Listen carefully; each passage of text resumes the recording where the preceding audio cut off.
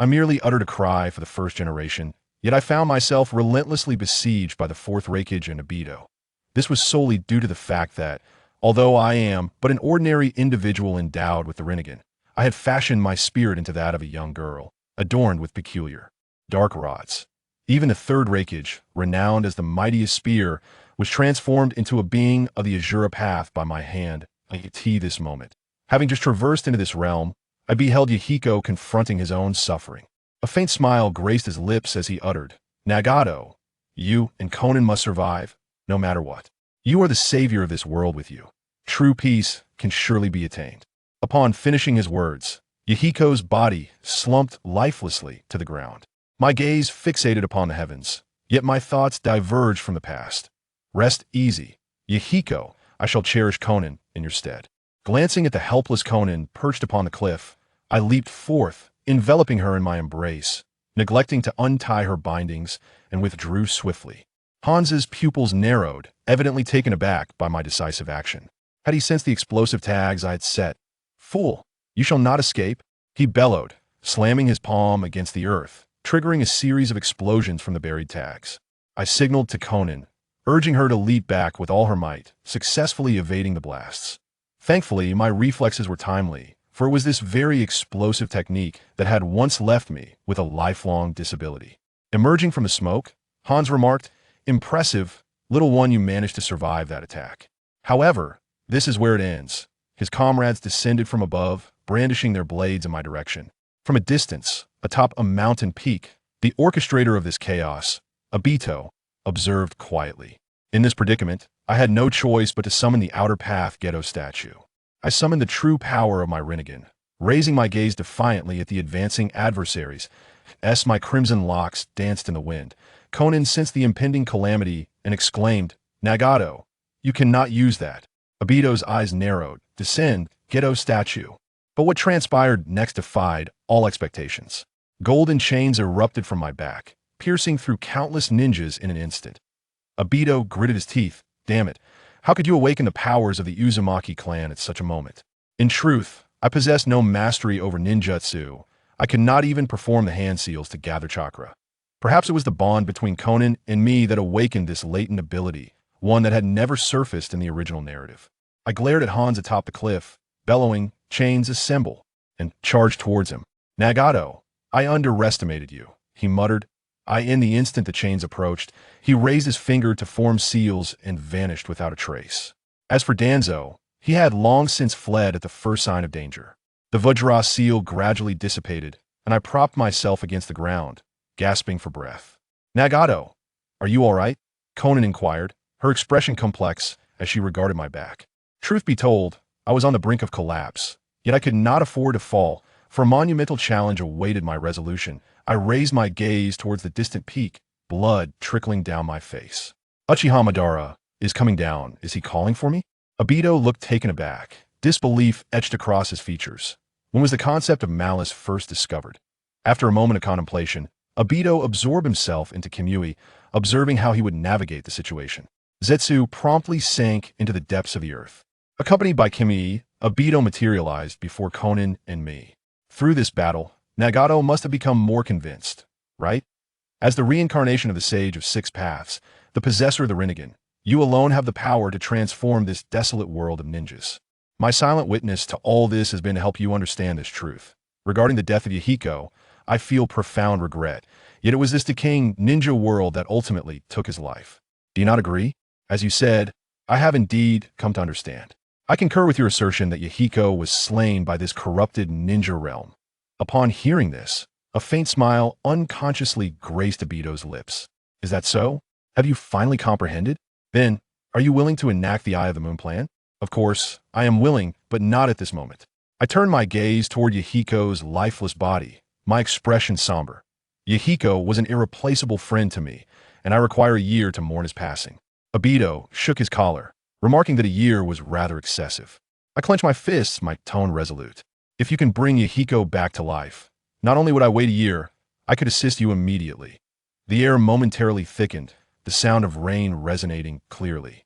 Obito's hand slowly dropped from his collar, his gaze becoming heavy. At this moment, he could not turn against me, for it would contradict the life he had long established. I can indeed wait a year. Nagato, I grant you 1 year's time. Ultimately, Obito conceded. Konan took Yahiko's body, and we departed. Konan carefully wrapped Yahiko's corpse in paper, casting a meaningful glance at me before following in my footsteps. In the rain, Obito silently watched the retreating figure with red hair. A carnivorous plant emerged from the ground. Nagato, this fellow is completely deviating from our intended course. Obito tightly clenched his fists, his voice low and somber. However, if we consider it from another perspective, the greater his strength, the greater the return for us. Perhaps, but the longer we wait, the more variables arise. We should not grant him a year. Everything is for the greater good. I have made my decision. 1 year from now, I shall stop at nothing to initiate the Eye of the Moon plan.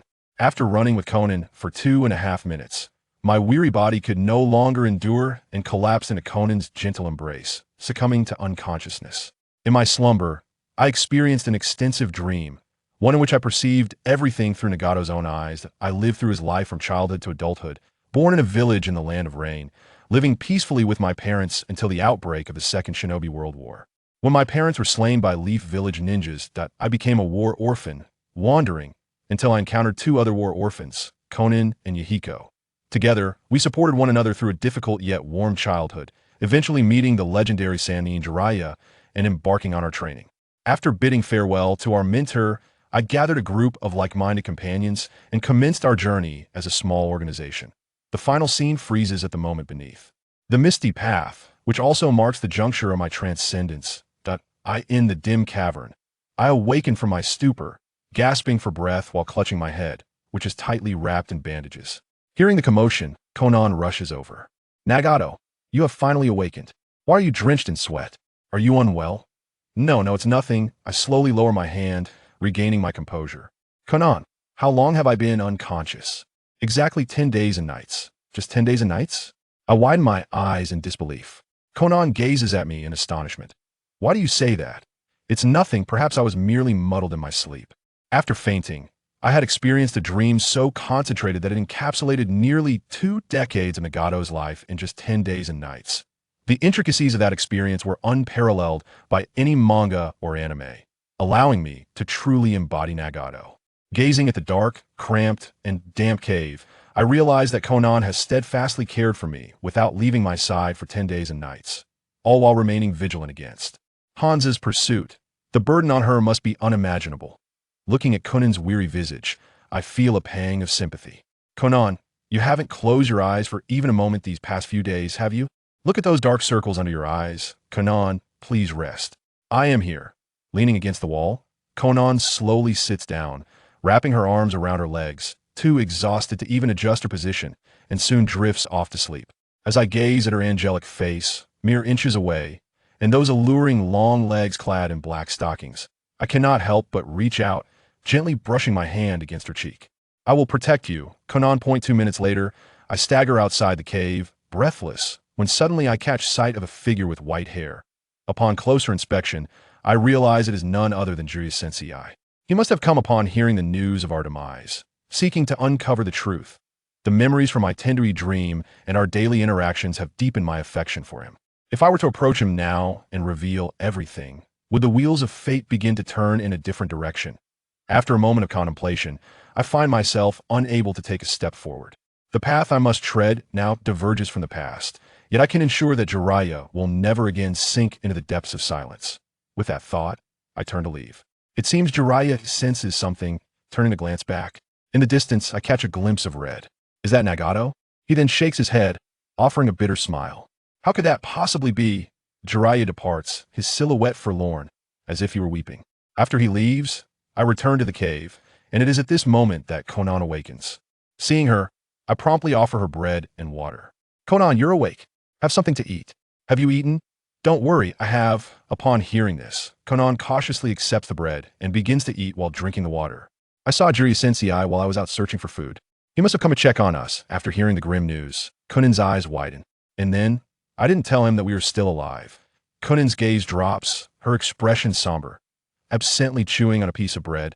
The path that lies ahead of us is certainly not as our teacher wishes. Thus, I believe it is better not to meet at this moment. Shaonan slowly lifted her gaze. resolutely stating that no matter what you choose to do, I will support your decision, even if it is not acknowledged by all. I shall steadfastly stand by your side. Xiaonan recalled the conversation between Nagato and Obito from 10 days prior, when he was engulfed in the pain of a love lost, too consumed to ponder deeply. Yet now, he yearned to uncover the truth behind it all. Nagato, there's something I genuinely care about, he said, but first, let me deal with the rats in the cave. I raised my palm, aiming at the dark corner of the cavern. Utilizing the technique of omnipotent will, White Zetsu was forcefully extracted from the wall. To think you could sense me, White Zetsu exclaimed, his expression one of astonishment. I tightened my grip around his head, gradually exerting pressure. Big brother, he hastily uttered, we are on the same side. Of course, I know you were sent by Obito. Yet your arrival is timely. I was just pondering where to locate Orochimaru. My Rinnegan shimmered with brilliance. A multitude of information flooded my mind. Unexpectedly, even White Zetsu's intelligence network was oblivious to Orochimaru's whereabouts. Truly, he is a man worthy of my regard. Fortunately, I have unearthed a clue regarding Orochimaru. Gazing at White Zetsu's lifeless form, I murmured, it appears that White Zetsu possesses a soul as well. The authority over White Zetsu lies in Obito's hands.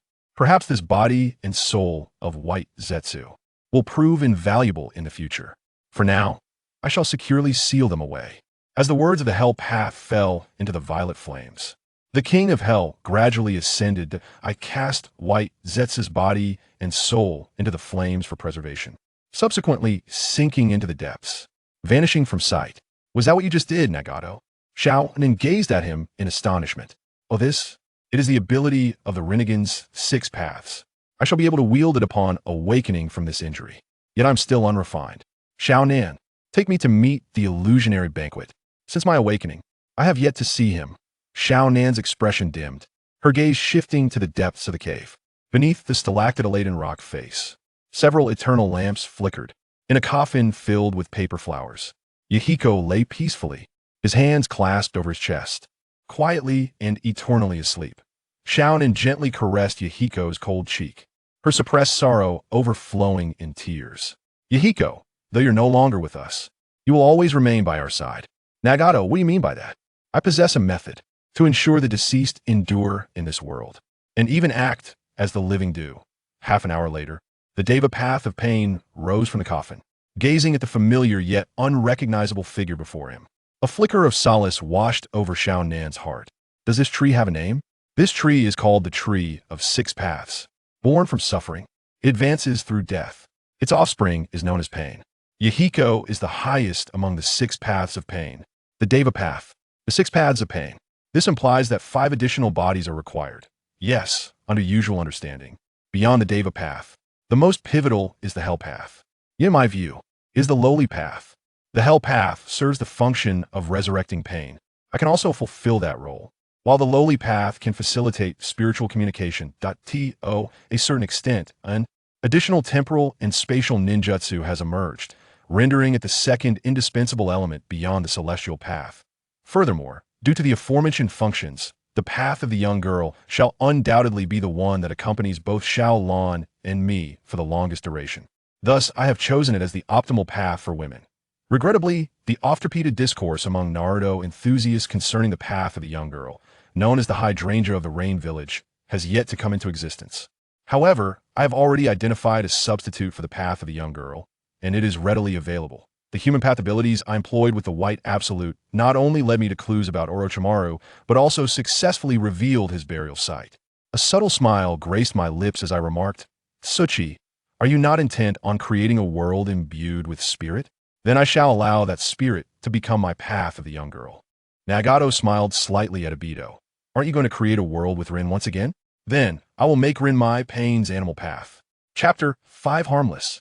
Traveling west from the land of rain, crossing the land of birds, after 3 days of journey, Nagato and Konan arrived at the border between the land of earth and the land of wind. This area has no governed territory and is rarely visited due to climatic reasons. Climbing over towering mountains, they reached an inland lake. In the center of the lake, there was an island, and on the island, there was a temple. At the entrance of the temple, there was a shrine with a talisman attached. Nagato stopped and stared at the talisman. The talisman contained the formula for a barrier technique, with the nature of fire release. Once someone stepped into the temple, it would trigger the barrier. Uchiha fire formation, indeed. With such a setup, it must be here. Konan, step back a bit. Nagato stepped forward, pointing his hand at the talisman from a distance. Hungry Ghost Path Seal, Technique Absorption. Whoosh! A hemispherical sealing barrier formed in front of his palm, absorbing the formula from the talisman upon contact. The ineffective talisman burned to ashes. Nagato and Konan climbed the stone steps and pushed open the temple door. Looking at the large object displayed in the temple, Konan showed a puzzled expression. A shell?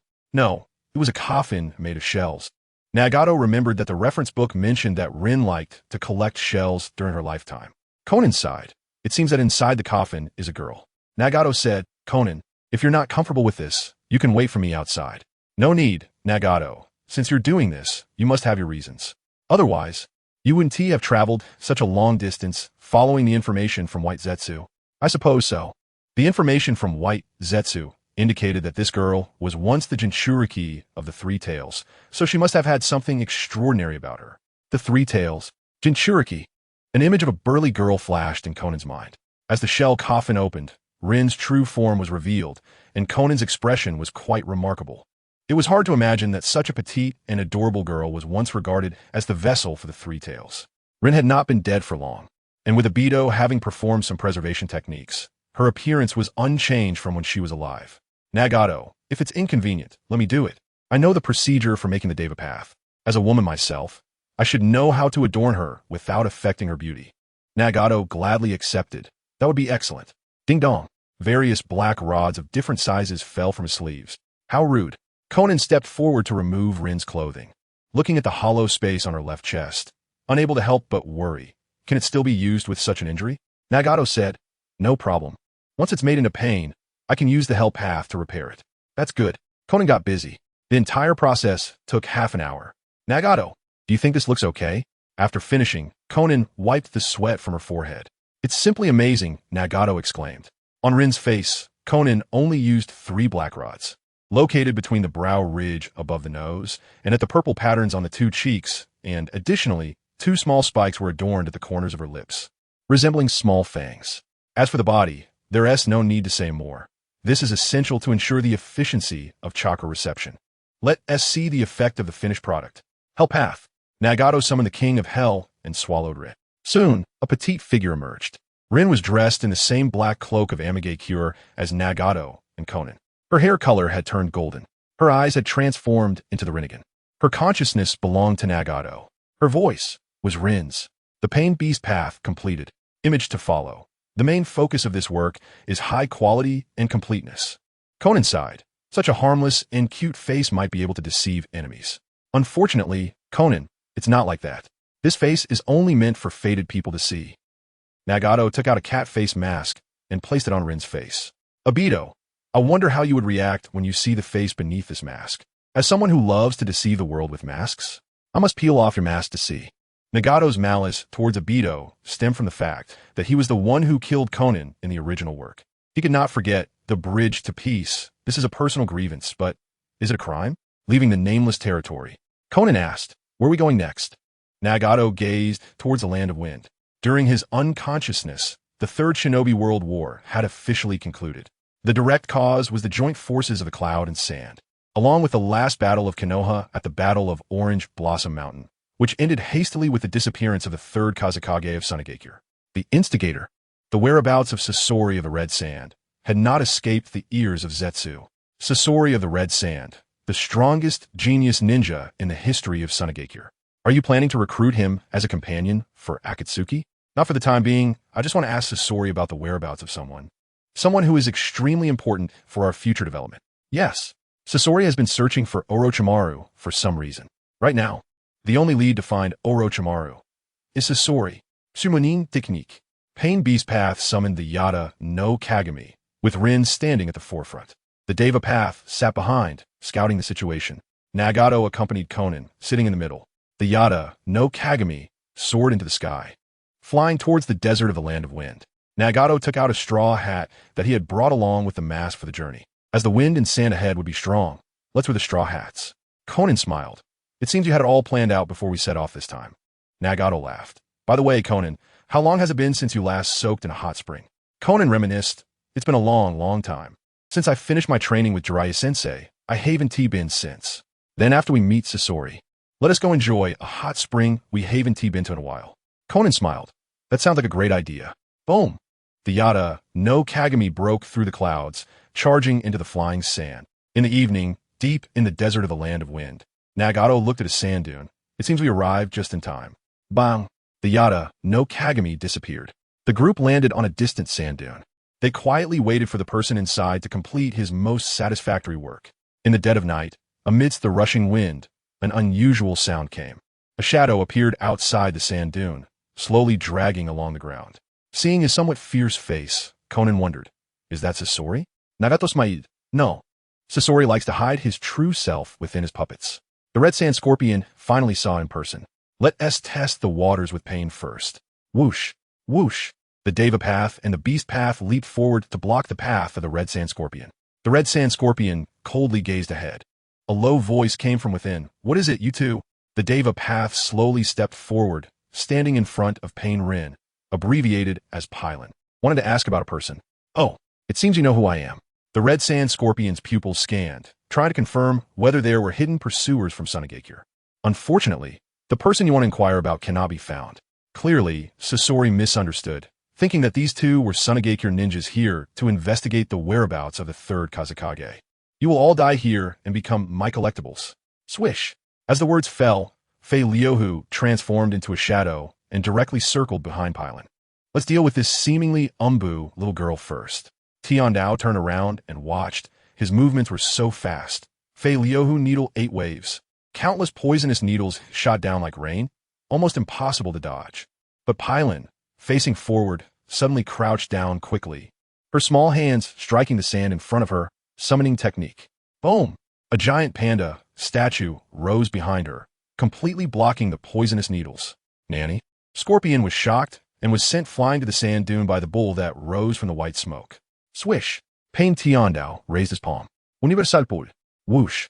The Fei Liuhu puppet was drawn over by the irresistible gravity, and with a crack, it crashed into the black rod protruding from Tiandao's other hand. This is unbelievable. Rustle, rustle. Its body scattered into sand on the black rod. Tiandao looked up at the depression on the sand dune in an instant. Did it really exchange with sand as a substitute? Indeed extraordinary. From where will the attack come? Gah! From the sand.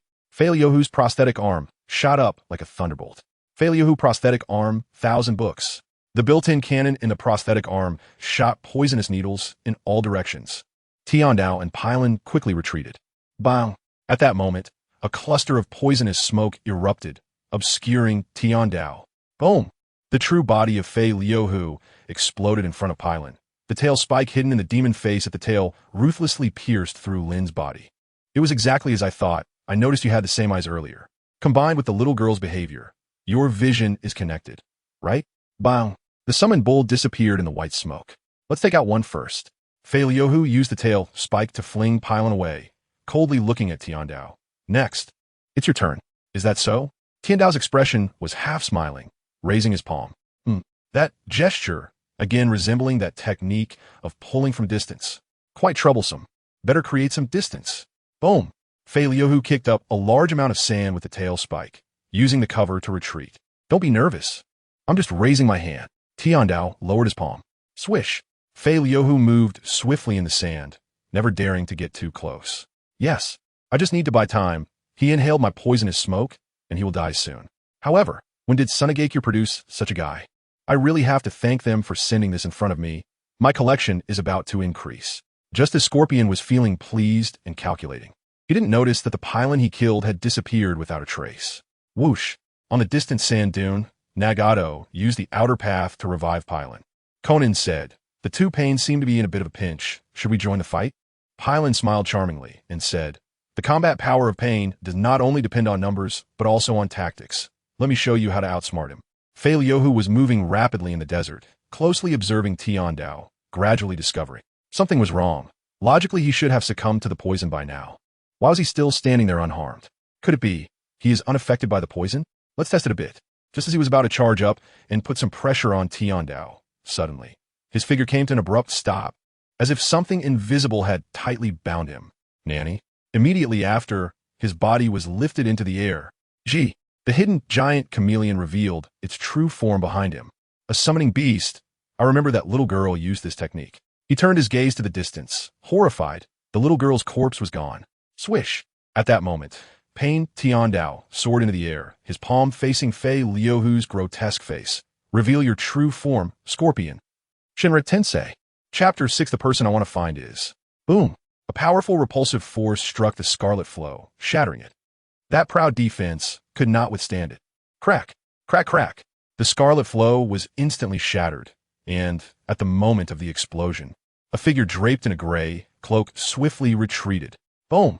The aftershock of the Shinra Tensei hit the chameleon, causing it to vanish into white smoke. And from the smoke emerged the supposedly dead parent. So that's how it is. Glancing at this scene, Scorpion muttered to himself, quickly maneuvering and stabilizing his stance at a distance, slowly pulling back the gray cloak to reveal the youthful face. Konan was slightly surprised. That is, Nagato smiled and said, yes, it's the true form of Sasori of the Red Sand. Wow. The sandstorm still rages on. In this round of confrontation, he broke the scarlet flow. However, the opponent remains unharmed. Scorpion's expression was slightly grave, sharing vision, immunity to poison, resurrection, powerful summoning techniques, and a suspected ability to manipulate gravity and repulsion. The preconceived judgment was shattered at this moment. You are not from Sunagakure, right?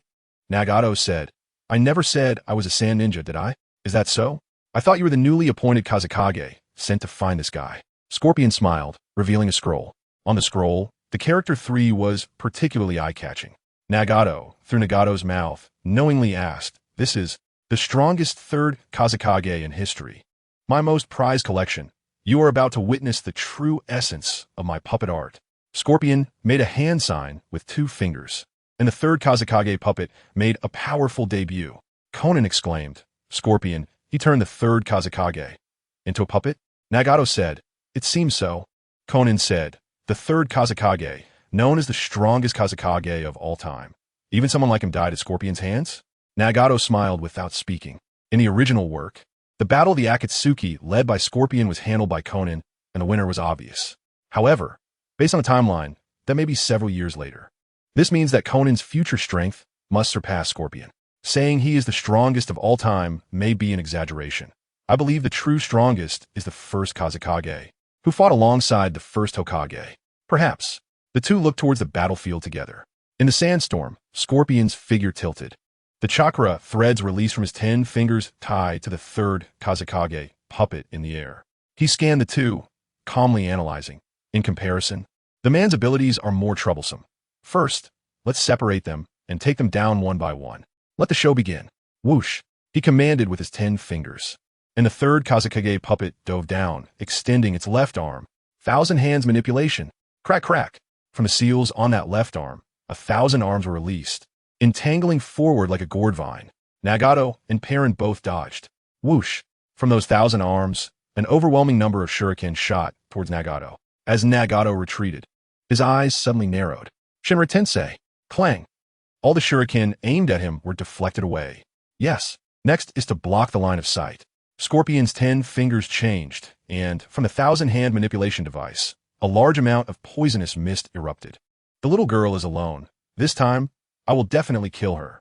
The third Kazekage formed hand seals, and a large amount of iron sand was released from his mouth. Here it comes, that move. Perrin made hand seals with her small hands. Magnet release. Iron sand rain. The iron sand in the air abruptly transformed into fine needles, shooting towards the isolated Perrin with overwhelming momentum. If you can block it, then try. The power and scale of this move cannot be compared to the 8 trigrams. Summoning technique. Boom. As Perrin formed hand seals, appearing in front of her was. Pain Nagato. Shinra Tensei. Clang. The iron sand rain immediately dispersed. She actually used the summoning technique. To call her companion? Another unexpected ability. Scorpion was stunned for a few seconds. Nagato raised his hand, aiming at the hovering third Kazekage. Not good. Coming back to his senses, Scorpion quickly manipulated the third Kazekage to form a defense with the iron sand wall. Boom! The iron sand wall collapsed after absorbing the power of Shinra Tensei, and it could not reorganize its defense in a short period. Not good. If he follows up with an attack, the third Kazekage puppet cannot block it. Scorpion's expression changed drastically, but he did not receive a follow-up attack. Why? Didn't Teehee strike again? This is a perfect opportunity to counterattack. In his daze, Scorpion sensed something. Could it be that move cannot be used consecutively in a short time? If that's the case, my opportunity has come.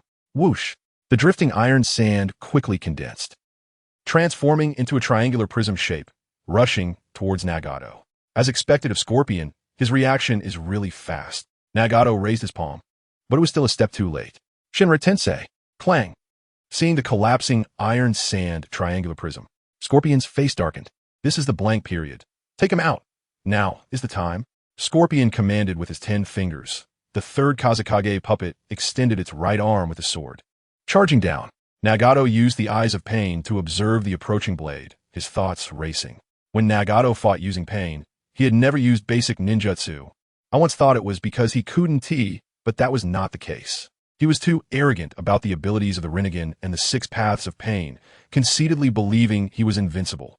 That he would forget that the ordinary is also an indispensable power, and I will not make his mistake. Pain Nagato began to form hand seals. Water release, water torrent. Whoosh! The explosive water flow erupted from his mouth, washing over the third Kazekage's body, blocking his advance. Konan's eyes flickered. That's Yahiko's signature ninjutsu. This is simply outrageous. Scorpion was completely impatient now. The iron sand surrounding the third Kazekage erupted with unprecedented fury at this moment. Nagato focused his gaze. Iron Sand World Technique, the ultimate magnet release of iron sand. The scale of this move could probably not be wiped out all at once by an ordinary Shinra Tensei, so clap. Para made hand seals with her small hands, stepped forward, and struck Nagato's back, zing. The summoning technique, S-seal. Extended. This move. This was the inspiration brought to me by the little girl through Ibiki. Pain has no sense of pain, so I developed this technique for surprise attacks. Summoning technique, dog bite hell. Howl! The head of the hellhound erupted before Nagato's chest, opening its massive mouth, indiscriminately swallowing the third Kazekage puppet into its belly. So fast, so sudden, that there was no room to evade at all. Crack! The long spikes emerging from the Iron Sand World technique instantly turned the hellhound into a porcupine. Boom! Nagato stepped forward, his arm probing into the hellhound's flesh. Let be destroyed. Shinra Tensei! Boom! The hellhound exploded, and the iron sandstorm created from the shattered Iron Sand World technique, along with the fragments of the third Kazekage puppet, wreaked havoc in this desert. These guys are definitely not human. There's no way humans could fight like this. A flash of inspiration struck Scorpion's mind. If these two guys are like my Chiyo and the third Kazekage, both being human puppets, then there must be a true body controlling them from the shadows. Whoosh! His gaze suddenly turned to the back, and on a distant hill, he spotted Nagato and Konan. Ha ha, found you. Scorpion revealed a sinister smile and charged towards the hill. Nagato, he found us. Nagato exclaimed, the unparalleled puppet master. Only he can detect so quickly the secret of pain. So that's how it is. Everything makes sense now.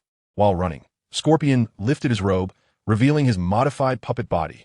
Scorpion died at 35. At this moment, he's 19 to 20 years old, and the age of his puppet body is fixed at 15. So by this time, he has already transformed himself into a human puppet. No matter what, you can't surpass me, just because I've transformed myself into an eternal puppet. Boom! Scorpion soared into the air, his back and waist spinning to attack Nagato. It's over. The power of the Deva Path has been temporarily suspended by pain, but Nagato slowly raised his head, his Rinnegan suddenly shining with light. There are others who can fight with their true bodies. Azura Path. Nagato's right shoulder suddenly summoned 2 mechanical arms, one of which grasped Scorpion's throat, with cutting mechanisms that unleashed mechanical cables resembling octopus tentacles, tightly wrapping around Scorpion's body, preventing him from using his puppet mechanisms. What? In Scorpion's shocked gaze, the other mechanical arm began to disassemble, its precise mechanical structure dazzlingly transforming into a mechanical hand cannon, rotating close to Scorpion's face, and with a popping sound, it began to charge. Azura's attack. From the pulsating violet light in front, Scorpion felt the breath of destruction. You, what exactly are you?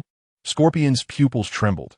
As a fellow puppeteer, for the first time, he felt the dimensional gap under the same domain. He had no doubt that if the energy cannon in front of him fired, his regeneration core in his chest, along with his puppet body, would be blown to smithereens. So are you satisfied now? Scorpion. I lost, just kill me. With no anger, Scorpion accepted his defeat wholeheartedly. Nagato looked at the dejected Scorpion and said, "You misunderstood, Scorpion. I'm not here to take your life. I just want to ask you about someone." Huh? At first, Scorpion assumed the other person was from Sunagakure, coming to inquire about the whereabouts of the missing third Kazekage. Later, realizing that the other person's identity was not from Sunagakure, he thought that asking about the person was just a pretense. Go ahead. As long as I know the information, I will definitely tell you. Good. Nagato retracted the Azura Path mechanical armor, set Scorpion down, and asked in a loud voice, "The person I'm looking for is Orochimaru." Chapter 7 Hot Springtime. When Nagato mentioned the name Orochimaru, Konan's pupils widened in surprise. Scorpion laughed. "Ha ha. Why would you think to come and inquire about that guy?" "Some rumors. There's a history between you two. You've been investigating his whereabouts, but I actually don't know if it's true." Scorpion's gaze darkened. That guy is trying to pursue the power of immortality using the body of a living person. To me, he is a heretic. A short-sighted person who doesn't even understand the life and death of the flesh has no right to pursue eternity. In my eyes, this is a blasphemy against eternity. How can I tolerate such a person living in this world? A gust of wind blew by, and Nagato calmly looked at Scorpion. So that's it. Scorpion's malice towards Orochimaru comes from his obsession with eternal art. Scorpion, what follows is just my personal opinion and does not represent a truth. Life and death are a binary opposition. Orochimaru is obsessed with the eternity of life, while you are obsessed with the eternity of death. Neither of you has transcended life and death. Nagato. Konan looked at Nagato in disbelief, never expecting him to say such words. Scorpion, influenced by Nagato's words, fell into deep thought. Your perspective is quite novel. Although I can't fully agree, I will take it into consideration. Nagato smiled, as long as it helps you. Scorpion said seriously, I don't know where Orochimaru is hiding now. I only know that he recently defected from Konoha, but Nagato calmly waited for Scorpion to continue. Orochimaru took in a war orphan named Kabuto as a trusted subordinate before he defected from Konoha.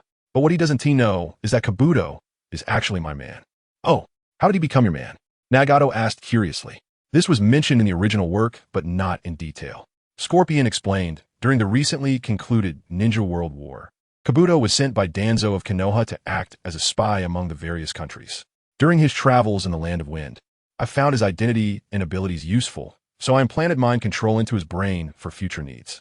To my surprise, Orochimaru also took a liking to him, which counts as an unexpected gain for me. Through mind control, I can sense Kabuto's current location, which is around Kusagakure. Konan said, so, Orochimaru is also in the Land of Grass. Scorpion shook his head. No, Orochimaru's bases are spread across the 5 great ninja countries. T always with Kabuto. But it's certain that Kabuto knows Orochimaru's whereabouts. As long as I unlock the seal of mind control, I can immediately have Kabuto assist me in finding Orochimaru. I see. Scorpion, are you willing to help me find Orochimaru? As a loser, I seem to have no right to refuse, right? Nagato smiled and said, it's fine. You can refuse. Besides, you didn't use all your trump cards in this battle, did you? This guy really knows a lot about my matters. Scorpion pondered. All right, based on your words, I will assist you until you find Orochimaru. However, I don't like waiting for others, nor do I like others waiting for me. Let us act separately. We will meet at the Kusagakure Bridge in 3 days. Okay, let us do that. Then I'll take my leave. Scorpion turned to leave. Wait, at this moment, Nagato called him back. What? Scorpion stopped and looked back. The wind and sand raged, and the atmosphere suddenly became a bit tense. To prevent any sudden situation, Konan also stood on guard. At this moment, Nagato scratched his head. By the way, is there a hot spring place in the Land of Wind? The air suddenly fell silent. Should I not ask you? Your puppet body probably can't feel the heat of the hot spring, right? In the desert of the Land of Wind, there's a village by the river of the Defen River with a hot spring, and that can be booked for 100,000 ryo. After finishing, Scorpion added, also a puppet body can still enjoy hot springs. After saying that, he leaped into the wind and sand. Nagato and Konan arrived beside the 3rd Kazekage puppet, which was about to be buried by the sandstorm. Scorpion even left this behind. Konan was more concerned. Scorpion wouldn't just pretend to agree and then leave like this, would he? Nagato smiled slightly. No, he is a true artist, and he would definitely not refuse an opportunity to elevate art. Help path. Boom! In the mouth of King Inma, the third Kazekage puppet appeared with a new look. Konan exclaimed, a puppet can actually be made into a pain?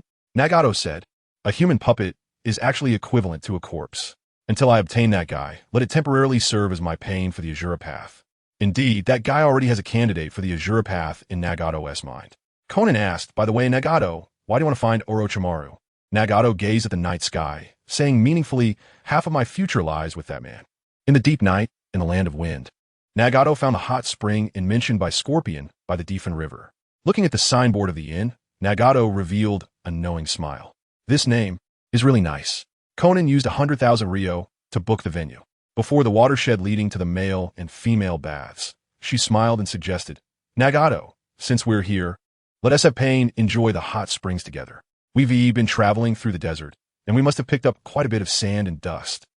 What prompted her suggestion was Scorpion's words that a puppet body could also enjoy hot springs. Other things are fine, but there's one point that is hard to decide. Pylon stepped forward, looking awkwardly as he asked, Konan, should I go into the male bath or the female bath? Konan's eyes flickered slightly. Well, in the middle of the night, Nagato lay on the inn's bed, tossing and turning, with visions of misty scenes filling his mind. Thus, Nagato put on a kimono and went to the courtyard, wanting to enjoy the evening breeze to calm his restless heart. But unexpectedly, Konan was also standing in the courtyard wearing thin clothing. He came out to cool off, but ended up feeling even hotter. Gathering his thoughts, Nagato asked, Konan, aren't you going to sleep? Chapter 8, The Pact of the Bridge Between Heaven and Eartham. I can't sleep. Konan's profile is very calm, but Nagato feels an inexplicable sadness. She still hasn't come out of the pain of Yahiko's death. Nagato sighs inwardly, and the distracting thoughts in his mind are completely settled at this moment. There are no romantic moments under the flowers and the moon. Right now, he and Konan are displaced, wandering in a foreign land as rogue ninjas. They don't even have a place they can call home. First, let's focus on survival, then on love. I also can't sleep. He walks over to Konan and says, today's battle with Sasori made me realize a major weakness of pain. Let's work on improving it together. Konan looks at him, her eyes suddenly brightening. The two of them set up a formation in the courtyard. When Sasori attacked with his true body, my first reaction was to use the Deva Pass ability to push him away, but then I realized that the Deva Pass ability has been undermined by pain. As the number of pains increases, the abilities of my true body are also undermined. Konan lowers her eyes and contemplates. Could it be that I'm overthinking this? If pain's 6 paths take shape, in my view, they would be completely invincible. Nagato smiles and says, the strength of pain lies in its secrets. But there are no walls in this world that do not let the wind through. In the ninja world, talented individuals emerge one after another, and secrets will eventually be revealed. Therefore, it is especially important to prepare for the future. Konan nods in agreement. That's true, Nagato. You are very forward-thinking now. So, what is the way to return pain's power to the true body? Nagato replies, actually, it's quite simple. Just interrupt the transmission, and pain will become a puppet that loses its ability to act. However, relying solely on this would greatly diminish the significance of pain's technique. So, what I envision is to find a way to make the true body and pain compatible. This sounds a bit difficult. Konan ponders. It's like looking to the left while also looking to the right. It seems somewhat unrealistic no matter how you think about it. Her words invigorate Nagato. In the original work, when Naruto was training in Sage mode, the Sage also said something similar. Inspired by this, Naruto created a method to gather Sage chakra using shadow clones. If the clones are responsible for transmitting chakra to pain, would the abilities of the true body be unrestricted? Nagato immediately tries to use shadow clones, but discovers that when using pain's 6 paths, shadow clones cannot be used. This path is directly cut off. Indeed, Naruto's method cannot be imitated. I can only find a method that suits me. He looks at Konan. Attack me first. Perhaps I can gain some inspiration during the battle. Konan raises her hand to form hand seals, and her body begins to turn into paper. Nagato swiftly dodges Konan's attacks, focusing all his energy and entering a state of calmness and clarity. The principle of pain's technique is signal transmission. To use a mobile signal as an analogy, it's as if the true body has activated hotspot sharing, and pain's 6 paths are the terminals connected to this hotspot network. No matter what, it's impossible to guarantee the flow of both ends. Still not working. I can't find any clues at all. Suddenly, Nagato looks at the layers of paper in front of him, which are merging and separating, but always maintaining a continuous offensive. A flash of inspiration. Why must I insist on guaranteeing the flow on both ends? As long as, at the moment of need, I use the flow where it should be used. Isn't that enough? To explain it in terms of communication technology, it's what is called interrupted continuation. Nagato, be careful. Excited by his own discovery, he momentarily forgets to dodge the attack and gets scratched on the cheek by a paper shuriken. Nagato doesn't care at all, joyfully like a child. I have a method, Konan. I found a way. Yeah. Nagato shares his idea with Konan. So what it means is that when the true body needs it, I can interrupt the chakra transmission to pain for an instant, use it for the true body, and then immediately transmit it back to pain. It can be done like this. It's impressive that you thought of it, Nagato. Konan, actually, I was inspired by your paper technique. Is that so? That's right. The principle is like that. However, putting it into practice is not so simple.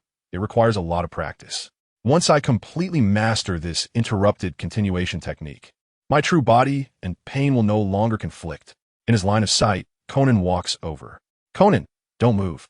She stands in front of Nagato, reaches out her hand, and places a sticker on his scratched cheek. Her cool touch instantly makes Nagato shiver. Konan withdraws her hand, her orange eyes fixed on Nagato. No matter how significant the discovery is, you can't be so happy that you get distracted in battle. Also, the first thing to do after getting hurt is not to share insights, but to treat the wound. You're right. You're absolutely right. Why is your face so red? Maybe it's because I soaked in the hot spring, but that was an hour ago. This is just the after effect. You're really strange, Nagato. Konan smiles slightly. However, it's the first time I've seen you like this. It feels a bit fresh. How should I put it? Nagato feels a bit flustered. All right, it's getting late. Let's go back to sleep.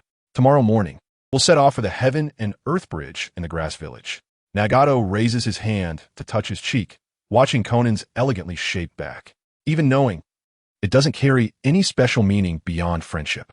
But the way she smiled at me for the first time still leaves me mesmerized. Tonight, I probably won't be able to sleep.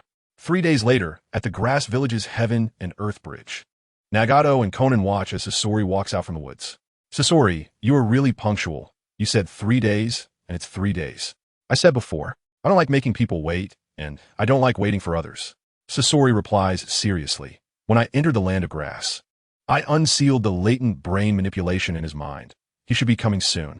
Are you waiting here with me? Or do you want to wait in the shadows? Nagato thinks. The current situation is still unclear. One thing I can be sure of is that if Orochimaru wants to escape, no one can stop him. For safety's sake. Sasori, you meet with Kabuto alone. I'll stay in the shadows and wait for an opportunity. Then you need to be careful. Otherwise, I might not be able to help but take out that Orochimaru guy first. Nagato and Konan retreat into the woods, watching from a distance. The wind rustles the grass, and the surface of the water under the bridge ripples. Suddenly, a boy slowly walks towards them from the other end of the bridge, with silver-gray short hair and a harmless face, wearing a pair of black-framed glasses. Konan sighs. Is that Kabuto? It's hard to imagine he was once a spy for Danzo, wandering through various countries. Nagato smiles. As the saying goes, one should not judge a person by their appearance. Kabuto stops in front of Sasori, kneeling on one knee. Lord Sasori, sorry to keep you waiting. Sasori slowly walks forward.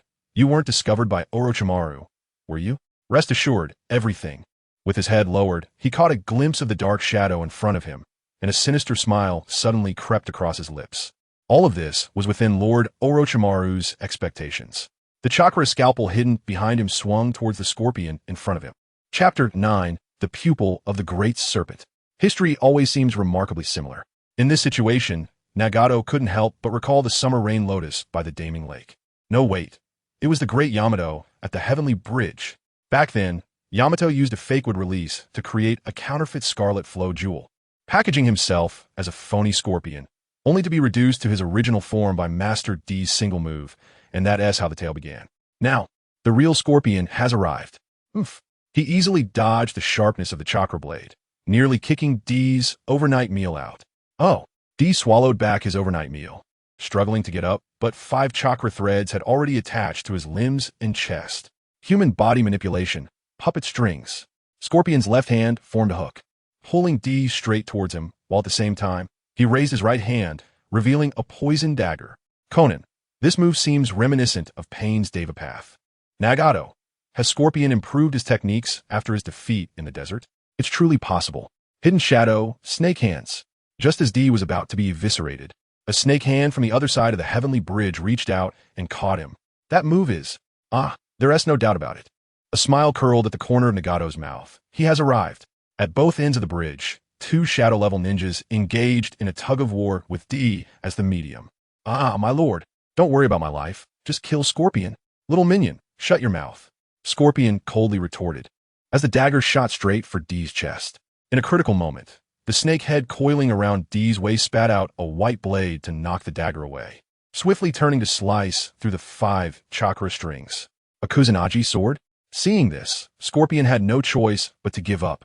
Watching helplessly as D was taken out of his sight by the snake hand, the wind began to rise, and the gazes from both the light and the dark simultaneously turned towards the other side of the bridge.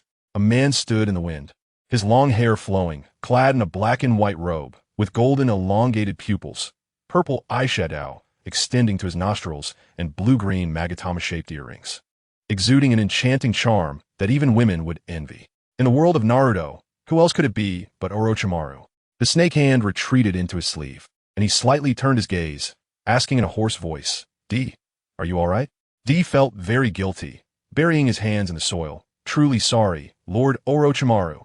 It was I who suggested being the bait to lure Scorpion, but unexpectedly, I have caused you trouble. Orochimaru smiled, speaking slowly. Actually, this outcome was within my expectations. I didn't stop you because I wanted you to see the gap in strength between yourself and the top ninjas. Sometimes, once we ninjas make a wrong decision, there's no turning back. Pharmacist D, reflecting deeply, yes. Lord Orochimaru, I will definitely learn from this lesson and become of greater use to you. Hey, have you finished your nauseating chatter? Scorpion impatiently urged. Orochimaru turned to look, his smile becoming meaningful. Scorpion, you're still so restless. Let me guess your reason for visiting. The disappearance of the 3rd Kazekage from Sunagakure is your doing. I assent it. You turned him into your best puppet, and then couldn't wait to confront me. Orochimaru strolled forward with a smile.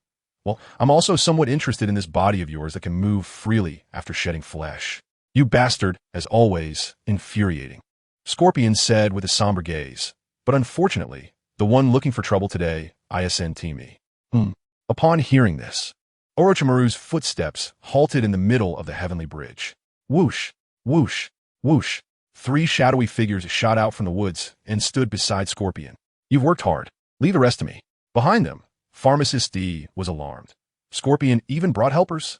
Before exiting, Scorpion looked deeply at the 3rd Pain on the field, even though his eyes and hair color had changed, and he had gained black rods on his face. He could still recognize at a glance that this was the 3rd Kazekage puppet he had abandoned. You. Scorpion ultimately couldn't say anything and retreated to a distance. Then let me see, on the same starting line, how much you can surpass my art. Lord Orochimaru, the situation is dire. We should retreat. D urgently called out.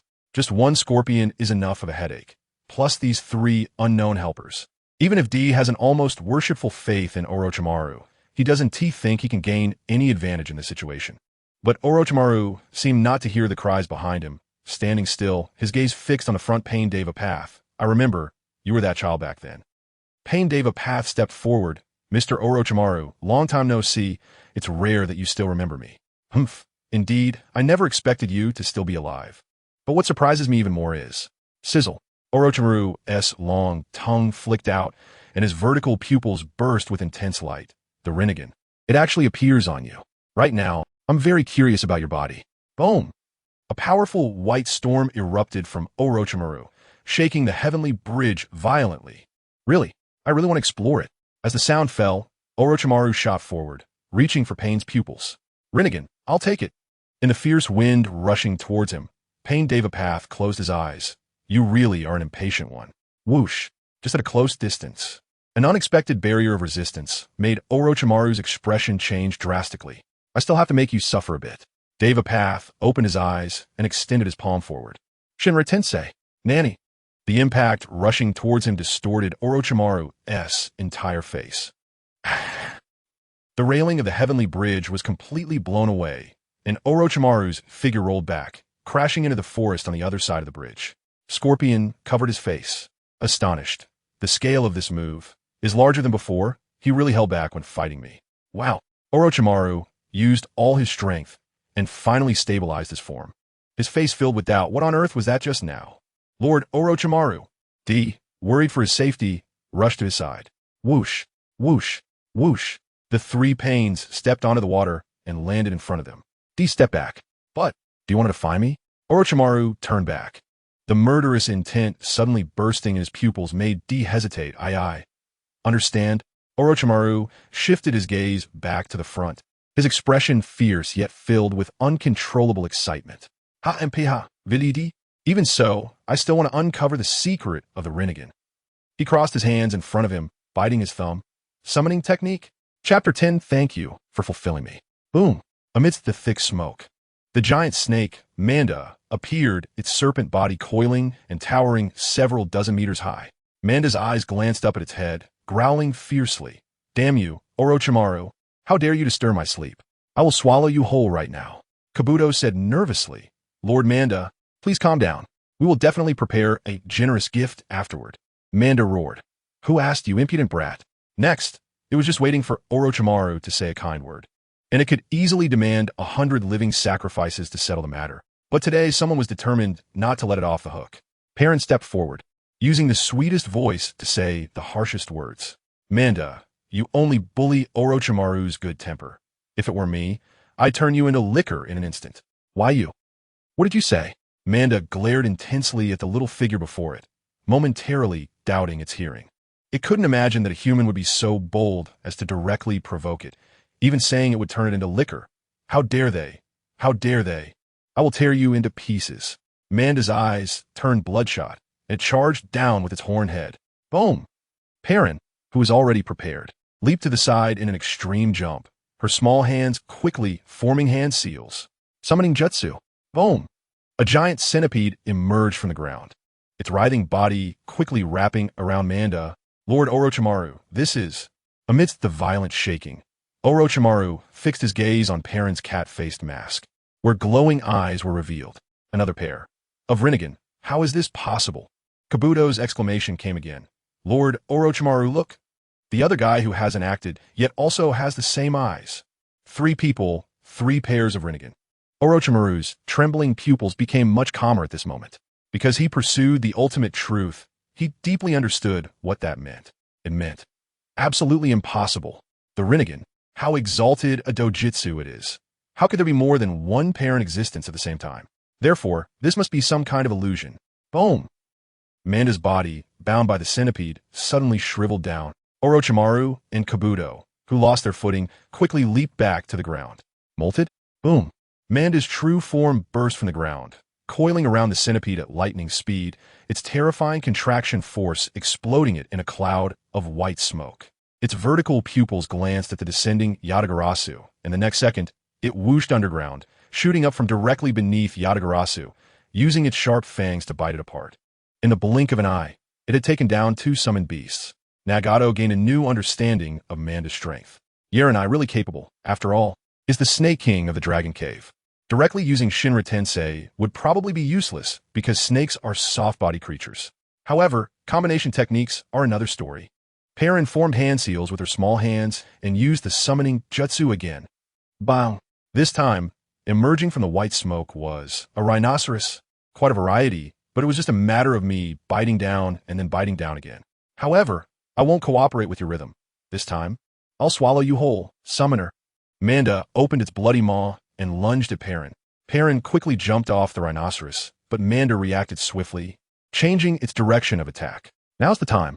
Pain, in the Deva path, quickly positioned himself beneath the rhinoceros, raised his palm high, aimed at Manda's chin, and slammed down. Universal pull. Manda's head was violently pulled off course by the gravitational force, and, at the same time, the rhinoceros raised its horn high. Crack! Manda's upper and lower jaws were unceremoniously pierced by the rhinoceros's horn, the excruciating pain making its vertical pupils widen, but due to its mouth being sealed shut, it couldn't even scream. Its vertical pupils slowly turned to Orochimaru. Surprisingly, this time it didn't vent its anger or make threats. The brief clash just now made it too clear what Orochimaru was facing. Orochimaru, this time, there's no need for living sacrifices. Because I don't want dead things. You can just seek your own fortune. Bang. Manda disappeared into the white smoke. Kabuto urgently said, Lord Orochimaru, we must retreat now. It was indeed time to retreat, but before that, let me send them a farewell gift. Orochimaru smiled, took out a wind shuriken, and threw it forward with all his strength, while his 4 fingers quickly intertwined in front of his chest. Ninjutsu, shuriken shadow, clone technique. Bang bang bang. That wind shuriken split into thousands in midair, flying towards the front like a downpour. Using this as cover, Orochimaru didn't look back and rapidly retreated. Seeing this, Sasori shouted to the forest, Hey, he's preparing to escape. Don't worry, he won't get away. Nagato, accompanied by Konan, walked over. Clang! Pain, using Shinra Tensei, swept away all the wind shurikens.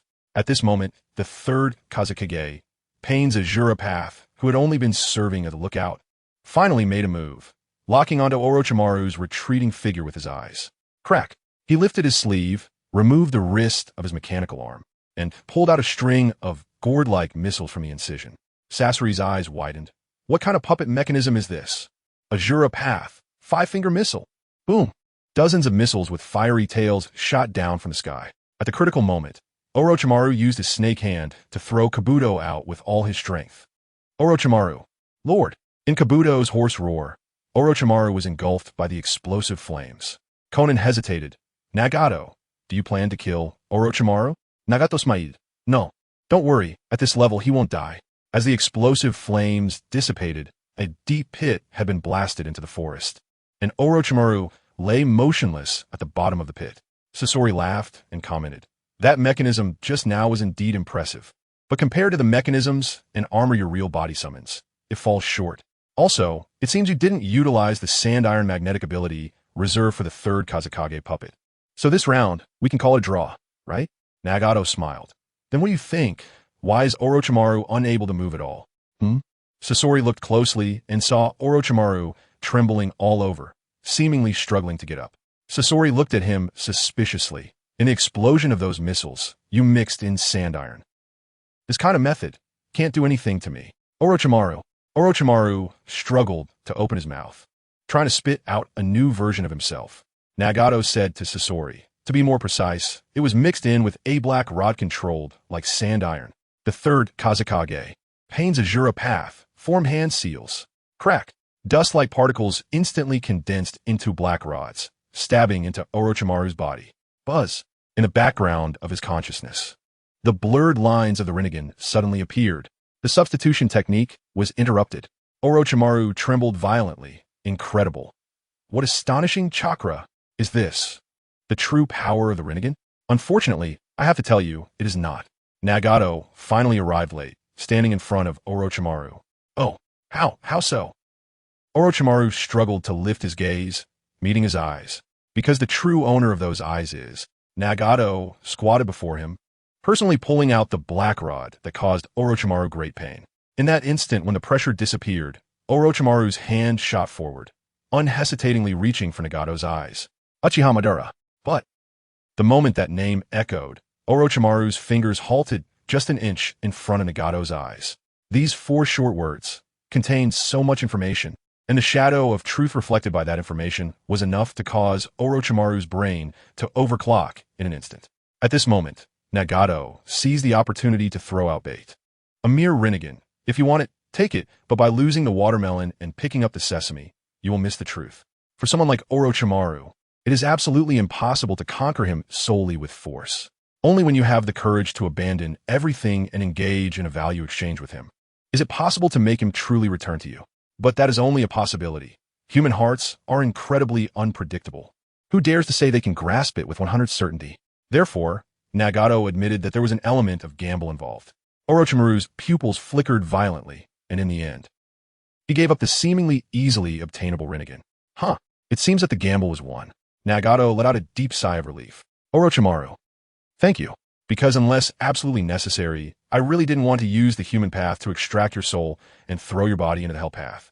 Looking for a chance to have Toby reincarnate you with impure reincarnation, and then turn Shursui into my pain, using his Kodo Tsukumi to forcibly enslave you. Thank you for allowing me to maintain my elegance and refinement in front of Konan. Chapter 11. Nagato, and Orochimaru. The final evolution of the Sharingan is the Rinnegan. Isn't it a coincidence, Nagato-kun? Just a few days ago, I was trying to establish this hypothesis. In the underground lair, Orochimaru led Nagato down the dimly lit corridor, his words revealing his current excitement. Nagato smiled inwardly. You're mistaken. Actually, the Sharingan and the Rinnegan are two independent ocular techniques with no evolutionary relationship. The key lies in the combination of Ashura and Indra's chakra, which gives rise to the chakra of the six paths. However, Orochimaru's current misunderstanding does not affect the overall situation. In fact, it only benefits me, not harms me. So, he did not interrupt Orochimaru's words. Nagato-kun, for this, I am prepared to spend the next 10 or even 20 years verifying this hypothesis. And your appearance has placed me on the shoulders of the giant of truth. Not killing you back then in the Rain Village was indeed a wise choice. At the end of the corridor, Orochimaru stopped in front of a door. We're here. Please enter. He pushed the door open, placed the oil lamp he was carrying on the stand, and then took a seat. He propped his chin on one hand, gazing intently at Nagato across from him, his eyes full of curiosity. Seeking the truth requires a rigorous attitude. To ensure the purity of the truth, Nagato-kun, I need you to tell me the whole story. What kind of determination and schemes does a ninja, like Madara, have to entrust his open eyes to others? It's simply unimaginable. Come on, I eagerly want to know. Is that so? But before that, there's something I need to deal with. Nagato raised his gaze to the tightly closed door behind Orochimaru and lifted his hand. Universal pull. Boom! The door shattered, and Toby stumbled in. Crack! Nagato seized him by the throat and slammed him to the ground. You're Toby, right? Aye, aye. The sudden turn of events left Toby terrified.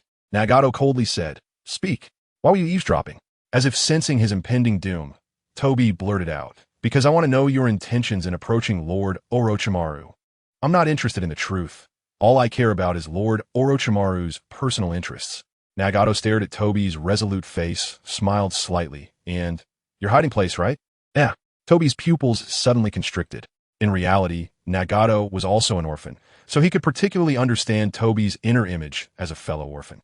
Having received love and then betrayed by it, he wanders aimlessly, playing roles outside of himself, forgetting his own identity, living for the sake of others while neglecting his own needs, not knowing what his significance in this world is, and even less knowing what the world means to him. But the loneliness deep within him makes him long for a place to settle. Being needed by someone who understands his needs is a form of settling. Once he finds a place to settle, he will offer his soul's loyalty, and if he were to lose it one day, he would fall into a mad obsession. For someone like him, if he cannot be controlled, he must be nipped in the bud. But he is Orochimaru's most valued assistant. He cannot be killed, at least not for now. Moreover, for Nagato's personal feelings, he would rather not kill him unless absolutely necessary. In that case, it would be better to release goodwill and plant the seeds of kindness. If you want to know my intentions, you could have just knocked on the door and come in. Why sneak around and do these little tricks? At this. Or do you think your respected Lord Orochimaru is so weak that he needs you to secretly keep watch to avoid being controlled by others? Aye. Toby was momentarily speechless. At that moment, Nagato released his grip on Toby's throat and said with a smile, Go find a little stool and sit on the side. Huh? Toby suddenly looked up, unable to believe what he heard. You allow me to stay and listen to your conversation with the Lord? Nagato looked deeply at him. That's right, but you must keep your mouth shut. Understand? If you spill anything, it won't be a joke. Pipa vildi. Gulp. Toby swallowed hard, adjusted his glasses on his nose, and said seriously, I understand. The content of today's conversation will absolutely not be leaked even half a word. Thus, a little stool was added to the room. In the flickering candlelight, after some contemplation, Nagato began to narrate in his own words. All of this can be traced back to the Valley of the End, the battle between Hashirama Senju and Madara Uchiha. Indeed, everyone knows that Madara died at the hands of Hashirama, but the truth is not so. Madara survived and obtained Hashirama's power. From Madara's defeat at the Valley of the End to his death at the foot of the golem, Toby listened in shock, sitting on pins and needles, not daring to breathe. Orochimaru also fell into silence, and, after a moment of silence, he asked a key question. Nagato-kun, in Madara's plan, you were one of the players. How did you manage to break free from his and Obito's control and know these causalities? Orochimaru would definitely ask this, so Nagato had long thought of a reason. Moreover, this reason cannot sound ordinary, such as having learned it coincidentally from White Zetsu's mind. That would only lower his standing in Orochimaru's eyes. Yes, Madara's plan was extremely meticulous. During my childhood, he secretly implanted the Rinnegan in me. After losing my parents to war, I grew up wandering, found like-minded companions. And just as I was about to show my talents, he had Uchiha Obito appear as his avatar to guide me in the direction he hoped for. For a long time, I did indeed act according to script, but both he and Uchiha Obito underestimated me. One day, I saw things with these eyes that even Madara could not see. The past that Madara preset, and the future presented by extending backward under that premise. Toby finally couldn't contain his shock and exclaimed, "You oh no. You saw the future?" "Ah, but that future was one where I did not intervene at all." Orochimaru said seriously, "Any ability must have its origin and beginning. Is this ability a technique of the Rinnegan? Can you tell me more about it?" Nagato truly did not expect Orochimaru would ask so detailedly. He remained composed and pondered, saying, "Aihizi, breaking the predetermined fate. This technique awakens only once in a lifetime, and only the chosen ones possess it. When the ocular technique awakens, it is conveyed in this way from the cosmos." Ha ha ha, I really am something. What Aihizi, what breaking fate, awakening only once in a lifetime, a technique of the chosen ones. The CPU almost overheated, but it seems to be true. I see. But indeed, only in this way could one possibly escape Madara Uchiha's control. At this moment, an incredibly expectant smile appeared on Orochimaru's face. "Nagato-kun, what you just told me was the past. Then, what about the future?" "The future, huh?" Nagato smiled meaningfully. "Please allow me to reserve that for now. Obviously, if I told you everything without reservation, what would you need me for anymore? Since ancient times, deep feelings cannot be retained. Only schemes can win hearts. All right." A smile appeared at the corner of Orochimaru's mouth. "Then let's change the question. Nagato, what do you want to obtain through me to change that future?" Nagato said, "Well, what I want is actually not much. First, it's a pair of my own Rinnegan. Chapter 12 Blueprint. To awaken your own Rinnegan?" After confirming Nagato's needs, Orochimaru fell into deep thought. "Nagato, based on the information you provided, the wielder of the Rinnegan needs to possess the powers of both the Senju and Uchiha clans. The Senju power can be resolved through the transplantation of Hashirama cells, but, Nagato, the biggest problem you face is that you lack Uchiha blood. You fundamentally do not meet the conditions to awaken the Rinnegan. In fact, it is the powers of Ashura and Indra that draw out the Sage of Six Paths power, which is the key to awakening the Rinnegan. Just like in the corridor, he did not directly point it out. First, to prevent Orochimaru from grasping the core secret, in case he and Nagato are not on the same page in the future. Secondly, although the Sharingan and Rinnegan are two independent ocular jutsu, there is no conflict in using the ultimate form of the Sharingan, the eternal Mangeki Sharingan, as a base along with the power of the Rinnegan. It is beneficial and harmless to him. Unaware of these inner circumstances, Orochimaru's hoarse voice rang out again. Even if you were to transplant a pair of Sharingan from outside and then work hard to awaken the Rinnegan, you still wouldn't be considered the original owner of that Rinnegan. Do you understand what I mean?" Nagato smiled. Indeed, this is Orochimaru, who sees through this crucial layer. Following his thoughts, Nagato expanded, "I've already considered this layer, so let me share my idea. The one to awaken the Rinnegan does not necessarily have to be my current body." "What did you say?" Orochimaru's eyes brightened suddenly. Nagato continued, "I am preparing a completely new body. In my vision, this body must have the following elements: my appearance, my consciousness, Senju cells, Uchiha bloodline, in short. It must compensate for the elements that my current body lacks in the realm of the Sage of Six Paths. Among these conditions, I emphasize my consciousness. This new body must possess the consciousness of the original Nagato, and it cannot be like a shadow clone, which has the same consciousness as the original, yet remains independent. The my consciousness that I want for the new body is to be completely synchronized with the original body in real time. Just like pain." After hearing Nagato's series of demands, Kabuto felt embarrassed. This is too chaotic. How could it be realized?" Nagato said, "I am only stating my vision, not considering how to realize it." Orochimaru smiled. This idea of a new body coincided with his ongoing immortal rebirth. "So, Nagato, you want to one day abandon your current body and transfer your soul into a new vessel?" Nagato shook his head. "No, this body named Nagato contains everything that belongs to me. If I abandon it, then am I still me? The Rinnegan will be awakened by the new body, while my current body must elevate its existing power to the limit. Then, On some future day, when my two bodies have each elevated their powers to the peak along their respective trajectories, Orochimaru, you'll find a way to integrate all the powers of that body into my current body. You can think of any method, but I want it all. All complementary elements must be integrated without conflict or compromise. That is to say, the plan is XYZ. Boom. Orochimaru suddenly stood up. An unprecedented light burst forth from his slit pupils. The whirlpool body, Senju power, Uchiha eyes, and if combined with Sage power, all elements merging into one would not just result in a brand new Rinnegan. It would be equivalent to the Sage of Six Paths. If on this basis, all tailed beast powers were integrated to become the Ten Tails Jinchuriki, that would be the complete form of the Sage of Six Paths. However, what Orochimaru did not know was that the complete form of the Sage of Six Paths was only the beginning of the power Nagato sought. He feared scaring Orochimaru and did not reveal his true ambition. Do you know what you're saying, Nagato? Throughout history, no human from this land has ever accomplished what you are saying. Perhaps someone can manage to have two bodies, growing in different ways and reaching their peaks in different fields, but without compromise, complete integration. Even if there is a theoretical possibility, I can assure you that the actual success rate will not exceed 1 in 10,000, because there are too many uncontrollable factors. The path you have chosen is almost impossible to end well. In Nagato's eyes, however, a madness surged. Who cares about that? If I don't do this, how can I obtain the ultimate powerful strength without a resolve to fight to the death? How can I have the qualification to contend with those monsters who were born as ninjas and have lived for thousands of years? At this moment, he was very clear that his true enemy was not in this ninja world. Kabuto felt emotional. I can't understand. He is so young and, as a ninja, already possesses power that even Lord Orochimaru cannot compare to. So why is he still so obsessed with power? To this, Orochimaru had a different understanding. Just now, I had some doubts about whether Nagato was speaking nonsense about Ashura and Indra. Now, it seems almost certain that it is true. What kind of desperate future has he seen that makes him abandon the stable path and choose this hellish gamble? Genes are the art of the creator. It is precisely because of their uncontrollability that they are so fascinating.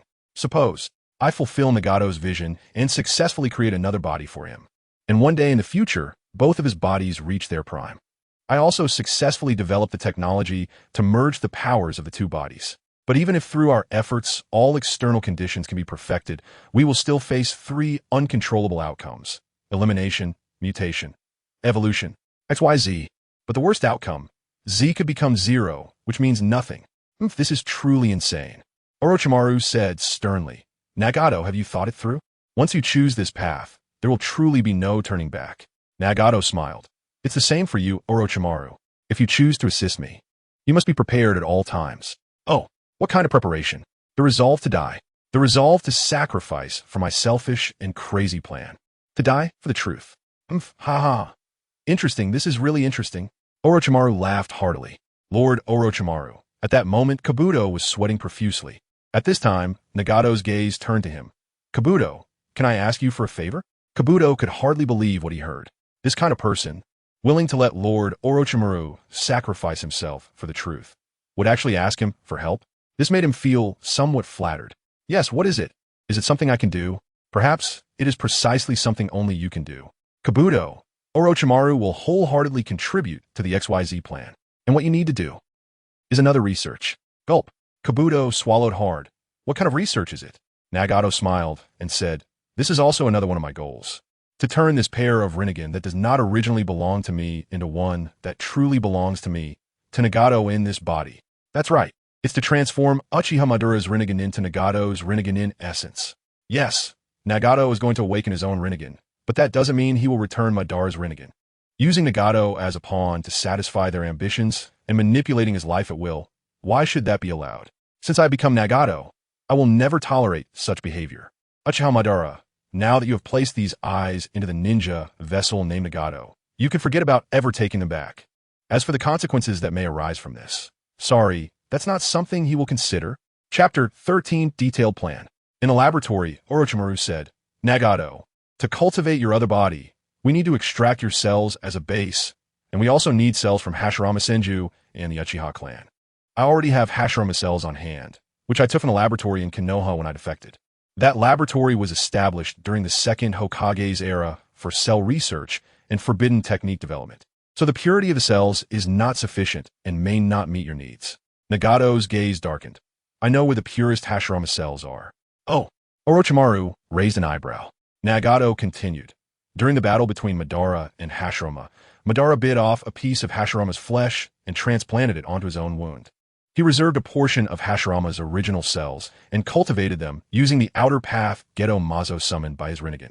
Orochimaru's eyes suddenly brightened. Where is that Gedo Mazo now? In Obito Uchiha's lair.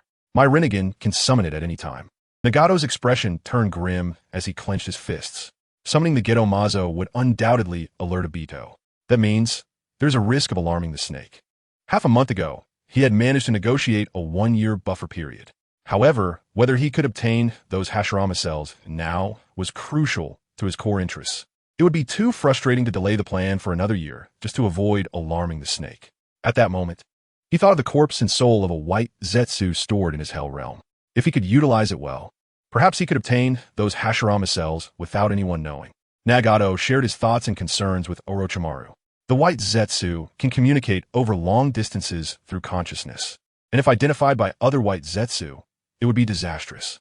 Well, Orochimaru said, stroking his chin thoughtfully, I haven't researched the white Zetsu you mentioned yet. Could you lend me the white Zetsu corpse you have for my study? Perhaps I can find a way to break that long-distance communication method. That would be great. Without hesitation, Nagato summoned the King of Hell and had the white Zetsu's corpse brought forth. Orochimaru's eyes focused. I see. I can indeed feel a power similar to Hashirama's from it. But if Hashirama is the bright moon, then these are like fireflies, weak in comparison. Nagato stated, I saw in Iheiji that these creatures are products of the infinite Tsukuyami from ancient times. And the Gedo Mazo I just mentioned is the vessel of the Ten Tails and the God Tree. I hope this information will be useful for your research. Although Orochimaru had thoroughly studied the white Zetsu's perception methods and utilization in the later stages of the original work, it still required the accumulation of time. To be honest, Nagato didn't have high hopes for this last-minute research. If it worked, that would be great. If not, he was ready to forcibly summon the Gedo Mazo. As for how to explain this to Obito, Pain once said something very insightful. Things always happen suddenly, and as for the reasons, they'll be found later. That so-called 1-year agreement was not absolute, depending on the situation. However, Nagato did not expect that Orochimaru would soon give him a huge surprise regarding this matter, which would soon unfold. Back in the present, Orochimaru ordered Kabuto to store the white Zetsu's corpse in a specialized device for preservation, and then the three of them left the laboratory together. As for Hashirama cells, wait for my news. In the meantime, Nagato, you can find a way to acquire Uchiha clan cells. The other body I will cultivate for you will be a completely new individual in terms of existence. So if all goes well, you will unlock your own Sharingan. That will be a brand new pair of eyes. Unfortunately, that new pair of eyes will also not escape the Uchiha clan's curse.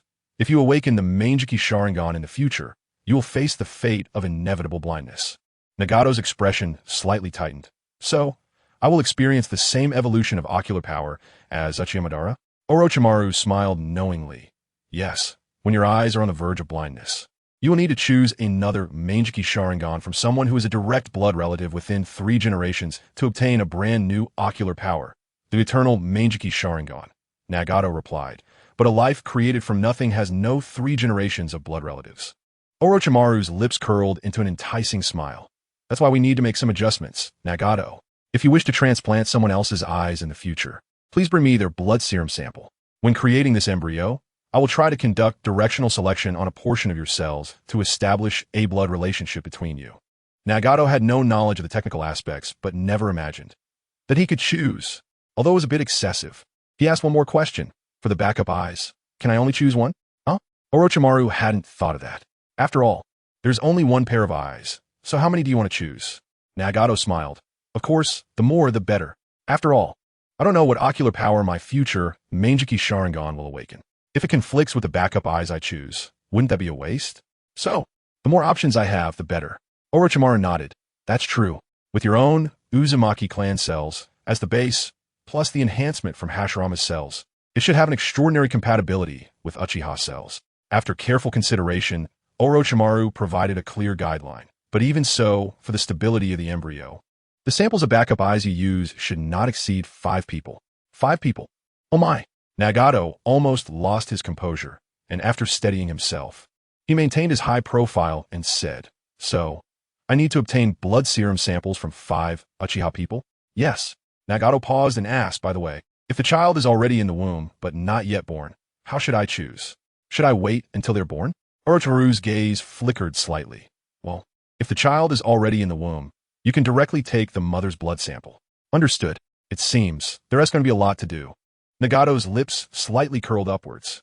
At the exit of Orochimaru's underground base, he handed a scroll to Nagato.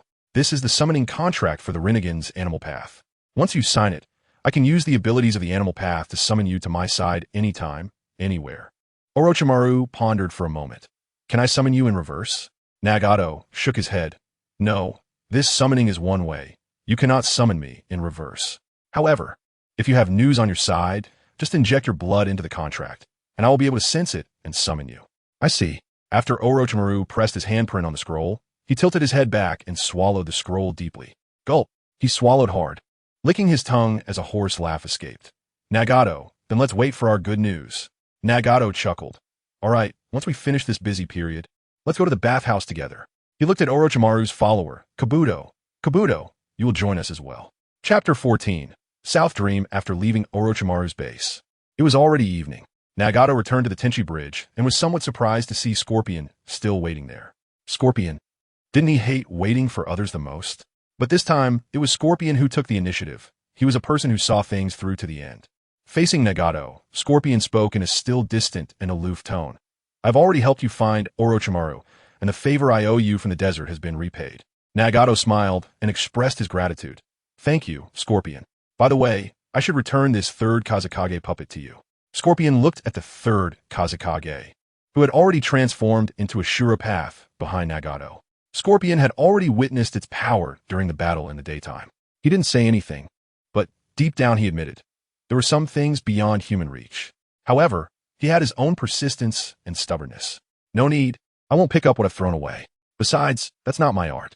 Scorpion turned to leave, silently saying to himself, "One day, I will prove that the eternal puppet art that embodies the soul and craftsmanship of my red sand scorpion will not lose to your cold eyes, even if that eye power is from the sage of 6 paths, the Rinnegan." Watching Scorpion's back, Nagato called out to him and extended an olive branch. However, it was not an invitation to join Akatsuki. Half a year later, if you have nowhere to go, come to Amigakure. Akatsuki was ultimately just a mercenary organization, akin to something like Blackwater in the 3-dimensional world.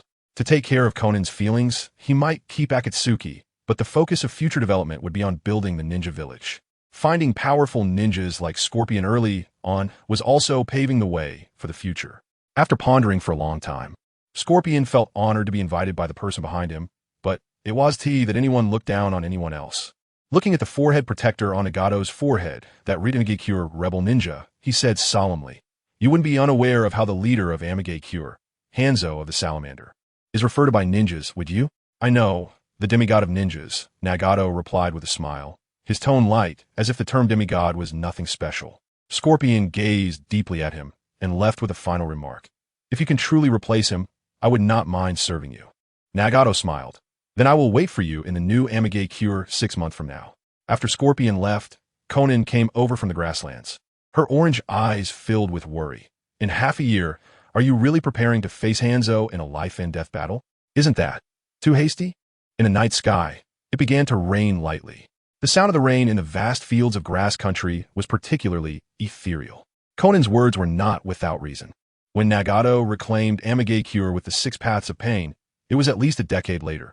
By that time, Hanzo had already aged, not just physically but also in will. That was why the 6 paths of pain easily annihilated the once peak power of Hanzo. Surpassing the demigod, he became a god. Nagato had no obsession with the title of god. It was just one generation's version of the next. What he wanted was simply a stable strategic career and a stable home with Konan. He certainly couldn't let Konan know his thoughts at this moment. So he said, "That guy Hanzo, when he was in his prime, chose to ally with Danzo to persecute us rising stars, which shows that his vision and courage as the pinnacle of the ninja world have gradually weakened with age. If we wait a few more years, it will be easy to eliminate him. But how can I feel satisfied eliminating a Hanzo like that?" Konan, think about it, Yahiko. How much he admired Hanzo. Yahiko was killed by the very person he admired. So while Hanzo has yet to fall from grace, I must take revenge for Yahiko. Konan looked at the figure before her, his silhouette in the rain, her gaze complicated. Nagato, have you reached a consensus with Orochimaru? It was her initiative to not follow when he had a secret meeting at Orochimaru's base, using the excuse of keeping watch outside. She actually wanted to know more than anyone else what Nagato was currently plotting, but since it involved Orochimaru, it certainly couldn't be completely above board. A person's name, a tree shadow. She knew what kind of person Orochimaru was. On the contrary, she was the most meticulous among the three. When they first encountered the legendary three ninjas, Orochimaru had proposed killing them. As a result, during her later training, Konan had indirectly asked Jiraiya several times about Orochimaru, including his thoughts, personality, ninjutsu characteristics, weaknesses, and so on.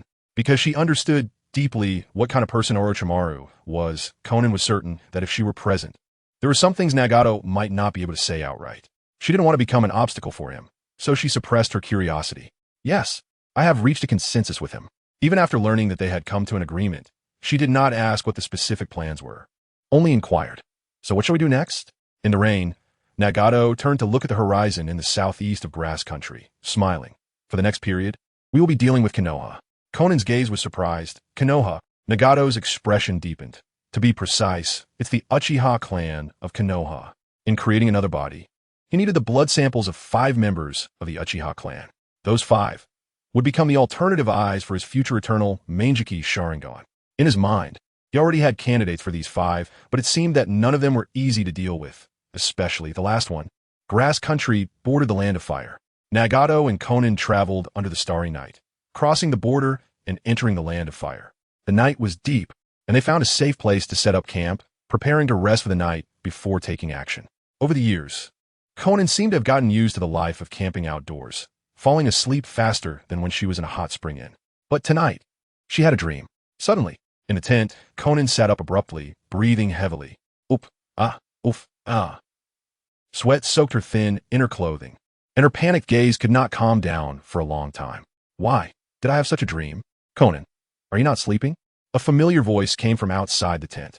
Konan hurriedly lay back down, closing her eyes and pretending to sleep.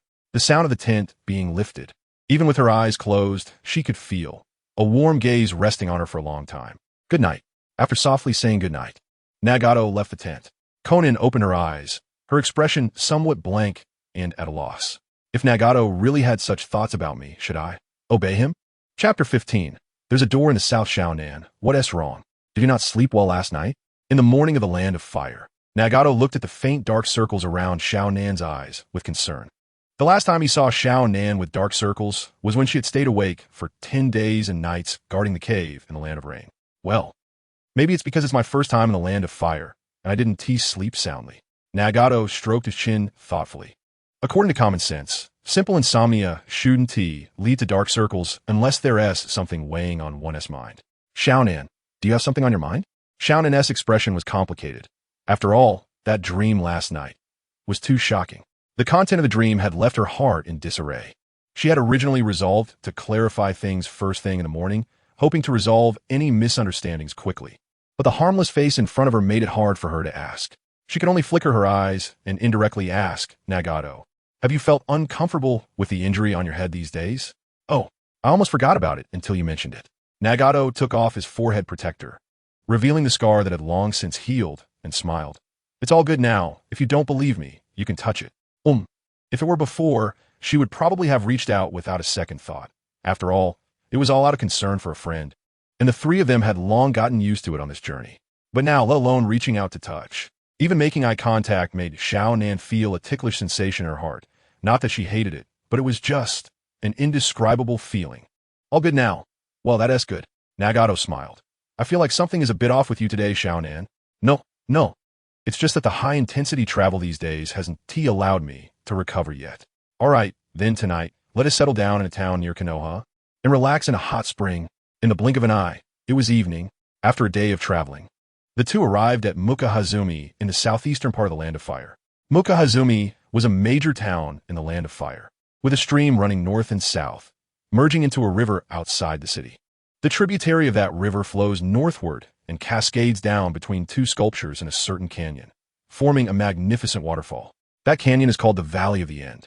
Standing atop the jagged sculpture, looking across to the mountains behind the opposite sculpture, and beyond that, lies the Hidden Leaf Village. The connection between the common people of the Land of Fire and the Hidden Leaf Village is the reason Mukahazumi became a major town. On the streets, one could occasionally see Konoha ninjas who had finished their missions and came here to rest, and sometimes even sand ninjas passing through after obtaining permission. The Third Great Ninja War had come to an end, and the countries had resumed diplomatic relations, but the identity of a rogue ninja was still sensitive.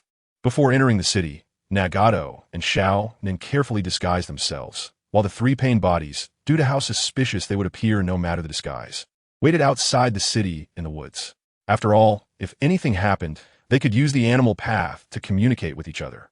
In this atmosphere, Xiao Nin temporarily forgot those chaotic thoughts and followed Nagato, gazing at the bustling scene that could never be seen in the Land of Rain. In front of a grilled fish shop, Nagato stopped and smiled.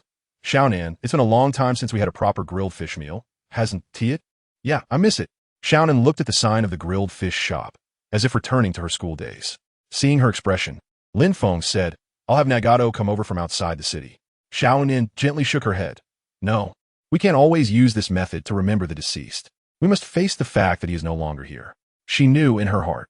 Even though there was still a shadow of Yahiko behind her, the one who truly shared her life was Nagato. Xiao Nin. Nagato looked at her strong back, feeling both comforted and pained. He felt an impulse to step forward and embrace her, confessing his feelings. But he knew that wasn't possible. As long as she and T completely walked out of the shadow of Yahiko's death, he had to carefully hide his own feelings. Shopkeeper, one large grilled fish hot pot, please. The business at this grilled fish shop was booming. Xiao Nin preferred quietness. Therefore, Nagato took her to a secluded spot on the second floor. The grilled fish was served. The shop also provided various snacks, including deep-fried tofu. Nagato placed the deep-fried tofu in front of himself since Xiao Nin didn't like deep-fried food. In the pot, a plump grilled fish was being adorned with various Japanese ingredients, releasing a mouth-watering aroma. Tears of emotion were about to stream down. Nagato clasped his hands reverently. I'm starting. He picked up a piece and put it in his mouth. Ah, the meat was tender and refreshing, and the texture of this unknown fish in the Naruto world perfectly harmonized with the delicious broth, becoming a perfect match. Ah, that taste was simply amazing. Is it delicious? Xiao Nin? It tastes really good.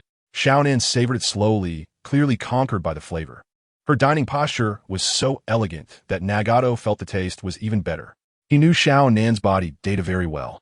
Height 169. For centimeters, weight 45.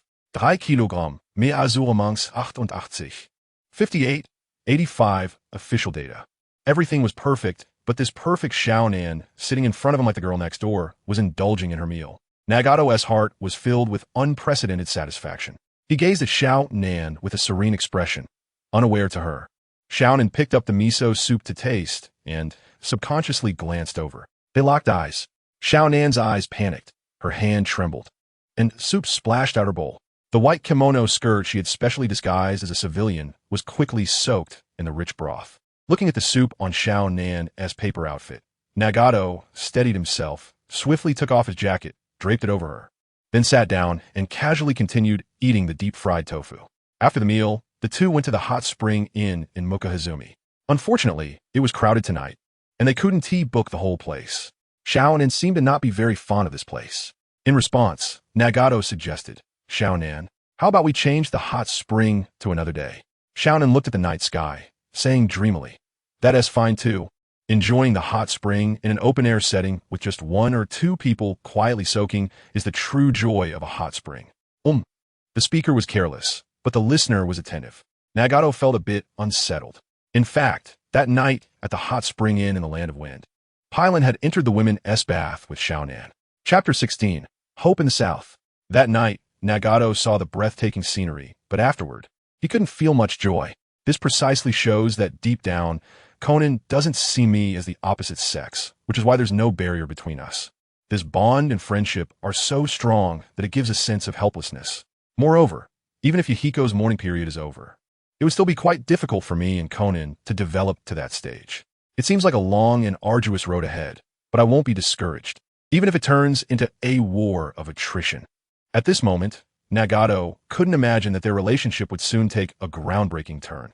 And, in an unexpected situation, in an unexpected way and posture. There were no difficulties, no heavy burdens. The path was not far. It was not a war of attrition. But if I had to describe it, for Nagato, it was a surprise attack. Although it was a surprise attack, it felt so natural and inevitable. So much so that afterward, whenever Nagato reminisced about it, he could only describe that experience with 2 words: wonderful. Of course, that was a story for later. Konan also didn't expect that at this moment. She was thinking, next time, if Nagato suggests letting Rin into the women's bath again, what should I do? If I refuse, will it provoke unnecessary thoughts in him? Walking into the inn, Nagato said, "Boss, open 2 rooms." Upon hearing this, the innkeeper with a small mustache glanced at the room number sign and rubbed his hands, saying, "I'm really sorry, but we only have 1 room left." Just as Nagato was hesitating, Konan had already taken out her wallet, ready to book the room. "I've booked this room." At that moment, a cold male voice came from the entrance. A white-haired boy dressed in a Konoha ninja uniform, wearing a Konoha headband, walked in. "Mizuki, this isn't good, is it? They arrived before us." Another boy appeared at the door, speaking in a somewhat difficult tone to dissuade him. "Irika, it's fine if you don't drink with me. But do you have to criticize me for staying at an inn too? Ninjas have priority rights." Irika looked even more troubled, but the ninja regulations clearly state that no drinking is allowed before the age of 20. Nagato's gaze flickered, and upon closer inspection, it was indeed the childhood versions of Irika and Mizuki. At this time, Irika was 9 years old, still attending the Ninja Academy. He came along to gain experience with Mizuki, who had already become a genin. According to official materials, Mizuki is 5 years older than Irika. The ninja regulations. Mizuki snorted coldly. "You and I really don't get along." Saying this, he insisted on going over and asked the innkeeper to give him the only remaining room. Sigh. Irika sighed helplessly and stepped forward, bowing repeatedly to Nagato and Konan. "I'm very sorry, my big brother is actually a very gentle person. He only acts like this because he's drunk. Please don't blame him. I'm willing to pay for you to stay at another inn." Nagato smiled and said, "That's fine. 1 room is just enough for 2 of us. We were planning to change places anyway, so you don't need to spend." Irika bowed repeatedly. "Thank you very much." Mizuki, who initially didn't care, suddenly lit up when Konan walked past. That cold and beautiful face made his eyes shine. Under the influence of alcohol, he actually blocked Konan's path. He raised his head, and a drunken grin appeared on the young boy's face. "Hey, big sister, you're quite pretty. Do you live in this town?" "Don't be fooled by my age. I'm a Konoha ninja." Konan looked at Mizuki with an expressionless face. "How about you accompany me for a drink?" Under the influence of alcohol, Mizuki actually raised his hand, trying to touch Konan's face. "Mizuki, stop it." This scene frightened Irika, who quickly shouted to stop him. "Huh?" Mizuki coldly turned around and asked, "Irika, are you going to interfere again?" Irika, feeling troubled, replied, "This kind of thing is strictly prohibited by the village. I don't want you to get punished, big brother." At that moment, the innkeeper's expression became subtle, and more people outside the inn began to stop and watch. Mizuki's expression changed, and he waved his hand to Irika. All right, you're right. Go back to the village by yourself. Don't come with me." In the end, Mizuki stepped aside and let Konan pass. Irika kept apologizing to Konan. "I'm sorry, I'm really sorry. My big brother drank too much. Please forgive his rude behavior." "It doesn't matter," Konan said coolly. Nagato remained silent throughout, but before he turned to leave, he shot a cold glance at Mizuki, who was following the innkeeper upstairs. No wonder. Ninjas have 3 prohibitions. Alcohol not only causes problems, but can also cost a life. The next dawn, Mizuki left Konoha and ran alone through the forest back to the village. His drunkenness wore off, and he began to feel fear. That Irika guy, when we get back to the village, won't he really tell the 4th Hokage about what happened last night? Will he? Suddenly, Mizuki stopped in his tracks. Behind the swaying shadows of the trees stood a figure. Mizuki drew the shuriken from behind his back and questioned, "Who are you?" The figure slowly stepped forward. Mizuki saw a cold face wearing the headband of a Rain Village rogue ninja. "You trash. You don't deserve to know who I am," Pains Devapath said. Raising his hand, Mizuki's body flew into the air out of nowhere. Crack! A black rod pierced through his heart. "You." Mizuki's eyes widened, unable to believe until his death why it had come to this. In the original work, he was the one who killed an injured teammate while on a mission and later encouraged Naruto to steal the sealing jutsu book. His life came to an end at the age of 16. Soon after, Nagato and Konan arrived beside the Deva path, looking at Mizuki's corpse. Konan said, "It wasn't necessary to kill for such a trivial matter." Nagato replied. Killing him isn't the main goal. The main purpose is that the next actions require an increase in the number of pain. Crack, crack, crack. Nagato broke the black rods and randomly jabbed them into Mizuki's face and body, summoning the Hell Realm to swallow Mizuki whole, chewing him up. Feel honored, trash. You will serve as my human path pain for the next few days. In the cold wind, Konan reined in her expression, solemnly looking at Nagato's back. This is how Nagato should be when facing others outside of her. Moreover, where are the two other pains? Nagato looked at the cloud pattern in the sky. There's still time. Let us find 2 temporary substitutes, but the candidates need to be chosen carefully. Konan, I may need to use your abilities. Leave it to me. Konan formed hand seals, stretched out her arms, closed her eyes, and her body transformed into a beautiful paper butterfly. Chapter 17. The Unpredictable. Flap, flap. The paper butterfly fluttered through the gaps in the branches and leaves, scattering across the vast forest, sensing every rustle of the grass. Crack. In the southern part of the forest, a sharp blade pierced through, and amidst the rising killing intent, birds were startled into flight. An unnamed sand ninja lay in a pool of blood, eyes wide open in death. Snap! Beside the corpse, a man in black umbu attire drew his ninja blade, pressed the switch on his right ear radio, and reported, 7th Division, Dingmao, successfully eliminated the target. A low voice came from the radio. Take away the documents of the 4th Hokage, destroy the body, and leave no evidence of our involvement. Understood. Dingmao turned off the radio, bent down to retrieve the documents from the corpse's embrace, and coldly said, if you want to blame someone, blame yourself for taking on this difficult task. The consensus reached between the Hokage and the Wind Shadow may harm Lord Danzo's interests. Rustle, rustle, rustle. At that moment, an unusual sound came from the bushes behind him. Dingmao suddenly turned around, raising his ninja blade in defense, only to see a wild rabbit darting past. It's just a wild rabbit. I thought the 4th S direct Umbu had discovered the actions of Root. This place is not safe for long. He took out the special potion for disposing of bodies used by Root, preparing to destroy the evidence on the spot. Flap, flap. The wind behind him turned ominous. Dingmao's gaze darkened, and he swung his ninja blade. The blade met paper, which scattered upon impact. What? In his shock, Dingmao's mask was blown away by the stream of paper, revealing a face full of fat. In the next second, that face was completely covered by the encroaching paper. Ugh, ugh, ugh. Dingmao fell to the ground, desperately tearing at the paper on his face. But more paper stuck to him, binding his wrists tightly. In the darkness, the suffocating pain caused Dingmao's eyes to fill with bloodshot veins. Swish, swish, swish. More paper surged up, piling onto his chest, quickly transforming into a delicate and beautiful face, coldly gazing at the man who was about to become a mummy. Danzo and the leaders of his subordinates, Root, are also accomplices in making us lose our refuge. The paper twisted into a sharp spear. Held in slender hands, it pierced precisely into his heart. The man's struggles stopped instantly. Flap, flap, flap. Hundreds and thousands of papers detached and converged from all directions, transforming into Konan's true form. Her gaze shifting towards the bushes. Nagato walked to her side, looking at the 2 corpses on the ground. Kana Root, Dingmao. Sunagakure, an unnamed ninja. You will temporarily become my hungry ghost path and hell path. As night fell, thick clouds gathered in the sky, signaling impending heavy rain.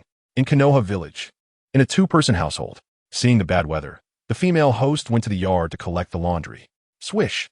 The husband, busy in the kitchen, caught sight of this scene and instantly appeared out of thin air, gripping the woman's wrist, still wearing an apron, with a spatula in his other hand. The young man's handsome face was filled with concern. Kushina, you are pregnant now. How can you do such heavy work as collecting laundry? The hostess, surrounded by cascading red hair, had a slightly flushed, oval-shaped face as she pouted. Oh, come on, Minato. You are being too cautious. Even though I'm pregnant, I can handle something as minor as collecting laundry. After all, I'm a ninja too. The blonde young husband still looked serious. No means no, Lady Bawako specifically reminded me. The first 3 months require extra caution. Apart from going to the bathroom by yourself, leave everything else to me. After saying that, without waiting for his beautiful wife to agree, he began to collect the laundry, watching the figures flitting back and forth inside and outside the house. The hostess gently caressed her belly, whispering tenderly, Daddy is really working hard. During the day, he has to serve as the Hokage, busy for the village, and at night, he has to take care of both of us. You must become as excellent as Daddy in the future, okay? Little baby. Yes, the two were the Minato couple, and the child in her womb was yet to be named Naruto. Swish. After a few trips, all the laundry was collected. Minato flashed back, directly picking up Kushina in a princess carry, and in the next second, flashed into the bedroom, gently placing Kushina on the bed. Just lie down and rest. In the kitchen, an unusual sound came. Oh no, the curry rice I made is going to burn. Minato hurriedly flashed back into the kitchen. Kushina caressed her belly, smiling with a mix of affection and helplessness. You really shouldn't learn your father's clumsy personality. After finishing the meal, happily, Minato was about to wash the dishes when a knock came from the entrance. Coming, please wait. When Minato opened the door, he saw Irika standing outside with a serious expression, asking with concern. Is something wrong, Irika? Hokage-sama. Mizuki hasn't returned to the village yet, and I'm a bit worried. Ah, weren't you two supposed to come back together? Actually, last night we had some disagreements at Konoha. Saw return first, but he hasn't made contact yet. I thought today was a day off, and he intended to come back later. But I just went back to Konoha to check, and he is no longer there. He left early in the morning, and it's quite unusual that he hasn't returned for so long. Irika clenched his fist. I have a feeling something happened to him. At that moment, it started to rain. Minato hurriedly let Irika in. Come in. You tell me in detail about the disagreement you had last night. Thunder rumbled. In the sky, dark clouds rolled. Outside Konoha, in the highest mountain forest, Nagato and Konan stood in the falling rain. This rain has finally allowed me to wait. He formed hand seals. Rain tiger, free technique. His chakra mixed into the rainwater. He successfully took control of this rain. How long this rain will fall and how heavy it will be determined by him. Everything washed away by the rain cannot escape his perception.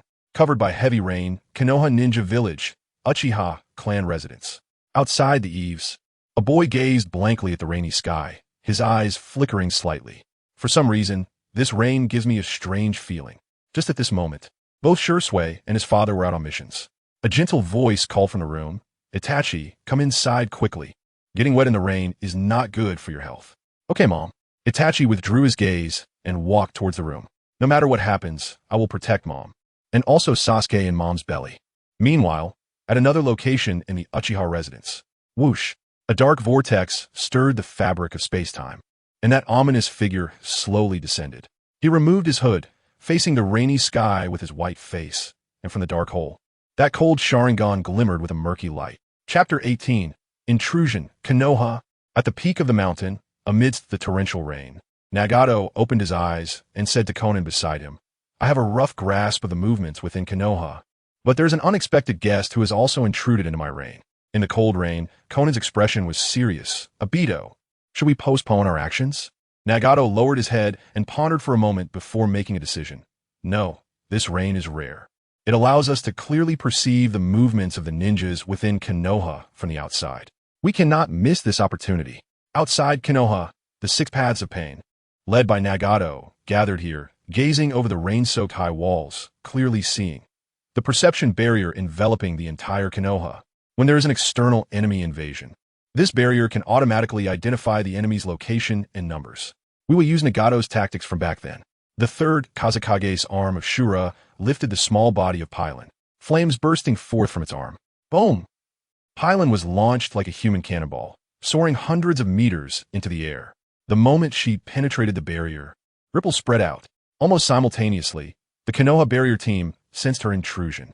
4 o'clock direction, one intruder detected. Whoosh! Pylon performed consecutive backflips and lightly landed, her small hands forming hand seals as she struck the ground. Summoning technique. Boom, boom, boom, boom, boom.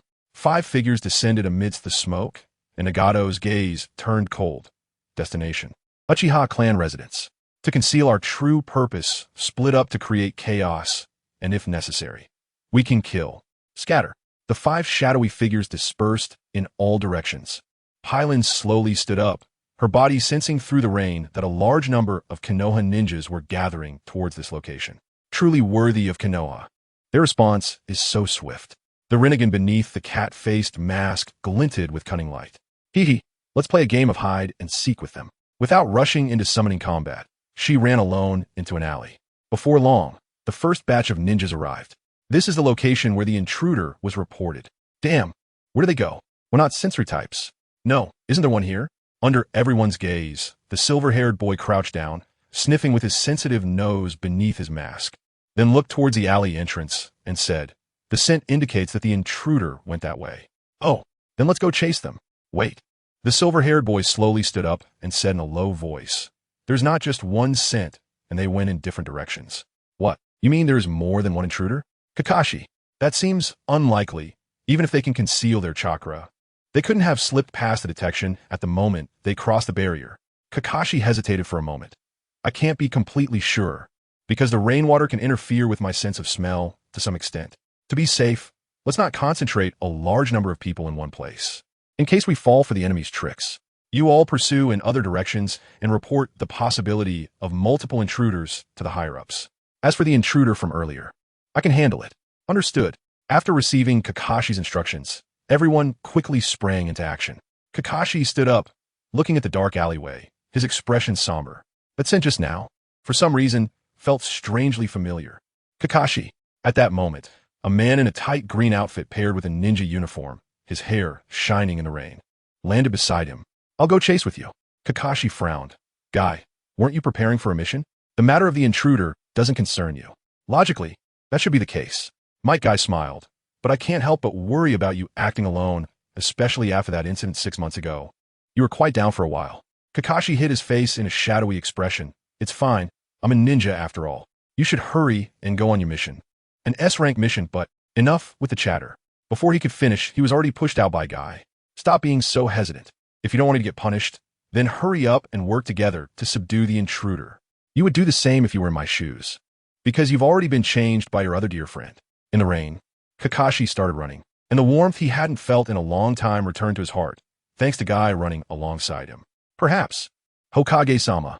Kakashi provided the latest intelligence. "The number of intruders seems to be multiple. In the mountains, Yahi used the mind communication technique to urgently contact Minato, who was at home. You've worked hard, I understand." Minato put on the fourth Hokage's cloak and walked to the living room. "Hokage-sama." On the sofa, Irika looked tense. Still a student at the Ninja Academy, and not even a genin yet, he could hardly believe what was happening. "Oh no. Could this really happen? An invasion of the village?" Minato hurriedly said, "Irika, I already know about Mizuki's incident. Once we've settled the troubles in the village, I will immediately assemble a search team."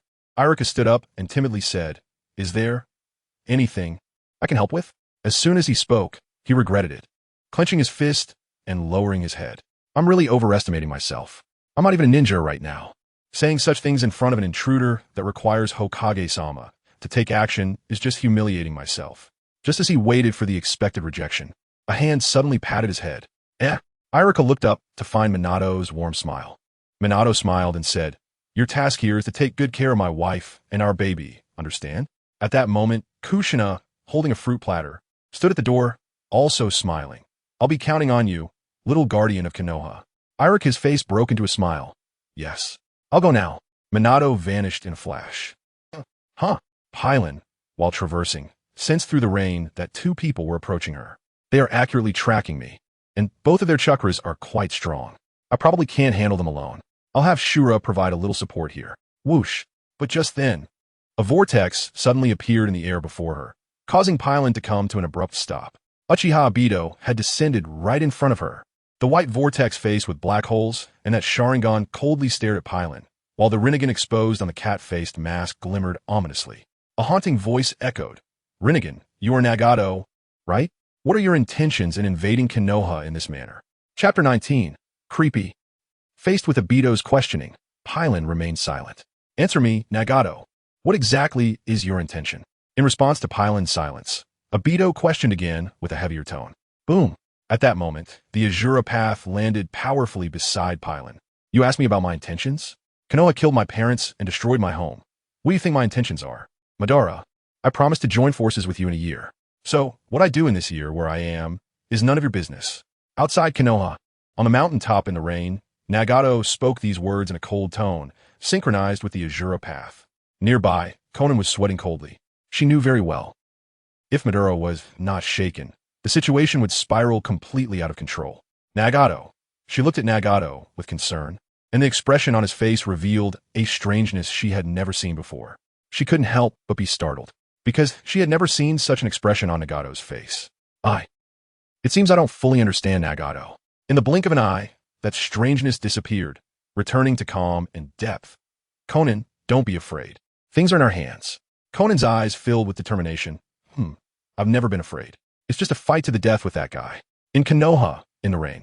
Obito's face, covered by white vines, showed no signs of joy or anger, but his fist under the black robe clenched tightly, and after a long while, he relaxed. Nagato, I am glad that you can speak to me in such a strong tone. This at least proves that pain has made you stronger. Do as you wish, but at this moment, two figures appeared at the edge of his vision, causing his pupils to narrow. Kakashi? Forget it. I'll let Nagato have his way for now. Consider it training for his Rinnegan abilities. Whoosh. He directly vanished into the vortex of Kamui. What was that? While running, Kakashi vaguely saw something, but it wasn't clear. Helpless, he lifted his forehead protector covering his left eye and focused, successfully locking onto the two figures standing outside the alley. Guy, there are two enemies. Is that so? We have two people as well. In terms of teamwork, we won't lose to anyone. Swish, swish. At this moment, Pylon and the Azura Path split up and ran in different directions. Kakashi frowned. They've split up. Do they not want to confront us directly? Guy said calmly. Don't let the enemy lead us by the nose. We stick to our original intention and attack the initial enemy together. But Kakashi's gaze remained fixed on Pylon's back. The scent from that masked woman truly caught my attention. Guy, can you handle that tall one? Kakashi. Guy looked at Kakashi, who was acting slightly unusual. Although he wasn't very reassured, he vaguely guessed there was some background to it. So he said, Kakashi, then let's have a long-awaited match. Whoever resolves their enemy first will support the other, and that will count as a victory. Kakashi nodded. Okay. Before splitting up, Might Guy solemnly reminded. In this match, I hope you win, so be careful. Don't worry, I haven't been as downcast as you think these past 6 months. Kakashi accelerated, quickly forming hand seals. The explosive lightning crackled in his right palm. Might Guy laughed. Chidori, huh? It seems the Sharingan Kakashi has revived. Then I can't lose. Konoha's green beast. The green aura surrounded him as Might Guy shouted and accelerated towards the Azura Path. He immediately used the fourth gate of the 8 gates, the Wounded Gate, not for any other reason, but to end the battle a second sooner and support his dear friend. Whoosh! At the top of a tall building, Obito reappeared. He glanced at Kakashi's pursuit route, sneered, and ultimately chose to observe the other path. It can't be wrong. That puppet who just spoke to me was the third Kazekage missing from Sunagakure. According to White Zetsu's intel, the third Kazekage was killed by Sasori, but Nagato, you have captured him. Let me see your current capabilities. Roar! Raging Konoha's mighty whirlwind. The powerful leg wind rushed towards the Azura Path. Crack! The Azura Path glanced back, and its mechanical arm lifted, instantly condensing sand and iron into a shield. Magnet release. Sand iron wall. Bang! The sand iron shield shattered after taking the hit, but quickly changed shape. In the air, the drifting black particles made Guy's gaze sharpen. This ability is not good. He quickly retracted his legs and exploded backward. Long needles formed from sand and iron shot towards him like a sudden rain. Indeed, its magnet release, a bloodline limit unique to Sunagakure. The intruder is from Sunagakure. Double 2 strike. Guy drew out his nunchaku, swinging powerfully to block the sand iron rain's attack, ready to turn defense into offense at any moment. Crack! At the end of the sand iron rain, the Azura Path pulled off its arm, revealing a missile string like a gourd vine, shooting towards Guy. Azura Path, 5-finger missile. What? In the blink of an eye, rockets closing in from all directions made Guy's pupils suddenly constrict. What is this bloodline limit? Boom! The explosive roar and flames engulfed Guy's standing ground. This also marked the true onset of battle after Pain's 6 paths invaded Konoha. In another district, Kakashi closely pursued Pylon, and upon hearing the roaring explosions from the other side of the district, he frowned. Is it that fierce on Guy's side? Crackle. Holding Chidori, he locked onto the enemy with his Sharingan, thrusting forward with terrifying speed. Sure enough, so fast. Even though Pylon sensed the warning signs, she couldn't timely form the summoning technique seals. Oh no. Just as Kakashi was about to pierce through her chest with Chidori, a tragic young girl's face flashed in his mind. At the last moment, he shifted his hand to avoid the vital point. Crack! The light of Chidori pierced through Pylon's shoulder, and she lowered her head as a large amount of blood flowed down, mixing with the rain, drop by drop.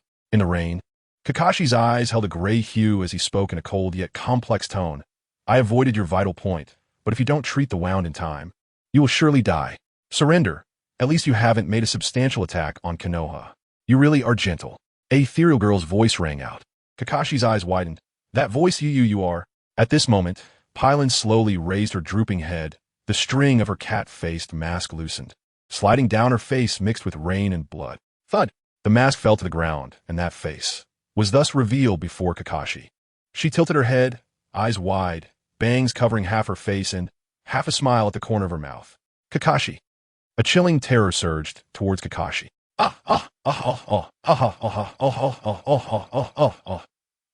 Chapter 20, So It Is. Kakashi's pupils collapsed like an earthquake. The lightning in his palm dissipated, and after withdrawing from the blood hole in his shoulder, he stumbled backward in a panic. Sorry, you have flaws all over. Pirin formed hand seals and rushed forward, her small hand striking Kakashi's defenseless abdomen. Sumonin technique. Kakashi's collapsing pupils instantly expanded wide. Crack, crack. His back tore through his clothes, screech. The Yada-no Kagami revealed itself from a cramped space, soaring into the sky. Kakashi felt as if all his strength had been drained. His knees buckled, and he collapsed to the ground, his expression vacant, and with the Sharingan vanishing, he ultimately lay limp on the ground. Pirin reached for Kakashi's left eye, paused slightly, and finally withdrew her hand. She bent down to pick up the cat-faced mask and put it back on her face, vanishing from the scene. Fifth gate open. At the critical moment, Might Guy used the speed granted by the fifth gate to dodge the Shura Path's missile attack, and, using the cover of the explosion smoke, jumped up with all his strength, spinning down to launch a surprise attack on the Shura Path. He was completely unaware. He had succeeded. Just then, the Yada-no Kagami, passing through the air, caught this scene with its Rinnegan. Crack! The Shura Path's head blossomed like a flower, and, from the core brain hole, a laser shot out. Shura Path head laser cannon. What? Might Guy was taken aback, but with his powerful physical capabilities, he adjusted his posture in midair, narrowly avoiding the laser's range. Was that also a Rinnegan ability? Obito, who was closely watching the battle between the two, seemed to sense something and looked back at the street, using Kamui to pull himself in. Whoosh! After being deployed again, he looked at Kakashi, who was lying in a pool of blood, unconscious, and said in his own voice, even with the eyes I bestowed upon you, you're still a true waste. Kakashi. After landing, Might Guy quickly created distance, watching the movements in the sky. That big bird that just flew by, was it summoned by Kakashi's enemy? I have a bad feeling. I must end this battle quickly. Retrieving his gaze, Might Guy crossed his arms in front of his chest. Let me unleash my strongest technique now. Sixth gate open. Boom! Guy's pupils and skin turned dark red from blood congestion, and green flames surged more violently. With this move, I will end this battle. Boom! Might Guy soared into the air, his fists swinging with terrifying momentum. Roar, roar, roar, roar, roar, roar, roar, roar, roar, roar, roar. He roared passionately. This is the roar of the Konoha Green Beast. Feel the heat of youth. Toward the peacock. Boom, boom, boom, boom, boom. The shock waves generated by his flesh fists rubbing against the air were like the spectacle of a peacock spreading its tail.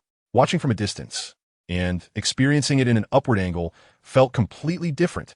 Dozens of kilometers away, in Nagato's eyes, sparks danced. This is truly intense. I must repay him fiercely. Crack, crack. The third Kazekage Shura Path leaned forward, combining sand and iron with its limbs to construct a base. Its entire back opened up, revealing two massive mechanized armors that were several times larger than itself. After assembling, they transformed into rotating double-barreled turrets, wildly spinning and shooting at the sky. Shura Path back high-pressure gun. Boom, boom, boom, boom, boom. The artillery fire and fist fire, ground to air, air to ground. The inhuman body technique of the Eight Gates, the technology and ruthlessness of the Rinnegan, unfolded a straightforward exchange of blows in the southern district of Konoha. Roar, roar, roar, roar, roar, roar, roar, roar, roar. Guy felt the pressure and intensified the force of his punches in his roar. Boom, boom, boom, boom, boom. The explosive shock waves began to demolish large areas of surrounding buildings. Obito hoisted Kakashi onto his shoulder, dodging falling walls, jumping to a higher ground, watching the chaotic scene unfold. The cries of the surrounding ninjas rose and fell. The battle over there is so intense. Is it Guy? Damn. How could he fight back against an opponent in this state? Who exactly is the enemy? We can't intervene at all. Oh no, although not many. There are civilians living in that area, right? I can only pray they are safe. The third and fourth Hokage have already mobilized. Obito tossed Kakashi in a conspicuous place and slowly pulled up his hood. It seems I must leave. At least I can see that Nagato truly wants to destroy Konoha. Although I don't think you really have the ability to do so right now. Well, go ahead and make a scene. Whoosh. He vanished into the Kamui vortex, leaving. Mommy. At that moment, a child's cry came from a house affected below. Might Guy turned in the air, only to see a child fall onto the road, with a collapsing wall about to crush him. Not good. Guy wanted to forcefully interrupt his technique to save him, but the pressure below left him powerless. As he watched helplessly, a tragedy was about to occur. A black pillar suddenly formed on the ground, supporting the collapsing wall. Guy couldn't believe his eyes. Sand and iron. Could be that guy. Boom. The firepower from both sides simultaneously declared an end. In the storm, Might Guy landed, drenched in sweat. The green aura around him was nearly depleted. The Shura path retracted its equipment. Guy noticed that the base he had forged from sand and iron was now missing a corner. Now, this is all we can do. How about we call it here? Guy clenched his fists. This is not something we can decide. Boom. Although Guy was at the end of his strength, he charged forward with a surge of blood. Whoosh. The sandstorm blocked his path. When it dispersed, his enemy had already vanished without a trace. In the distance, the medical team had lifted Kakashi onto a stretcher. He was not in life-threatening danger. Crack. Might Guy sighed in relief, utterly exhausted, supporting himself with his fists on the shattered ground, calming his breath while pondering. What on earth is going on? I truly don't understand what the enemy's purpose is. Compared to the uproar in the southern district of Konoha, the silence in the northern district seemed somewhat eerie. A tall figure walked on the rainy street, and when passing the shadow of a utility pole, he abruptly stopped. His beefy face, with those Rinnegan eyes, slowly shifted to the shadow beneath him. Then, he thoughtfully gazed towards the eaves of a nearby shelter from the utility pole. Tap, tap, tap. Under the eaves, footsteps sounded, and from the shadow of the utility pole, a man with hair tied up, resembling a black pineapple, walked over. The man maintained a hand sign, his expression calm, and the scars on his right cheek and right eyebrow added a touch of maturity to his youthful face. In the distance, flames soar into the sky, but your footsteps are leisurely as if taking a stroll. Even with the forehead protector of the Leaf Village, your identity as an intruder cannot be concealed.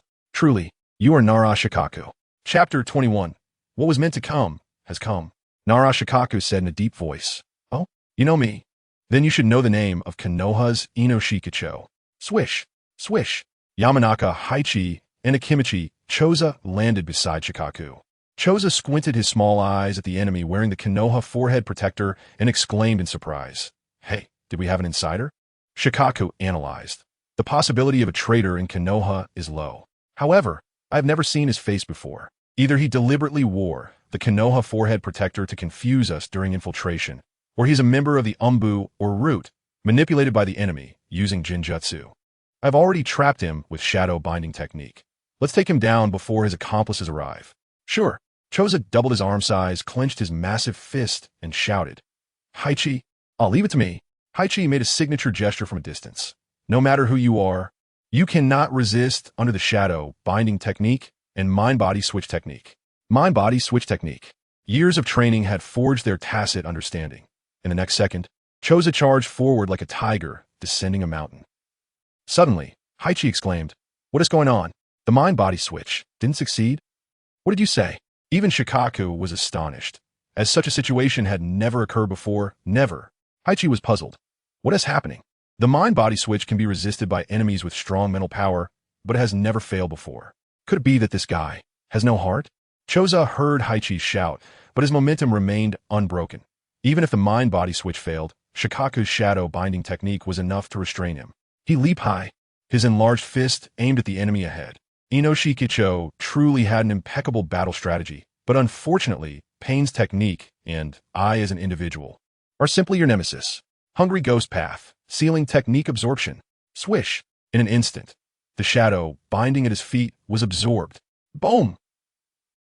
He leaped back, dodging Choza's heavy punch. What?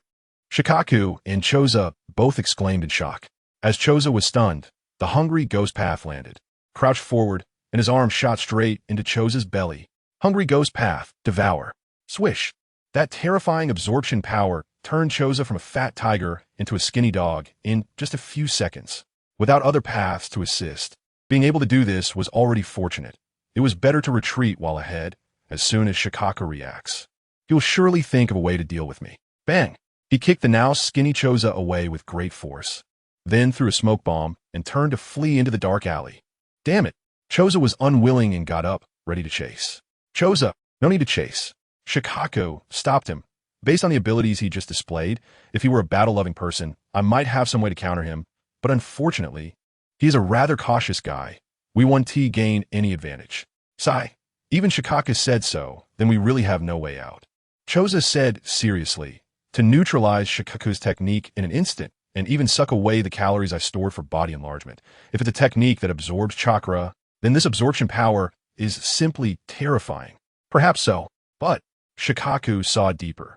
What's more troublesome is that the mind-body switch was ineffective against him. Haichi, you just said, he has no heart, right? Haichi was still shaken from his signature technique's ineffectiveness, cold sweat on his face as he replied, yes.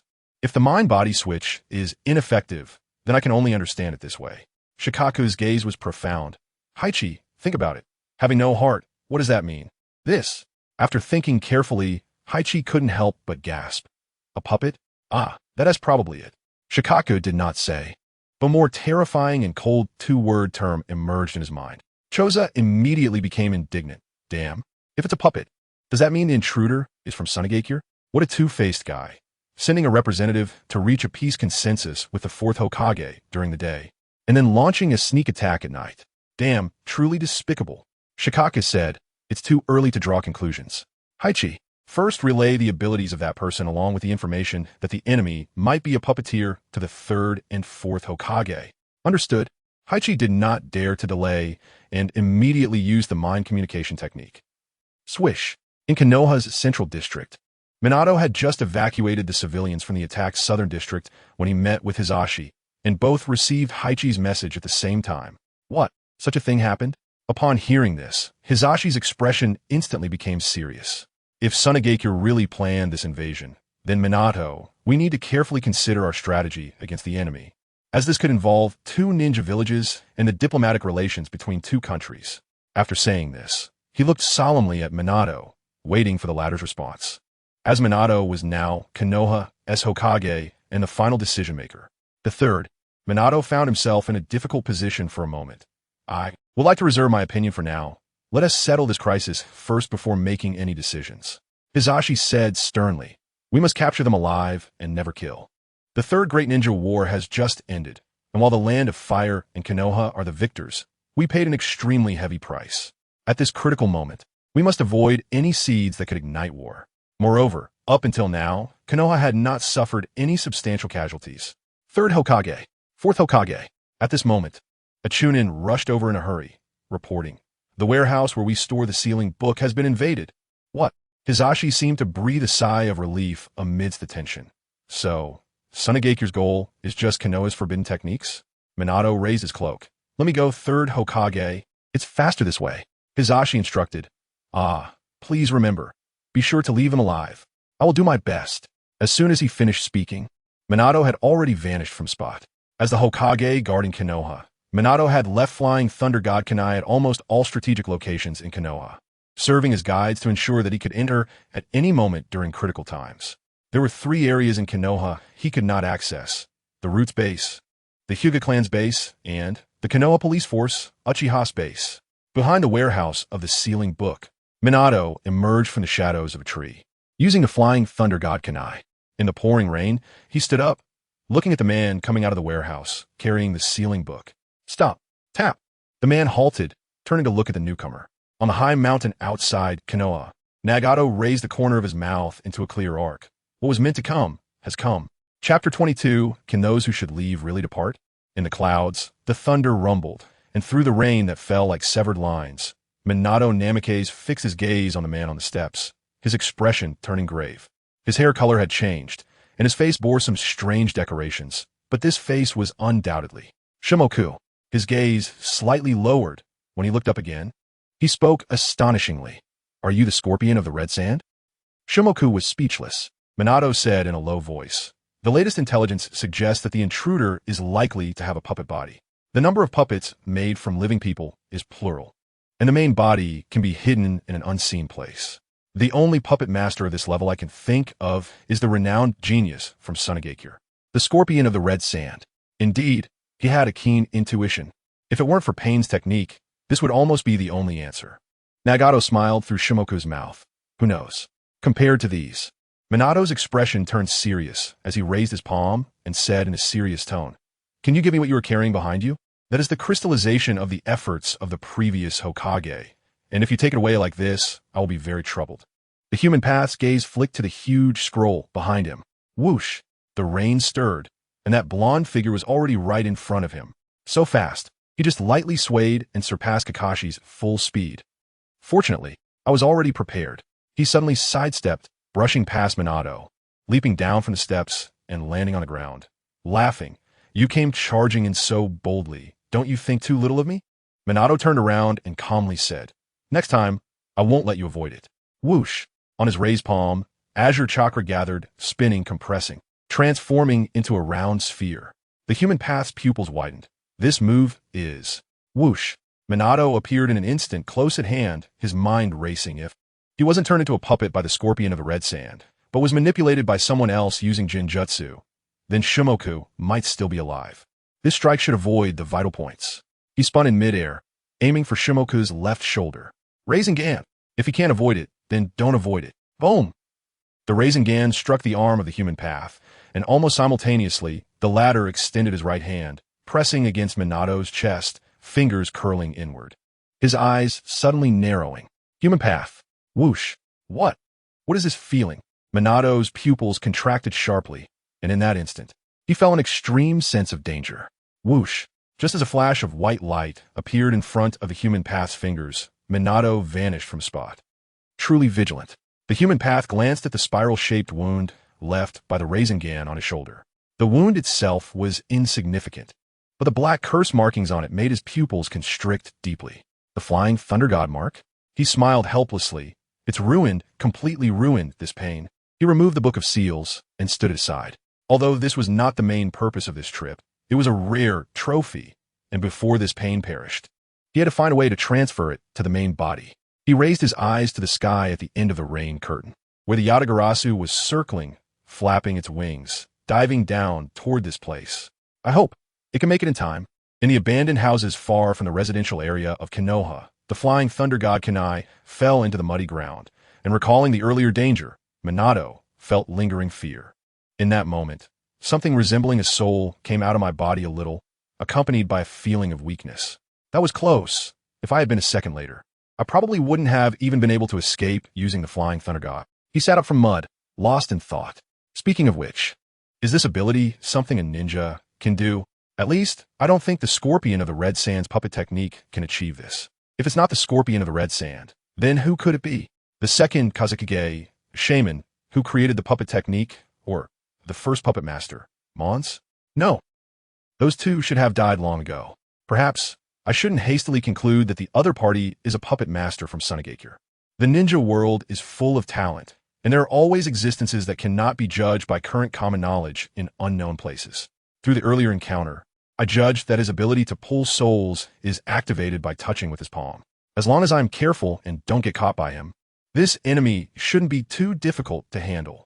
He grasped the flying thunder god Kunai beside him, stood up, and surveyed himself, a helpless smile appearing on his handsome face.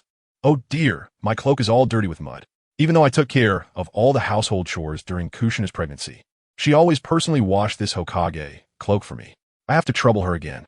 Putting away his smile, Minato's expression became solemn as he looked into the distance. Quickly calm this chaos and return to Kushina. At this moment for the human path, every second counted. Hurry up. Fortunately, the Yatagarasu successfully arrived. The human path grasped the book of seals and threw it with all his might towards the sky, and the Yatagarasu opened its sharp beak and bit down. Whoosh! Minato leaped out from behind, just catching the scene, trying to use aerial support to take away the book of seals. Not a chance. He threw the flying thunder god kunai with all his strength into the sky. Just as the sharp beak caught it, he whooshed out, grabbing the scroll. Whoosh! In the next second, he jumped back to the ground with the Book of Seals. Seeing the crack on the Book of Seals, he looked up at the sky, where the Yatagarasu was clearly holding something in its beak. Minato focused and said, "There are a few pages missing from the last volume.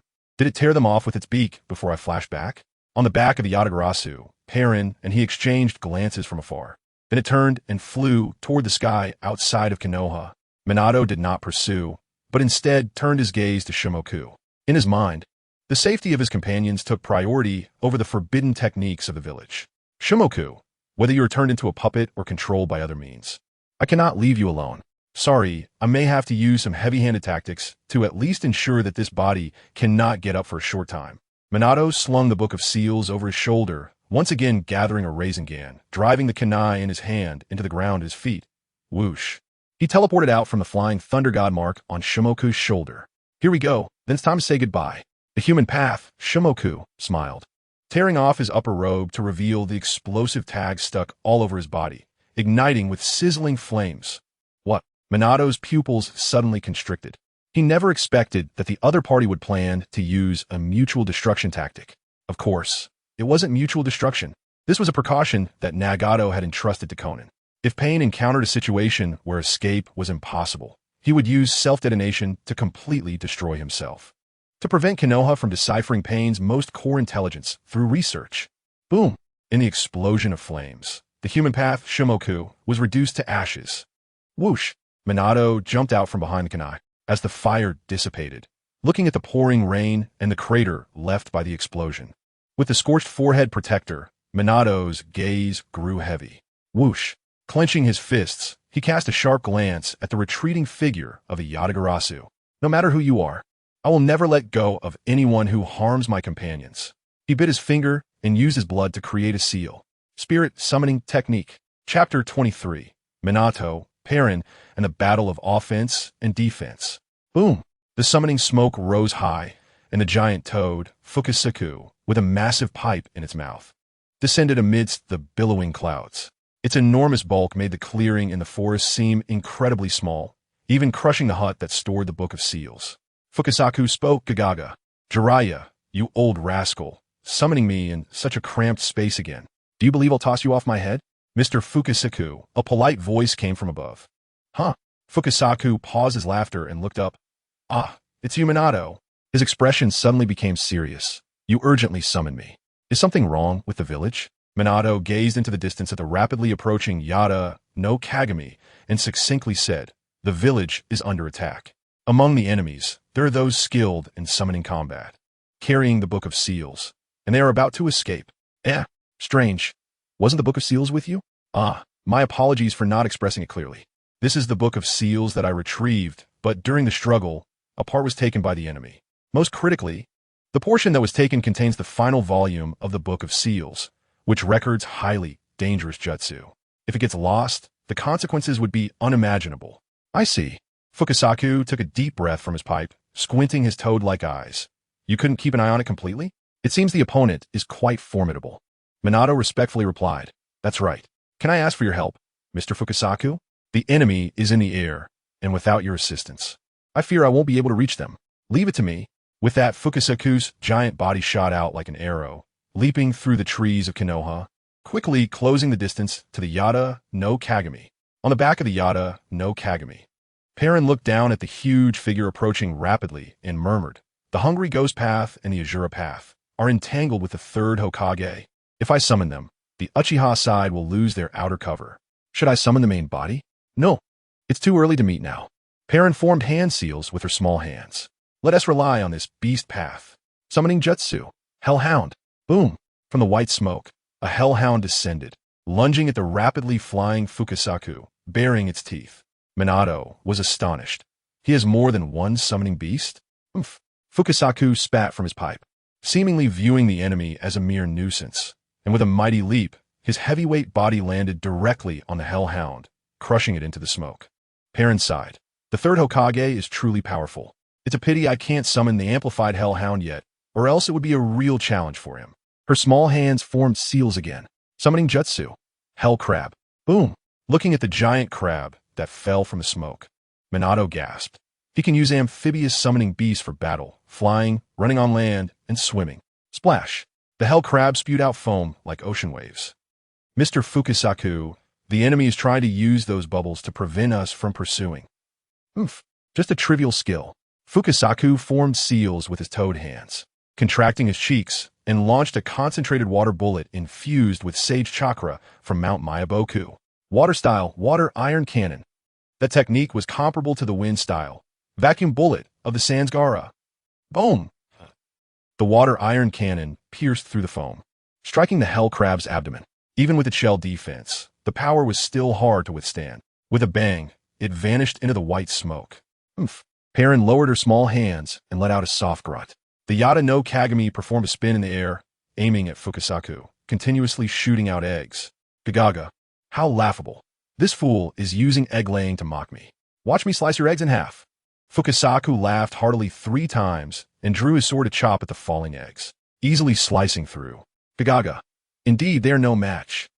Suddenly, a dazzling light illuminated Fukasaku's vision. Nanny, Kurega, what is this? In a critical moment, Minato crouched down, placing his palm on Fukasaku's head, while simultaneously, a kunai landed in the distant bushes. Flying Thunder God Technique. Boom.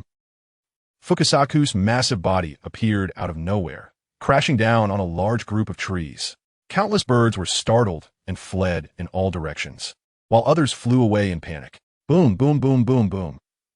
In the back, explosions lit up the sky. Fukasaku's face turned red. Those eggs he threw were all bombs. Damn, I almost embarrassed myself. Phew. Indeed, if I hadn't known beforehand, it would have been hard to guard against. Minato, in a hurry, used the Flying Thunder God to move Fukasaku, and it also consumed quite a bit of his stamina. At this moment, sweat appeared on his face, but mixed with the rain, it was hard to tell. Fukasaku glared at the Yada no Kagami, circling above him, his anger boiling. Damn you, I'm going to take you down. The offensive and defensive chase resumed. Boom, boom, boom. Fukasaku jumped and dodged, skillfully avoiding the bomb blasts. Now that he knew they were bombs, he shouldn't think that the same trick would work again. As the Yada no Kagami was about to fly out of Konoha's airspace, Minato urged, Mr. Fukasaku, it's approaching the Konoha barrier. Once it leaves Konoha, it'll be hard for us to chase it. I understand. Let's end this. Crack. Fukasaku bit down on his pipe, charging up his toad legs, and leaped into the air, swinging his sword down. Very capable Perrin controlled the Yada no Kagami to pull up, narrowly avoiding Fukasaku's sword. Whoosh! Fukasaku's body began to descend, and the next second, he actually used his strength to throw the sword he held into the air. Nanny, this move is truly unexpected for Perrin. Boom!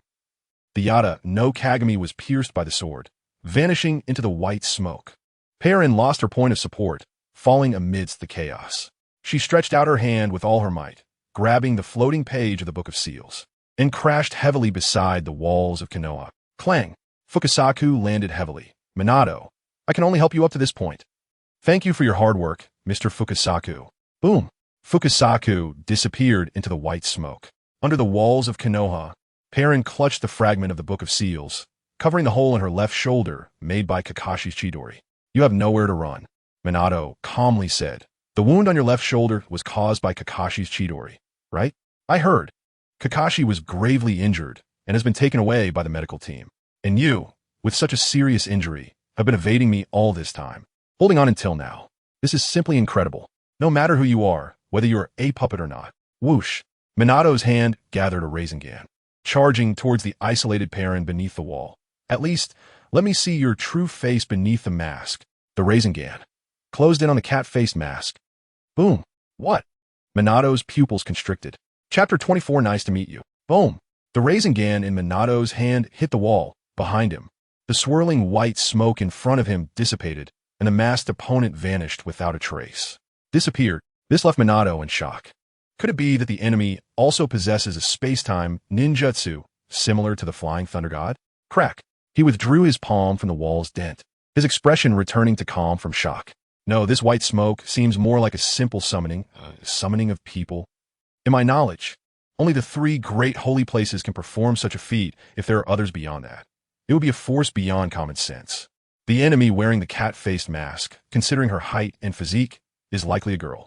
Did the remnants of the Book of Seals also get taken away with the summoning? The thing I least wanted to see has happened. Boom! Boom! Boom! The sound of explosions came from behind. Minato turned in the rain, looking at the place where the flames of battle ignited and disappeared in a flash. On a high mountain outside of Konoha, in the pouring rain. Huh. Nagato relaxed his hands from the seals and let out a long breath. Konan, seeing Perrin crawling up from in front of her, exclaimed, "Nagato, could this be?" Nagato smiled and said, "That's right, we practiced this in private before, attempting to cut off Pain's transmission signal in an instant, allowing the ability to return to the original body, and then recover the transmission, a technique called breakpoint continuation. We succeeded in a moment of urgency. Otherwise, it would have been a real problem." He took the remnants of the Book of Seals from Perrin's small hand and sincerely exclaimed, "This trophy is truly hard-earned." Although Konan did not witness the process, the hollow on Perrin's left shoulder and the expression on Nagato's face said it all. She asked, "What is the situation inside Konoha now?" The human path self-destructed and died, while the hungry ghost path and the Azura path are at a disadvantage against the third Hokage. Once the fourth intervenes, it will likely be a matter of minutes. Nagato tightened the pages of the book, his Rinnegan eyes gathering brilliance. It's time to reel in the Hell Path and the Heavenly Path. Konoha, Uchiha Clan Station. The village was under attack, and the police force was dispatched for assistance. The defenses left here were not particularly strong, at least. The infiltration of the Heavenly Path and the Hell Path did not encounter too fierce a counterattack. Two Uchiha clansmen who remained behind crashed against the wall, losing their combat ability. The Heavenly Path lowered its palm and vanished around the corner. The Hell Path stepped forward, grasping the throats of the two and lifting them into the air. Hell Path. From behind him, the King of Hell emerged, surrounded by purple flames. What is this? The two Uchiha clansmen looked at this bizarre sight beyond common sense, their faces filled with terror. Nagato observed, "My rain has never detected the chakra of Shursui and Fugaku. At first, I thought they weren't outdoors, that they hadn't touched my rain. But with the chaos going on for so long, they have yet to appear. It seems they're not in the village. It is impossible for them to return now. A sudden infiltration like this into Konoha cannot happen a second time in a short period. So, before those two return to the village, finding their whereabouts and going to intercept them is the right way." At that moment, the mouths of the two Uchiha clansmen uncontrollably opened, their tongues thickening and elongating, extending outwards. Two purple tongues with hands emerged from the mouth of the King of Hell, grasping the tongues of the two. This is the Hell Path's judgment of Yama. The caster asks for the desired information, and if the judge lies, they will suffer the tongue-pulling punishment and subsequently lose their lives. Nagato faced the situation. If the opponent was detected lying, it would also mean they knew the information. Then taking their life through judgment would lose its meaning. Except for a few rebellious individuals like Mizuki, the Uchiha clan and Konoha are mostly people of integrity. Even if they know, they would not speak. Using the human path methods seems much more convenient. Unfortunately, the human path, Mizuki, is dead. However, the significance of using the Hell Path for judgment is not non-existent. Nagato is someone who adeptly employs psychological tactics. I will ask you a question. If you lie or refuse to answer, your tongue will be pulled out. Believe me, it will be very painful. The only premise for survival is that you truly do not know. The expressions on the two's faces immediately became tense. Then I asked, without giving the two any time to prepare psychologically, Nagato asked through the mouth of the Hell Path, "Do you know the whereabouts of Uchiha Shursui and Uchiha Fugaku?" Knowing the consequences of lying, the subtle expressions on the faces of the two revealed everything. Before the two could speak, Pain Hell Path lifted the judgment of Yama. The tongues retracted back into the mouths of the two. Pain Hell Path let go of the Uchiha clansman on his left, punching him in the abdomen and knocking him unconscious. Looking at the one he held in his right hand, he said in a deep voice, even without the judgment, "Your expression has betrayed you. Good. Now speak. If you tell me, I'll let you go." Hey. The Uchiha clansman laughed, then spat a mouthful of saliva onto the face of Pain Hell Path, who was made from an unnamed sand village ninja. "If you want to kill, then kill. Why waste words? The Uchiha clan has no cowards. But I must warn you, if I die, be prepared to face the most terrifying revenge from the Uchiha. The Uchiha is the strongest in Konoha." Nagato chuckled. As expected, they are all people of integrity, but this is not up to you. Pain Hell Path raised 2 fingers. This unnamed Sand Village ninja is a master of illusion, with Nagato's powerful chakra as a backing. The power of the illusion is enough to ensnare even the strong-minded Uchiha clan. Come on, tell me. The Uchiha clansman's eyes went blank, and he dully recounted. After finishing, he fainted and lost consciousness. Shattering moment. A cold voice came from behind Pain, Helpath. Suddenly, leading the 8th generation Uchiha, a group of Uchiha youths, all with their Sharingan glowing brightly, their expressions cold and murderous. They were the police force who symbolically helped and returned to the clan station. Looking at the Sand Village forehead protector worn by Pain, Helpath, the 8th generation, spoke coldly. The Sand Village scum dares to attack our people. Have you thought about how to die? Pain, Helpath, turned around, smiling meaningfully. Die? It seems your 3rd Hokage has given orders to take prisoners, right? One of the Uchiha youths behind the 8th generation shouted harshly. Who cares about such things? Those who offend our Uchiha clan will face severe punishment. Is that so?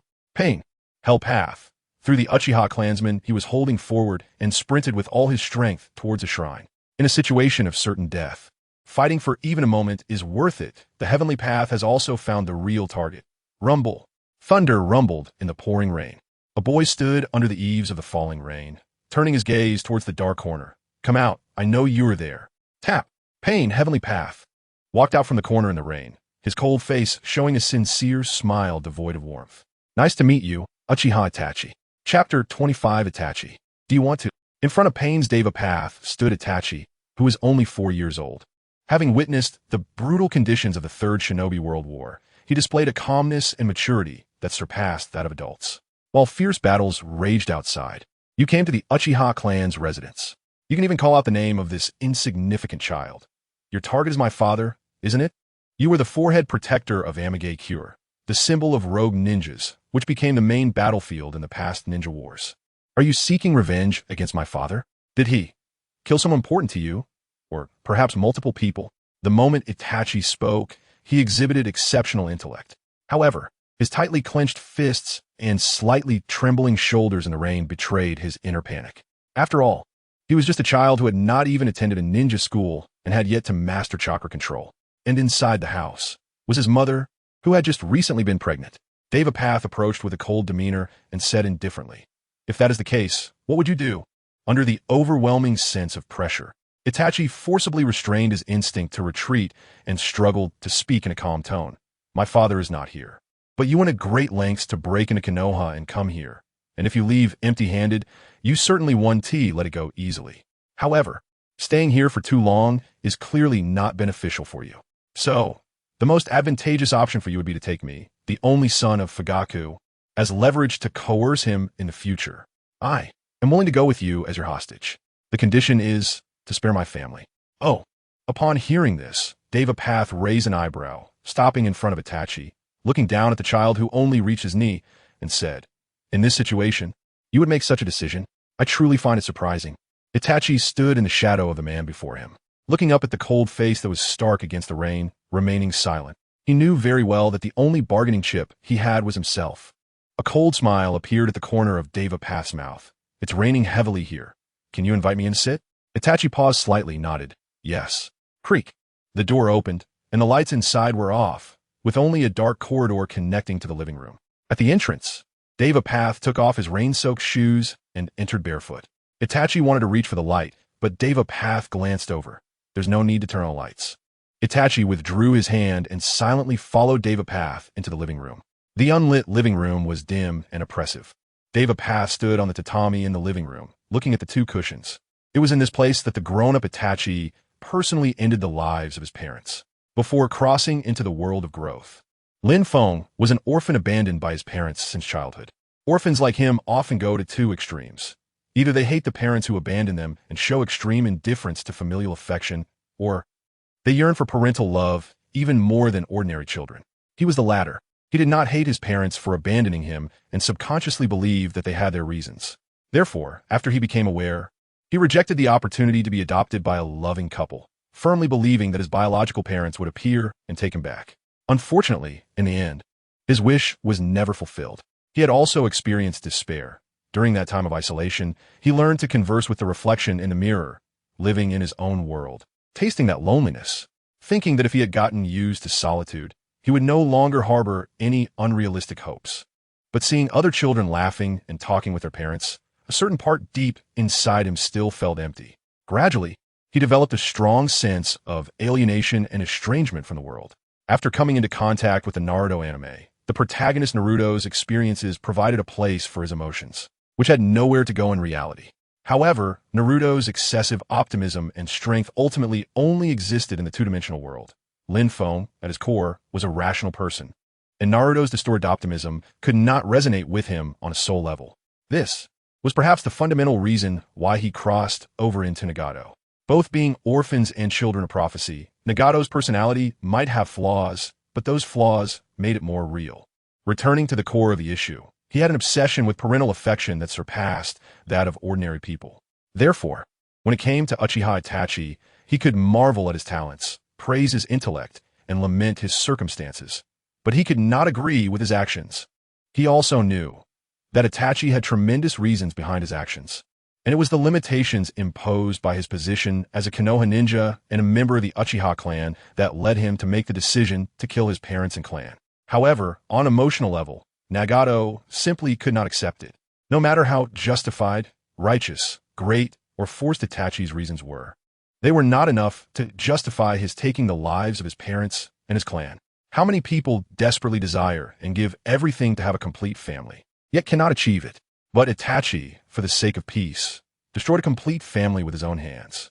To take a step back, truly, was there really no other way to protect Sasuke besides annihilating the clan? Perhaps it was that the Uchiha coup came too suddenly, and Itachi, in that moment of crisis, could not break out of his limited perspective, putting aside the matter of clan extermination for now. After that, Itachi almost manipulated Sasuke's life. He chose the most brutal way to spur young Sasuke to grow in the direction he expected. Even if the starting point was love, the underlying tone of that love was far too dark and oppressive. During the time when Naruto had yet to establish a bond with Sasuke, one can only wonder how Itachi planned to handle things for Sasuke after his own death. What he envisioned was that after Sasuke defeated him, he would use his eyes to continue protecting Konoha. He completely ignored Sasuke's own feelings from beginning to end.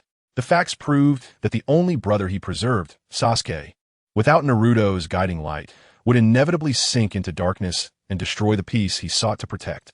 Itachi, who realized this too late, was determined to find Naruto before his death and bestow the Kodoeme Tsukumi-ai technique upon him. Unfortunately, that starting point was still manipulation. In the original work, it wasn't until the moment before the Edo Tensei was lifted that Itachi truly realized the correct path, but unfortunately, by then, Sasuke's inner darkness could no longer be erased. Ultimately, in the battle between Naruto and Sasuke, the two finally reached a heartfelt reconciliation. The ironclad fact is indisputable. Itachi's talents as a ninja are impeccable, but his methods regarding the clan extermination and manipulating Sasuke's life were wrong and unacceptable. Returning to the present at this moment, in this dim and oppressive room, Devapath said in a deep voice, "Come here." Itachi stepped forward and walked over. Devapath grabbed Itachi's small arm, took out a kunai, and cut his small forearm. The pain made Itachi's lips tremble slightly, but he remained motionless, allowing the blood to flow. Devapath took out a small vial to collect Itachi's flowing blood, filled it, capped it, and tucked it into his sleeve. The wound wasn't deep. He could bandage it himself. Itachi was astonished, but he still tore off his sleeve, quickly bandaging his wound in the darkness with the help of his teeth. Then he waited for the next move from the person in front of him. Nagato won't be here. He took Itachi's life. After all, for me, he still needs Itachi's spare eyes. But he still wants to let him experience despair and terror like he did with his younger brother Sasuke. This is not to seek justice for Sasuke's childhood, but to seek justice for the beautiful expectations he has in his heart for family and brotherly love. Itachi, you just said outside that you were Fugaka's only son. Isn't that a bit inappropriate? In that quiet voice, Nagato's gaze turned to the tightly closed door. Itachi's pupils suddenly widened. What do you want to do? Boom! Lightning illuminated the dim room and also highlighted the eerie smile at the corner of Pain's mouth. Itachi, do you want to keep an eye on your unborn brother, Sasuke? Chapter 26, but Itachi. The smile on a man's face and what he said sent a chill of terror through Itachi. He questioned in fear, "What are you going to do to my mom?" Do what? Isn't it obvious? The Deva Path stepped forward into the dark living room, heading towards the bedroom door. Itachi shouted in panic, "Mom, run away quickly!" Huh. In the bedroom, Uchiha Makoto, resting peacefully with the sound of rain outside lulling her to sleep, was startled awake by Itachi's shout. "Itachi, has he encountered danger?" Bang, bang, bang. She couldn't think any further and grabbed the flashlight on the tatami mat, quickly rushing to the door. With the light, she saw a strange man standing in the living room, and her beloved son Itachi was helplessly standing behind him. The gentle Makoto displayed the fierce spirit of a mother. "Who are you? Why did you break into my home?" Itachi shouted, "Mom, hurry and run. He's going to harm Sasuke." "What?" Makoto's expression changed drastically as she stared intently at the man's face. You know about the child in my womb. Are you an enemy of Fugaku?" Pain's Deva Path replied, "Who knows?" Cold sweat trickled down Makoto's face. "Calm down. He was able to break through the defenses of Konoha and my clan to enter this home. Proving his power is unfathomable. I cannot escape. Moreover, even if I escape, what about Itachi? For the safety of my child," Makoto forced herself to stay calm and tried to negotiate. "What do you want? I can cooperate. You can take me and my unborn child as your hostages. But I have only one request. Let Itachi go." "Oh." The Deva Path raised an eyebrow. "Truly a mother and son. Your son also wants to be my hostage so that I will let you go." Makoto dug her nails into the flesh of her palm, using the pain to maintain her mental clarity. How can that be? Think about it. A powerless pregnant woman is a much better bargaining chip than a lively child, right? Seeing that the other party seemed hesitant, Makoto quickly added, "And don't underestimate Itachi. His mind is quite meticulous. If you take him away, be careful not to be outsmarted by him." As she spoke, Makoto intentionally or unintentionally directed the flashlight's beam towards the entrance, signaling Itachi to run away quickly. Such a minor scheme. Of course, it couldn't escape the Deva Path's eyes. He coldly glanced at Itachi to see how he would react. At that moment, Itachi's expression unexpectedly calmed down. He realized something. Just now, he had cut my arm with a kunai, collected my blood in a container, and then made me bandage the wound. His purpose wasn't revenge. When I first saw him, I assumed he was seeking revenge on my father. But now it seems, not at all. Related to blood collection, could it be that the other party's goal is the Uchiha clan's bloodline limit power? And he spare my life, which means I'm still of use to him. At least, I am right now. A bold idea emerged in Itachi's mind, perhaps. This is the only way to make him back off. If he doesn't comply, he has no choice because there are no options left. Itachi took a deep breath and said firmly, "You can't harm Sasuke?" "Oh, why is that?" Swish. Itachi pressed a kunai against his own neck. "If you harm Sasuke, I will end my own life, preventing you from achieving your nefarious goals through me." Makoto's face changed instantly. "Itachi." Oh, he saw through my intentions. That's indeed not simple. Seeing that Pain's Deva Path was unmoved, Itachi used the blade of the kunai to slice a bit of skin on his neck. "Leave now, and you may have a chance to get what you want in the future, but if I die now, you would be very troubled. Wound you." Heh, perhaps. The Deva Path's Rinnegan coldly glanced at Itachi. Nagato's icy thoughts flowed.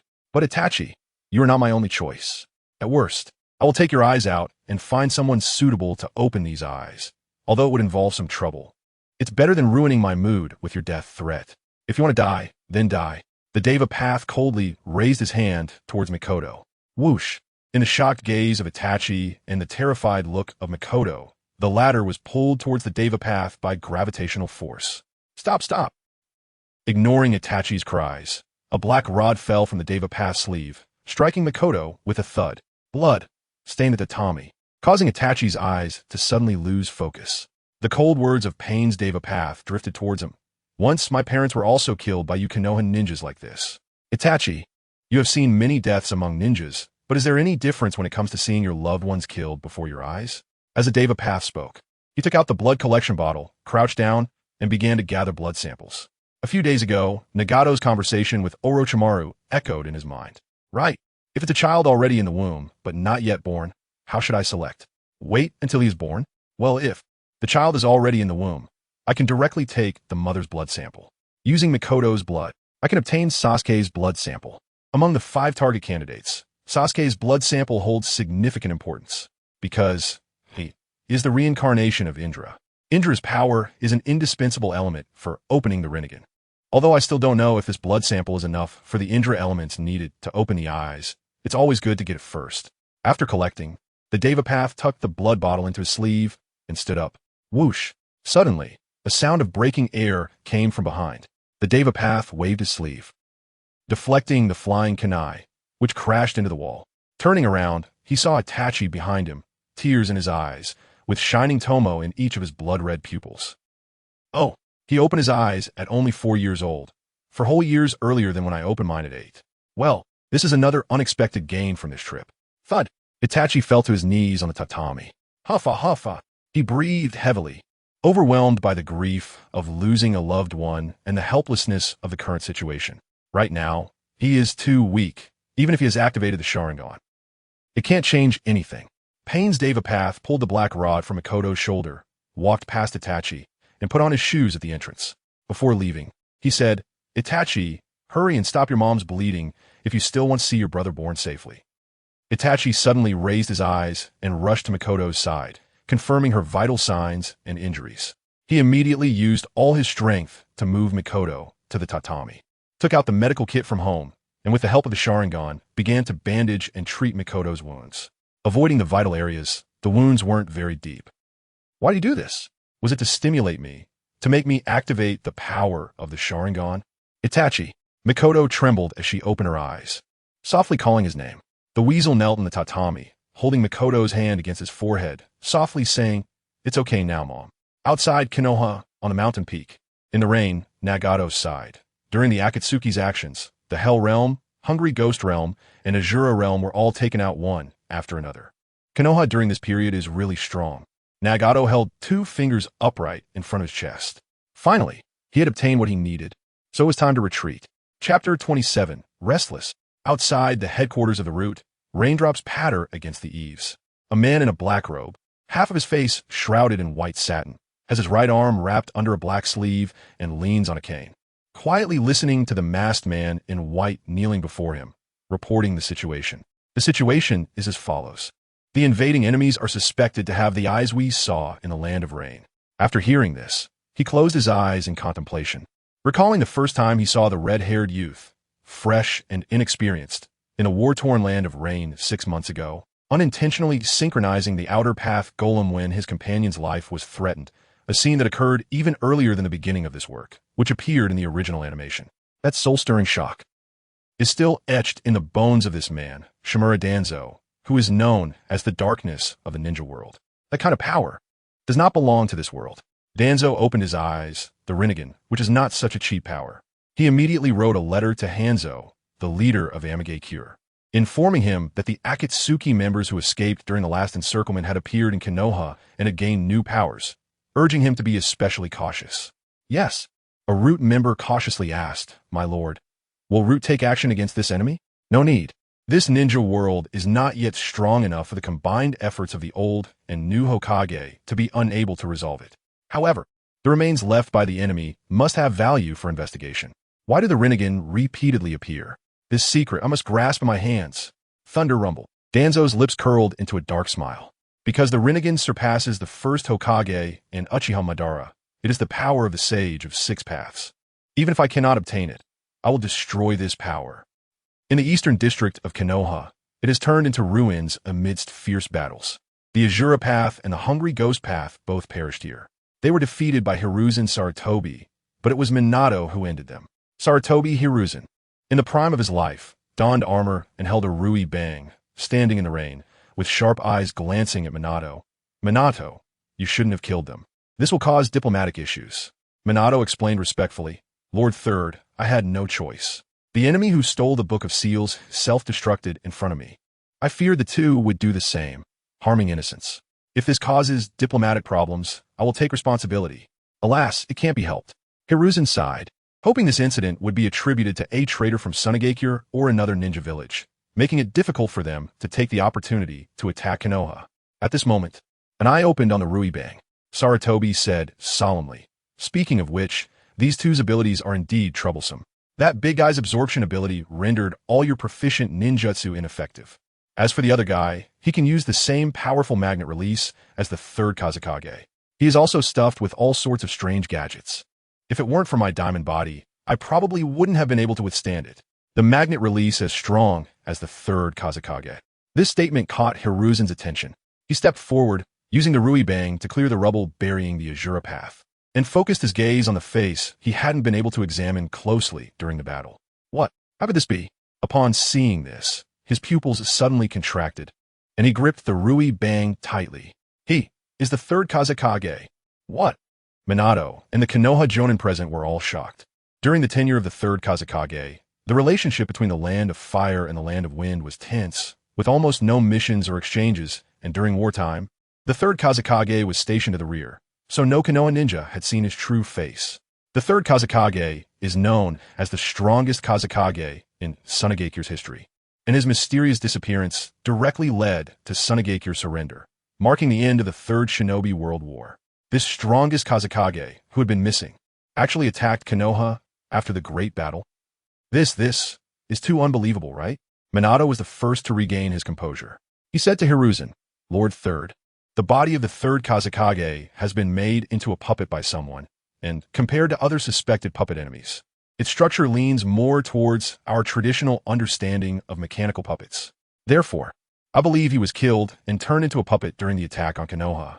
His death has nothing to do with us. Fourth, you're too naive. Even if that is the case, Tsunagekyou won't think so. At that moment, a dark and low voice rang out. Minato looked over. Mr. Danzo, at the Uchiha encampment, far from the residential area, members of the security force led by the 8th Uchiha gathered around the deep pit, gazing at the dead body of the Hell Path. I really don't understand how this guy, who clearly has no abilities, managed to subdue Yakomi and Shana. I find it strange too. After pondering, the 8th made a rational analysis. Could it be that he had help or something? After seeing us, he ran away without a second thought and with a clear purpose. Fled to this remote location, which could be interpreted as providing cover for that helper, right? Indeed, shouldn't we search quickly? At this moment, a boy with long hair, who had been following the security team, jumped into the pit. Compared to his helper, there is something else worth confirming. Inahibi. People looked at the speaking boy. Uchiha Inahibi, age 9, had already awakened his Sharingan and became a candidate member of the security force. Inahibi gazed at the eyes of the Hell Path with his immature, single-tomo Sharingan and said solemnly, Elder brother, don't you think his eyes are very strange compared to his helper? The 8th focused on the eyes. Now that you mention it, the base color and pattern don't look like ordinary eyes. Unaware of the information about the Rinnegan, the Uchiha clan, who were exceptionally sensitive to eyes, discovered the anomaly of Pain's eyes before the rest of Konoha. Inahibi calmly stated, this body will eventually be submitted to the village. I mean, if these eyes are some kind of dojutsu other than the Sharingan and Byakugan, it would be detrimental to our clan if the village got hold of them, right? The 8th asked, so what is your idea? Inahibi clenched his fist slightly, a bold idea sprouting from his heart. Why don't we remove these eyes and just turn this body over to the village? If the village asks, we can say his eyes were destroyed during the battle. This is a big deal. The 8th was somewhat concerned. Your idea is not unreasonable. But this matter cannot be decided without Captain Fugaka's approval. Inahibi smiled. One of the purposes of the security force is to handle special cases specially. I believe Captain Fugaku would also consider the interests of our clan. If it really becomes difficult, let me handle it. After all, I'm just a kid. Saying this, Inahibi leaned down, preparing to dig out the eyes of the Hell Path. Swish! In the rain, a tall black shadow fell into the pit, gripping his small wrist. Pain! The Deva Path looked down at Inahibi. Boy, your idea is very dangerous. So there really is a helper. Let go of Inahibi. The Uchiha youths all drew their swords and leaped up. The Deva Path coldly murmured, Shinra Tensei. Boom! A powerful repulsion expanded the deep pit by several dozen meters. The unprepared members of the Uchiha clan were all thrown out in disarray, crashing into the barriers of the training ground. Inari looked fearfully at Pain's face, cold sweat streaming down his face. Meanwhile, Nagato, through Pain's eyes, recognized the face of the child before him. This face is him. In the early stages of the Uchiha defection, due to Shirsue's death, he became suspicious of Itachi, and 3 elite members of the police force came to question him. The long-haired youth at the forefront is the current Uchiha Inari, and accompanying him, besides another rising star named Uchiha Taika, is the quite esteemed Hakudai among the Uchiha youth at this moment. Although Inari's capabilities were denied by Itachi at this moment, he undoubtedly appeared to be a genius. though his aura was not as dazzling as Shirsue's and Itachi's. Just one strike was enough to. Pain's overwhelming power made Inari tremble in fear, and if not for his arm being grabbed by the opponent, he would have directly collapsed to the ground in fear. At this moment, Pain raised his palm, covering Inari's terrified face. I'm not interested in your bloodline. However, the Sharingan that can be awakened at this age may contain considerable potential. I have noted you. When you die in the future, I will come to collect your eyes. Nagato smiled, preemptively reserving a pair of eyes. Of course, these eyes are not for his own use. He doesn't even value them. Thud! Pain's knee struck Inari's abdomen. Ugh! Inari curled up and knelt down, losing consciousness. Damn! How dare you? Lay a hand on our Uchiha Jr.? This is simply unforgivable. Hakadai and the others, disregarding their pain, all got up, their Sharingan spinning to 3 Tomo, charging forward. Pain sighed complexly. The Uchiha clan's obsession with blood relations is truly admirable and lamentable, but unfortunately you are not my kin. The appearance of Danzo made everyone from Konoha change color, retreating to the distance in unison. Danzo, however, did not mind, walking straight to Minato and Hisashi, staring at the body of the third Kazekage on the ground and saying, "This matter must be tightly sealed in my opinion. It would be better if we from root handle the bodies of the third Kazekage and the other intruders, ensuring that nothing leaks." Chapter 28. Achieving Success and Withdrawing. Danzo's proposal made the usually amiable Minato's expression slightly darken. During his training with Jiraiya, he had heard of this man, known as the Dark Side of Konoha, who was contemporaneous with the third Hokage. He thought to himself, when Jiraiya-sensei learned that I became Hokage, he specifically warned me to be extra cautious of Danzo. His concerns were not without reason, but this was my first time dealing with him, so I must choose my words carefully and maintain a good demeanor. After some consideration, Minato said kindly, "Mr. Danzo, this kind of behavior, if exposed, would actually be detrimental to the village, wouldn't it? What was originally none of our business has now become difficult to explain." Oh, Danzo was taken aback. Coincidentally, this was also his first time dealing with Minato in such a setting. He only knew that Minato was young and had exceptional ninjutsu skills, but he didn't expect him to be so straightforward in handling matters. However, he was not going to give up easily. Danzo stared seriously at Minato and said, "Fourth Hokage, I'm doing this for your sake. You had just taken on the Hokage position, and your foundation is unstable. If news of you killing the third Kazekage spreads, it would provoke Sans hostility. Getting caught up in this conflict is minor, but dragging Konoha into it is major, isn't it?" Minato replied, "Neither humble nor arrogant. I don't care how outsiders see it. I only know that repelling invading enemies and reducing the village's casualties is my duty as Hokage." Humph. Danzo snorted coldly, turning his gaze to the troubled-looking Hisashi nearby. Bang! At that moment, the Rui stick transformed back into the Monkey King, who tactfully said, "If there's nothing else, I'll take my leave." "Oh, go ahead." After the Monkey King left, Hisashi glanced around at the Konoha crowd and whispered, "Minato, this matter is serious. Even if we are innocent, we should avoid suspicion. I think it's best to leave the handling of the bodies to Danzo. Of course, the decision is in your hands as Hokage." Upon hearing this, a long smile appeared at the corner of Danzo's mouth. He certainly did not come here to help Minato clean up the mess for no reason. As someone who had recently conspired with Hanzo against Akatsuki, he already knew that Nagato of Akatsuki possessed the power of the Rinnegan. Yet he did not report such crucial intelligence, revealing his ambition. Lord Third, Hisashi's support made Minato's expression darken. Deep down, he held immense respect for this elder who valued him, trusted him greatly, and pushed him to the position of Hokage. He could even understand the difficulties Hisashi faced in making such a decision. Danzo's words were not without reason. The third must have done this to protect me, right? If it were about other matters, I would never go against the third's wishes. But this is a matter of principle. Once a precedent is set, I would inevitably be hindered by Danzo in the future. The Konoha I want to build is one that embodies the will of fire, bright and upright, not seeking to dominate the ninja world, but ensuring no one dares to bully us. Thus, Minato raised his head and said sternly, "I'm sorry, Lord Third, but the bodies of the invaders cannot be handed over to Mr. Danzo's root.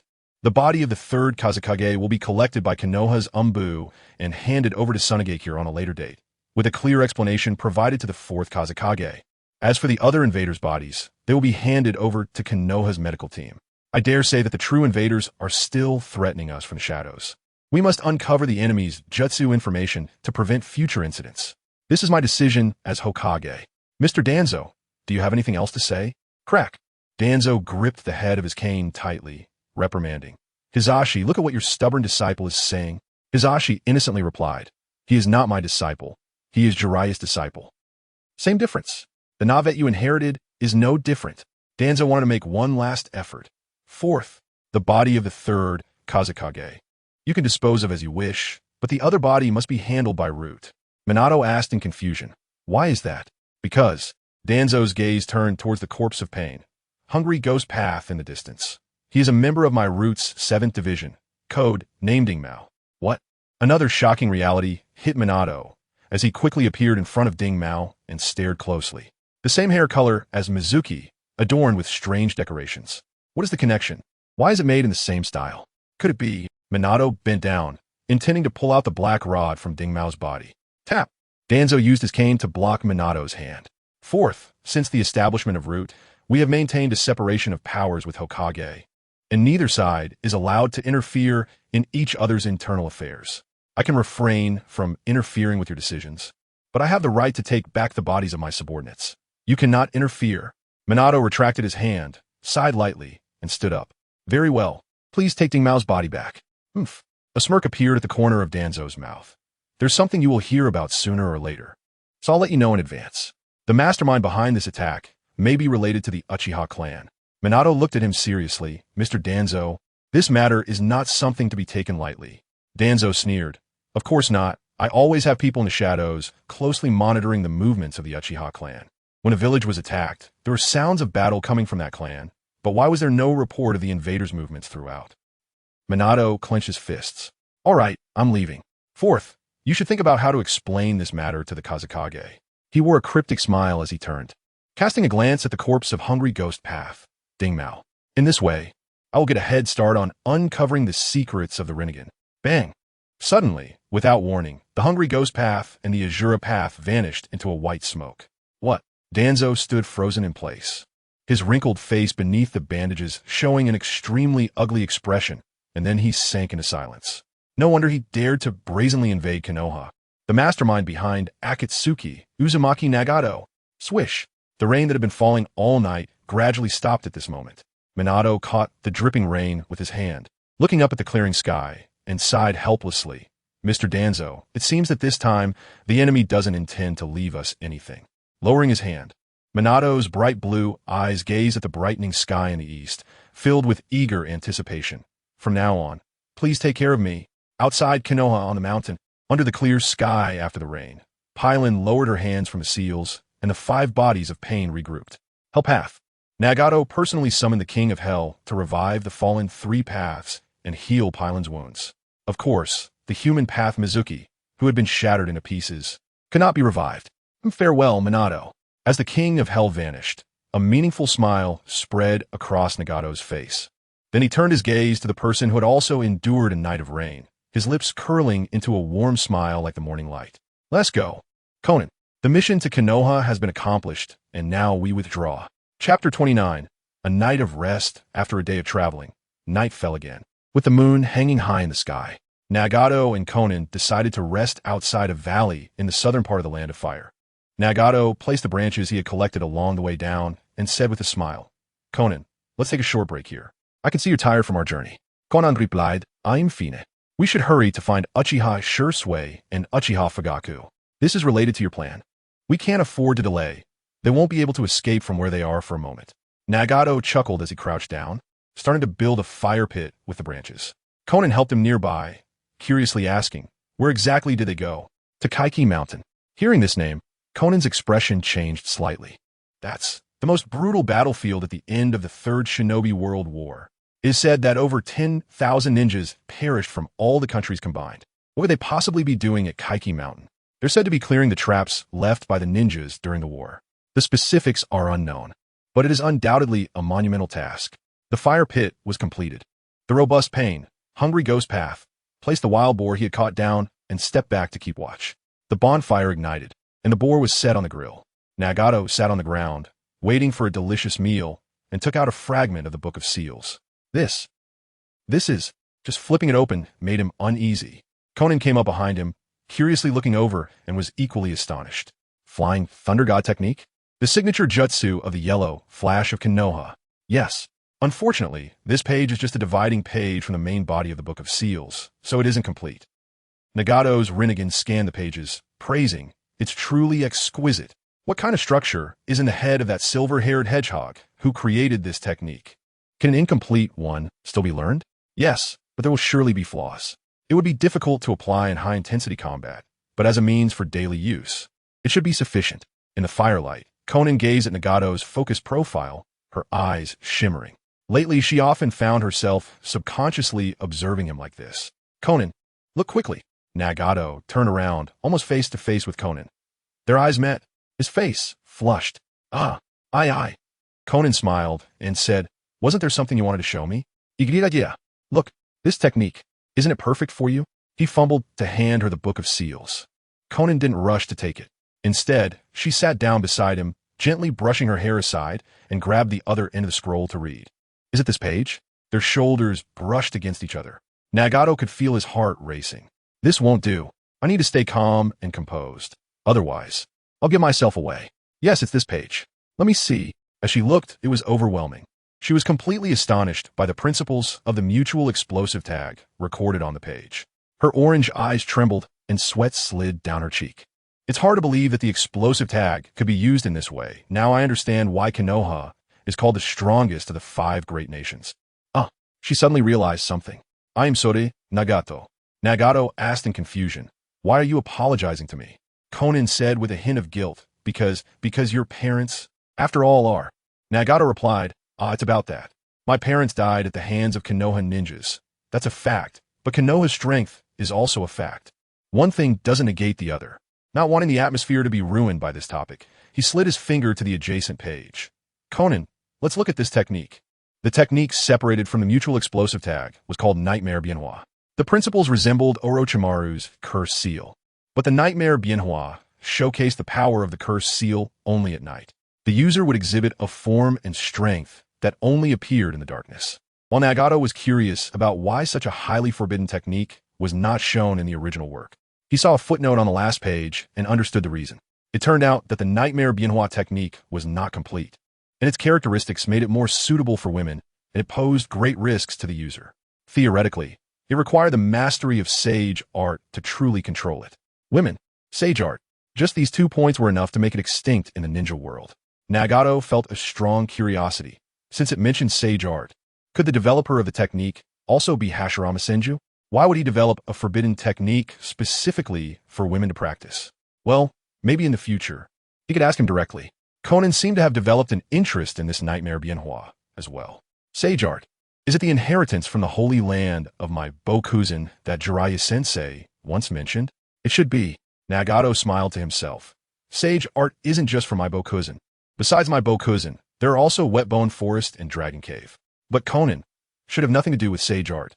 What Nagato never expected was that after this, Konan would really go to one of the 3 major sacred lands, the most dangerous one, to cultivate sage art in order to fully master the black butterfly form granted to her by the Nightmare Bienhoi. For this, she even went through life and death experiences. Of course, that would be a story for later. On the fire pit, the roasted pig sizzled, releasing a fragrant aroma that tantalized their taste buds. "Konan, let's eat." In the survival skills for ninjas, starting a fire outdoors is a taboo. But Nagato did it on purpose. He was hoping to be discovered, as it would be a good opportunity to replenish the lost human path. However, even after this meal, no ninja came to disrupt their peace. What a pity, what a pity. After setting up the tent, Konan asked, "Nagato, aren't you going to rest?" Nagato was sitting cross-legged, looking at a certain page of the Book of Seals. "Yeah, this technique is very effective against eyes. It might come in handy in the upcoming battle with the Uchiha." Konan said with a complicated expression, "No matter when, don't push yourself too hard. You're not alone." "Yeah, I understand, Konan." After entering the tent, Konan lay on a simple bed. She hadn't had a good night's sleep for 3 days and nights. It was time to get a good sleep. By the dim light of the candle, she peeked through the gap in the tent at the reassuring silhouette and gently said, "Good night, Nagato." "Good night."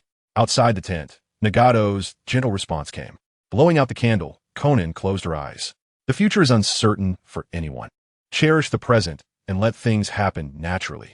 100 miles away, at the border of the land of fire, Kaiki Mountain, two figures from different generations stood, gazing at the desolate scene before them.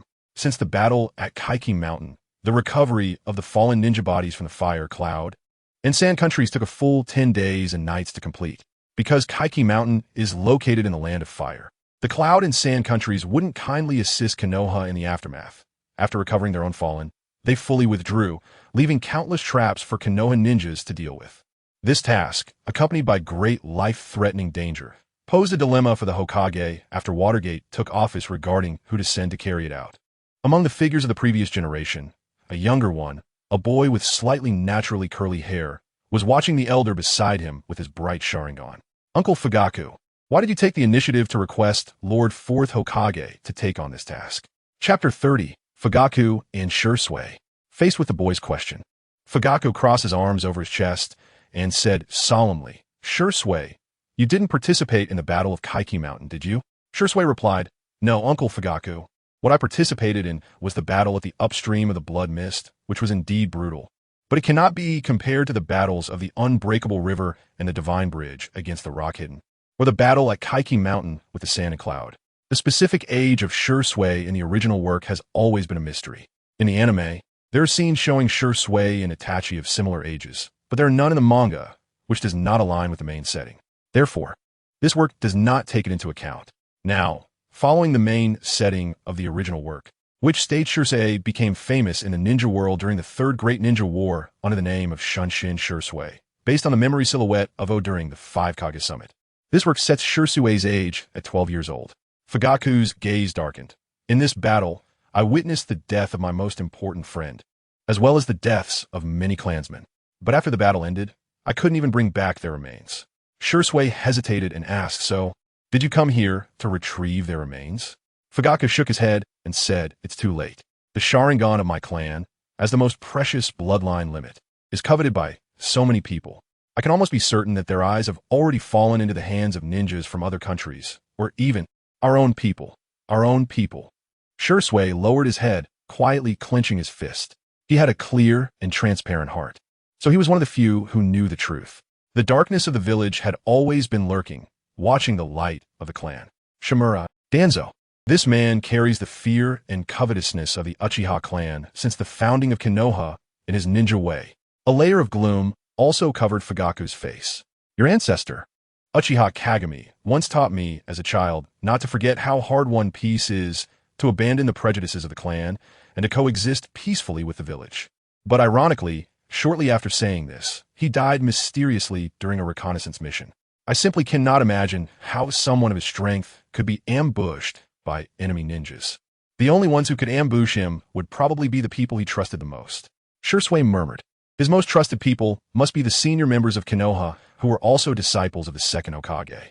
After a moment of silence, Fugaku said solemnly, The third Hokage, Hiruzen Sarutobi, possesses rare talent as a Hokage and treats people with benevolence, but his benevolence must rely on a strong iron fist to be implemented. Furthermore, the third Hokage prioritizes the overall situation. So he finds it difficult to make decisive decisions on sensitive local issues and is easily swayed by hardliners, leading to compromises that accumulate and intensify contradictions. Similarly, because he prioritizes the overall situation, he will make decisions to sacrifice the local for the greater good when local contradictions escalate to an unmanageable level. At that moment, Fugaku's gaze suddenly became sharp. Therefore, Shursui, I dare say, if the third Hokage remains in power for no more than 10 years, our clan will inevitably face a life-and-death crisis. Shursui was taken aback and raised his gaze to look at his elder's serious profile. For a moment, he found himself unable to refute. The sharpness in Fugaku's eyes concealed itself. Fortunately, the third Hokage also understands the drawbacks of his rule. So he chose a successor early on, hoping that Konoha could embark on a path of revival under this new wind. His choice is wise. Minato Namikaze, who participated in the final battle at Kaiki Mountain alongside me, does not harbor any prejudice against the Uchiha clan. I initially thought that was just the conciliation inherited from the third Hokage, until later events completely changed my view of him. Shursui asked, What event? Fugaku reminisced. At a critical moment in the war, A ninja from the Cloud Village actually took the family of the Fire Nation's daimyo hostage to threaten Konoha's ninjas to submit. In that situation, everyone, including myself, was hesitant. But he acted without hesitation. He killed all the enemies and saved the daimyo's family. I am very clear that his decision was not only out of confidence in his own strength, but also out of understanding of what would happen if one were to be controlled at a life and death moment. Even if he couldn't save the daimyo's family, he would still act decisively. This incident also made me see the determination beneath his conciliatory exterior, a determination that the third Hokage would never possess. His words, Minato Namake's words, will undoubtedly not be shaken by the dark side of the village. Thus, I see hope for resolving the contradictions between our clan and the village. As long as Minato Namake's is in power for one day, our clan will not be pushed to the brink of rebellion. Fugaku raised his head and looked at the sun partially hidden in the clouds. So, Shursui, I have decided to entrust your grandfather's hope to this young Hokage. I will lead the clan to fully support his position as Hokage. Shursui's eyes shone brightly. So that's it. Mr. Fugaku, Fugaku said solemnly, but the young people in the village probably won't willingly listen. So, I can only express this determination to you first, because, whether it's talent or vision, you are the most outstanding genius of the clan, and I want to place the hope of changing the younger generation of the clan on you. A bright smile appeared on Shursui's face. So that's the reason you volunteered for this task, and the reason you brought me along for this task alone? Exactly. The young Hokage, who will also become a father in a year, should be able to feel my determination as a father. Shursui, there's one more thing I would like to ask of you personally. Fugaku looked down at Shursui and said seriously, that child Itachi, at such a young age, possesses vision and a delicate heart like yours. But what worries me is that he has seen the cruelty of war and the coldness of death too early, which has led to a dark and oppressive tone in his heart. Even though he has love, it is love with a gray tone. I worry that his premature maturity will greatly influence how he handles things in the future. From now on, I hope you can guide that child more. Shursui turned around and said earnestly, thank you for your trust. It is my honor. Fugaku lowered his hands from his chest, rolled up his sleeves, and revealed a long-lost smile. All right, with no worries, let's get to work. After a while, Nagato stopped. This is it. Konan glanced back, gave a path. Is it okay without backup? It's fine. The 6 paths of pain should be more than enough. Nagato's lips curled into a smile filled with ambition. Shursui, Fugaku, my future lies with you. Chapter 31, Clash Encounter. In the depths of Kaiki Mountain, an almost invisible steel wire lay buried among the wild grass. Shursui stood high above, using his Sharingan to perceive it, and shot a kunai, accurately hitting the wire. Crack! The buried explosive trap instantly sprang up to adult height, and, after the explosion, it scattered hidden weapons in all directions. Shursui swung his blade to block, knocking down all the approaching hidden weapons inside. It's bad enough to have a bouncing thunder, but it even comes with splatter weapons triggered by the explosion. His Sharingan shifted to the hidden weapons stuck in the stone wall, the faint purple hue making his eyes narrow. Did the hidden weapons even get coated with deadly poison? They really go to great lengths to kill. Fortunately, this trap did not trigger during the battle. Otherwise, the casualties would have been severe. Boom! After eliminating another similar trap not far away, Fugaku walked over. Now, all traps left over from the battle at Kaiki Mountain have been cleared, and this area can be unsealed. Shursui sheathed his ninja blade, jumped down from the cliff, and said with relief, yes, after working for 3 whole days and nights, it really is a huge project. Fugaku said, let's rest here for a bit. We'll return to the village to report at dawn. Rumble.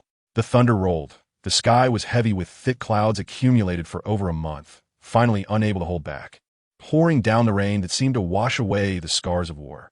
However, the 2 pairs of Sharingan gazed at the rain-soaked sky, their owners' expressions turning serious. The chakra mixed in the rain was completely exposed under their keen eyes. Fugaku and Shursui exchanged glances, reaching a consensus. It seems, resting is not an option. In the dense forest at the foot of Kaiki Mountain, rainwater pelted the leaves, producing a crisp sound, and the air was filled with a unique scent of wet soil. Nagato and Konan stood side by side, wearing raincoats. Here, Konan, take this.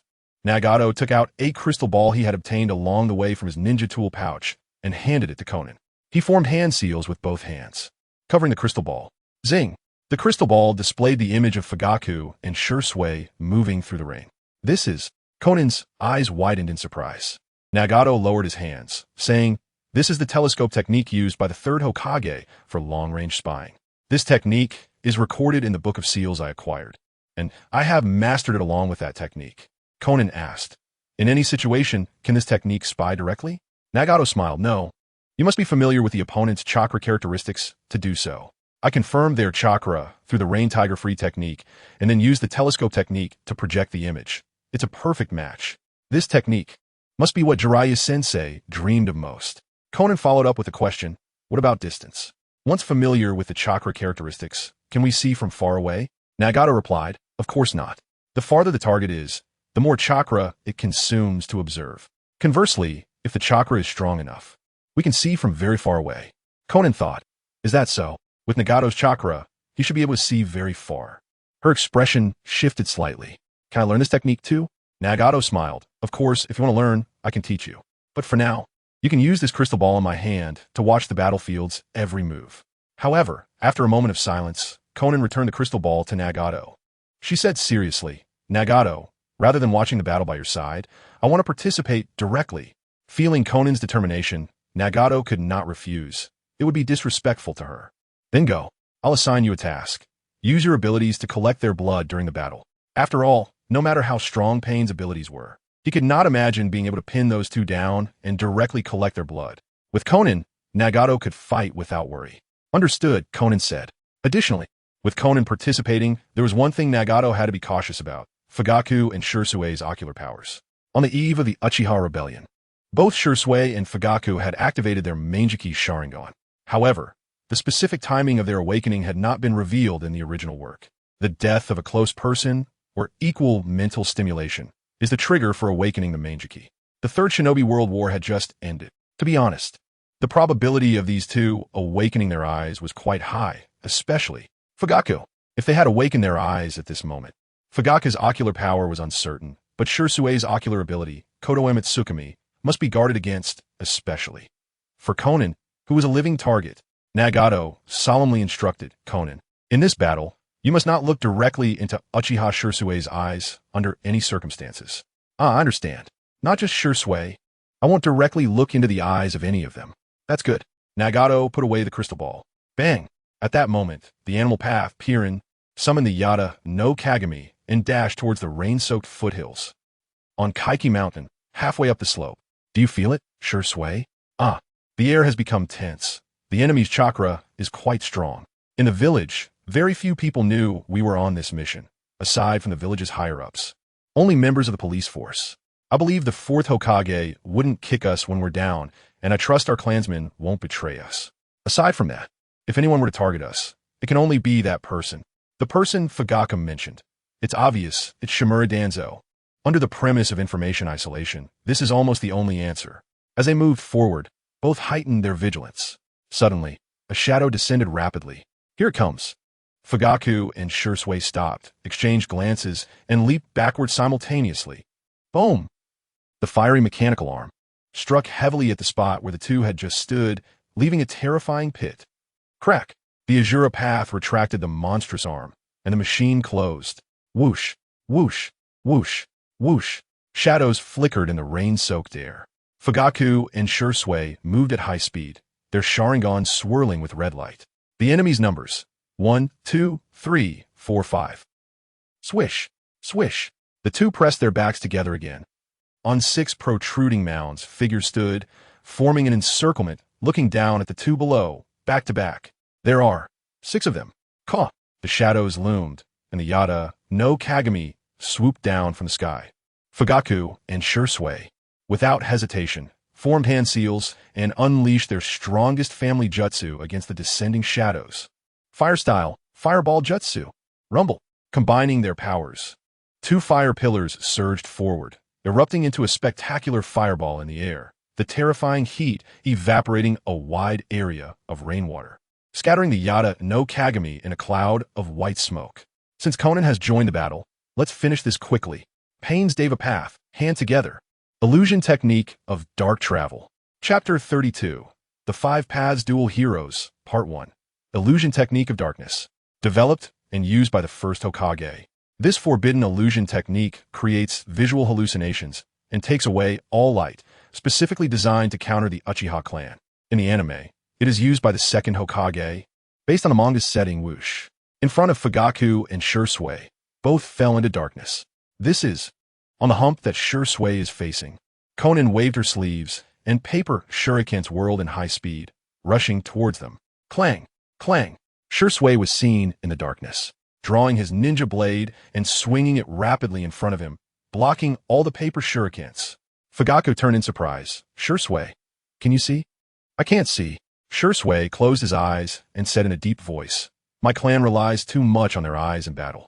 To overcome this, I have undergone targeted training and learned to use the blind sword technique, which allows me to fight solely by sound, but on the side of the hump, the Azura Path, the third Kazekage, exclaimed, forming hand seals with both hands, causing the iron sand around him to begin to move. This sound, Shursui's ears caught the subtle rustling sound of the iron sand flowing, and his expression changed drastically. Not good. He sheathed his ninja blade and quickly formed hand seals. The summoning technique manifested beneath his feet, and a swarm of crows emerged, swirling around him and Fugaku at high speed. At the same time, he exhaled flames, igniting the flock of crows, creating a grand firestorm. Fire release. Crow hunt Crimson Lotus. Boom! The attack of the iron sand rain was blocked by the firestorm. Although Fugaku couldn't see, he felt the scorching heat surrounding him and thought to himself, Shursui has grown to this extent, then I can't be a hindrance here. He closed his eyes, refining his powerful mental energy, gathering it towards his optic nerve. The storm of Crow Hunt Crimson Lotus waned as the flock of crows was sacrificed. Looking at the figure reappearing in the firelight, Pain's Deva Path raised his palm. Universal pull. Whoosh. In the darkness, the sudden gravitational pull yanked Shursui over. What is this? Even the strongest genius of the Uchiha clan was genuinely startled, but his excellent combat instincts allowed him to make an astonishing response purely by intuition. I was pulled over by some kind of enemy technique, but if I use this pull to my advantage. He formed hand seals with both hands, igniting fire in his chest. Fire release. Great dragon fire technique. Boom! The blazing fire dragon erupted from his mouth, charging toward the Deva Path under the influence of the pull. This extraordinary level of pressure tolerance. I'm liking you more and more, Shursui. Whoosh. The hungry ghost path, next to the Deva Path, rushed over, bending his knees slightly, and spread his rugged hands to form a sealing technique barrier. Hungry ghost path, sealing technique absorption. Whoosh. The fire dragon was extinguished before it could ignite, disappearing into nothingness. What on earth is this? At this point, even Shursui showed a look of despair on his face. A dark stick fell from his sleeve to his palm, and the Deva Path lunged forward to stab. Even you are helpless now, huh? Suddenly, the Deva Path abruptly retracted his arm and jumped back. Boom! A dark red skeletal fist descended, capturing the hungry ghost path, which failed to dodge in time. Crack! Another skeletal hand gently grasped Shursui. Release. As Fugaku raised his hand to release the seal, Shursui's vision regained light. Uncle Fugaku, your eyes. Fugaku's eyes had transformed into the Manjiki Sharingan, and the power he had activated at that moment was Susun. This was the Manjiki Sharingan that I witnessed the death of my dear friend during the battle at Kaiki Mountain, which awakened these eyes. Thanks to this power, I was able to break that dark illusion and save you. I intended to use this power as a trump card to protect the clan, but unexpectedly, it was exposed early. A murderous intent suddenly emerged in Fugaku's eyes. Crack! The fist of Susanoo suddenly clenched tightly, crushing the pain. Hungry ghost path made from one of the members, Ding Mao, into blood and flowing out from the cracks of the fist. Amazing! Fugaku placed Shursui down beside him and said, Shursui, take a breather now. I can't maintain this power for long. Shursui didn't dare to be negligent, taking out a soldier pill and swallowing it, focusing his mind and closing his eyes to recover his chakra and stamina. Fugaku stood within Susanoo, scanning the surroundings with a grave expression. None of them are faces I've seen before. Danzo's root should not reveal their true identities. Who exactly are they? Whoosh! The Deva Path leaped to land on the hump where Konan was.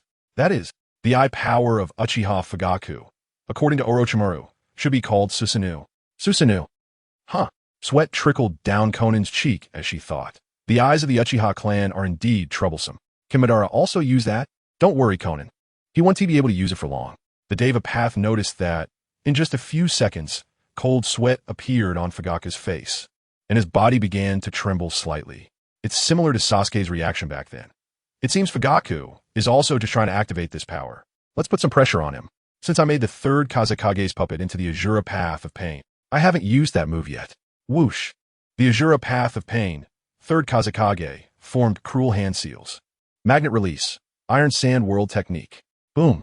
The entire area shook violently. Endless iron sand exploded into the air, and after dispersing, it reassembled into a terrifying barrier. The long spikes of iron sand violently pierced through the bones of Susanoo from all directions. Crack, crack, crack. Fugaku felt immense pressure, his expression grave to the extreme.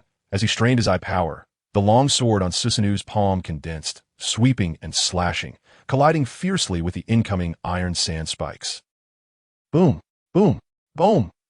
In the forest below Kaiki Mountain, Nagato watched the battlefield through Pain's eyes, observing the flow of battle. The Iron Sand World technique is like this. Its power is exaggerated by others because ninjas often have high attack but low defense, making them extremely wary of techniques like Iron Sand World, which have a wide area and are highly lethal to physical bodies. And Susanoo just happens to compensate for the ninja's physical weaknesses, achieving an incredible margin for error. Well, if it weren't like this, I wouldn't be so keen on the Uchiha power. The weakness of that form of Susanoo is at its feet, using the Iron Sand World as a distraction. The real trump card should be deployed. On the battlefield, the Deva Path said, Konan, get ready to collect blood samples. Azura Path, ground drill. Boom. Watching the projectiles emerging from beneath Susanoo's feet, Uchiha Fugaku's pupils suddenly constricted. Chapter 33. The Twin Heroes of the Five Paths, Part 2. In a critical moment, Fujikage kicked Shirzue away with all his strength, and at the same time, his right eye emitted a red glow. Boom, boom, boom. The explosive flames filled the interior of Susanoo. It was visibly collapsing rapidly. Shirzue's pupils trembled. Uncle Fujikage. Next to Konan, pages of paper fluttered, waiting for the moment the flames dissipated to collect Fujikage's blood. Oof, oof.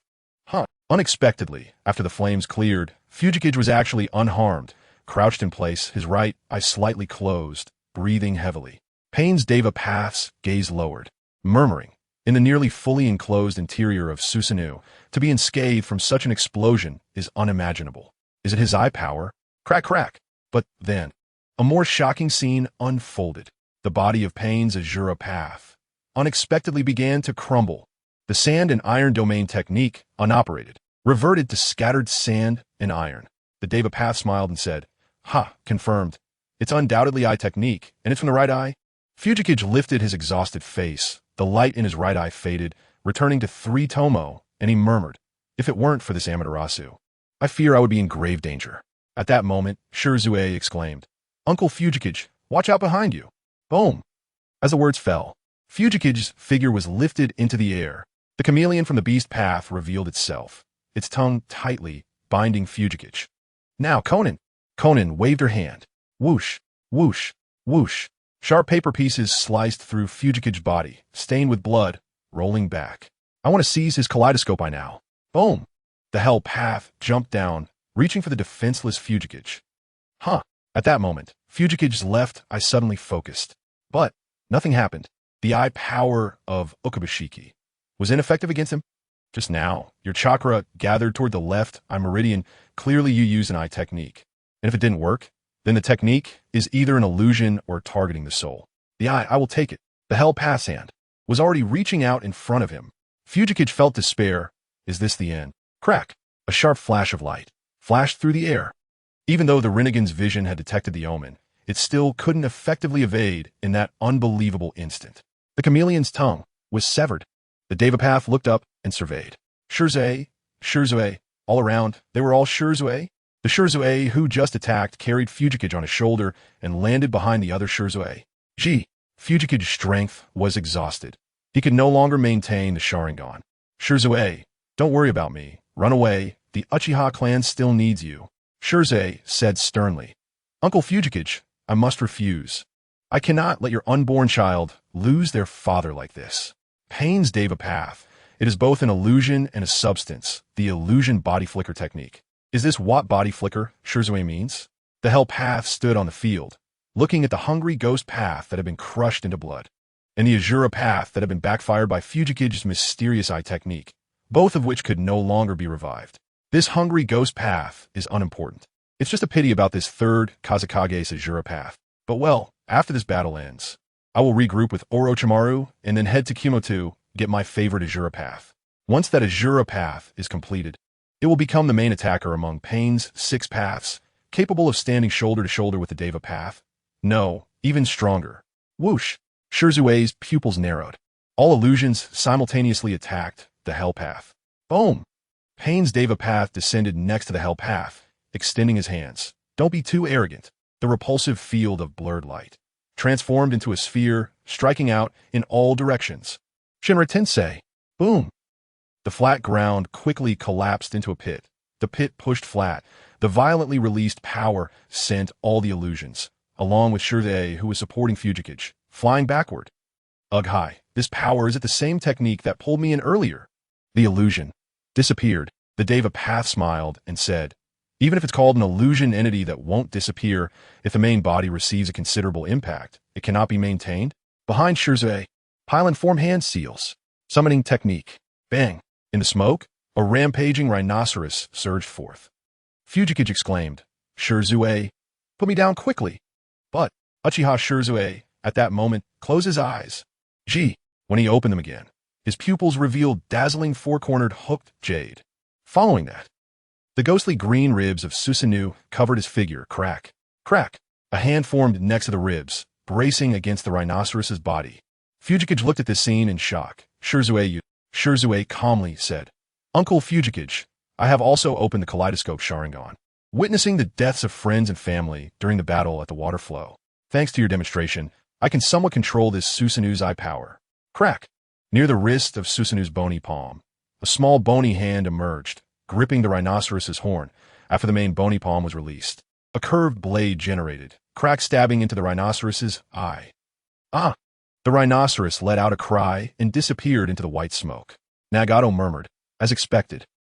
Shirzue has also opened his eyes.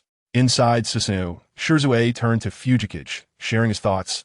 The two killed enemies and the enemies on the field. All have similar characteristics, and their eyes are very special. Although I don't know the exact details in the recent offense and defense, I can at least confirm one thing. Their line of sight is interconnected. The only difference is that blue-haired woman and her actions just now. When Uncle Fujikage was restrained by that strange summoning beast, she clearly had the opportunity to directly attack your vital points. But what did she do? Fujikage gazed at the silent Konan on the ridge. Ah, it is indeed very strange. I initially thought her attack missed. But now it is hard to imagine that an enemy of this caliber would make such a low-level mistake. Shirzue calmly said, at least we can confirm one thing. She is different from the other enemies. Ah. Susanoo hurled the sword in hand towards the ridge where Konan stood. Boom! The ridge collapsed with a rumble, and Konan leaped back, putting aside the enemy's intentions. But that woman, without a doubt, is the breakthrough. Whether it's us breaking through this assassination plot, or later knowing the enemy's conspiracy, turning the tables. Fujikage said, if you have any ideas, go implement them. Don't worry about me. I understand. Shirzue's eyes sparkled. The Susanoo outside transitioned rapidly from rib form to skeletal form. Bang! He threw a ninja smoke bomb at his feet, leaving Fujikage inside the skeletal Susanoo, while he shot out like an arrow, rushing towards Konan at full speed. Reserve chakra for escaping. There is only one chance. I will use the power of Kijin on her. Chapter 34 Airdrop. Zofust. Watching the rapidly approaching Shirzue, Konan decisively formed the hand seal for the paper jutsu. In her later years, Konan's techniques often didn't require hand seals. But at this moment, she was still young. At this distance, the paper transformation, I can make it. Shirzue's Sharingan could see through everything. And he had a technique that allowed his body to transform into a physical medium. In terms of chakra nature, this belonged to the Yin release category. I have to stop her. I'll use that technique. In a sprint, he formed a one-handed seal and thrust his right palm forward. Lightning release. Lightning blade. Crackle. A brilliant blue lightning spread out like branches from Shirzue's palm, striking Konan's body, which had not yet fully transformed into paper. Ah! Konan let out a painful cry. Oh no, my body is paralyzed. I can't transform properly. Shirzue leaped into the air, his Sharingan glowing ominously. As the In released chakra rapidly focused on the left eye that was covered by his left hand. After using the Heavenly God technique, this left eye would be unusable for decades. So I will bring you back to Konoha and make you reveal all your secrets. Prepare yourself. Bang! Suddenly, Konan disappeared from his sight. What? Shirzue's pupils shimmered with red light as he turned back. To his shock, he saw Konan had appeared out of nowhere beside the animal realm. That masked woman can summon humans? At this moment, Konan was slumped on the ground, her body still paralyzed. This is a good opportunity. Shirzue, undeterred, turned around and charged at Konan again. His speed was too fast. In the blink of an eye, he was right in front of her. Crackle. The branch-like lightning from his palm spread out again. Ugh. Konan tried to struggle to her feet, but her legs wouldn't listen, and she urgently said, "Only the Deva path can deal with him." No, Pain's battle has already ended. From beneath the mask, Hyland's voice emerged darkly as she decisively formed hand seals. Summoning technique. Bang. Accompanied by the arrival of white smoke, it was Nagato. His palm covered in a layer of light. He grabbed the incoming lightning and pulled it back, along with the lightning on Shirzue's palm, which was absorbed in an instant. What? Shirzue stood in shock, suddenly stopping in his tracks and retreating. Whoosh! But as Nagato raised his palm, Shirzue was forced to lean forward. Crack! Nagato grabbed Shirzue's right hand and forcefully twisted his wrist, his emotionless Rinnegan ignoring the power of the heavenly god as he stared into Shirzue's eyes, angrily saying, "Don't get too cocky, brat." Boom! Whoosh! Shirzue formed hand seals with one hand and breathed fire at close range, but it was instantly absorbed. He really could absorb ninjutsu, just like the guy who was taken out before. Azura path. Crack! A mechanical arm sprouted from Nagato's shoulder, clamping onto Shirzue's right shoulder, executing a twist of the tyrant. Crack! Shirzue's entire right arm was twisted off. Ugh! The excruciating pain of bone and flesh separation made his pupils contract sharply, but in that life and death moment, he endured the pain, drew his blade with his left hand, and lunged at the person in front of him. Whoosh! Nagato's Rinnegan opened wide, unleashing a repulsive force that shattered the ninja blade, sending Shirzue's bloodied body flying like a kite with a severed string. Shirzue crashed heavily to the ground, every bone in his body feeling as if it were falling apart. The Susanoo protecting Faye crumbled with a loud crash. Just as it was slow, everything happened in the blink of an eye. Shirzue! Faye disregarded his own injuries and ran with all his strength towards Shirzue and Konan. Looked at the tall figure in front of her, her eyes flickering. Clearly, she could let the Deva path come to rescue, but Nagato was willing to expose his true self just to protect her. That uncontrollable anger, it was not something that reason could sway. It wasn't about right and wrong, nor good and evil that could be shaken. She was no longer a naive girl, so she understood fully. This was a preference that transcended friendship on another level. Nagato, he truly cares for me. Nagato ignored Faye passing by and looked at Shirzue's blood-soaked severed arm in his hand. Everything that should be obtained was obtained, and there was no need to linger any longer. In that brief moment, I was indeed a bit impulsive. Forget it. What's done is done. Shirzue, hang in there. Faye took off his forehead protector, letting Shirzue bite down on it, and took out a tourniquet to bandage his severed arm. Ugh! Shirzue clenched his teeth tightly, cold sweat pouring down his face. At that moment, from afar, Nagato's ominous warning reached them. Don't say a word about what happened here today. Otherwise, the Uchiha clan will face annihilation. I'm serious. Shirzue's dilated pupils struggled to maintain focus, staring at the blurred figure with red hair in his line of sight, questioning, "Who exactly are you, and what is your purpose?" Nagato's lips curled into a meaningful smile. One day in the future, you might find out. He turned and helped Konan up, glancing back. As a personal favor based on my appreciation for you, let me give you a piece of advice. Uchiha Shirzue, cover your eyes well. A person who plays with crows should not be pecked in the eye by one. Until we meet again. Whoosh! Nagato waved his sleeve, and a storm rose. When the blurry air became visible again, everything had vanished without a trace.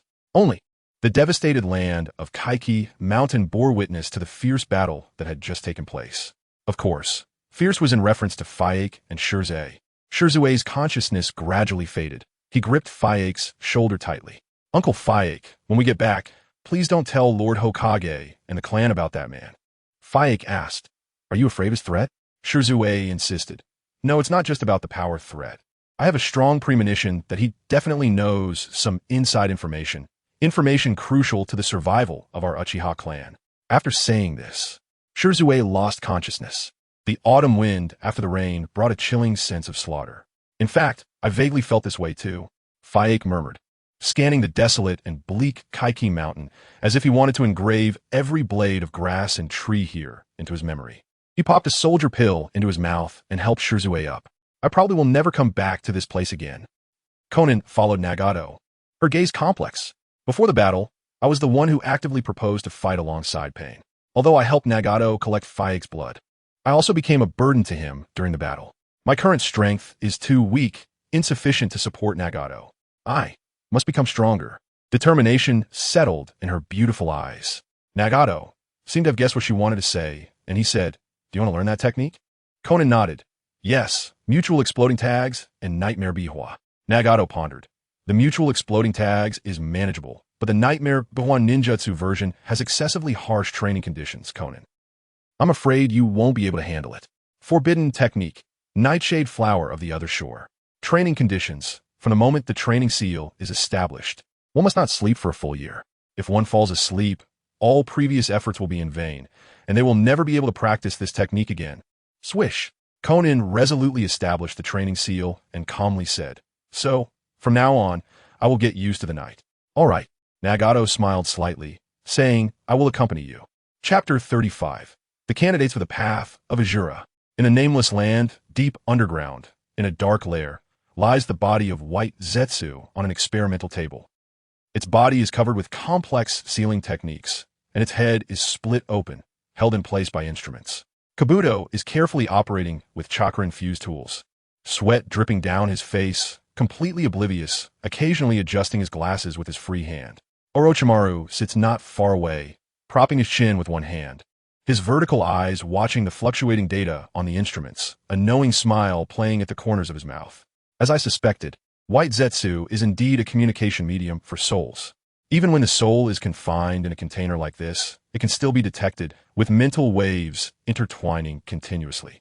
However, without a living body as a relay station, the information cannot be vividly expressed. Orochimaru's expression shifts. That feeling, Nagato, is summoning me. Body flicker technique. Whoosh. Orochimaru's colorful phantom appears before Nagato and Konan. "Oh, Nagato, long time no see. Where's this place?" "The Jizo Temple of the Land of Rice." "Why not use the Rinnegan to summon me directly?" "I was afraid of delaying your important matters, so I thought I'd greet you first." "So, any progress?" "Hee. I think I'll soon be able to deliver the first report to you. Truly hard work. Thank you for your concern. How is the progress on your side?" "I've already obtained 4 blood samples, just missing that main subject. Such terrifying efficiency. Just right, when I have results here, we can proceed with the cells from the Hashirama artificial body on the golem, along with your main subject. How much longer do you think it will take?" "Oh, could it be, Nagato, that you have something planned outside of this? I want to see if I can make it in time." "In 3 days, my results will be ready." 3 days? That's enough time. Then let us head north. The land of lightning, your target. It wouldn't be the one who fell in that horrific manner during the recent Shinobi War, would it? Do you know the whereabouts of his body? You really asked the right person. Nagato. Whoosh. After the body flicker technique disappeared, Nagato said to Konan beside him, "Konan, I was planning to soak in a hot spring here, but it seems we need to prioritize our journey." "That's all right. We can soak after the important matters are settled." Konan has already established the training seal of the Nightshade Flower. Today marks her 2nd night of endurance, and she feels fine. Thus, the two of them hasten north without further rest. Between the land of rice and the land of lightning, there are 2 nameless small countries in between. Even riding the Yada bird through the air, it would still take a day. During this time, Fugaku and Shirzue also returned to the village. During the 3rd Shinobi World War, the renowned genius of the Shinobi world, Shunshin Shirzue, had actually lost an arm outside, causing an uproar within the Uchiha clan. After returning to the village, Shirzue stayed in the Uchiha hospital, and members of the police force came to inquire upon hearing the news. Fugaku leaned against the wall outside the ward, arms crossed over his chest, and said calmly that Shirzue was injured while on a mission at Kaiki Mountain, accidentally triggering a trap. Accidentally triggering a trap? "Hey, Captain, are you kidding? Shirzue, would he make such a mistake?" This reason doesn't hold water, but with Fugaku insisting, they found it hard to argue. "Damn, right at this critical moment. The village has just been attacked, and Shui has this incident. Hearing this, Fugaku frowned. You're saying the village was attacked? Yes. There were 2 guys who even broke into the Uchiha clan's residence. One of them was killed by us, but the other was so strong it was almost unbelievable. Fugaku asked in a deep voice, what are the enemy's characteristics? After hearing the clan members' descriptions, Fugaku broke out in a cold sweat. Because those 2 matched the enemies he encountered at Kaiki Mountain. Even scarier, the invader who was killed was one of the enemies he and Shui faced. The other side. Do they even have the ability to revive the dead? Although Nagato appeared during the battle, Pain's secrets were too obscure, and Fugaku thought about it all the way, racking his brain, but couldn't come up with any answers. By the way, Captain Fugaku, Itachi seems to know something, but when we ask, he refuses to say anything. Fugaku stepped away from the wall, slowly lowering his arms which he had crossed over his chest, and said in a calm tone, you all go back to your posts. When he returned home, Itachi was sitting at the entrance, seemingly already waiting for his return. Father, Mother has just gone to sleep. Fugaku glanced towards the bedroom. Then let us talk outside. Itachi nodded and changed his shoes. The father and son sat down on the corridor outside. Father, the real reason Shui was injured isn't due to accidentally triggering a trap, but because he was attacked by those with special eyes. Fugaku's gaze darkened. He ultimately chose not to hide it from his own son. Yes, in the face of such beings, losing an arm is already fortunate. Almost, neither Shui nor I returned. So Itachi, you must tell your father what you know. Zing. Itachi looked up, his eyes revealing the Sharingan, conveying with his eyes, this way, it's faster. Fugaku stared at Itachi, who was only 4 years old, and the Sharingan's Tomo. Shocked, he was dumbfounded for a long time, unable to say a word. After watching what Itachi and Makoto experienced that night, Fugaku's back broke out in a cold sweat. He never expected. The enemy's target was not just him and Shui, but also his wife and children. If the enemy were to go all out, he couldn't even imagine what the consequences would be. The Sharingan faded. Itachi clenched his fists, unable to hide his guilt as he said, Father, I couldn't protect Mom, and she got hurt. Itachi, there's no need to blame yourself. At your age, you've done very well. After the incident, the clan members who noticed something came to ask me questions. I kept silent and did not report to the village. For such a big matter, I wanted to consult with Father first. Your approach is correct. Knock, knock. At that moment, there was a knock on the door from the courtyard. Itachi, wait a moment. When he reached the door, a member of the police force reported to Fugaku, Captain, the 4th Hokage just went to the clan's hospital to visit Shui. Then I must go over too. He has already left, only leaving some consolation gifts. He instructed you to rest well tonight, and also, the police force member hesitated. Fugaku asked, speak if you have something to say. The member said, he also wanted to invite you to attend an emergency meeting in Konoha tomorrow night to discuss the recent invasion of the village. Fugaku pondered, understood. I will attend. After closing the door, Itachi stepped forward. Father, should we take this opportunity to discuss the matters concerning the enemy? Fugaku contemplated for a long time before solemnly instructing Itachi regarding what happened that night.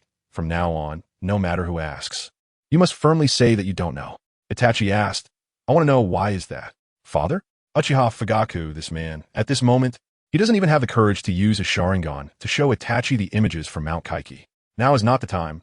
Wait until you grow a little older. Itachi, in the land of lightning, at Yunmen Valley, the thunder is oppressive, and the sound of rain is sorrowful.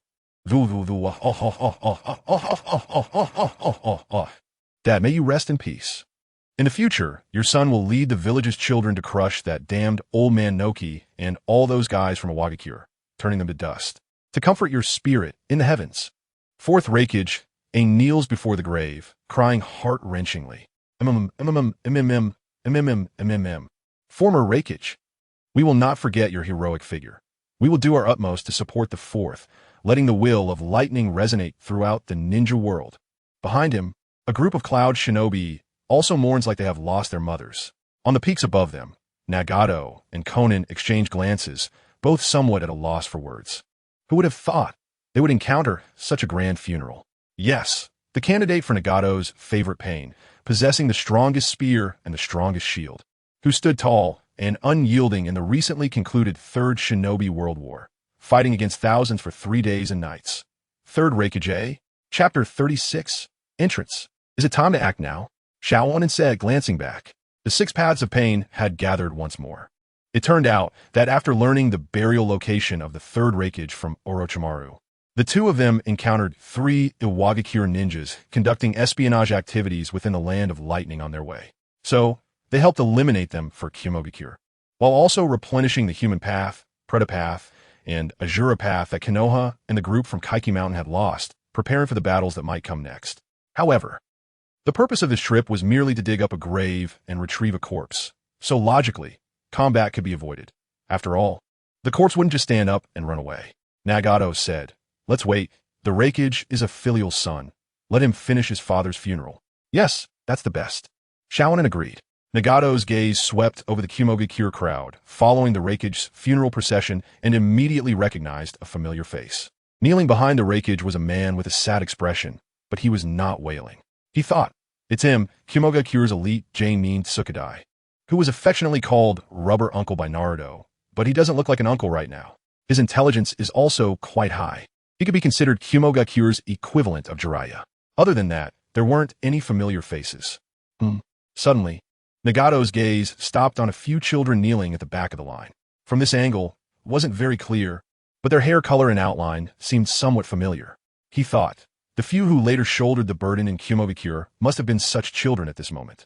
He thought, right, the Eight Tails Killer Bee hasn't come. It's somewhat inappropriate for him not to attend the funeral of his predecessor, the Reikage, since he and the Reikage are known as the brothers. Nagato stroked his chin, tilting his head, thinking, could it be that he's afraid of performing an impromptu rap in such a solemn occasion? Looking at it this way, it really is quite possible. Shaonin watched Nagato switch between being deep in thought and suddenly realizing something, with a somewhat quirky expression. "Nagato, what are you thinking about? Why don't you share it with me?" "Oh," Nagato spoke up. "I was thinking, it seems that the major country's ninja villages all have a legacy of will. Konoha has the will of fire, Kumogakure has the will of lightning, and Iwagakure seems to have the will of stone. When we take back Amigakure, should we also establish a kind of will legacy like the will of rain? Is it a bit too sad and petty, though?"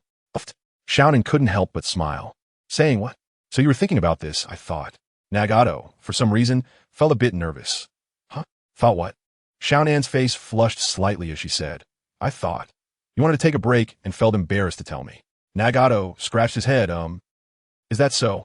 Ninjas not only have 3 prohibitions, but also 3 emergencies. And of course, Nagato and Shaonin were no exception. When they encountered an emergency on the road, they acted separately. They weren't at the level where they could go to the bathroom together yet. Currently, Nagato and Shaonin waited until the latter half of the night. "Whoa, Dad, why did you leave so early? Leaving this heavy burden of tens of thousands on my weak shoulders." Bang, bang, bang. The Reikage's heightened emotions were no longer satisfied with just cries. He began to pound the ground with his weak shoulders. With each strike, the earth would tremble. "Damn it. Those bastards from Iwagakure, I will." Behind him, Tsukadai slightly raised his chin, watching the muscles on the Reikage's back move like a coiling dragon. Thinking, it seems the Reikage has just entered the state. This funeral will definitely last until dawn. He thought, although the war has ended. The relationship between the village and Iwagakure is still at a freezing point. The Otsutsuki, Inoki, is cunning and cannot completely rule out the possibility that he might ambush at this critical moment.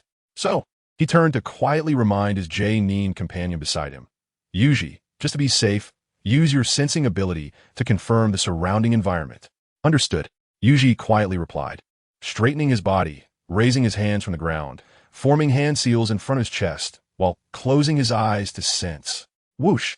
In an instant, a chakra sensation coming from the peak above made him suddenly raise his head, shouting, "On the mountain! Someone is spying on us." "What?" The Kumogakure crowd, still in mourning, suddenly raised their heads, looking towards the mountaintop following the falling rain. "Not good. We've been discovered." Nagato pulled Shaonin and quickly retreated. Shaonin asked now, what to do? Retreat? Nagato's mind raced. If we retreat now, they will definitely move the third Reikage's body and strengthen their defenses. By then, it will be extremely difficult to take action, and worse if the Reikage, in a fit of anger, decides to destroy his father's corpse. Then there's no choice, we have to go for it. Among the 6 paths of pain, the Azura path, human path, and Preta path sprang into action. Nagato waved his sleeve and said, "The terrain below is narrow, so let the 3 paths of Iwagakure go first." The 3 figures rapidly descended. Crack! The Azura path tore off its arm. revealing a string of missiles resembling gourd vines. Let's start with a little welcome gift. Azura Path, 5-finger missile. Boom, boom, boom. The missiles swayed with long, fiery tails. As they descended from midair, that is. Sukadai's pupils constricted. He shouted, "Quick, spread out." The Kumovikure crowd, regaining their senses, hurriedly dodged. Boom, boom, boom. The explosive fire mushroom burst at the bottom of Kumovikure Valley. Thanks to Tsukadai's timely warning, only a few people from Kumovikure were injured, and there were no casualties. Someone lifted the debris, covering their injured shoulder, angrily cursing, "Damn, those 3 reckless bastards." "No, it's not them. The chakra, I sensed this from." Yuji's voice suddenly stopped, his features turning fearful, because a person suddenly descended behind him, grabbing his head. The cold-colored light from the Rinnegan's pupils shone in Yuji's terrified eyes as it said softly, "As a sensing ninja, you are excellent, but at the same time, you are a hindrance. Farewell, strange yet respectable Kumovikure ninja." Human Path. Chapter 37. Intense. Whoosh. Pain. The human path extracted Yunji Yi's soul, leaving the soulless body collapsed at his feet. This scene left the surrounding cloud-hidden villagers momentarily breathless. Damn it. But their first reaction was not fear of this horrifying ability, but rather a shared anger against the enemy. "Bastard, come at me." Various ninjutsu were launched at Pain, the human path. Whoosh. At this moment, the hungry ghost path appeared in an instant, deploying a sealing technique barrier to absorb the ninjutsu. However, while it absorbed the initial ninjutsu, it couldn't absorb the slashing attack coming from the stone-hidden village's knife. To be fair, the cohesion of the cloud-hidden village is truly strong. Whoosh. Pain, the human path, formed hand seals and directly dived underground. Pain, the hungry ghost path, jumped up forcefully to evade the first wave of slashes, forming hand seals with both hands. Najutsu, camouflage eating technique. His figure vanished in a camouflage before the eyes of everyone. What? This is the stone-hidden technique and the camouflage hiding technique. Damn it, they're all the stone-hidden village's specialties. Hey, pay attention. The enemy that just launched missiles is also wearing the stone-hidden village's forehead protector. Everyone's gaze unconsciously focused on the Azura Path. Crack, crack. Azura Barrage. At this moment, the Azura Path stood on the mountainside, his arms transforming into machine guns, spewing fire and launching a barrage downward. Aga!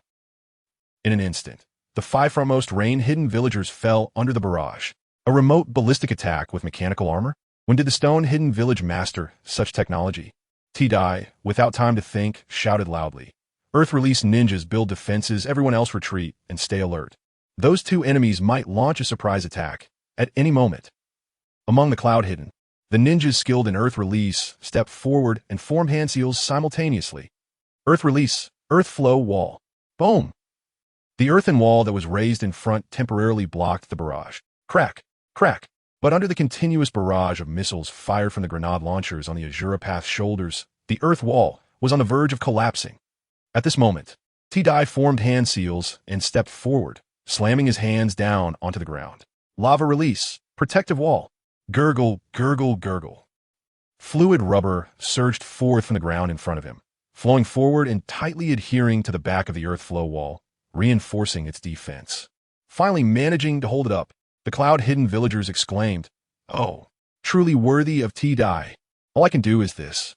The rest is up to you, Lord Raikage." T-Dai glanced back.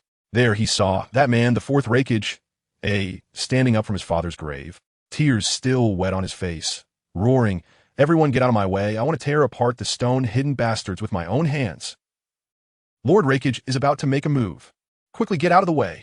The cloud-hidden villagers hurriedly retreated. Crackle, crackle. Intense lightning chakra enveloped A's robust body.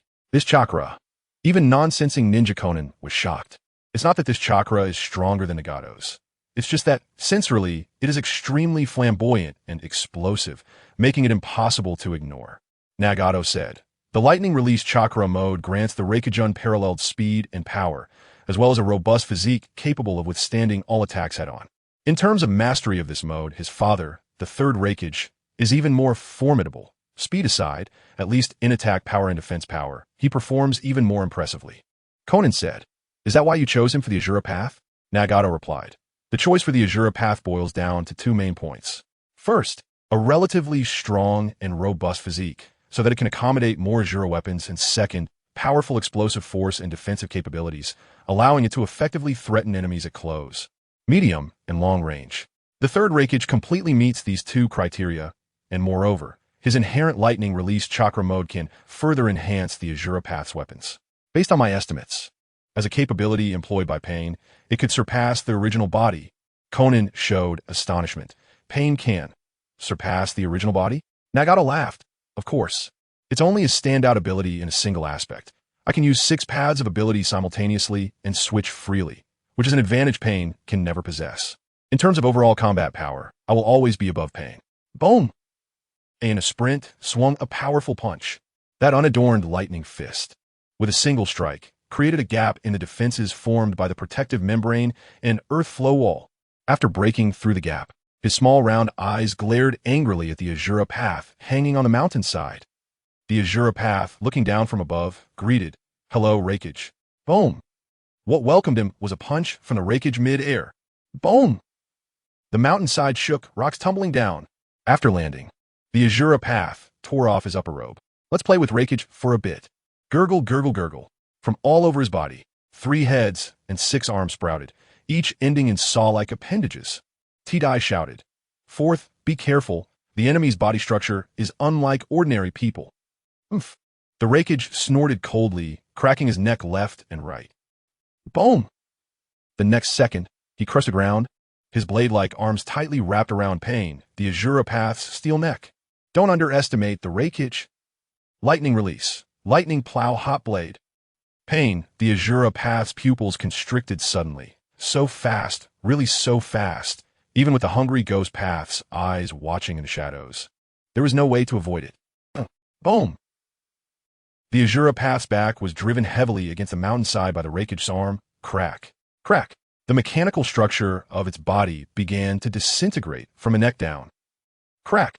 At this moment, the serrated tail of the Azura Path wrapped around the Reikage's neck during its rotation. Not good.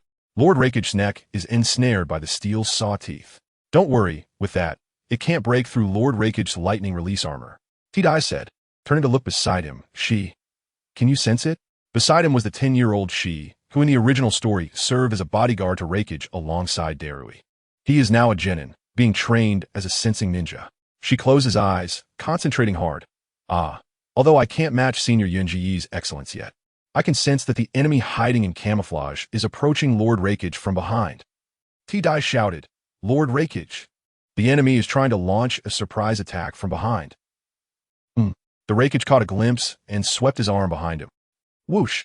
Pain, the hungry Ghost Path, was forced to reveal himself, retreating rapidly. Reikage subordinates are quite capable too. A coldly said, Humph, once I finish with this one in front of me, it will be your turn and that other guy hiding underground. Buzzing. The fluctuating sound caught AI's attention. He turned his gaze back and was shocked to see Pain's Azura Path, with lights swirling in its open mouth. The hidden cloud members exclaimed, Zero distance? Azura Path. Mouth laser. Chapter 38, Digging the Grave. Boom! The wave of light from the laser exploded, engulfing AI's body, then sweeping backward. The fan-shaped radiation at its end flattened all the defensive structures formed by the soil flow wall and the protective membrane wall. Lord Reikage. In the storm, the members of the Cloud Village anxiously stared at the end of the light wave. Tota raised both hands to shield his face, murmuring, although this attack's intensity is astonishing, it still cannot harm the fourth, who is protected by the lightning release armor. What truly concerns me is that the enemy who infiltrated underground using rock-hidden techniques has yet to appear. Will that technique he used to kill Yuji threaten the fourth? Glancing at She, who was protected behind him, he urgently asked, She, do you sense anything? She maintained the hand signs for her sensory technique. Her small face dripping with sweat. I can't sense that enemy's presence at all. He must have infiltrated deep underground. My sensing ability can't penetrate. Tota withdrew his gaze, speaking in a low voice. Diving underground, huh? If he has infiltrated that deep, then at least he poses no threat to the fourth. Boom! After the wave of light subsided, AI's figure appeared. He was clad in lightning release armor. Standing straight in front of the mountain wall, not a single hair harmed. AI's piercing electric eyes coldly stared at Pain's Azura Path. Are you satisfied? Scum. Pain's Azura path replied, Reikage. Crack. Without waiting for more words, the Reikage's hand blade struck down, directly cleaving the head of Azura path, along with his entire body, in half. This is unreasonable. The severed head, with its Rinnegan, stared at AI's face above, uttering the next words. Boom! AI stomped down, crushing Azura path's head. Then he continued to stomp down, rubbing his foot until Azura path was ground into a pulp, with not a single complete part left. Spit. He spat out a mouthful of saliva, turning to look at Pain's hungry ghost path. Next, it's your turn. Crackle. With a flash of lightning, he was already behind hungry ghost path, locking his hands around him and lifting him high above his head. Pain's hungry ghost path. I'm being lifted high by Reikage. Aiyawa. AI roared towards the sky, the lightning release armor on his body erupting violently. This momentum terrified the surrounding Cloud Village members. That posture is Lord Reikage's Raijin explosive bomb. Hurry, get away. Being caught in that will be fatal. Charging to the maximum, AI was just about to slam down when suddenly, his expression changed drastically, as his lightning release chakra was rapidly depleting. But he had no time to think too much. He slammed down heavily. Boom! With a loud noise, the ground sank, cracks spreading in all directions. But no lightning arcs exploded as imagined. The Cloud Village members, retreating to a distance, wondered what is going on. The power is astonishing, yet not as great as expected. Did Lord Reikage hold back? No. To observed the figure curled up in the ground's depression and said, Look closely. Lord Reikage's lightning release armor disappeared just a moment before the Raijin explosive bomb fell. Huh? Why is that? To explained, that enemy has previously nullified our ninjutsu, so it seems that the essence of that ability is absorption, and the efficiency of absorption is quite terrifying. In just a few seconds of contact, he absorbed Lord Reikage's lightning release armor. Therefore, he managed to save his life from the Raijin explosive bomb. But even so, Lord Reikage's physical strength is enough to shatter all his bones. Toda's voice became somber. That guy is already done for. AI looked expressionlessly at Pain's hungry ghost path. With such an ability, that old man, Anoki, shouldn't have sent you to your death. Before I tear you apart, speak your purpose, and I can make your death a bit quicker. Hee. Pain's hungry ghost path grinned widely. Speak. Reikage. Boom. AI's fist, the size of a sandbag, smashed in a hungry ghost path's face, his head sinking into the ground. Speak. Reikage. Boom. His head sank even deeper. Reikage. Boom. Boom. Boom. After several punches, hungry ghost path's head was already deeply buried in the ground. Even his neck was not visible, and as his limbs moved, his upper body stood high, the curve between his hips and lower limbs pulling into an arch. Drip. Blood dripped from AI's fist as he squatted by the pit, coldly saying, Want to say another word? Hungry ghost path could no longer make a sound. However, his hand slowly moved, groping and grabbing the black rod that had fallen beside him after being crushed from his face, picking it up and striking at AI's forehead. Ding! A crisp sound. No damage done, but the insult was extremely strong. You really have pissed me off. AI roared. The lightning release armor reattached, and he unleashed a series of heavy punches on hungry ghost path, venting all his pin-up rage. Boom, boom, boom, boom, boom, boom, boom, boom. Aiyawa. In an instant, rocks and soil flew, flesh and blood scattered. The Cloud Village members were all dumbfounded. So brutal. To asked, Did the last enemy show any movement? She's expression was strange, it seems. To be, but also seems not to be. Reikage, the presence from that side, is making it hard for me to concentrate. To said, Focus. As a sensory ninja, you must maintain absolute concentration under any circumstances. Yes. She's face tightened to the extreme, suddenly. That faint feeling became clearer. Over there, at the grave of the Third Lord, it's approaching. What? To suddenly turned back to look. Could his target be? Crack. Pain's human path, who had infiltrated underground, revealed his figure in front of the grave of the third Reikage. Deeply buried, but I finally found it. He quickly formed hand signs with both hands and slammed them into the ground. Thanks to the chakra of my main body. This technique can be useful. Earth release. Ground movement core. Boom. The ground shook. The coffin buried deep in the earth rose to the surface with the rumbling of the earth. To steadied himself and shouted at AI, who was still venting his anger on the corpse. Lord Reikage, the grave of the previous generation has been dug up. Chapter 39, A Critical Moment. But in the face of the sudden change, AI surprisingly did not explode with rage this time. Instead, his gaze was chillingly terrifying. He discarded the half-body of the hungry ghost path in his hand, donned the lightning armor, and charged towards Pain's human path. On the peak, Nagato's expression was grim. Success or failure hinges on this one move. Swish, swish, swish. The Deva path, animal path, and hell path leaped down the valley. The Deva path of pain descended in front of the human path. The earth platform was shocked. What? There are more than 3 enemies. The lightning shadow must unleash his blade. Boom! AI's fist was bearing down. In the past, only his archenemy, the man known as the Yellow Flash, could dodge this move. The Deva path of pain, of course, could not evade, but he could deflect. His eyes suddenly widened. Shinra Tensei! Whoosh! Under the unmatched repulsive force, AI's body instantly retreated. The earth platform was horrified. What kind of ability is that? But AI's eyes widened in anger as he was pushed back. Don't underestimate the rakeage. With a roar, in lightning release chakra mode, AI's hair stood on end like spikes.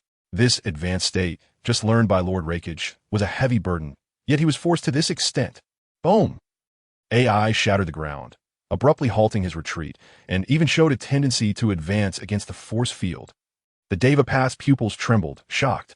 In this state, his taijutsu explosive power is not inferior to that of the six-tailed Naruto, but that advancing trend ultimately could not be maintained. What a pity. You ultimately couldn't anchor your body to the ground like a stake. So even as strong as you are, you can't withstand Shinra Tensei. Boom! This close-quarters clash ended with AI being blasted away, crashing headfirst into the distant mountain wall. Boom! Finally, the coffin buried deep underground was lifted to the surface by the seismic core. The Deva path manipulated the force field, raising that heavy coffin. Pylon rode the Yada bird, diving down from the sky. He wanted to use that bird to transport the previous generation's coffin away. This absolutely cannot happen. Before the earth platform could speak, the cloud shinobi rushed forward recklessly. They knew full well that even the Rakeage could not confront it head-on. They had cast aside their lives. The Deva path looked at them solemnly, not showing any contempt for their meager strength, because they were all a group of respectable people. When manipulating objects with the force field, Shinra Tensei and universal pull cannot be used. The Deva path leaped to avoid the shuriken and kunai flying towards him. But immediately after, the cloud shinobi jumped high, swinging their ninja blades down. This really is a bit troublesome. The Deva path turned his body with all his might, dodging the incoming slash, then raised his palm forcefully. Whoosh! The coffin was lifted several meters high, and Pylon's Yada bird swooped in close, successfully catching the coffin. The cloud shinobi changed their postures and swung their blades again. Finally, the Deva path, relieved of the heavy burden, faced them calmly, arms outstretched. Shinra Tensei, the overwhelming repulsive force sent the approaching cloud shinobi flying away, and the dust raised by the repulsion obscured their vision. Crack! Just then, a leopard made of black lightning descended from the sky at an incredible speed, biting onto the Deva path's body. Crack! The black electric arcs spread throughout the Deva path's body, immobilizing him. Black lightning. The Deva path turned his gaze. In the distance, a boy with dark skin and white short hair, with lightning and water symbols on his shoulders, was glaring at him with sharp eyes. The third Rakeage is the person I admire most. How can I allow you to disturb his peace after death? The Deva path's mouth curled into a smile. I see. That boy is Darui, using the third Rakeage secret technique. Lightning release. Black lightning. Your technique that repels both enemies and ninjutsu is indeed extremely troublesome. But your body has been completely paralyzed, so you can't use that technique. You can only wait to be slaughtered. Darui casually looked to his side at the blonde-haired, white-skinned girl, Samui, and said, "Leave him to you to deal with." Understood. Samui gripped her ninja blade and charged at the immobile Deva path. Crack! But suddenly, Darui's expression changed drastically. He felt an invisible hand tightly binding him from behind. Who is it? Whoosh! The camouflage technique was undone, revealing the supposedly dead hungry ghost path, and Darui's pupils shook violently. This is impossible. You've already been. In the distance, the hell path of pain put away the king of hell, murmuring, "This hungry ghost path that can use camouflage technique is quite useful." The hungry ghost path retracted its arrogant demeanor towards the Rakeage, smiling. "Darui, I admire young people like you who are full of vitality. You are the hope of Amage Cure. Follow me, and I will never let you become useless." Whoosh! The hungry ghost path instantly devoured Darui's chakra. No, no, no. Quickly stop, Samui. Darui slumped weakly into the arms of the hungry ghost path. Crack. The black lightning binding the Deva path disintegrated as the user lost consciousness. Whoosh. He dodged Samui's blade, and the black rod that fell from his sleeve pierced Samui's unguarded abdomen. Ugh. In an instant, the powerful chakra surge that rushed into her body caused Samui to instantly lose consciousness. Looking at her now flat chest, he smiled. It seems quite worthy of nurturing. Withdrawing his smile, he glanced into the distance and raised his palm. Universal pool. Next to the Earth platform, Hai was drawn over by the gravitational pull. Lord Earth platform. Damn! The rubber rope created by the melting escape on the Earth platform shot towards Hai. The human path of pain flashed out, the black rod piercing into the rubber rope, and that rubber rope instantly dissolved into the ground. Hai was caught in the Deva path's hand, and just a gaze emanating from him caused her to faint. Konan said, "Are you planning to turn those 3 children to pains?" Nagato smiled. That seems like a good choice, but letting them live seems to have even greater significance. After taking Amage Cure back from Hanzo, we will also need to cultivate some fresh troops, right? Konan glanced sideways. So you've already thought this far ahead. Boom! The explosive lightning shook the pressing rocks, and AI looked up to see the Yada bird carrying his father's coffin rising into the sky. Boom! AI stepped on the rocks and soared into the air. In the next second, he had leaped to a height that even Pylon had to look up at. Under the mask of Pylon, his gaze trembled. I almost forgot this man is a being whose strength can rival that of the Yellow Flash. In the world of ninjutsu, speed is unbeatable, and in the ninja realm, this is indeed a well-known truth. The terrifying lightning release chakra gathered at AI's feet, bringing down an overwhelming force. Even if it turns my father's body to dust, I absolutely cannot let him fall into your hands. And at this critical moment, Chapter 40, Acknowledged. Swalalala. At the critical moment, countless pieces of paper surged beneath the Raikage's feet. Those paper pages stacked together, soft yet strong, greatly cushioned the force of AI's kick. Boom! Amidst the rumbling, the paper pages scattered and then reformed into the stunningly beautiful face of Konan, who swiftly thrust her paper spear towards AI. Crack! Without any suspense, the spear tip bent the moment it touched the Raijin armor. The Raikage landed on the Yatagarasu, sweeping his hand down, and although Konan managed to evade in time, her left cheek was still cut by the sharp lightning flash from his hand. Boom! Pylon leaped onto the coffin, flipping over to strike down with both hands. Summoning, Stone Panda Rockfall. Bang! The Stone Panda fell from the sky, heavily pressing down on AI's raised elbow, the immense weight causing the Yatagarasu to tilt. AI was pressed down, falling off the bird's back. After the Yatagarasu stabilized its flight, Pylon's small hands danced. Bang! Bang! Bang! The 5 paths of pain. The shattered Azura path, the captured Darui, Samui, Ki, and the real Nagato all gathered on the bird's back amidst white smoke. Boom! AI forcefully crushed the stone panda and turned to look at the scene of the summoning, the trembling Earth platform making him break into a cold sweat. Earth platform, use your technique to create a foothold. I want to jump higher and pull him down hard. The Earth platform exclaimed. Lord Raikage, are you serious? All their combat power has gathered, and if I'm not mistaken, there's also an unknown enemy. They are trying to seize the body of the previous generation, merely utilizing cell technology to replicate the powers of the predecessor. But that solid strength of the predecessor is not just talent. It is forged through countless training and real combat, and it absolutely cannot be easily replicated. We shouldn't pursue them any further after weighing the pros and cons. The Raikage clenched his fists and declared loudly, Of course, I know this. But Earth Platform, do you think I can just watch them take away the future of Kyomogakure? The future of Kyomogakure, Darui, Samui, Ki, the next generation that is growing, is exactly where hope lies. Feeling AI's determination, the Earth Platform stood in solemn respect. I understand, Lord Raikage. Melt release, protective film mother. He formed hand seals with both hands, desperately squeezing chakra, the squirming fluid rubber gathering like a small mountain in front of him. I, poised for action, jumped with all his might the moment the platform took shape. Kneeling on the Yatagarasu, Konan's expression changed drastically upon seeing this scene. Oh no, he is not giving up. Don't move. Pylon approached her, her small hand glowing green, touching her cut cheek, which was a medical ninjutsu that Rin excelled at during her lifetime. If we don't heal it quickly, it will leave a scar.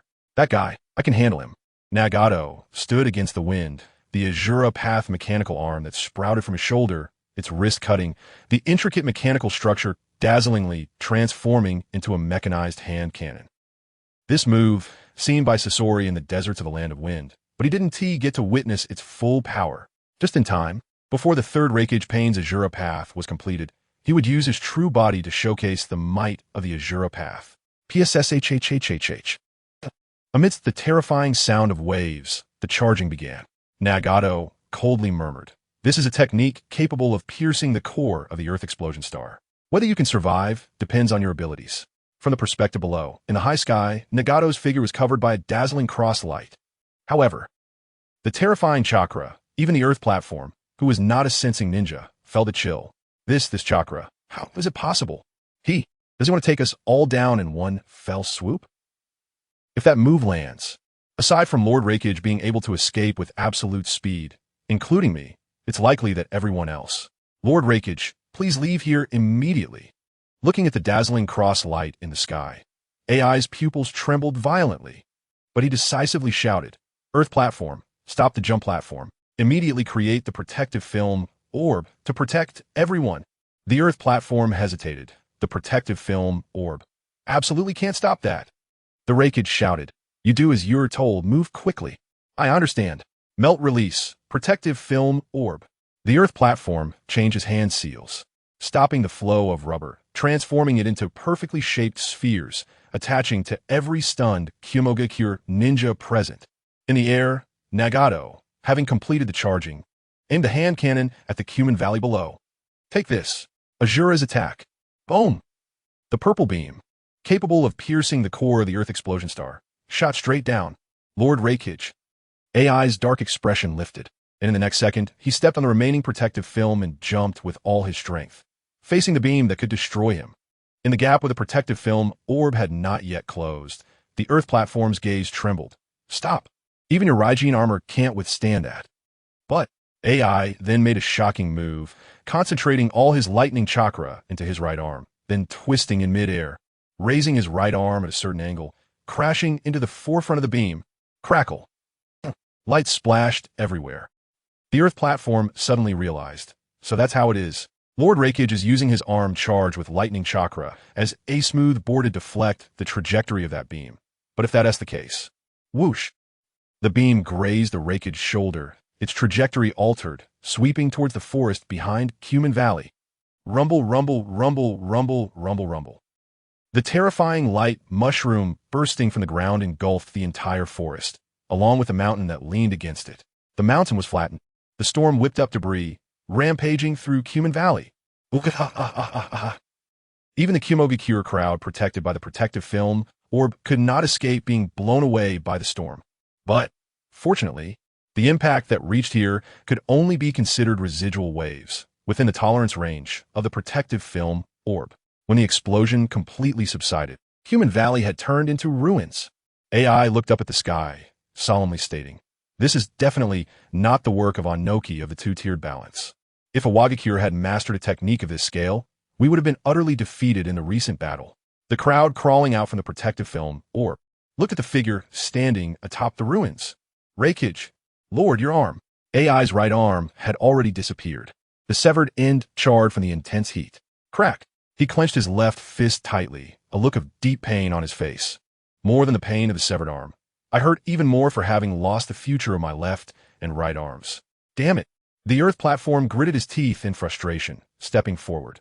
"Lord Reikage, let us head back to the village first." AI replied, "No, we must first meet with the daimyo. With this severed arm of mine, I will make him understand. Just because the war is over doesn't mean we can enjoy peace. I want to obtain more military funding to make Kyumogakure even stronger. Everything that does not kill us will only make us stronger. I will remember today's shame in the name of the Reikage, and one day, I will make you pay it back double." In the sky, Galfei gazed down at the altered terrain, his expression solemn. "I acknowledge you now. Let us meet at the peak." 4th Reikage A. Chapter 41, Pei AI Born. After the battle in the Cloud Gate Valley of the Land of Thunder, Nagato returned to the Jizo Temple in the Land of Rice with the coveted spoils. Accompanied by Konan. Boom! The heavy coffin hit the ground, causing some debris to fall from above. Pain stepped forward, raising his palm, and with a click, the coffin lid was lifted, rolling aside. After confirming there were no traps, Nagato and Konan stepped forward together. Inside the coffin lay the third Reikage, AI, peacefully asleep, accompanied by the symbolic dendrobium flower of the hero. Nagato smiled and said, "It seems there was no embalming, yet the body shows no signs of decay. This is unexpected." The reasons were simple. First, the third Reikage had just fallen not long ago, and second, he had honed an extraordinary physique that could significantly delay the decay process. The level of decay could be equated to the level of aging, which could not be restored by the Hell Realm. If the body had already started to decay when making pain, that decay would remain in the finished product, affecting not only the visual aspect, but also pain's power. Fortunately, the timing of the acquisition was just right. At that moment, Konan noticed the lightning-shaped scar on the right side of the body and curiously asked. The third Reikage is known as the Invincible Warrior, with a physique that even-tailed beasts find hard to match. How did this wound come about? Oh, Konan's observation is quite meticulous. She noticed that so quickly. Nagato pondered for a moment and said, "I think it was probably a self-inflicted injury. With both the strongest spear and the strongest shield, there is always a distinction between the strongest. The spear might be stronger than the shield, and the only one who could hurt him is himself. That's the answer I can come up with. I wonder if that's the truth." After some thought, Konan nodded in agreement. That sounds reasonable. Suddenly, a black rod dropped from Nagato's sleeve into his hand, and he stabbed it toward the third Reikage's shoulder. Crack! To everyone's surprise, the black rod broke with a crisp sound. Damn! Konan bent down to pick up the broken piece of the black rod, looking at the sharp break, and said, "This never happened when making pain in the past." Nagato sighed, "Yeah. It seems that even without lightning release chakra protecting him, this one's body is incredibly tough. To deal with tough characters, we can only resort to tougher measures." Crack! He summoned a mechanical arm from his shoulder, opened the wrist, and a golden, sparkling drill bit emerged. "Looks like I need to drill a hole first. This is the Shura Path's diamond drill. Konan, you should step back. It might get a bit bloody." Konan put the broken black rod into her sleeve and looked at the remains of the former Shura Path they retrieved from the battlefield in the Cloudgate Valley. "Let me take care of this discarded Shura Path to prevent Pain's information from leaking." "All right, thanks for your hard work." Konan rolled up the remains with paper and turned to leave the temple. Buzz! The diamond drill spun quickly, approaching the third Reikage's shoulder. Crack! Sparks flew. Nagato was sweating, wearing a smile that said, "I can't wait to see this. Humph. Better get this done. Otherwise, I'll have to go for your rear end." An hour later, the drilling operation on the third Reikage was finally completed. Phew, what a big job. Nagato looked at the blood dripping from the stop drill. This blood could be used for the Impure World reincarnation technique. However, at this time, Orochimaru's Impure World reincarnation should still be immature, and at this stage, he couldn't let Orochimaru focus on this. Well, let's collect it. It might come in handy in the future. After collecting the blood, Nagato put away the drill and retracted the mechanical arm of the Shura Path. Then, several black rods fell from his sleeve, matching the size of the holes, and he began to implant them. This process went relatively smoothly. Hell Realm, the King of Hell ignited, opening its massive mouth and swallowing the third Reikage along with the entire coffin. Crack! Crack! After dealing with the former Shura Path, Konan heard the commotion and walked in. Crack! She saw. The King of Hell had its mouth wide open, with a giant man with golden hair and beard, tattooed with the character for Thunder on his right arm, stepping out while leaning on the King of Hell's fangs. His palms, shoulders, face, and robust, dark body were adorned with black rods, and these decorations, combined with the shining Rinnegan, added a mysterious and dark aura to his rugged demeanor. Notably, on his right chest, the lightning-shaped scar was not deliberately removed by Nagato during the creation of Pain, but was covered with a lightning-shaped black rod. With this treatment, it no longer looked like a scar, but rather a unique decoration with a double image later. All right, Nagato retracted the King of Hell. This is Pain's Shura Path. The third Reikage, AI. For convenience, let's call him Pei AI. Konan nodded, looking at the sweating Nagato, and said, "You must be exhausted?" Nagato smiled. "It's fine. I just worked up a sweat. I've never sweated this much, even in battle. But this prize is worth it." Yahiko of the Heavenly Path, Konan of the Beast Path, Pei AI of the Shura Path. This marks the official creation of the 6 paths of Pain. The other 3 paths, the Hell Path, was made from the nameless sand ninja killed during the Konoha mission. The Human Path and the Hungry Ghost Path were made from the rock ninja spies killed during the mission to the Land of Thunder. To put it bluntly, These three paths are all temporary workers and can be replaced at any time if better options arise. Are there candidates for the other three paths? Yes. Some have been dead for a long time, some are not suitable to deal with at this stage, and some are still growing. Let's not rush for now. Tomorrow is the day we agreed with Orochimaru. Tonight, let's go to a nearby town and soak in a hot spring. Nagato, I see you've worked up quite a sweat. Okay. Konan's gaze fell to the corner, where the three captured Rain shinobi were a problem. Controlling pain also had distance limitations, and it wasn't feasible to keep an eye on them all the time. Did that mean they also had to be taken to the town? No matter how she thought about it, it didn't seem appropriate. She raised her hand to form a seal. I'll leave a paper clone to keep an eye on them. No need. Nagato smiled and said, there's no need to split our energy just to keep watch over them. Konan lowered her hand, confused. Then, should we find a place to tie them up? Without a stable rear, it was difficult to handle these details. Nagato smiled and said, no need for that. From the moment I decided to capture them, I already thought about how to arrange them. Konan, could it be you want to hand them over to Orochimaru?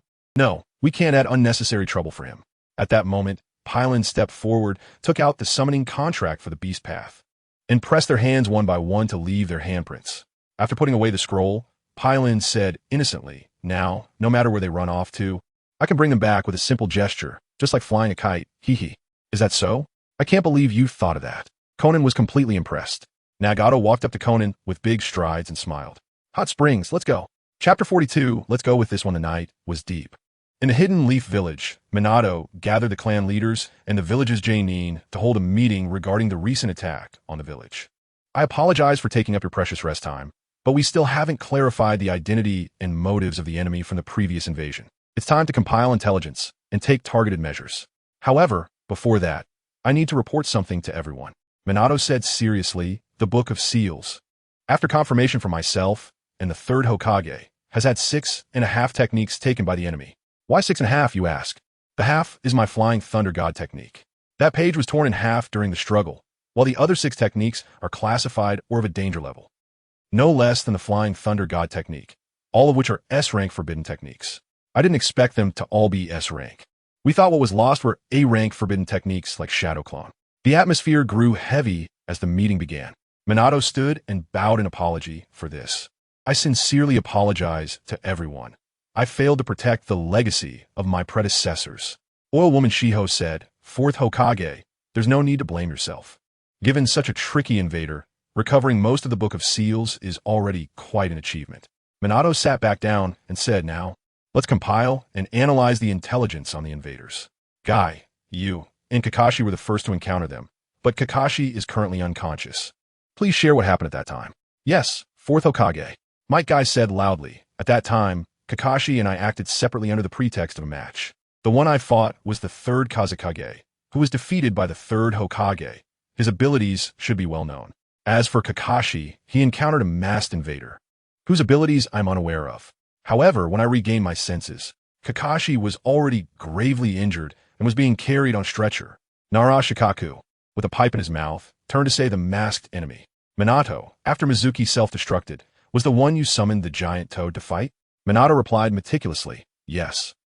That invader had a penetrating wound on her shoulder caused by Chidori. She is undoubtedly the same person who faced Kakashi. It was she who supported Mizuki and took away the remnants of the Book of Seals, demonstrating quite troublesome summoning abilities. At the very last moment, she even showcased a reverse summoning technique similar to the one used by the 3rd Hokage and escaped right before my eyes. I suspect she used that summoning technique to deceive us, sneaking into the sensory barrier of the hidden leaf, making us initially think there was only one invader. Nara Shikaka nodded in agreement. That makes sense. At this point, Yamashiro Aoi said, according to the latest feedback from the medical team, Kakashi's injuries are not severe enough to keep him in a prolonged, unconscious state. We can deduce that he must have experienced a severe mental shock. This situation is similar to when he was rescued from the mist battlefield half a year ago. No, it may even be more serious than that. What kind of mental shock could affect Kakashi so? Could it be that he saw something while fighting that masked invader? Ache paused and asked 4th Hokage, if Kakashi remains unconscious for an extended period, should we have the analysis team intervene to probe his brain? Invading his mind could also deepen and awaken traumatic memories. Minato ultimately couldn't bear to let his disciples suffer this torment again. There's no need for the analysis team to intervene. What he saw isn't the most important thing. What's important is to understand the enemy's abilities. The ability used by Mizuki is akin to soul extraction. The ability used by the masked woman is a summoning technique. The ability used by Ding Mao is to absorb ninjutsu and chakra. And the third Kazakage's abilities include sand, iron, magnetic release, and techniques similar to summoning mechanized armor, using missiles and beams. Above all, fourth Hokage, did you miss something? A gloomy voice echoed, followed by the sound of cane tapping. Shimura Danzo's arrival changed the expressions of everyone present. They watched as he walked straight toward them. Oil woman Shiho, with a flicker of emotion behind her sunglasses, stood up and chose to stand aside. Danzo paid no mind, boldly sitting in his seat and casting a cold glance at Uchiha Fugaku, who was sitting across from Hinata Hizashi. He said, according to civilian reports, at least 2 invaders that we are unaware of appeared in the Uchiha clan.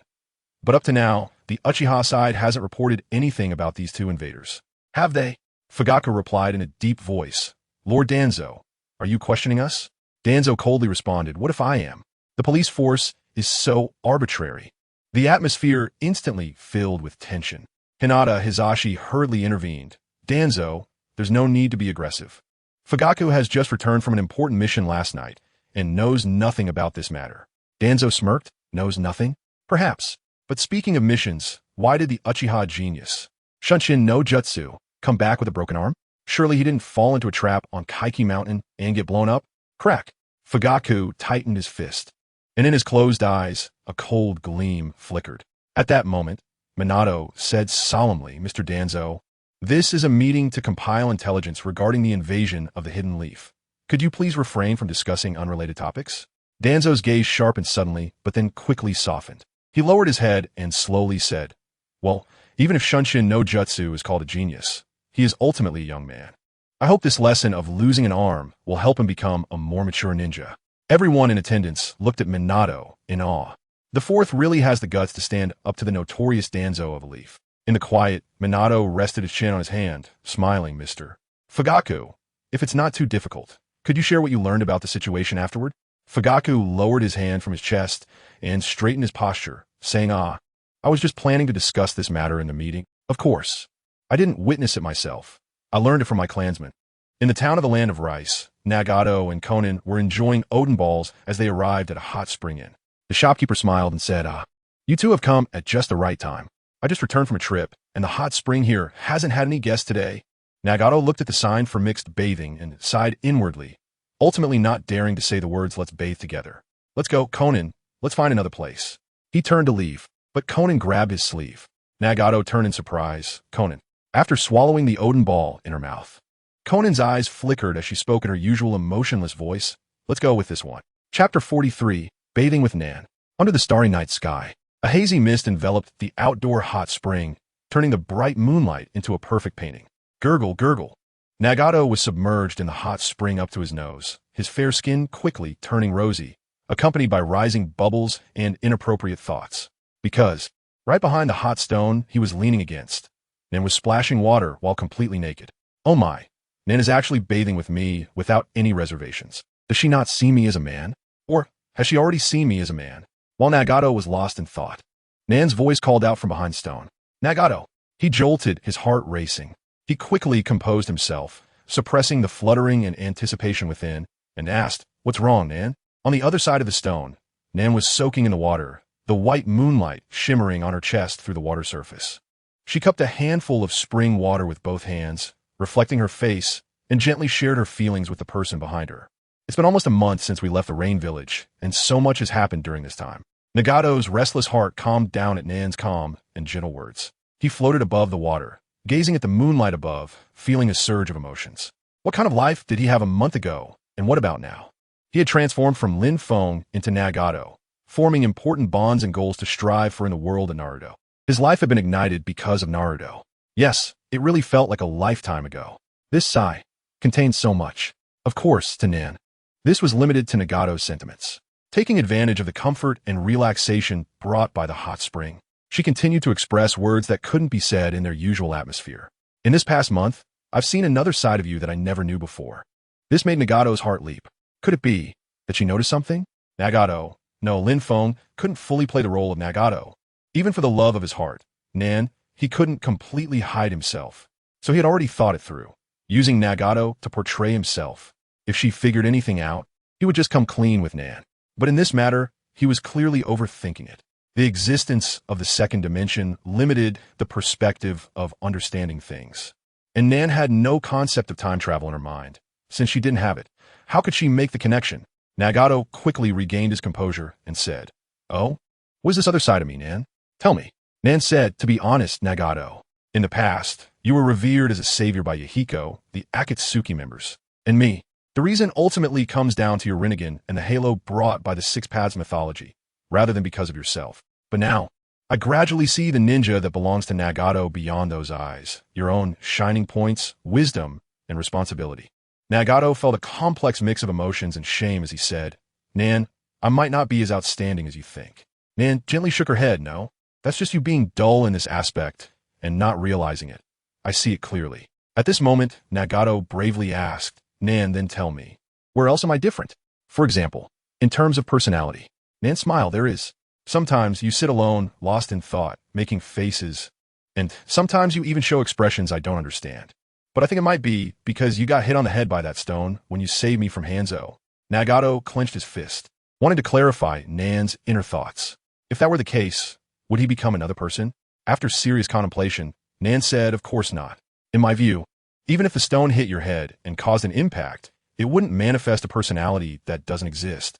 Since it has shown, it means these are traits that are inherently part of your character. So, Nagato is still Nagato. That will not change in my eyes." Nagato thought to himself, "Thank you, Sage of the Stone. I will definitely build a grand temple for you in the future." Nan, to be honest, ever since I woke up from my 10-day coma, I have also noticed my changes. But no matter what, it's hard for me to return to my former self completely. And yet, I don't know how to explain this to you, which troubles me. Don't be troubled, Nagato. No matter when, just be yourself. In the past, you carried everyone's expectations from the Akatsuki. The identity of the savior is undoubtedly a heavy burden and a shackle for you. I don't want you to be bound by it. You can do whatever you want. Nan, everyone's expectations and the savior identity are not burdens or shackles for me. Instead, they are motivation. I want to save this world, to bring stability and peace to it. This is a heartfelt wish of mine that will not change. Even if I get hit on the head by a stone 100 times, Nagato's determined words moved Nan. "I am honored to stand by your side, accompanying you and witnessing you." "No, the honor is mine," Nagato thought to himself. The rippling water in his palm reflected Nan's knowing smile. Originally, I was uncertain about the future, which made me a bit uneasy, but now I feel reassured. Splash. She splashed the water from her palm onto her face, stood up from the spring, and her beautifully curved body appeared hazily in the swirling steam. She gently wrapped a strand of wet hair around her ear and turned her beautiful eyes towards the stone behind her. And, "Nagato, no matter when, don't force yourself." "Force? Myself?" Nagato said, I'm not forcing myself." Nan's gaze flickered. "That's good. Now the two of us rely on each other. If you need help with anything, please be sure to tell me." Nagato said, "You're being too polite, Nan. Haven't I always been like this?"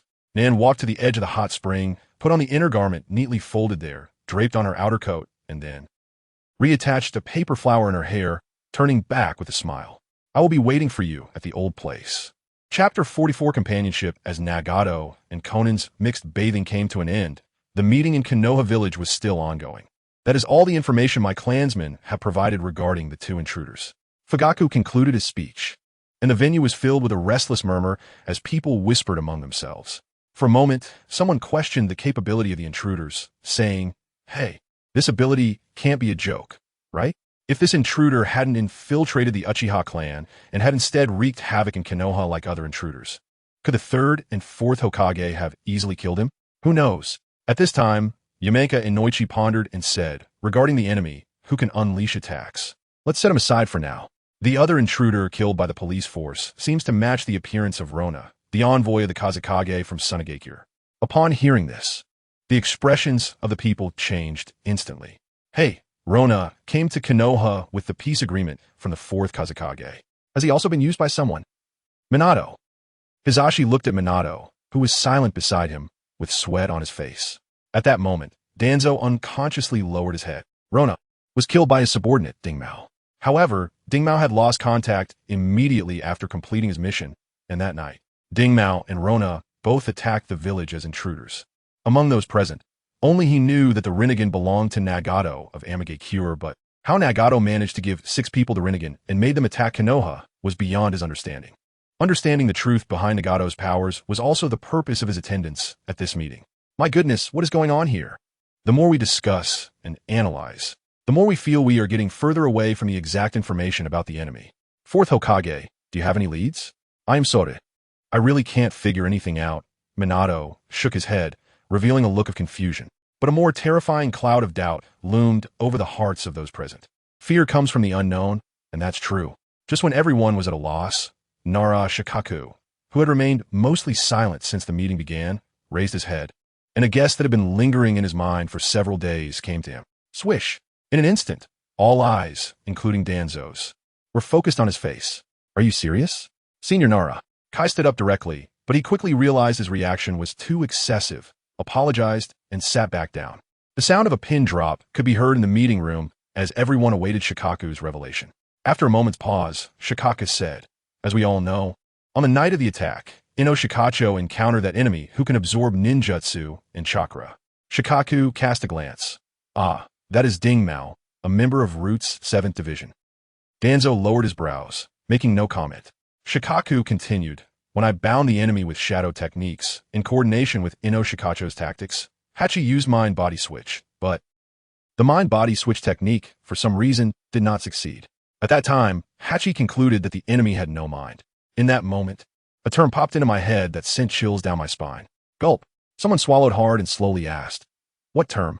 Shikaku's gaze fell, and he clenched his fist. Corpse. What? Shikaku suddenly uttered these 2 words, and even Hachi was surprised. Shikaku, if we're talking about corpses, doesn't that align with what we initially envisioned regarding human puppets? Shikaku replied, you could say that, but it can't be generalized. Hyuga Hizashi said solemnly, this is a bit nonsensical.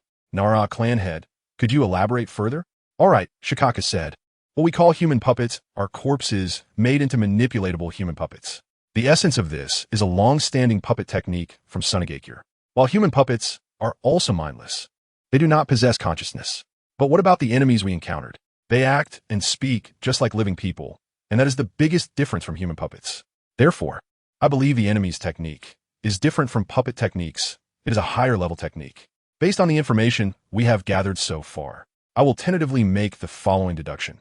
The enemy's ability is to grant their consciousness to the deceased, allowing them to act like living people. The intruders may appear to be 6 individuals, but they are all embodying the same person's will. His deduction sent chills down everyone's spine. Then, who exactly are the intruders? I don't know, but there are only 2 possibilities. Shikaku's gaze shot a glance at Danzo. Firstly, there is someone within our ranks secretly manipulating everything without us noticing, like the darkness under a lamp. Of course, this is purely based on absolute rationality, and I don't believe it on an emotional level. Secondly, which I tend to believe, the intruders have never actually infiltrated Konoha, but instead remotely controlled those corpses, playing us like puppets. The end result is that although we gathered our strength to eliminate 4 of them, it had no impact on the intruder themselves, and we even lost part of the Book of Seals. Akimichi Dingza exclaimed angrily, damn it, the intruders are indeed targeting the forbidden techniques established by our Konoha's previous Hokages. To cover up their true intentions, they even caused widespread destruction in the village. It's simply outrageous. No, perhaps not. Shikaku made another shocking deduction under the astonished gazes of everyone. Summarizing the information on the 6 enemies, the strongest without a doubt is that enemy who can deflect attacks. It would not be an exaggeration to regard him as the main combat force among the 6, but Shikaku paused, as he didn't want to point this out publicly, but in the end, it wouldn't be hard to analyze these things over time, so it was better to just say it outright. After the battle began, the opponent deployed their main combat force against the Uchiha clan. What does this indicate? The Book of Seals is not their goal, at least not their primary goal. As for what that enemy actually did within the Uchiha clan, I cannot say.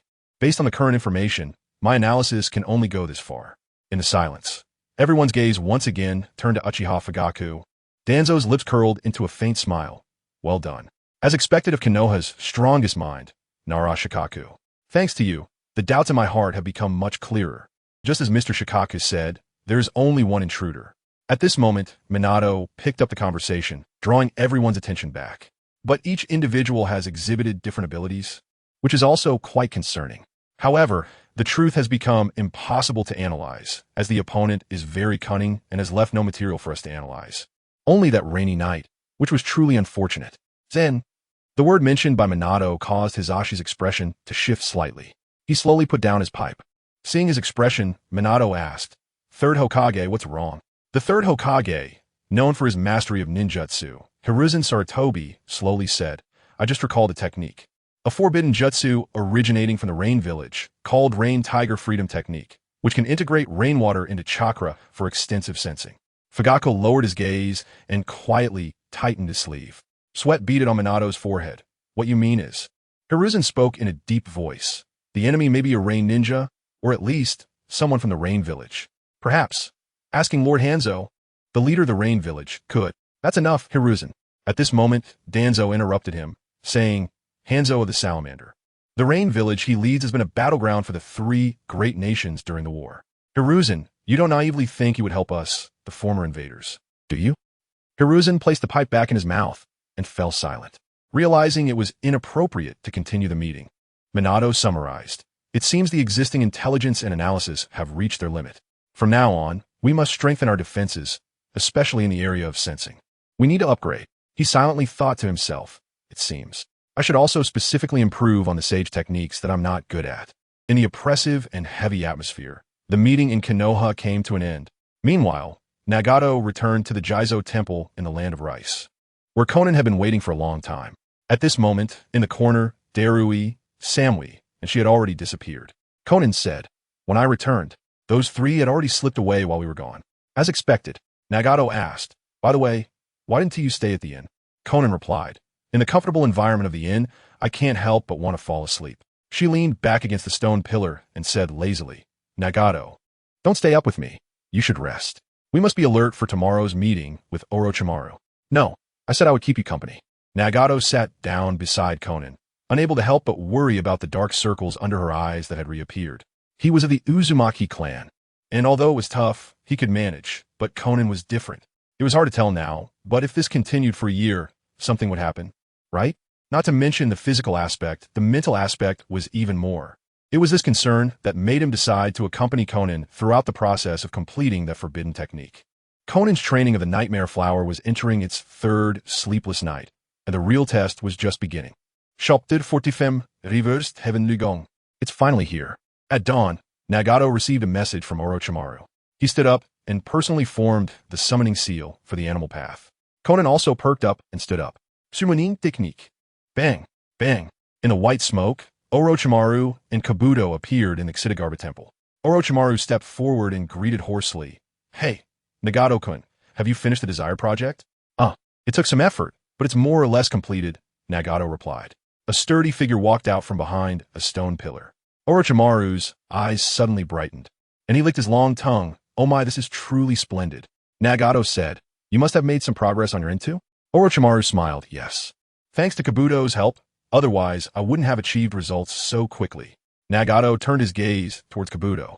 Kabuto instinctively leaned back behind Orochimaru, even though Nagato showed him goodwill. His ingrained personality from childhood made it hard for him to let go of his wariness and vigilance. Nagato smiled and didn't mind. "It seems this isn't the right place to showcase your results. Do you have a base in the Land of Rice?" he asked knowingly. Orochimaru nodded yes. "I originally planned to establish a ninja village here, and thus built a base. Then let's set off." An hour later, everyone arrived at a swamp in the northern part of the Land of Rice. Whoosh! Orochimaru's snake hand reached into the swamp and tore off the forbidden seal buried deep within. With a rush, the entrance buried deep in the swamp revealed itself. At that moment, Nagato's gaze shifted to the shadow of a tree behind him, where he spotted a hidden white Zetsu. This was the first encounter with white Zetsu after I issued a warning to Obito in the cave. Knowing I could detect it, it didn't leave immediately. Was it shocked by our simultaneous appearance with Orochimaru? No, I must deal with it immediately. He was about to raise his hand. "Leave it to me, Nagato-kun," Orochimaru said with a smile. "Oh, has Orochimaru already mastered the method to sense white Zetsu?" Hiss! The snake hand emerged from Orochimaru's sleeve, entangling the white Zetsu and pulling it to front. The white Zetsu's eyes widened. "Nagato, you and Orochimaru are working together. Are you trying to create?" Orochimaru formed hand seals. Crack! The white Zetsu trembled violently and lost consciousness on the spot. Nagato clenched his fist. This is bad. The intel should have leaked by now. Orochimaru lowered his hands from the hand seals and smiled. Don't worry. I've already deciphered the truth of White Zetsu's abilities. There's a certain delay in the information exchange between it and its companions, and this delay depends on the distance. This White Zetsu must have discovered my base and stayed here, waiting for my appearance. It seems there are others besides you who are keeping an eye on me, Nagato-kun. We handled it in time. It hasn't transmitted the information yet. Orochimaru dragged the unconscious White Zetsu with his snake hand and entered the base. Nagato exchanged glances with Konan, both nodding. Let's add another layer of security here. If the following conversation leaks out, it won't be a joke. Pain's Deva Pass stayed outside the base, setting up the 5 ceiling barriers, turning this base into a secluded place. In the most central room of the base, dim candlelight flickered. After Orochimaru sat down, he formed hand seals. Gurgle gurgle. A White Zetsu emerged from the ground. This White Zetsu is the experimental subject provided to me by Nagato-kun. Nagato carefully examined it and said, It looks no different from before. Orochimaru smiled. Yes, I made almost no changes to the body. The changes were made to the soul. First, I ensured its individual loyalty to our cause, which is the premise of everything. The White Zetsu knelt on one knee towards Nagato. Lord Nagato, you are my respected master. Nagato looked at Orochimaru in surprise. How did you do it? Orochimaru smiled. Before defecting from Konoha, I had already preliminarily grasped the technique of Edo Tensei to achieve a long life. Research on the soul is necessary. Based on this, I adjusted the seals originally intended for controlling Edo Tensei to apply to the living soul, successfully rewriting the allegiance of this White Zetsu. So that's how it is, Nagato curiously asked. What is the relationship between it and the original White Zetsu? The information of White Zetsu is shared, so an individual defection should have been revealed. Orochimaru didn't rush to answer, but instead looked towards the door, where Kabuto approached with a tea tray. The tea I brewed is delicious. You too must try it. Kabuto first served tea to Orochimaru, then to Konan, and finally walked to Nagato's side, carefully holding out the tea bowl. Nagato noticed that Kabuto's hands were trembling slightly. Seeing me makes you nervous. The youthful version of Kabuto is truly adorable. Let's tease him a bit. Nagato said meaningfully, Kabuto, you didn't poison the tea, did you? Crack. Kabuto jumped in fright, dropping the tea bowl. Coming back to his senses, he was drenched in cold sweat. Lord Nagato, even if you had poisoned it, I can understand your motives for doing so. Saying that, he reached out and took Konan's cup of tea, took a sip, and said, Go. Brew another cup for Sister Konan. Igrigadis. Kabuto hurriedly cleaned up the broken tea bowl fragments, retreating in fear. At the door, Kabuto leaned against the wall, staring at the tea bowl fragments, lost in thought. As a jack of all trades, I actually exposed a flaw due to feeling guilty. Was it because he defeated Orochimaru that left me so shocked, or was it his approachable attitude as a strong person that caught me off guard and made me hesitant? Hiss. Suddenly, Orochimaru's pupils appeared in his mind, radiating killing intent. Kabuto, I won't allow such clever tricks to happen a second time. Kabuto slumped against the wall, cold sweat pouring down, but soon after, he smiled in relief. Ha! It seems my little thoughts can't escape Orochimaru's keen eyes. Forget it. Since he is favored by Orochimaru, I also want to see what kind of person this Lord Nagato truly is. Before long, Kabuto returned with freshly brewed tea. Lord Nagato, Lady Konan, I apologize for my earlier rudeness. Please enjoy the tea. Looking at the teacup in front of her, Konan hesitated a bit. Nagato smiled. Drink up, Konan. This tea is good and has refreshing effects. Is that so? Konan picked up the teacup, took a sip, and the fatigue from 3 days without sleep was instantly dispelled a little. Orochimaru smiled. Through my research, I found that White Zetsu communicate through their souls, and they share a common origin. I speculate that the source is the outer path golem mentioned by Nagato-kun. In the original work, when the infinite Tsukumi was lifted and the golem was sealed again, all White Zetsu died, and even the one he particularly liked, Obito, met his end in front of Yamato. If the souls come from the golem, then it makes sense that their lives are bound to the state of the golem. Nagato put down his teacup. Not bad, go on. Orochimaru said, the communication between White Zetsu is like an invisible information network. So, by adjusting the wavelength of the soul's thought waves for encryption, we can build an independent network. I wonder if what I said is a bit obscure? No, not at all. Nagato from the three-dimensional world instantly understood what Orochimaru was trying to express. If we compare the information exchange system of all White Zetsu to a public network, then the concept he just mentioned is like a local area network. Nagato glanced at the white Zetsu standing beside him. Are you trying to exclude this white Zetsu from the public network of all white Zetsu? Establish a private local area network to conceal the fact that he has already defected so that other white Zetsu won't notice? I think that's still not very safe.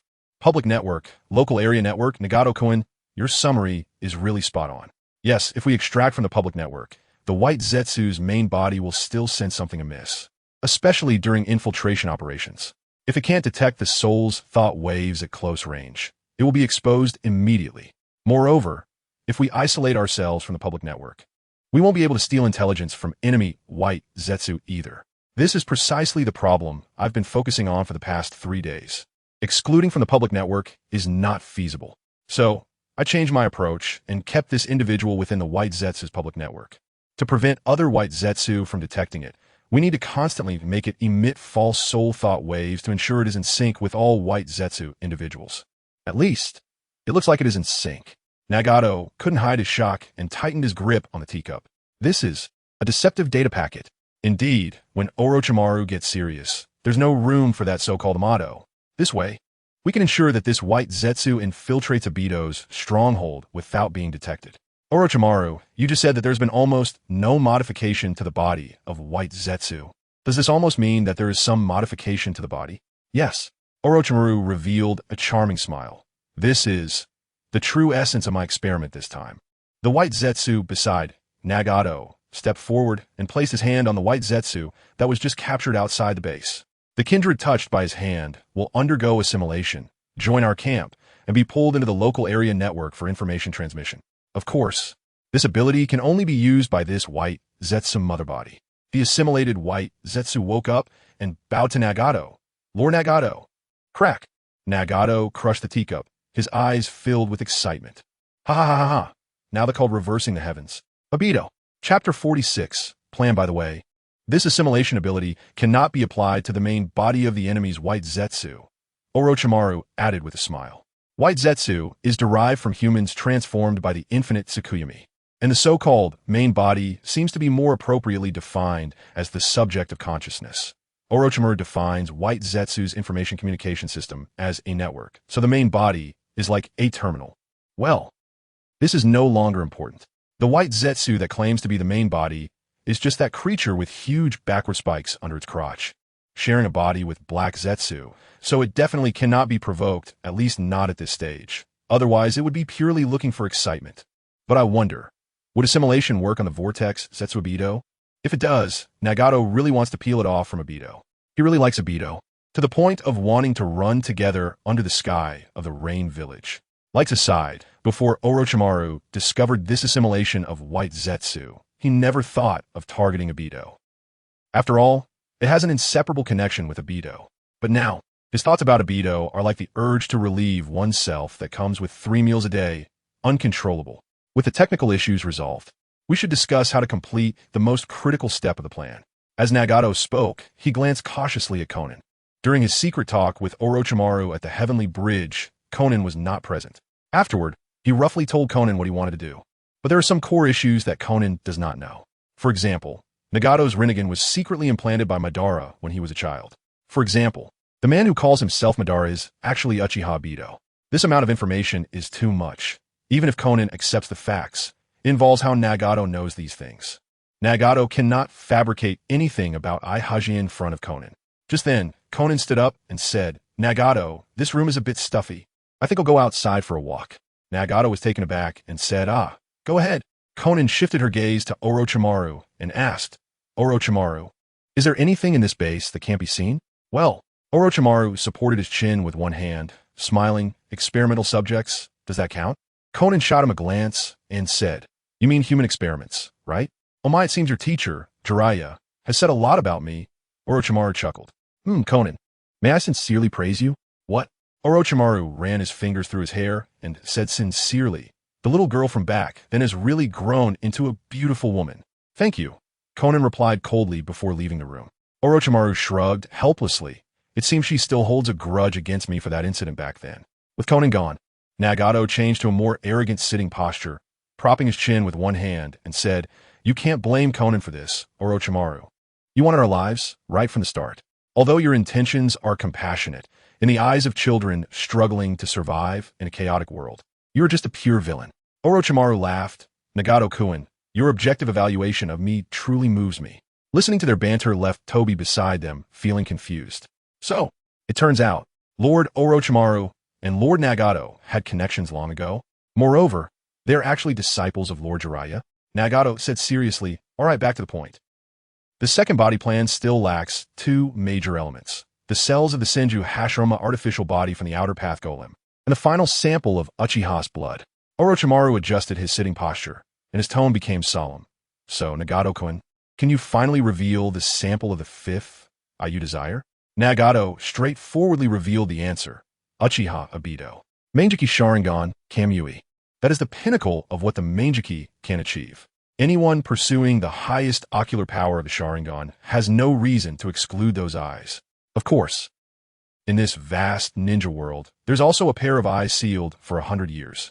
Uchiha Kei, a Uchiha girl sealed by the Senju clan and Tsurutobi clan due to her overwhelming power during the era of war, her ocular power. Deta no Kagami. That pair of eyes also possesses a dreamlike ability.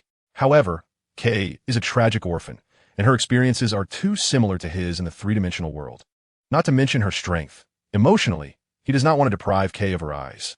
The ocular power of Yada no Kagami does not necessarily have to be obtained by me personally. One day, I will go to lift Kei's seal and strive to make her my partner. Perhaps it would not be worse than me personally wielding that ocular power. Who knows? The Mangekyou Sharingan that my second body will open in the future might not be inferior to Yada no Kagami. Orochimaru laughed. So it's indeed Obito. Nagato continued. The cells of the Hashirama artificial body will be infiltrated by our two white Zetsu, 0 and 1, who will act according to the situation. One white Zetsu piped up, Lord Nagato, may I ask who is 0 and who is 1? Another one chimed in, yeah, how do we distinguish between 0 and 1? Nagato stared at the two, somewhat bewildered. You. Who is who again? The one on the left raised his hand and said, I am the one who was ruthlessly killed by Lord Nagato using the human path. The one on the right raised his hand and said, I am the one who was dragged in by Orochimaru using a snake. This left Nagato completely baffled. I'm really sorry for treating you so roughly before. The two white Zetsu struck various poses. It's okay, thanks to that. We have become the alternatives among white Zetsu. So, we need to distinguish between 0 and 1. Nagato looked at the left white Zetsu and said, since you can undergo assimilation, then you will be designated as 0. The right white Zetsu immediately fell dejected. I can't assimilate. I am unworthy. Nagato comforted him. No, 0 and 1 are just for convenience and distinction. And biologically, 0 represents female, while 1 represents male. In the future, as your companions increase, you'll play the role of a father. Oh, I'm the father. And the individuals behind are all my sons, right? That's right. One exclaimed joyfully, jumping up, Lord Nagato, I am willing to recognize you as my father. That might not be necessary. Nagato thought to himself. Konan and I haven't even children yet. How can I recognize you as a son? Returning to the main topic, Nagato said seriously. So, the biggest problem arises. How do we obtain Uchiha Obito's blood? Chapter 47 Plan Go. After thinking for a long time, I couldn't come up with a good idea. Should I directly seek out Obito to take action? It's not impossible, as the one-year agreement is not absolute, depending on the situation. If I don't want to completely fall out with him, then perhaps being a bit green tea could be done under the guise of sparring. During the process, as long as I injure Obito, there would be a chance to obtain his blood. The problem is, how would it end after that? Not long ago, I had sworn that within a year, whatever he did, wherever he went, had nothing to do with me. And now, I suddenly want to spar with him. What would the reason be? That night, I failed to destroy Konoha, and I want to engage him in battle to confirm my inadequacies? That would be treating Obito as a fool. In the end, not only would it be difficult to conclude, but it would also expose my current trump cards. Unless absolutely necessary, it would be more appropriate to resolve it without the two kings meeting. Uchiha Obito has experienced battle damage and bloodshed in the past, but I just don't know if that would work. After a long time, Nagato, deep in thought, finally raised his head and asked, Orochimaru, if it's blood that has solidified for a long time, can it still be purified to obtain effective genetic material? Orochimaru raised his palm, gently supporting his chin, and pondered, Nagato-kun, I can only say that genetic material is far from as fragile as you imagine. What Does Obito have similar blood samples left outside? Yes. During the battle at Konoha Bridge, Obito was crushed by a giant rock, and there might be a lot of blood residue on that rock. But that was at least a year ago. I wonder if rainwater has had any impact on it. More likely, Obito has already cleared away that rock. No, at this moment, White Zetsu No. 0 spoke up. Obito never returned to Konoha Bridge to specifically handle that rock. After all, that rock is buried under many other rocks. Who would think to target that rock except someone who knows it well and has nothing better to do? Exactly. No. One echoed. Moreover, Obito has always regarded himself as Madara and never considered that his true identity would be discovered. Orochimaru smiled and encouraged. So, it seems there is a place for both of you to shine. No. Zero waved his palm and said, Konoha Bridge is very close to the base. Otherwise, that kid Obito wouldn't have fallen into Madara's lair at that time. No. One said, they're my kind all around in enemy territory. Even if you have tampered with me and No. 0, they won't detect that we jump sides. But if we make any strange moves in front of them, it will still raise suspicions. By then, we need Obito to act. Our kind will swarm us and tear us apart. Right. Although they are our kind, they are also ruthless when necessary. We White Zetsu are just pawns that can be discarded at will. Nagato said, then it's indeed not suitable for you to handle this matter. You should focus on returning to the base and finding a way to get the cells of the Hashirama artificial body from the outer path statue. No. Zero gave a thumbs up. We also have Hashirama cells, although they are of poor quality. If you don't mind, Lord Nagato, then use mine. I certainly mind. Otherwise, how would he go through so much trouble to mess with these tricks? But Nagato, with high emotional intelligence, replied, alas, you are all my important subordinates. How could I let you get hurt? No. 0 started crying. Whoa, Lord Nagato, you are so kind. No. One also stated, even if I have to be shattered to pieces, I will dismantle the entire Hashirama artificial body from the statue and bring it to you. Nagato turned his gaze to Orochimaru. Technical matters should still be overseen by him. Whether it is necessary to dismantle the whole thing also depends on his opinion. After pondering, Orochimaru said, a small amount will suffice. The most important thing about cells is not quantity, but purity. As long as there are a few high-purity cells, I can cultivate and proliferate them. Moreover, I also don't believe that you can dismantle the entire Hashirama artificial body and still return alive to me and Lord Nagato. Doing so is also to protect yourselves. Isn't it? A small amount will suffice. Then the difficulty of the base mission doesn't seem unimaginable. Nagato said, No. 0, No. 1. Although the mission is important, you must also survive, understand? He thought to himself, especially you. No Thedo. Your assimilation ability will have crucial strategic significance in the future. Lord Nagato, we guarantee to complete the mission. After No. 0 and No. 1 saluted, they both dove underground. After the two lively characters left, the room fell silent again. Nagato, Orochimaru, and Kabuto were all deep in thought. Ultimately, it was Orochimaru who broke the silence. Nagato-kun, what are your plans regarding Konoha Bridge? I and Konan can never appear there, nor can we dig up that rock. Nagato said in a low voice decisively. That would be equivalent to directly tearing off Obito's bloodstained mask from a distance and trampling on his face. Orochimaru's slit pupils also lowered, just as he was contemplating how to speak. Let me go. After entering the core topic, Kabuto, who had remained silent, spoke up. Nagato gazed deeply at Kabuto. Kabuto, don't rush to take on the task. Do you know what you'll face? Kabuto pushed his glasses with his finger and said in a calm, youthful voice, I know, once I enter the sight of the White Zetsu, that guy will use his technique called Kemui to instantly appear before me, right? Then my life will. Nagato bluntly said, to take your life directly might still be mild. What if he uses the Sharingan to extract information from you? Everything about me would be at risk. This time, Kabuto faced his gaze directly and said, Lord Nagato, to be frank, this is an objective risk you must bear. I can only guarantee that I will do my best to end my life before he extracts information from me. Hearing Kabuto's response, Nagato smiled, genuinely smiled. You can't die, Kabuto. Have you forgotten what I entrusted to you? Kabuto was taken aback, recalling Nagato's instructions to him that day. This is also my other purpose, to turn this pair of Rinnegan, which originally did not belong to me, into one that truly belongs to me, to this body of Nagato. So, he was serious about that? Nagato, a being that even Orochimaru sought after, truly trusted him like this, willing to give him such an important mission. It turned out Before this, Kabuto had not taken those words seriously. This really made him somewhat flattered.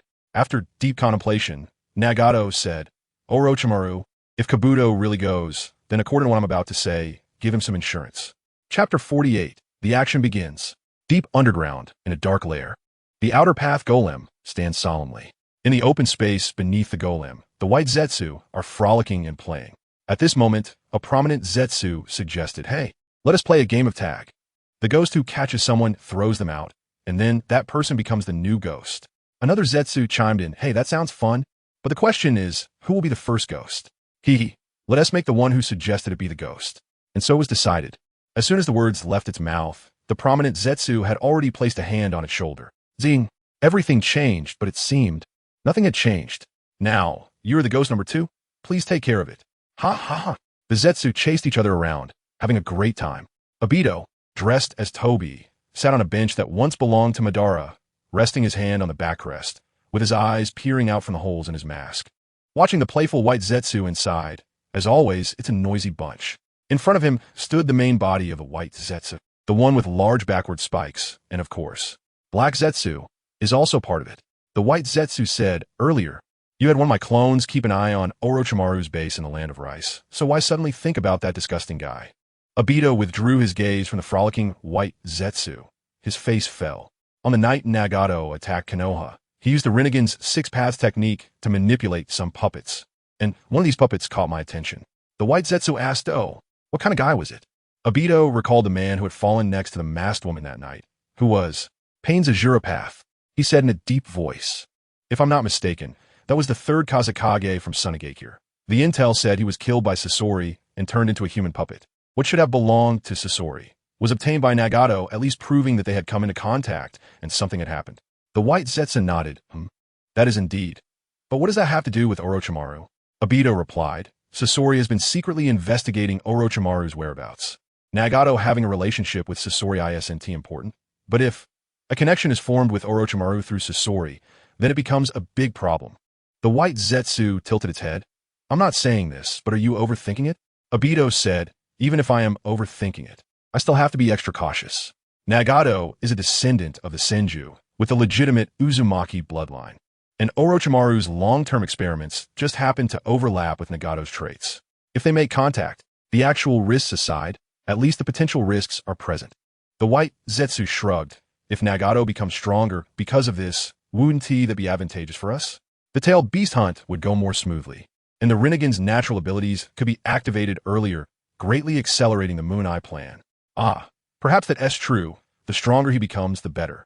Obito's gaze darkened, but the premise is that his power cannot exceed my control.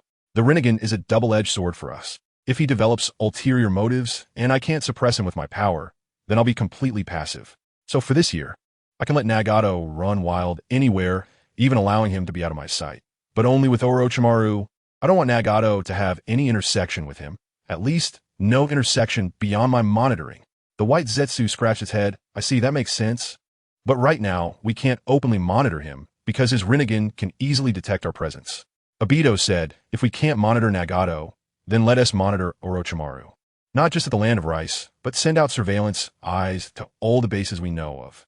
Also, expand the search range and quickly find those bases of his that we have not discovered. Once we spot Orochimaru, I will personally take action to eradicate him. Boom! At that moment, a white Zetsu was thrown out by the ghost and crashed into the outer path golem. Idiot! Now you become the ghost. Come catch us! The Zetsu that had turned into the ghost laughed. I'm getting a bit tired of the ghost game. Let's play hide and seek instead. Saying this, it dove into the golem, swimming inside it. You're so stupid. We can sense each other. Is hide and seek even meaningful? Forget it. Let us continue playing ghost. This time, it's my turn to be the ghost. Obito said, Zetsu, what has your clone been up to today? Goo. The white Zetsu swimming on the golem approached the artificial body of Hashirama and began poking at it. The main body of the white Zetsu stepped forward and said, hey clone, playing is one thing, but don't break that. It relates to our existence. The clone paused and said, I know. It's because Madara used the golem to cultivate this, which resulted in us as byproducts, right? The main body of the white Zetsu replied, good that you know. Stay away from that. All right. The white Zetsu began to distance itself. Wait. At this moment, Obito's gaze fell deeply on the artificial body of Hashirama, and suddenly, his eyes narrowed. He stood up from his seat and said, "Come down, I have something to ask you." Swish! His somewhat dark tone made the chattering white Zetsu in the open space stop abruptly. The white Zetsu hanging on the golem looked a bit anxious. "Huh? Are you talking about me, Obito?" "Ah, come down, let me take a closer look at you." This white Zetsu was almost going mad, because it was number one, and at this moment, it was clutching a small piece of flesh from the artificial body of Hashirama in its palm. Did I act too hastily?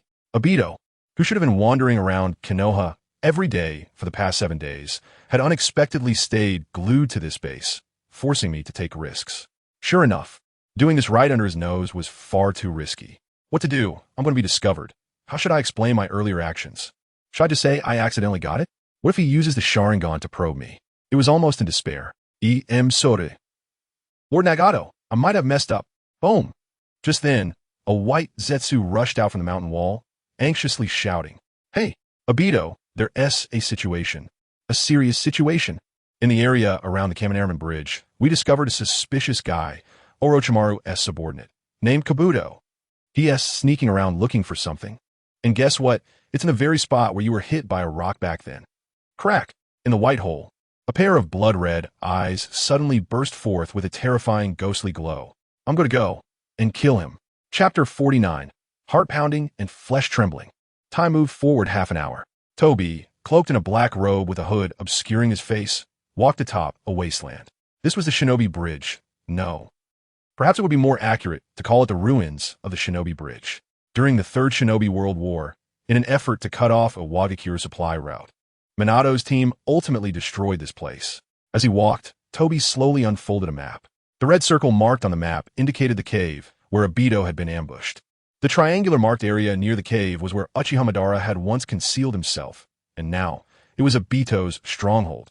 Thud! Toby stopped, pressed his fingers against his nose, and slowly raised his gaze towards the large stone ruins piled high with countless fragments.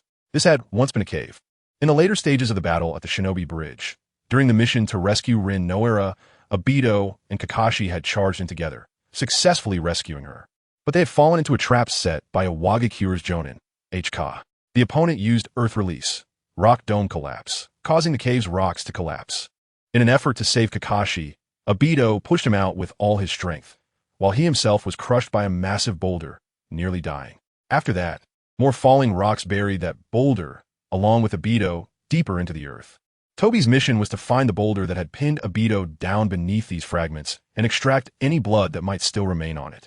Yes, just the possibility of residual blood. Moreover, approaching Obito's stronghold and breaking the ground would certainly attract the attention of Black Zetsu. What awaited Toby would be a deadly trap. Perhaps he was already under Black Zetsu's surveillance. He had to hurry.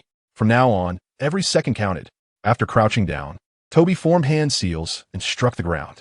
After voluntarily accepting this mission, he had prepared for 7 days and nights, learning Earth Release techniques that he had never been good at. Earth Release, Rock Decay. This Earth Release technique could quickly strip away the shattered surface rocks, suitable for excavation work in special terrains. With this technique, he could quickly find the large rocks buried beneath the unmanageable ruins. Boom! Amidst the rumbling sounds, countless fragments shifted in all directions, the ground sinking as if a great wave was washing away sand, transforming the ruins into a deep pit. Time was tight. Toby didn't even dare to shift his gaze to confirm if the recent noise had attracted any watchers. He jumped down into the pit. Before him were dozens of large rocks of similar size, and in his haste, he couldn't determine which one was the rock that pinned Obito. Fortunately, before setting out, Nagato and Orochimaru had simulated various scenarios Toby might encounter on this trip. The situation before him was still within expectations. Hiss, hiss, hiss. From under Toby's sleeves, dozens of small white snakes fell, weaving between the rocks, flicking their tongues, beginning to search for traces of blood. What Toby feared most was that none of these stones would contain any blood from Obito. Thankfully, he didn't run into trouble in this place. The small snakes stopped beside a rock. Was that the one? Toby quickly rushed to that rock, took out a scroll from his pocket, unfurled it, bit his finger, and began to sketch out a seal. Thanks to Lord Orochimaru, who had long studied forbidden techniques, he had even learned this obscure sealing technique. After completing the seal, he formed the hand signs. Blood sealing technique. Zzzz. The patterns of the technique spread from the scroll, seeping into the cracks of the rock. In a process of flowing back, the blood from beneath the massive rock was extracted and sealed. Above him, the startled Black Zetsu had already gathered to observe his actions. Hey, isn't that guy a spy under Danzo? I heard he was captured by Orochimaru later. What is he doing? Isn't that where Obito was buried back then? This is bad. Go tell Obito about this. Zizzes. The patterns of the technique completely flowed back into the scroll. Toby held the scroll, adjusted his glasses, and a relieved smile formed on his lips. Things are going much smoother than I expected. This way, I can return and report to Orochimaru, right? A chilling voice echoed as a mysterious vortex erupted. A murderous white hand lunged at Toby. Toby reacted quickly, protecting the scroll while using his other hand to gather chakra into a surgical knife to slash at the assailant. Swish! However, his attack passed right through the figure in front of him. What? Toby was horrified. Crack! The next second, the hand protecting the scroll was ruthlessly yanked away by the opponent's brute force. In intense pain, he clutched his bleeding, severed arm and stumbled backward. Obito took the scroll from the severed hand and, like trash, discarded Toby's severed hand. Toby was drenched in sweat. The blue light of the chakra surgical knife transformed into the green light of medical ninjutsu. Hemostasis technique. Urgently trying to stop the bleeding from his severed arm, while fearfully questioning the assailant. Who are you? You worthless fool. You don't deserve to question me. Obito coldly raised the blood-sealing scroll. Yamato, Toby, tell me the purpose of Orochimaru sending you here. Toby was even more shocked. You actually know I'm working for Lord Orochimaru. Answer me. Not a chance. Boom. Obito's figure surged forward like a storm. Then let the illusion of the Sharingan make you confess the truth. I must catch up. Toby raised one hand and began to form hand seals. Crack! He was lifted into the air by Obito with one hand, and in the hollow of his eye, the Sharingan met Toby's gaze with an invasive glare. Illusion technique. Sharingan. Toby's hand that was forming seals dropped weakly, his eyes losing focus. Obito coldly demanded, where is Orochimaru now? In the land of rice. At the base. Not good. This is different from the simulation. Meanwhile, at the base in the land of rice, Orochimaru stood up with a start upon seeing the scene in the crystal ball. Toby had fallen into an illusion. Nagato immediately used the summoning technique of the animal path to bring him back. Cold sweat streamed down Nagato's face, his heart racing. Orochimaru urged Nagato. Nagato clenched his fists tightly and said solemnly, No, wait a moment. Obito's voice thundered again. Why haven't the Black Zetsu I sent to monitor their reported back with information on him at the base in the land of rice? Yamato-Tobi dully opened his mouth because the Black Zetsu monitoring there has already been by Orochimaru. Chapter 50. Heart-stopping and thrilling. They killed him. As Do's words fell, a sigh of relief escaped from both Nagato and Orochimaru. 1,000 miles away, Do had not truly fallen into Obito's illusion, and the precautionary measures taken beforehand seemed to have worked. Soon, both of their hearts lifted again, because this did not mean that they had succeeded. Sure enough, Obito focused his mind and asked again, Orochimaru, why did you send Do to collect this blood? Do replied, the Uchiha Obito the body. Konoha has not found it. Orochimaru suspects that he is still alive in this world and wants to use the blood to attempt the Edo Tensei technique. In an instant, cold sweat dripped down Obito's face, hidden behind white vines. He knew very well, if this blood was truly taken back and used by Orochimaru for Edo Tensei, the result would surely be a failure of Edo Tensei. If that were to happen, the fact that Uchiha Obito was still alive would surely be revealed to the ninja world. Killing intent brewed in his trembling pupils. But Obito still had questions in his heart, and he asked in a deep voice, Uchiha Obito was just an unknown nin during the Great Ninja War. Why would Orochimaru focus on him? Do spoke up, the eyes, Uchiha. The ocular power is what Orochimaru seeks. However, at present his hands cannot reach Konoha, the Uchiha clan, so he has to. Obito coldly interrupted. So, he is resorting to second best and targeting the Uchiha's deceased spirits? Yes. Crack. The moment Do spoke that word, the cutting wood that erupted from Obito's right arm pierced through his body. Blood instantly stained the ground. Obito discarded Do's corpse, and the flames igniting in his hands burned the blood-sealing scroll to ashes. The land of rice, it seems, cannot be delayed any longer. Orochimaru must be eliminated immediately. Two white Zetsus emerged from the ground, and one of them said, "Are we going? Although you left a space-time marker in the Land of Rice, it seems there is still some distance from Orochimaru's base."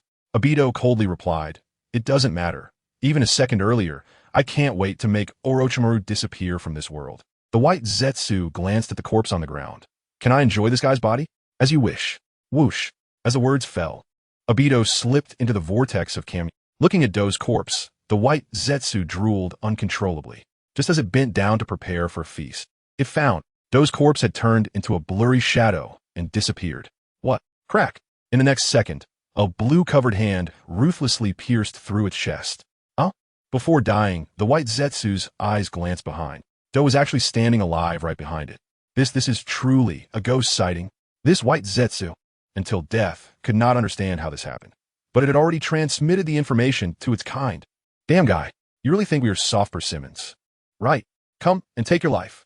A large number of white Zetsus surged from the ground. Meanwhile, Do decisively took hold of another white Zetsu nearby and fled towards the forest. The sealing symbol hidden in his right armpit, which concealed his perception, turned to ashes, and the Sharingan hidden there closed. He glanced at the left hand on the ground. The injury sustained before forming the seals did not heal? Yes. Izanagi. This was the insurance Nagato suggested Orochimaru give to Do. Time returns to 7 days ago. Izanagi, the Uchiha's forbidden technique. From a moment it is activated until the duration ends, negative factors such as injury and death can be eliminated. Oh, I didn't expect Nagato-kun to also know about that Uchiha forbidden technique. Orochimaru, you have a Sharingan on hand, right? Yes, years ago. I joined Root and dealt with Danzo with the intention of mutual use.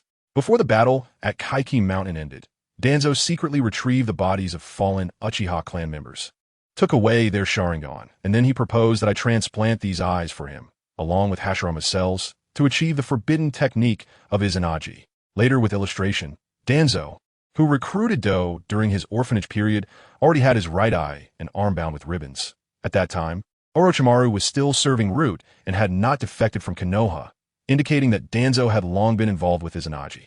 And since Izanagi is consumable, Danzo has consumed quite a bit over the years, which does not contradict later obtaining the eyes after the Uchiha clan's extermination. I agreed to Danzo because I was also curious about the truth behind that forbidden technique, thinking of using Danzo as a test subject to obtain some experimental data about the technique, of course, for price. I took half of the Sharingan from Danzo as compensation for assisting him. After speaking, Orochimaru's expression darkened slightly, but Do is not an Uchiha clan member to activate Izanagi. He must have the powers of both Senju and Uchiha.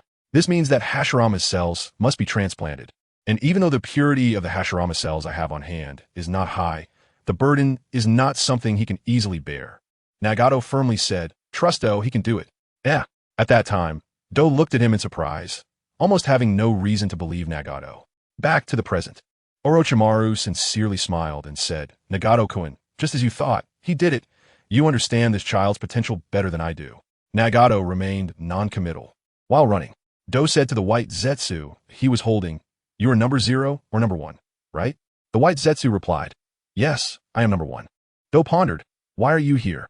Don't you have another mission?" Number 1 said, "I have obtained the cells of Hashirama's artificial body, but I also became a target of Obito's suspicion. Fortunately, you were discovered by my kind in time, diverting Obito's attention. Otherwise, I would have been finished. Where are the cells of Hashirama's artificial body?" "Here." Number 1 took the piece of flesh he was holding and placed it in Do's pocket. "Your scroll containing Obito's blood hasn't really been destroyed, right?" Do said, "Of course not. I've already swapped it. What Obito got was a fake." Number 1 said, "I have to admit, your act was so realistic that you even handed over Orochimaru's current location." Do felt somewhat helpless. If he hadn't said it that way, he wouldn't have been able to fool him. On-the-spot adaptability is a necessary quality for a spy. Number 1 said, "Awesome. You got everything. Why don't you just let Lord Nagato summon you back?" Do glanced at the relentless white Zetsus behind him and said, "No. If Obito is also familiar with the abilities of the Rinnegan, directly summoning back would likely lead him to connect the dots that Lord Nagato was involved in this matter. So, at the moment of summoning, I must avoid all white Zetsus eyes. Is that so?" Number 1's gaze fell down, Do. "The forest at 6 o'clock is the blind spot of our kind at this moment." "Ah, 6 o'clock? Understood." I will put you down and rush over at full speed. Number 1 said gloomily. No, you can't just put me down like that. Do was taken aback. Why? Suspicious behavior will only lead to more suspicion from Obito. Now that you've killed me, it's a wise choice. But I've already been suspected. Obito will definitely deal with me after coming to his senses. Dying here is the best outcome for me. So go ahead, make it quick. By the way, when you go back there's something, please tell Lord Nagato for me. Number 1 revealed a farewell smile. Thank him for me. I can feel that although he has been using us, deep down he does not completely see us white Zetsu as mere pawns.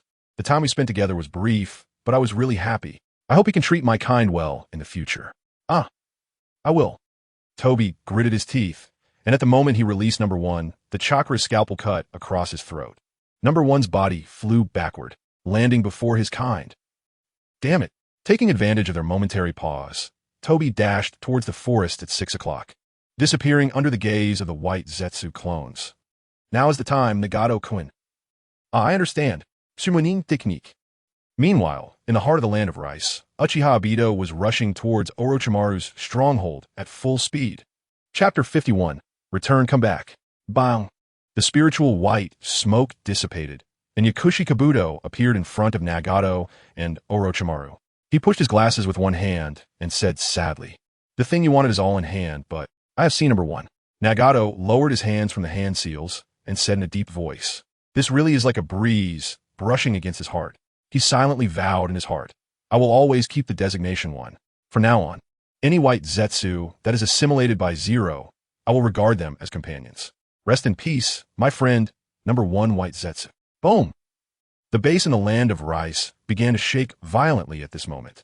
The scorching air changed Orochimaru's expression. This fierce chakra, could it be? Nagato murmured. It came really fast. Outside the base, Obito arrived, his fingers igniting 5 clusters of chakra flames, striking the ground hard. Rumble, with the earth as a catalyst. The amplified inferno burned along the path of the trace chakra, released by his fingers, forming a dark red flame barrier. The intense heat enough to prevent even-tailed beast-level threats from approaching. This is the Hellfire Protective Wall. Uchiha Fire Formation. After Obito stood up, his Sharingan glowed with a cold, ghostly light as he passed through the barrier. Whoosh! Looking at the swamp in front of him, he activated his right eye's Kamui, pulling large areas of mud into the Kamui space. The entrance of the base was thus exposed before him. Orochimaru, now you can't escape. In the base's room, Konan pushed the door open. After 10 days without sleep, she bore heavy dark circles under her eyes, looking exhausted, but her words carried a firm resentment. Nagato, are we going to fight? Our current configuration is not incapable of battling him. Nagato clenched his fist. Yes, Pain, Konan, Orochimaru, and Kabuto, we are indeed not incapable of fighting that guy. However, the penetrating and absorbing power of Kamui is not easy to counter, and besides, Obito has Akatsuki support, and hidden beneath Akatsuki's vine mask is a spare Sharingan for activating his Anaji. If we can't keep him here, then all the maneuvering we've done so far will be meaningless. Konan, I understand your feelings, but now is not the time. Pylon is already in position. We must retreat. Is that so? Konan felt very unwilling. That person was the cause of Yahiko and the Akatsuki members losing their lives, and he was still trying to use Nagato to realize his ambitions. At the very least, let me prepare a gift for him. She formed hand seals with both hands, quickly inscribing explosive tags onto the falling paper from her body and merging them with the ground. Orochimaru revealed a surprised expression. This technique, I'm too familiar with it. During the Second Shinobi World War at the battlefield of Amigakure, I almost lost my life at that man's hands. Konan said, it's Hanzo's explosive flame formation. Referring to its principles, I combined it with my own methods. I wanted to add more powerful materials, but the preparation was not sufficient. Orochimaru laughed. The brilliance of this trap is that unless one knows in advance, there's almost no way to avoid it. Even a Sharingan, under such exquisite disguise, would find it difficult to completely detect clues. Tap, tap, tap. In the dark corridor of the underground, Obito quickly penetrated through the walls.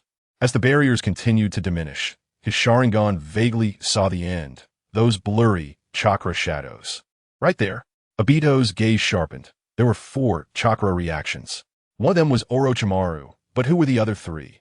He quickened his pace. Only one wall separated him from the target room, and he suddenly leapt up, crack, gripping tightly with a hand formed from white vines. Just like half a year ago, when he shattered an entire wall in front of Madara, his fist slammed down hard. No matter who you are, you must die here. Because you have touched the forbidden box that cannot be opened. Rumble. The wall exploded, and Obito's right arm released the implanted wood. But inside the room, it was completely empty. The white Zetsu Akatsuki said this feeling is just like a sudden disappearance of the urge to go to the bathroom. And though I don't know what that feeling is like. Obito ignored Akatsuki's joke, scanning the room with his Sharingan. He was certain that just 10 seconds ago, the target was still in this room, but it vanished in the blink of an eye. Using Earth Release to burrow underground, he looked down at the ground.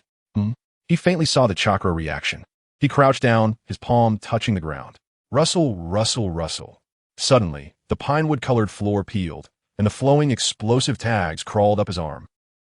Just as he was astonished, those explosive tags, perfectly fused with the ground, blazed with fire and flowed toward him. This technique, rumble, rumble, rumble. The explosion's flames instantly engulfed him, along with the entire room. Not just this room. Konan had long since set explosive tags in various places around Orochimaru's base to prevent unforeseen circumstances, especially at the supporting points of this underground structure. This explosion would set off a chain reaction, causing the entire underground base to collapse with a roar. With the flame barrier obstructing the view, the people who were teleported here by pylon several kilometers away could not see clearly.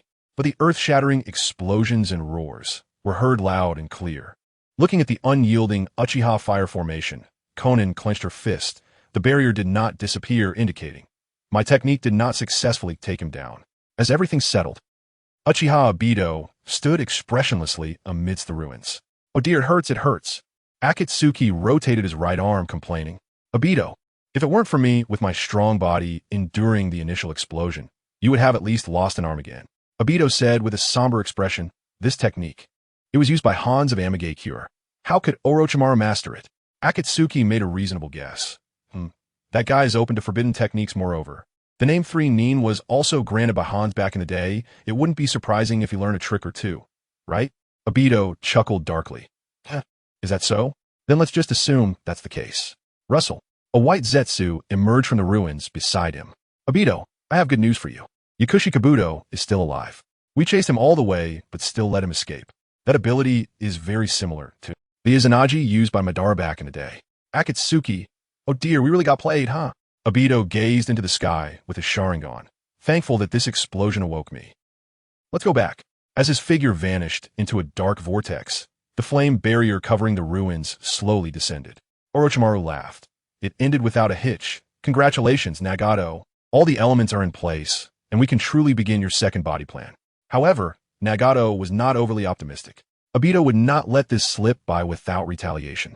Orochimaru, I'm afraid soon all your bases spread throughout the shinobi world will become forbidden zones.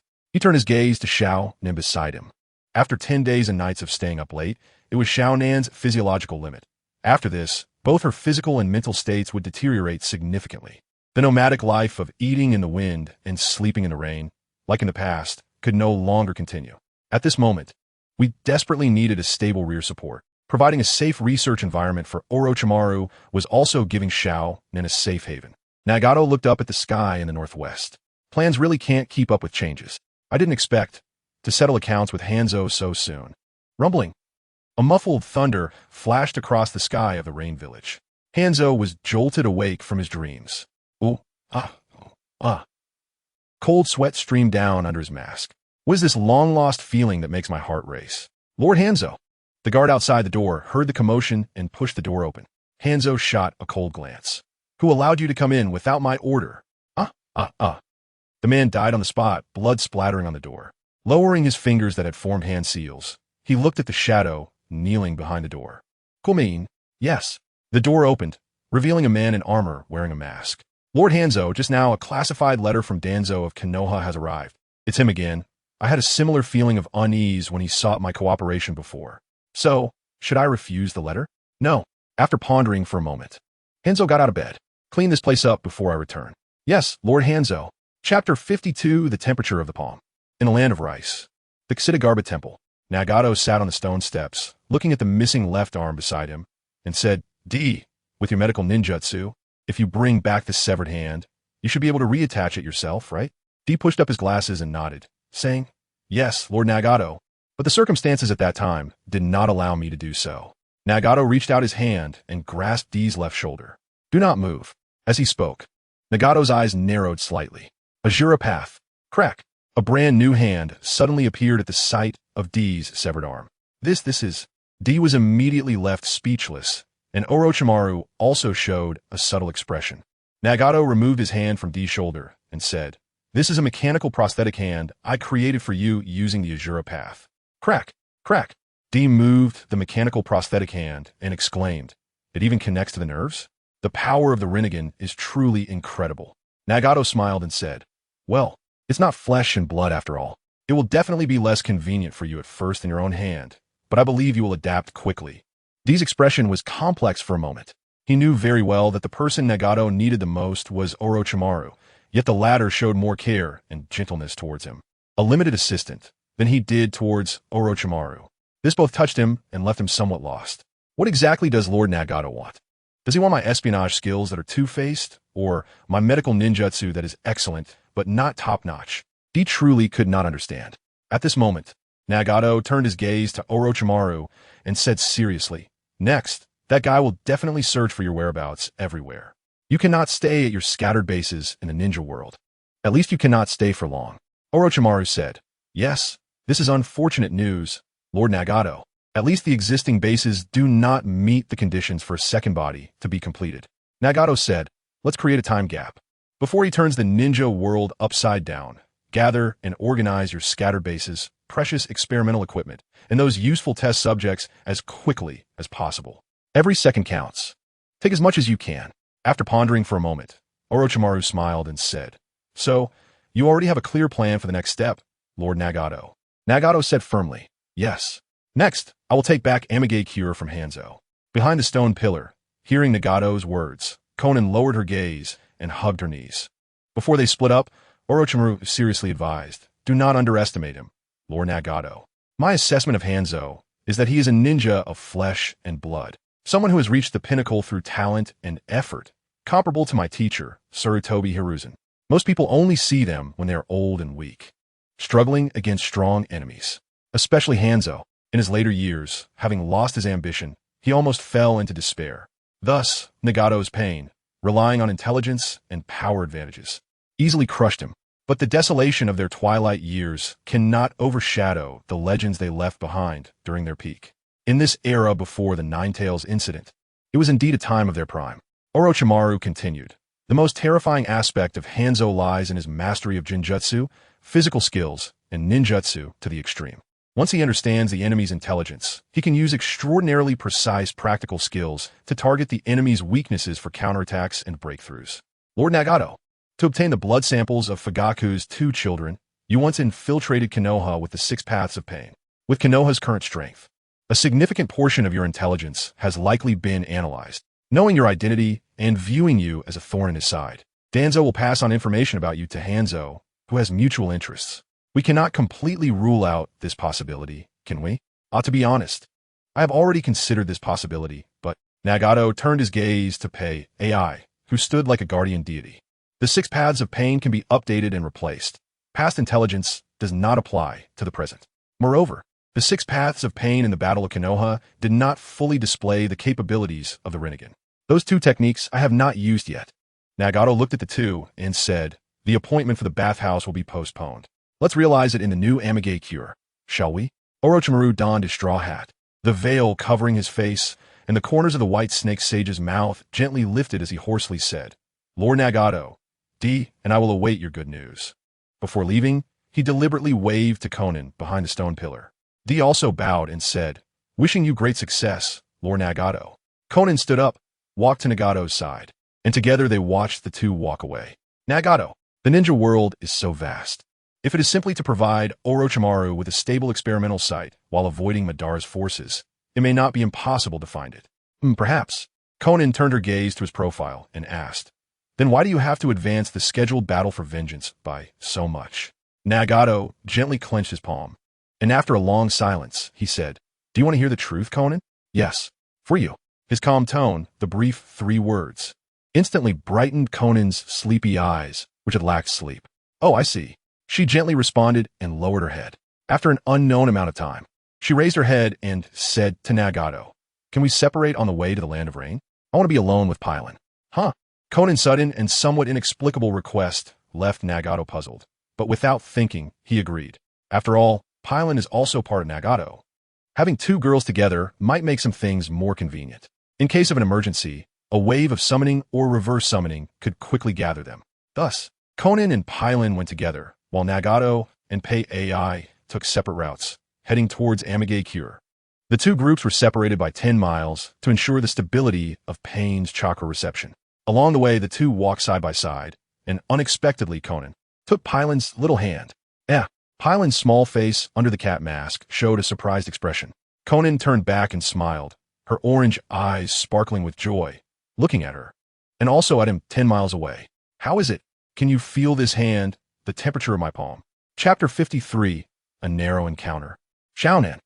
Pylon's hand felt like a corpse's hand, devoid of any warmth, cold to the touch. She could not feel the warmth of Xiaonan's palm. But what was this warm feeling in her heart? Nagato murmured to herself. Xiaonan ran forward, holding Pylon's hand. Boom! Suddenly, an explosion echoed from the forest on the way to the rain country, startling the birds into flight. Were there ninjas fighting ahead? Xiaonan stopped and released Pylon's hand. Pylon said, from the sound of it, the enemy is quite strong. Xiaonan immediately prepared to form hand seals to use the paper dance to investigate the situation. Pylon stopped her. "No need, let's go see for ourselves." With that, she took Xiaonan's hand and led the way. Looking at the small hand holding hers, Xiaonan's eyes flickered slightly. Was I just saying? That kind of statement. Isn't it just making Nagato think that I have ulterior motives? She thought too much, in both dimensions, as a lifelong single and a romantic novice. Nagato naturally interpreted Xiaonan's earlier gesture of holding hands as a form of friendship and care. It's nice to hold hands with Pylon and Xiaonan after all. We've all bathed together before, although, due to the mist, we couldn't see the key parts clearly. Arriving near the forest where the battle sounds came from, the two hid behind the swaying shadows of the trees and looked out. They saw, in a clearing, a tall man stood with short hair, a mask covering his mouth and nose, his outline sharp and cold, wearing a gray headband on his forehead, and only a pair of eerie green eyes were visible. The gaze devoid of emotion. Picture to follow. Kakuzu, youthful version, 75 years old. Through Pylon's eyes, Nagato recognized him. Oh, could this be? The man was holding a severely injured Sunagakure ninja. Coldly, he said, Sunagekyure's Waikai, a fellow disciple of J. Ninmaki, with a bounty of 20 million ryo on his head. I'll take it without hesitation. It's really you, Kakuzu. I never expected to meet you here on this narrow path. Waikai, held by Kakuzu, displayed a gaze of defiance, saying fiercely, "You profit-driven monster. Even if I perish with you, I won't let you succeed." As he spoke, his two fingers suddenly shot up. Pylon narrowed her eyes. That hand gesture was exactly the technique that Maki used to kill Yuzuki Yugao, the Moonlight Gale's move. Waikai, since Kakuzu said he was Maki's fellow disciple. Does he also know this move? Wind release, wind blade. Boom!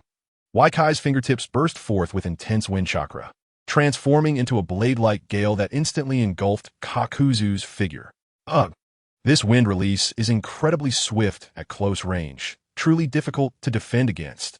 After the wind blade subsided, Kakuzu's body was covered with numerous wounds of varying sizes.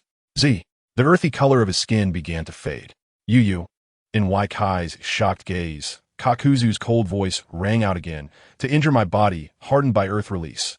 Earth spear, this wind release is indeed impressive. But you're out of options now, aren't you? Crack! As his voice fell, his arm pierced directly through Waikai's chest. Ugh, how infuriating. To die in a place like this? I'm sorry, Kazekage. Your Excellency. In Waikai's wide-open eyes, the colors of life rapidly froze and vanished. Another 20 million ryo added to my account. Kakuzu tossed Waikai's corpse to the ground and looked at the wounds on his body. Let's fix this up first. Hiss. Black threads emerged from the flesh around the wounds, stitching them up. That technique. Xiaonan rubbed her eyes, which were sore and dry from staying up late, somewhat unable to believe what she was seeing.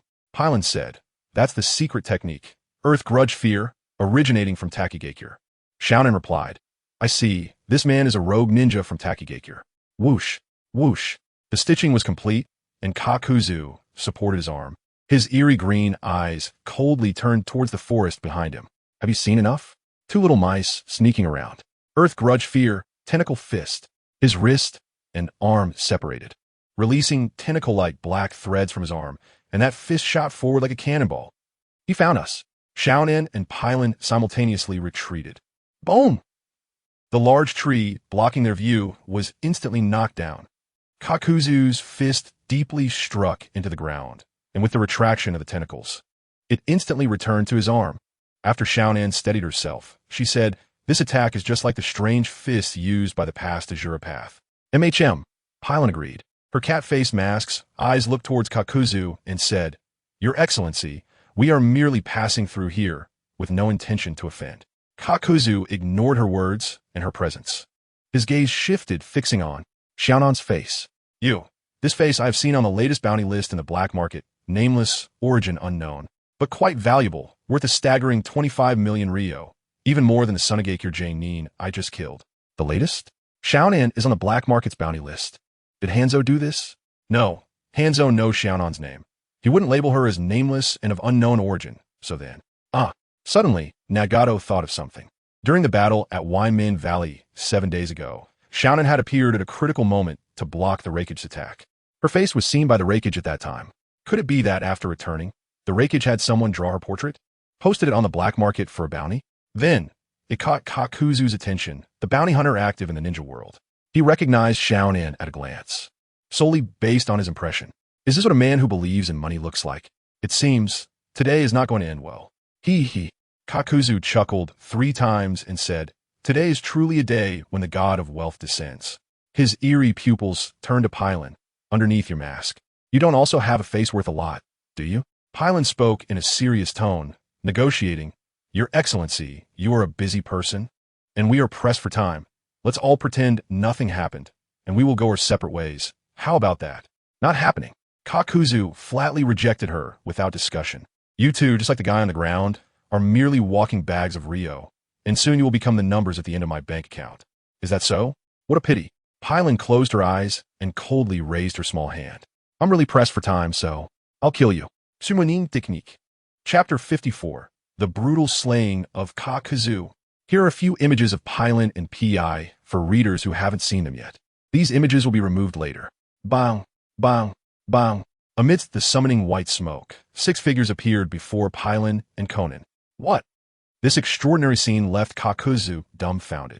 But before he could carefully confirm if each face matched the bounty list, Pain's Devapath had already coldly raised his palm.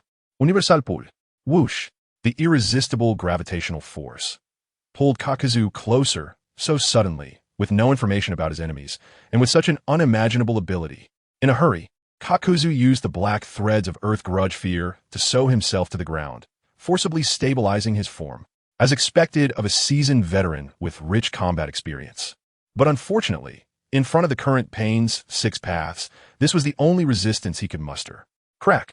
In the next moment, lightning erupted and PI, clad in lightning armor, advanced with a speed Kakuzu couldn't react to. Boom! A plain and unadorned fist slammed into Kakuzu's chest. Ugh! Kakuzu's dark green pupils widened instantly. On PI's palm, the black rods were interspersed, a deliberate act by Nagato. The dual suppression of lightning chakra and black rods was enough to render you incapable of any resistance. Well, considering you have 5 hearts. Whoosh! Pain's human path dashed forward, pressing his palm against Kakuzu's shoulder, extracting his soul, ruthlessly pulling it out. Human path. Whoosh! Kakuzu could only watch helplessly as his soul was extracted from his body, along with the dignity of being a strong man. What is this supposed to be? Were you all? As his soul was extracted, Kakuzu's round, dark green eyes froze in unwillingness and confusion. Crack! P.I. withdrew his fist, the lightning on his surface dissipating. Thud! Kakuzu's corpse fell before Nagato. Nagato looked at him expressionlessly. You are not my candidate for pain. But before the true master returns, your abilities are still a valuable substitute. His gaze turned to Pain's hell path. The unnamed ninja from the Sand Village can retire now. He interrupted the signal transmission of Hell Path, and the unnamed ninja fell down. Then, based on his own aesthetic, Nagato implanted black rods into Kaku. Hell Path. In the purple flames, Pain's path, Kakuzu, walk forward. Although temporary, let us give you a decent title. Kakape. Image attached. The black hair stands out. 5 hearts. With his original heart not pierced by the rods. It's worth mentioning that one of Kakuzu's hearts was destroyed by Pi, but it was repaired after becoming Kakape. On the ground, Kakuzu's blood still remained. Konan, collect Kakuzu's blood for me. Once we gain control of the Rain Village, let Orochimaru use the impure world reincarnation to revive Kakuzu. Konan curiously asked, "Why is that?" Nagato smiled and said, "It's just to maximize his value. He has already planned to take over the Rain Village from Hans, and the next step is to operate and develop, expanding the size of the village. The Rain Village is a small country and a small village. The construction funds that can be obtained from the government are inevitably limited. Therefore, a capable and trustworthy financial manager is truly indispensable. Just think, no one is more suitable for this position than Kakuzu. By then, this financial manager will no longer need to seize hearts to survive, but will truly have an immortal body." Konan collected Kakuzu's blood. Nagato looked at the lifeless Waisuke on the ground and thought of his ability to use Windblade, glancing towards Pain's human path. By the way, let us switch it too. After completing this, beside the unnamed Sand Ninja, there was an additional unnamed Rock Ninja. You are just the most mediocre ninjas, yet you can briefly enjoy prominence as Pain. Please feel honored, both of you. The flames burned fiercely, incinerating their remains, but also sublimating the significance of their existence as ninjas on the path of advancement. Encountering Kakuzu has raised the combat power of Pain's 6 paths to a new level. This is truly an unexpected gain. Rain Village. Hans had not slept all night due to the encrypted letter sent by Danzo. In the letter, Danzo disclosed the information obtained from the recent attack on Konoha, along with the insider information that only he knew, detailing everything to Hans. After reading it, Hans couldn't help but feel a chill in his heart. He truly didn't expect that less than 2 months after the previous encirclement, Nagato would attack Konoha. Moreover, he used abilities that neither he had ever heard of nor experienced. It seemed he could grant the power of the Rinnegan to the dead and manipulate them from a distance. He couldn't help but imagine, if that night, Nagato had invaded the Rain Village instead of Konoha, would he be able to withstand his assault without knowing any of his information? But soon, his heart calmed down. In his view, no matter how tricky the ability, once it surfaced, it was unlikely to cause any more turbulence. His gaze fixed on the last part of Danzo's letter. If Nagato is not eliminated, Akatsuki will surely be revived. The Rain Village and even the ninja world will never know peace. If you meet, please strengthen your defenses and be vigilant. Also, Danzo has dispatched 2 squads of strength from his route to the Rain Country. Should there be any changes in the Rain Village in the future, they can be summoned quickly to assist you in eliminating this person. Danzo sincerely hopes you eliminate this hidden threat. Your old friend, Shimura Danzo. Respectfully, Hans's eyes darkened. He closed the scroll and stepped outside the curtain, looking at the rain-soaked sky, lost in thought. Scenes from the past surfaced in his mind. At first, he had trusted Akatsuki, believing in the ideals and beliefs of the young people under Yahiko's leadership who fought bravely against strong enemies for peace. He even truly considered one day entrusting the future of the Rain Village to them. However, Danzo had misled him with slander. Afterward, he thought a lot and understood that his overly cautious and suspicious nature had been exploited by Danzo, leading to the current situation. However, he was always unwilling to admit and face it, even less willing to change anything for it. The only thing he could do was let Nagato and Konan reunite with Yahiko underground, allowing Akatsuki to become a thing of the past. There were no more obstacles along the way. 3 days later, thunder rumbled, and the small country, crying in the rain, welcomed the wandering traveler. On the other side of the lake, rippling with cold waves, the cold towering towers seemed to beckon to the shore. Nagato glanced at Konan beside him then. He slowly opened the oil paper umbrella he was holding. Chapter 55. The Rain Village Infiltration, Perlin's Secret Technique. Nagato personally holds an oil paper umbrella for Konan. Pain's Deva Path steps into the rain ahead, hands forming hand seals. Rain Tiger Freedom Technique. Whoosh. Chakra mixes with the rainwater, and he successfully takes control of this rain. In the Rain Village, under the eaves outside, Hanzo looks up at the sudden downpour, extending his palm forward. Drip, drip. Rainwater falls into his palm, and he closes his eyes, deep in thought. The weight of the rainwater has subtle changes. Is it from chakra? Is it that technique? Clenching his fist, he says in a deep voice to the guard captain, Yeo, standing beside him, gather all the guards. Yes. Yeo responds respectfully and disappears from spot. In the entire Rain Village, probably only you and I can use that technique. It has come quickly, Nagato. However, Hanzo forms hand seals, stating firmly, my mastery of this technique is stronger than yours. Reverse Rain Tiger Freedom Technique. Splash. The rainwater beats against the oil paper umbrella above Nagato and Konan. Pains Deva Path, with his Rinnegan, gazes at the sky. Just now, his chakra was repelled by the rainwater. That means this rain no longer belongs to him. He murmurs, has it been detected in reverse? Truly worthy of the pinnacle of the ninja world. It is almost certain that Hanzo has grasped some intelligence about Pain's 6 paths and the source of the information. Is Danzo from Konoha? Konan turns her gaze to the umbrella holder beside her, wondering how to infiltrate. Nagato says, the trip to Konoha is a surprise attack for plunder, while this trip to the Rain Village is a beheading operation, and we can even destroy strongholds if necessary. In a situation where intelligence is semi-transparent and the enemy is on guard, there is no need to take a roundabout approach to infiltrate. Let's be direct. Boom! The Yata bird carrying Perlin slices through the curtain of rain like an arrow, invading the airspace of the Rain Village. Hanzo immediately senses it, his gaze sharpening, knowing full well that I had already prepared defenses, yet you choose to infiltrate directly. Nagato, I can clearly feel your killing intent even through the rain. Crack. His powerful palm leaves deep imprints on the stone seat. But I feel the same killing intent towards you. In this battle, is either you die or I die. He looks down at the hundreds of kneeling elite guards. Akatsuki has returned, and the previous defeat has granted the behind-the-scenes leader of Akatsuki even greater power. Many of you will die, but those who return to me alive, I will grant you the highest honors. Go, my proud elite guards. You shall be with me, Hanzo, willing to die for my lord. Under the blessing of glory, the warriors of the rain charge towards the curtain of rain outside the tent. Watching the fallen elite guards, Hanzo's gaze darkens. He knows very well that probably none of them will return. However, elite guards can be recruited and trained again, and even if the village is destroyed, it can be rebuilt. After several tribulations of the Ninja World Wars, the Rain Village has endured through destruction and reconstruction to this day. As long as I, Hanzo, am alive, the Rain Village can never truly perish. Thus, he remains cautious, walking on thin ice, using every means possible to preserve himself. He does not fully trust the intelligence provided by Danzo. Therefore, verification is needed.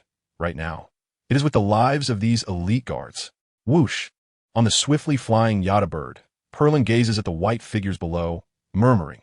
Hanzo's minions have begun to act. Below, the elite guards also notice the enemy in the sky. The leading little commander says, that bird, in the intelligence received by Lord Hanzo, is driven by a masked woman, and her ability is aerial bombardment. It is somewhat similar to the methods of the Iwagakure demolition team. At that flying height, we cannot reach it at all. We only need to act as ground bait. Lord Yeo has already gone. The Yata bird dives and spins in the air, dropping bombs.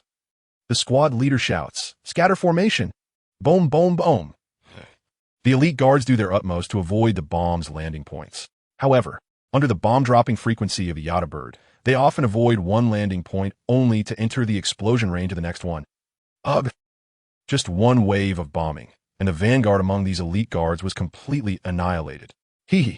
Perlin smiles charmingly. Suddenly, the Rinnegan on the Yata bird locks onto something. Perlin suddenly lowers her head. A wind-release shuriken whizzes past her head at high speed. Perlin turns her gaze to the side of the sky. There, a collared dove, acting as a summoning beast, hovers in the air. Riding the dove is Hanzo's guard captain, Yeo, who is considered his right-hand man. Yeo coldly forms hand seals. Remnants of Akatsuki die. This is the secret water release technique passed down from Lord Hanzo. Water release. Rain dragon roar. Whoosh. The rainwater in parts of the sky begins to rapidly gather, forming a silver-gray water dragon that roars towards Perlin. The Yata bird spits out bombs, colliding with the water dragon. Boom, boom, boom, boom. In an explosion, countless water droplets spread across the sky. Perlin murmurs, I understand this technique is more troublesome than powerful. It blocks visibility, specifically targeting the visual connection between Rinnegan.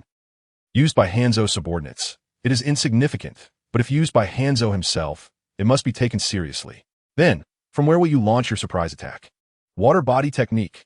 Under the cover of the raindrops, Yeo suddenly appears, his ninja blade piercing into Perlin's unguarded back heart. Yao coldly says, "This way. At least you won't be able to summon other corpses, remnants of Akatsuki." Oh, to be able to analyze this step after limited contact? Nara Shikaku. You truly are a terrifying person. Boom. Perlin's body turns into a piece of rotten wood on the tip of Yao's blade. Yao's eyes widen in shock. No way. The corpse can still use the substitution technique? Rin was a medical ninja and lacked strong offensive means, making it easy to fall into a disadvantage in one-on-one close combat. To compensate for this, I have thought hard. During the days I kept Konan awake, I finally researched a technique combining body techniques and summoning techniques. An unprecedented move. This will surpass the pain of a Biki. Yao, feel the pain.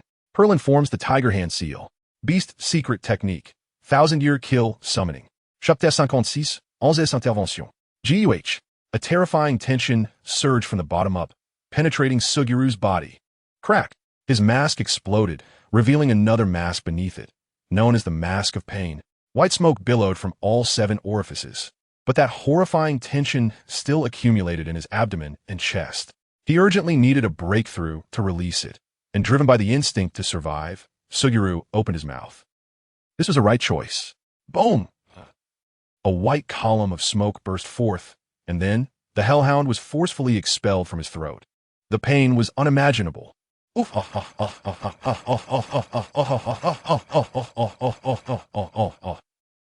Amidst Sugiru's heart-wrenching screams, his spirit beast, the turtle dove, disappeared into the white smoke. Under the oil umbrella, Konan shifted her gaze from the crystal ball, a drop of sweat on her face, and hesitated to ask, "Nagato, what was that just now?" Nagato replied calmly, "Rin's ultimate technique before her death." Konan blinked her panda eyes. "Don't lie to me. Such a harmless girl would learn techniques that even Jiraiya-sensei couldn't use?" Well, people shouldn't be judged by appearances. Nagato thought to himself, I'm not exactly lying, right? After all, she's Rin's crush, taught by Kakashi. Konan tactfully said, let's avoid using that technique if we can. After all, it looks a bit inhumane. All right, I'll listen to you. Nagato smiled inwardly. Don't worry. The next time I use it, it will definitely be on that victim. After all, in terms of combat power, Rin really doesn't T-rank high. It's safe to say that the existence of Perrin is entirely for personal grievances with that person. Someday, in the future, when I settle my grievances with him, Perrin will surely retire. By then, a new beast path, balancing strength and beauty, will inevitably make its appearance. A lowly path is indeed nice, but how about try an older sister path instead? Forget it, let us talk about it then. Suguru knelt on the Yada no Kagami, his eyes losing focus. As one of the few jonin in Amage Cure, he was also a war orphan taken in by Hans during the Second Shinobi World War. Although he was never formally accepted as a disciple, all of his skills were taught by Hans. Ultimately, through loyalty and capability, he became Hans's trusted aide. Hans, as a leader, possessed strength on par with the 5 Kage, known as the pinnacle of the shinobi world. However, under his command, Amage Cure, let alone rivaling the 5 great shinobi villages, struggled to protect itself during the Shinobi World War. Suguru understood deeply that it was due to a significant gap in strength. Hans was in existence at the pinnacle of the shinobi world, but his subordinates didn't even have a ninja who could be considered elite jonin. My dream is to become a powerful ninja like you, so that the cautious you will no longer have any worries. But I am incompetent and have brought shame upon you, Lord Hans. At that moment, Suguru surprisingly raised his hand with incredible willpower, reaching for his clothing. Perrin's small face was astonished. The pain he is enduring should have rendered him completely immobile. Suguru shouted, Nagato of Akatsuki, in your eyes, I, Suguru, may just be a small character whom you can toy with using your despicable ninjutsu. But remember this, little character. I also have an indomitable will and beliefs to protect. Whoosh! He tore off his robe, revealing his body covered in explosive tags. Let this body controlled by you and me go to hell together. This guy never intended to return alive from the start. Perrin executed a backflip and leaped off the Yada no Kagami. Rumble, rumble, rumble. A massive fireball erupted above, engulfing the Yada no Kagami. As she fell, Perrin's eyes, hidden behind her cat-faced mask, watched the smoke and dust scattered in the rain.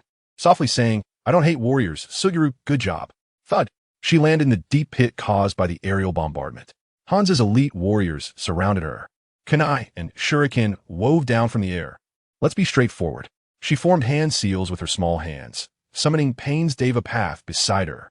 Shinra Tensei. Clang, clang, clang, boom, boom, boom. The shuriken were bounced back, and the explosive tags stuck to the kunai were triggered, the explosive flames. Pushed back by a violent repulsive force, rolled backward.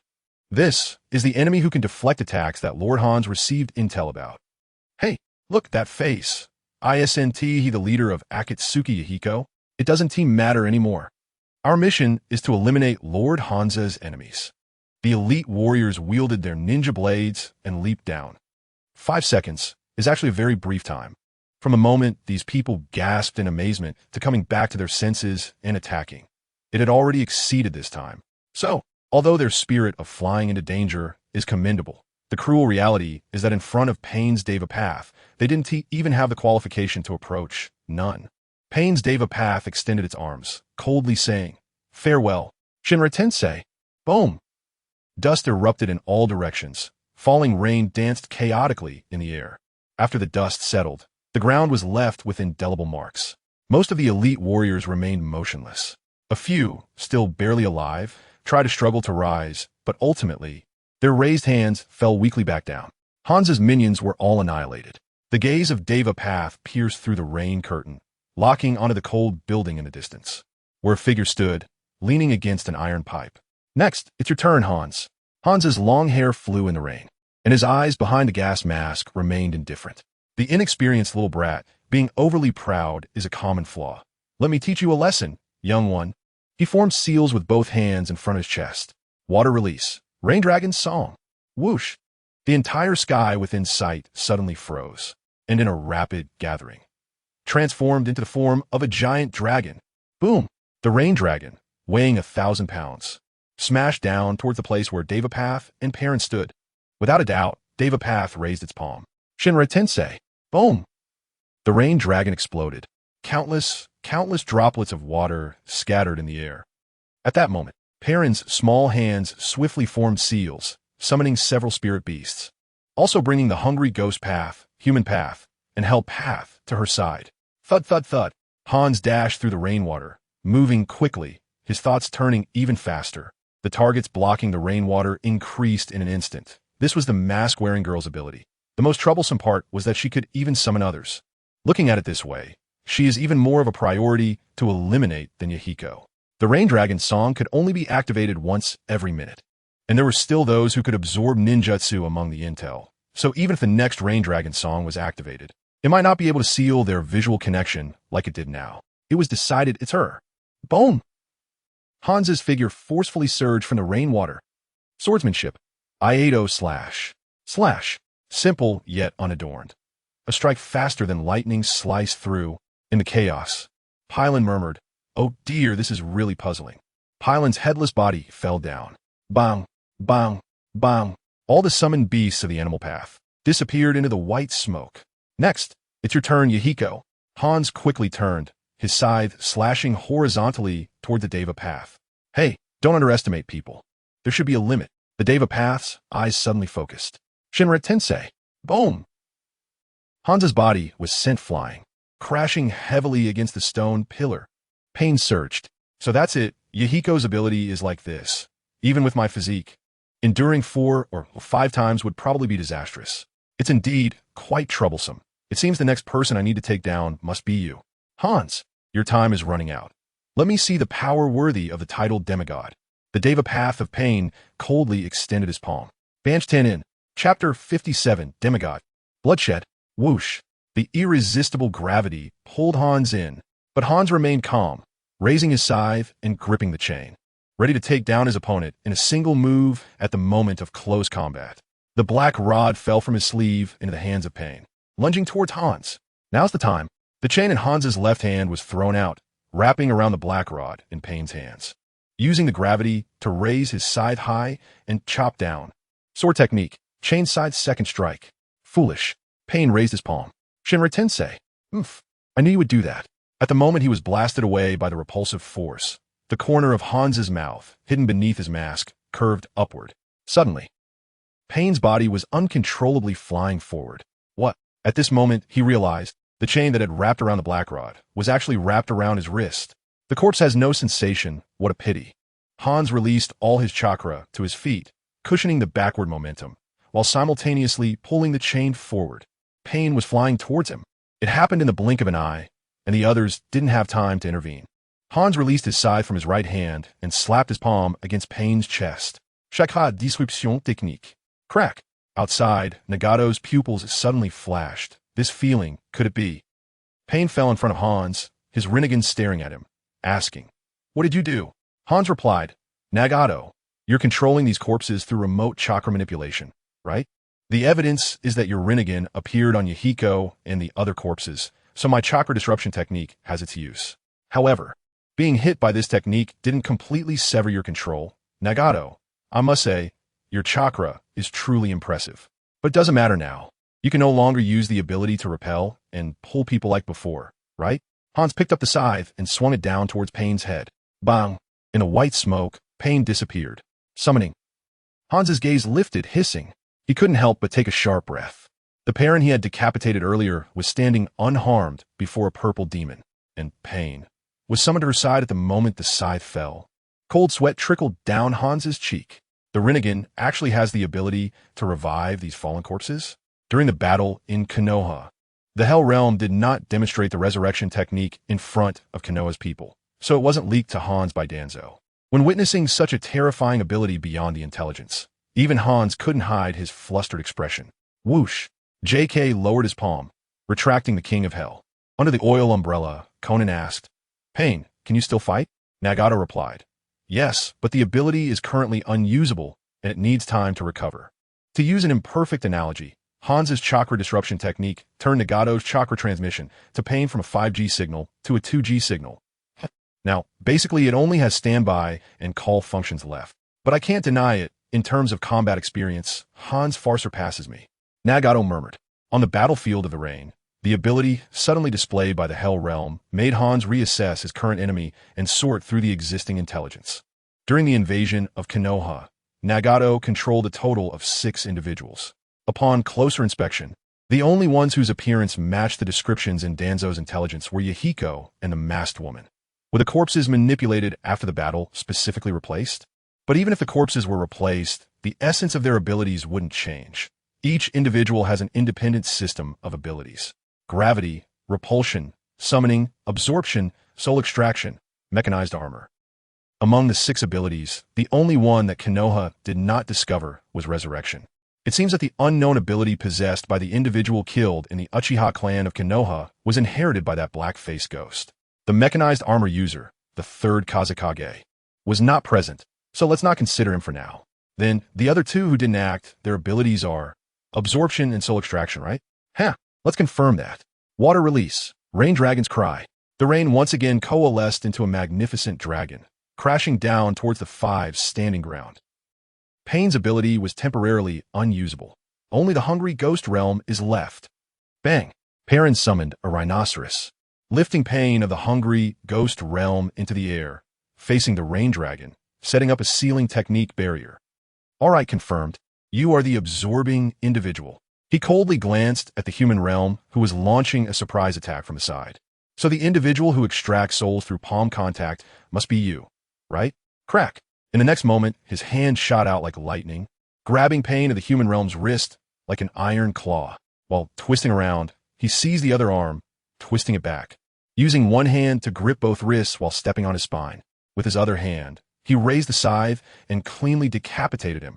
He didn't use summoning to save him, which surprised me. As he turned his gaze towards Perrin, Hans's expression slightly changed. Gone? Whoosh! In the next moment, he felt an invisible force binding his body and lifting him into the air. The hidden chameleon revealed its form. Boom! Below, JK's tentacle fist attacked him. I see, taking advantage of my rain dragon's cry, creating a gap in the rainwater to use this technique. Disguising oneself as a summon? What a pity. It's useless against me. Water body technique. Whoosh! Just as the tentacle fist approached, Hans dispersed into a puddle of water on the tongue of the chameleon. Back then, during the Second Shinobi World War, he used the same method to evade Orochimaru's hidden shadow snake hands and Jiraiya's needle Jizo combo attack. After Hans reappeared, He glanced at Pain of the hungry ghost realm. Before his trump card is revealed, he still needs to eliminate this guy. Let's use that technique. Wind release. Dance of the explosion. Boom! As a white wind wave rose before Hans, a large number of explosive tags were sent flying towards the hungry ghost realm with the wind. Konan exclaimed, combining explosive tags with wind release? Nagato sighed. Even if the hungry ghost realm absorbs the wind release, he cannot escape the fate of being entangled by the explosive tags. Orochimaru was right. Under the premise of knowing the intelligence, Hans's accuracy in response is astonishing. However, even if he cannot absorb the explosive tags themselves, the explosions caused by the tags can still be absorbed. Of course, sustaining some injuries is inevitable. In the original work, Nagato survived under the explosive flames but ended up with a disability in both legs. Forget it. I'll play along. If Hans' trump card doesn't need to come out, how can I feel at ease using my own trump card? On the battlefield, facing wind release. Dance of the explosion. The hungry ghost realm set up a sealing technique barrier. Whoosh! The wind release rapidly weakened in front of him. However, the explosive tags crawled all over his body like maggots. Rumble!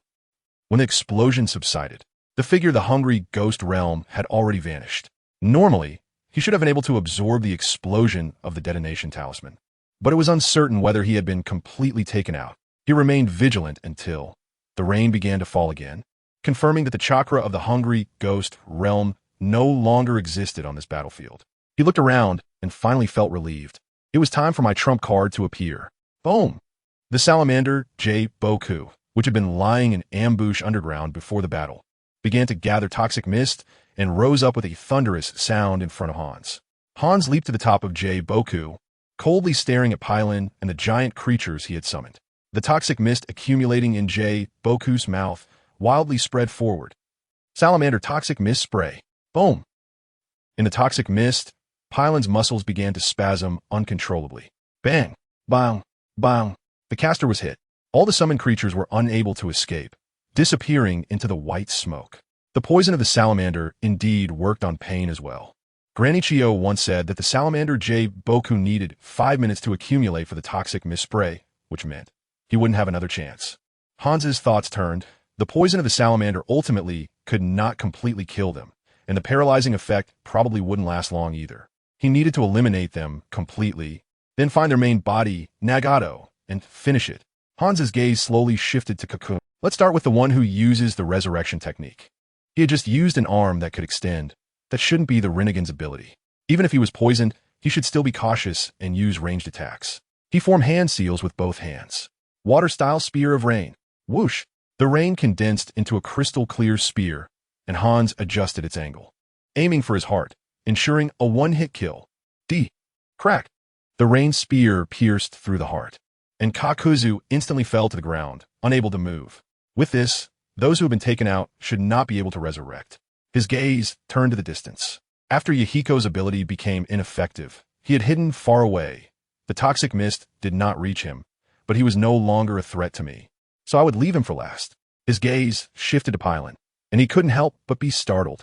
Pylon, at this moment, had already stood up, even raising her small hand, forming hand seals with difficulty but determination. She adapted to the salamander's toxin faster than I imagined. Eliminate her immediately. Hans leaped down from the top of J-Boku, swinging his scythe, aiming to slash at Pylon with all his might. Finally, Pylon's last hand seal was completed. It's time for my trump card to make an appearance. Summoning technique. Crackle. Lightning flashed. Who is it? Hans's pupils contracted sharply. Snap. The next moment, blood gushed wildly as an arm flew into the sky, still holding a broken scythe. Chapter 58, Demigod Fallen. Wow. Hans clutched his bleeding severed arm, retreating awkwardly. Who are you? Looking at the fierce figure emerging from the lightning, Hans's pupils suddenly shrank to tiny black dots. In the entire ninja world, he recognized this as one of the few existences he had no means to deal with aside from the poison of the salamander. The third Reikage, you also brought his corpse. Hans's voice trembled. You did it on purpose, waiting for me to use the salamander before summoning him. Hans, it's too late for you to realize this. A cold voice came from behind, and Hans turned in shock, only to see the supposedly dead Kakuzu standing up. The decapitated human path walked out from the realm of hell. This is impossible. I pierced your heart with the spear of rain, You can't still be alive. Kakuzu said faintly, but my heart is not just one. Hans, you've been too cautious. It's your strength to save your life, but also your weakness that leads to your death. If you hadn't been overly wary at the time and had charged directly at me, chopping off my head with your scythe, I wouldn't be able to stand up again, and you might not have been injured. If you hadn't been hurt, even if Pylon summoned Pei AI, you would at least have been able to escape. But now it's all too late. Thud! From the hollow of Kakuzu's body, the black-lined, blue-masked monster fell out. Hans was left in shock. What is happening? Under full conditions, he wouldn't dare to say he had a chance against this group of monsters, especially since his salamander's poisonous mist hadn't cooled down, and he was losing blood continuously from his severed arm. No, I can't allow this to happen. He slammed his palm against the ground, and the explosive tags peeled off the surface, spreading towards Pei AI. As Pei AI moved forward, he said indifferently, "Is this your specialty, the explosive tag trick?" He let the explosive tags flow onto his body, which was infused with lightning chakra. Boom! The explosion concluded. Pei AI was unscathed. Meanwhile, Hans had vanished from sight. Eileen and the others had just been obscured by the explosion. However, the Deva Path, Hell Path, and Human Path, 3 pairs of eyes, saw everything clearly. Hans had used the cover of the explosion to burrow underground with Earth style. Humph. Pei AI removed his wrists and tucked them under his armpits, crouching down, pressing the cut ends of his wrists against the ground. Z. Terrifying energy gathered at the cannon's mouth. Shura's earth-shattering cannon. Boom, boom. 2 explosive light beams pierced the ground. Then, amidst the dull rumble, the surrounding land undulated like waves, with numerous pits exploding and dozens of light beams shooting into the sky. The scene was simply spectacular. Hans, in a panic, barely escaped from the ground next to a light beam. But in his escape, his left calf was unfortunately caught in the light of the earth-shattering cannon. Turning to dust, Roar, the salamander, seeing its master in trouble, let out a roar and rushed over to save him. Hans propped himself up on one knee and the salamander's back. If I can get over there, I still have a chance. As long as the salamander's poison succeeds, I can take them all down. Even if I have to escape in a panic, I must hold on until the salamander's poisonous mist is fully charged. As if sensing its master's determination, the salamander started running. In front of its path was the Deva Path. He has already been incapacitated. Hans shouted, "Salamander, crush him!" Roar. The salamander accelerated, about to run over the Deva Path. However, the Deva Path coldly raised his palm. The Deva Path's ability had finally recovered. Shinra Tensei. Boom. The hazy, repulsive hemisphere crushed the charging salamander, flattening its rotund body, and then violently bounced it away. The salamander crashed through the rain curtain. Battered and bruised, it fell into the mud, letting out a mournful wail before disappearing into the white smoke. Hans fell to the ground in misery. His only hope to break the deadlock had been extinguished. Right, Danzo? Danzo mentioned in the letter that he had dispatched 2 squads stationed outside of Amigay-Cure. As long as I can reach that place, I still have a chance to turn the tide. He took out a scroll from his waist, summoning a ninja sword, gripping it tightly, and propping himself up to stand on one leg. The dizziness from blood loss made his vision blur. Chakra. I need chakra. Yes, I need to pull back the chakra I mix with the rain. He formed seals with the hand holding the sword. Rain Tiger Free Technique. Release. Whoosh. The chakra mixed in the rain returned to his body. His spirit abruptly jolted, and he needed to form the seals for the body flicker technique, at least, to get out of these guys' line of sight. But the buildings were affected by the night rain, and a pair of unseen hands suddenly embraced him from behind. The camouflage disguise was lifted. His astonished pupils turned to look behind, only to see the burned and hideous figure of the hungry ghost path appearing behind him. You didn't die in the dance of explosions. Why didn't I sense you in the rain before? The hungry ghost path retorted. What do you think, demigod? You just used the camouflage technique. Your body was at once from a Wabakure? So that's why it's not surprising you used Earth style to burrow underground, ha ha ha. Don't struggle, it will be over soon. The little remaining chakra in Hans surged into the hungry ghost path's body. Meanwhile, the human path was walking towards him. Fleeting memories flashed through Hans's mind. In a daze, he saw that once ambitious, lofty leader of Amigay-Cure, who took the peace of the ninja world as his responsibility, respected by all 5 great nations, and not now, having to raise dead soldiers, letting them die for trivial information from the enemy, ultimately ending in a tragic fate. Since when did I fall to such a low point? He understood at this moment. that he could no longer walk out of Amigakure alive. My first half of life has been ugly enough, at least before I die. I must not tarnish the name of a demigod. He raised the ninja sword in his hand, stabbing it fiercely into his chest, the tip piercing through his back, stabbing into the heart of the hungry ghost path. The hungry ghost path's hand loosened, staggering back a few steps before collapsing to the ground. His dying counterattack shocked Nagato for a moment, and the human path's outstretched hand paused in midair. Ugh!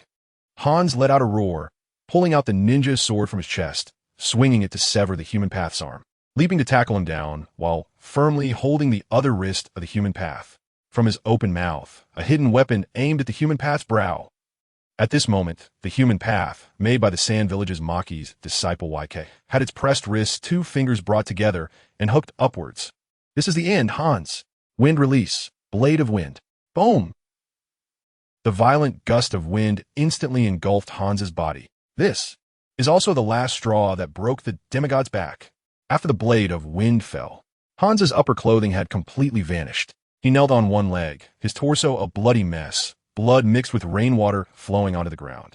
The human realm was also pierced through the forehead by a hidden weapon fired from Hans's mouth the moment the blade of wind was unleashed. Nagato, leading Konan Pain, and Kakuzu approached him. Nagato said in a deep voice, Hans, you were once the person Yahiko admired the most. Do you have any last words to convey? Hans stared blankly at the rain-soaked sky. Can you let your true self come here? I have something I want to say to him directly.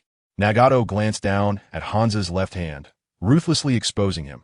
You want to pierce your poisoned sac in the lower left abdomen and perish together with my true self, right? Ding! The kunai Hans held in his left hand fell to the ground. Ha! After a desolate laugh, Hans closed his eyes. People, only when facing death, can they see their own hearts clearly. At this point, I won't say anything more, nor express regret for betraying the promise made to Yahiko. Thank you for awakening me in this battle, the part of me that has not yet completely fallen. After I die, do you plan to make me one of you? Nagato replied. No, your abilities do not distinguish between friend and foe. I can't let all the pain wear masks like yours. That would be hideous. So, this technique of yours is called pain. Is it painful? It truly fits your experiences along the way. Although I won't turn you into pain, let's use your heart, which has unparalleled control over water release, to replenish the water release heart I just lost. Kakuzu stepped forward, releasing the black threads of the earth grudge fear, preparing to take Hans's heart. Hans continued to gaze at Nagato's face. Rain hidden cannot be without a leader for a single day. Nagato, although it's a meaningless phrase. After I die, please take charge of Rain Hidden. With your abilities, you will surely be able to realize the vision I could not. Nagato said, don't misunderstand. I'm not interested in realizing your wishes. However, I will make Rain Hidden stronger for the dreams of those fallen comrades. That's good. Hans closed his eyes, his expression calm, accepting the price that a loser must pay. After replenishing the heart, Kakuzu resurrected the hungry ghost realm and the human realm that died during Hans's dying counterattack. Through Nagato's eyes, looking at Hans's remains, Nagato silently thought, to be honest, I never expected that a mere mortal could fight the 6 paths of pain to this extent. Hans, in this battle, you are worthy of the name demigod. Though defeated, you still hold honor. Thus, the demigod, Hans the Salamander, perished. Under the oil umbrella, Konan expressed mixed feelings. It's over. Yes, it's over. But it's also a new beginning. Let us go, Konan, together to embrace our glorious times. After saying this, Nagato held up the oil umbrella, took Konan's hand, and stepped forward through the rain. The rain fell under the oil umbrella, reflecting a smile on your face. Konan, unable to help but lose her thoughts. Attached image, Chapter 59. Taking over Rain Hidden, a new life for Konan. It has been half a month since Hans was eliminated and the takeover of Rain Hidden was completed. During this time, all of Hans's former colleagues, confidants, family, and friends were found by Nagato and ruthlessly eliminated. In this regard, his actions are just like those of Nagato back in the day. This is not a game of good versus evil, but a struggle for survival. Establishing a new order is like farming. Only by uprooting the weeds can the new sprouts grow strong. Communicating this change to the people of Rain Hidden was left to Konan. The message conveyed was, the one who defeated Hans is Lord Pain. He is a deity sent by heaven to end the chaos in Rain Hidden and save the people. Rain Hidden, and the land of rain it belongs to, is a country rich in religious significance. Coupled with the evidence of Hans's death, The people believed this without doubt. However, unlike the original Nagato who genuinely considered himself a god, the current Nagato calls himself a god purely for the sake of ruling. Under the prevailing circumstances, it is only natural for Konan to become the messenger of the god, Lady Angel. The Lady Angel is the messenger between mortals and the divine, conveying orders from above. But our Lady Angel is currently exhausted. To practice the forbidden technique, Nightmare Beyond the Flowers, she has not slept for a month. Inside the rain-hidden tower. Is this comfortable, Konan? Yes. Is the pressure still appropriate? Perhaps a bit more would be fine. How about this? Nagato, your technique is truly skilled. Konan, turn over. On a soft and comfortable chair, Konan lay lazily, and Pylon stood beside her, gently running her delicate fingers through Konan's soft blue hair, performing a head acupressure massage for relaxation. Nagato, sitting on the adjacent chair, looked at her with concern. Konan, you've really worked hard these days. Konan's face was buried in the cushion, her orange eyes, filled with exhaustion, opened slightly. I'm just doing some trivial cleanup work. Compared to what you've done, this is nothing. That is not trivial. It is because of your efforts these days that I can sit here without worries, and even take the time to study Book of Seals. Nagato was holding a torn half-page of Flying Thunder God in his hand. Konan's orange eyes flickered slightly as she raised her hand, signaling Pylon to stop. She propped herself up with one hand and looked at Nagato with a lazy yet strangely meaningful gaze. Since you say so, can I ask for some rewards? Nagato was taken aback, putting down the page in his hand, his heart inexplicably racing. He had already sensed the signs, due to long nights. Konan's mental state had fluctuated between drowsiness and excitement. When completely awake, Konan wouldn't normally say something that could make someone else's heart race. Nagato composed himself and asked, so, Konan, what kind of reward do you want? Konan's eyes sparkled as she said, this chair cushion is too soft. Leaning on it makes me more drowsy. And if I'm not careful, I might fall asleep. Nagato stood up. Then I'll immediately find a harder one to replace it. Konan shook her head. No. If it's too hard, that's not good either. Somehow, my skin sensitivity has become exceptionally acute. Even slightly hard things will cause pain. Nagato said, I'll ask the village craftsman to custom make a cushion that's neither hard nor soft. Konan shook her head gently again, then sat up and lightly patted the space beside her. Nagato hesitated and asked, do you want me to sit next to you? Konan nodded. Is that not okay? Nagato hurriedly replied, no, of course it's okay. Then what are you waiting for? Come over. Okay. Nagato walked over, swallowed hard, and sat down beside Konan. The chair was spacious for one person, but slightly cramped for two, causing their bodies to press closely together. Nagato could even clearly feel the outline of Konan's hips. He felt a bit awkward, so, is this it? Konan did not answer, but gently tilted her head and leaned on Nagato's shoulder. This is the situation. Konan, she actually lean on my shoulder. Nagato's heart was excitedly dancing. Could it be that, Konan?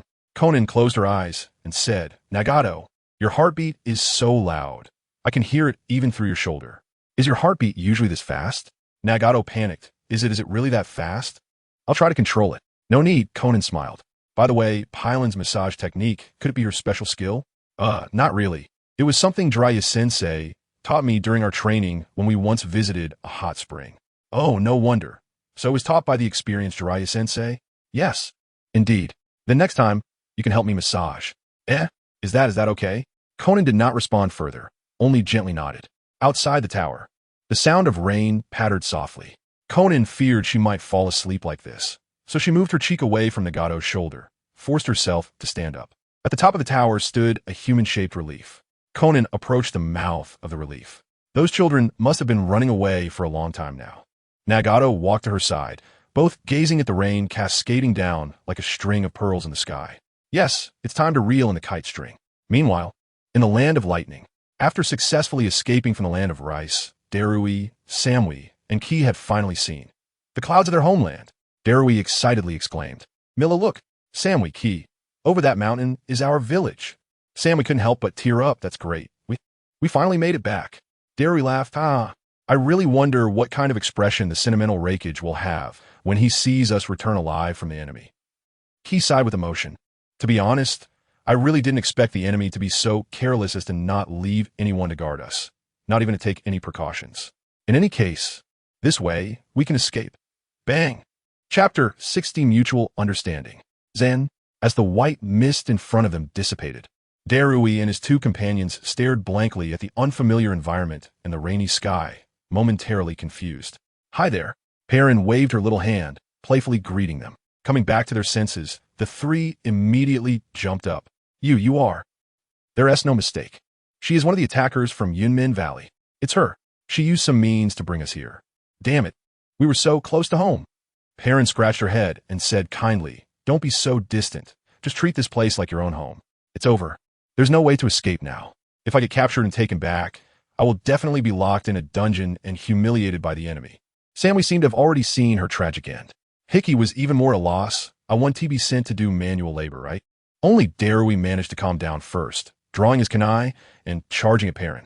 This isn't our home. Our home is only in Yuin. Perrin smiled and dodged the edge of Darui's blade. No way. Only here works despite his young age. Darui was quite skilled with the sword. But he was captured first, and after a long journey under high tension, his stamina and chakra were almost depleted. Every attack was perfectly dodged. Seeing he couldn't get a hold of her, Darui shouted, Samui, Hickey, help me. If we don't take this girl down, we'll never get back. I got it. Not wanting to be humiliated, Samui immediately drew her blade to assist. What should I do? At that moment, Hickey, who was trained as a sensory ninja, hadn't yet developed combat abilities. Darui said, sense if there are other enemies around. Understood. Hickey immediately began to seal and sense the surrounding environment. Under the joint efforts of Darui and Samui, Perrin was somewhat at a disadvantage just relying on her evasion. So she took out a shuriken and began to block and counterattack. In the tower, Konan watched the three jumping around on the ground below and said to Nagato, shouldn't we let others help? Nagato gently placed his hands in front of his chest and smiled. There's no need. It's not good to overwhelm them with numbers. Clang. Samui executed a sweeping strike, knocking the shuriken out of Perrin's hand. Darui lunged forward, piercing Perrin. Bang! In the next moment, Perrin transformed into a piece of wood on the tip of the blade. In another location, Perrin waved her hand. Go for it, Darui smashed the wooden piece with his blade, coldly saying, Tisish, are you toying with us? This is ridiculous. He turned to Hickey. Did you sense the enemy? Iki replied, no. In this vicinity, I can't sense any chakra other than this woman's presence. That was inevitable. Because Nagato's Rain Tiger Free technique disturbed Hickey's sensing. Darui thought, as one of that group's accomplices, this girl definitely has considerable combat strength. But she is deliberately not using her full power to toy with us. If we can reverse that mentality, we have a chance. But the opportunity is only once. We must seize it and go all out. Before her companions arrive for support. Samui, buy me some time. You mean to use that technique? I'll use the remaining chakra and go all out. After I'm done, I'll probably be exhausted. So the finishing blow will be up to you. All right. Leave it to me. Samui swung her sword and attacked, capturing Perrin's form. And Darui took a deep breath, sealed his hands, and extended his fist straight out. A light circle appeared on his fists. Seeing this, Konan on the tower was slightly surprised. That technique is... Nagato said, it's here, the combination of lightning and water, the wind release bloodline limit. Looks like the boy is planning to go all out. After the light circle charged up, Darui shouted, Samui, get out of the way. Understood. Samui pretended to attack with a knife, then withdrew to avoid. The powerful laser formed by vaporized water shot towards Perrin from the light circle. Wind release, gale, severing lock. Ugh, no way. Perrin's petite body trembled as she was hit repeatedly by the laser, ultimately falling back with a splash into the rainwater, murmuring, I was careless, I didn't dodge. Exhausted, Darui struggled to support himself, shouting, now it's our chance. Samui, leave it to me. Samui flipped in and rushed forward, gripping the kunai tightly, and with the momentum of her descent, she stabbed straight into Perrin's heart. Crack! Perrin's body stiffened, then fell motionless. Ha. After pulling out the kunai, Samui sat down in the muddy water, her hands trembling uncontrollably. Darui picked up the kunai, propping himself up to stand, and looked at Hickey again. What about it? Hickey confirmed. Still no signs of other enemies present. Darui's heart, which had been hanging, finally relaxed. It seems. The enemy completely underestimated us. When they summoned us here, they didn't take any precautions. But we shouldn't linger here. We need to leave quickly. Hickey lowered her hands from the ceiling. Are you okay, Darui? Darui replied. I can still walk, barely. Hickey, I still have some strength left. Let me support you. Darui sheathed his kunai and said solemnly, "No, if you have that strength, go support Samui. It's her first time taking a life after becoming a ninja. She probably had to be pushed to act so decisively. Now she is probably freezing all over. I can understand that feeling." Hiki went to Samui's side, helping her up, and they moved away from Perrin. Thus, the three youths who had fallen into captivity, with mutual assistance, escaped and began their flight once more. On the tower, Nagato watched them with a smile. "So, Konan, do you think they have potential?" Konan said with a complex expression, "Indeed. But what touches me more is that I can see our shadows from back then in the three of them." Nagato said, "Yes. That's why I want to cultivate them into the future three ninjas of Yuin." The horn fell to the bottom of the tower, summoning King Enma to revive Perrin. Buzz. Nagato's expression changed. "Oh, Orochimaru and Toby are ready on their side? Great. With all preliminary obstacles cleared, my plan can finally land safely." Below the tower, Perrin formed seals with her little hands. Summoning technique.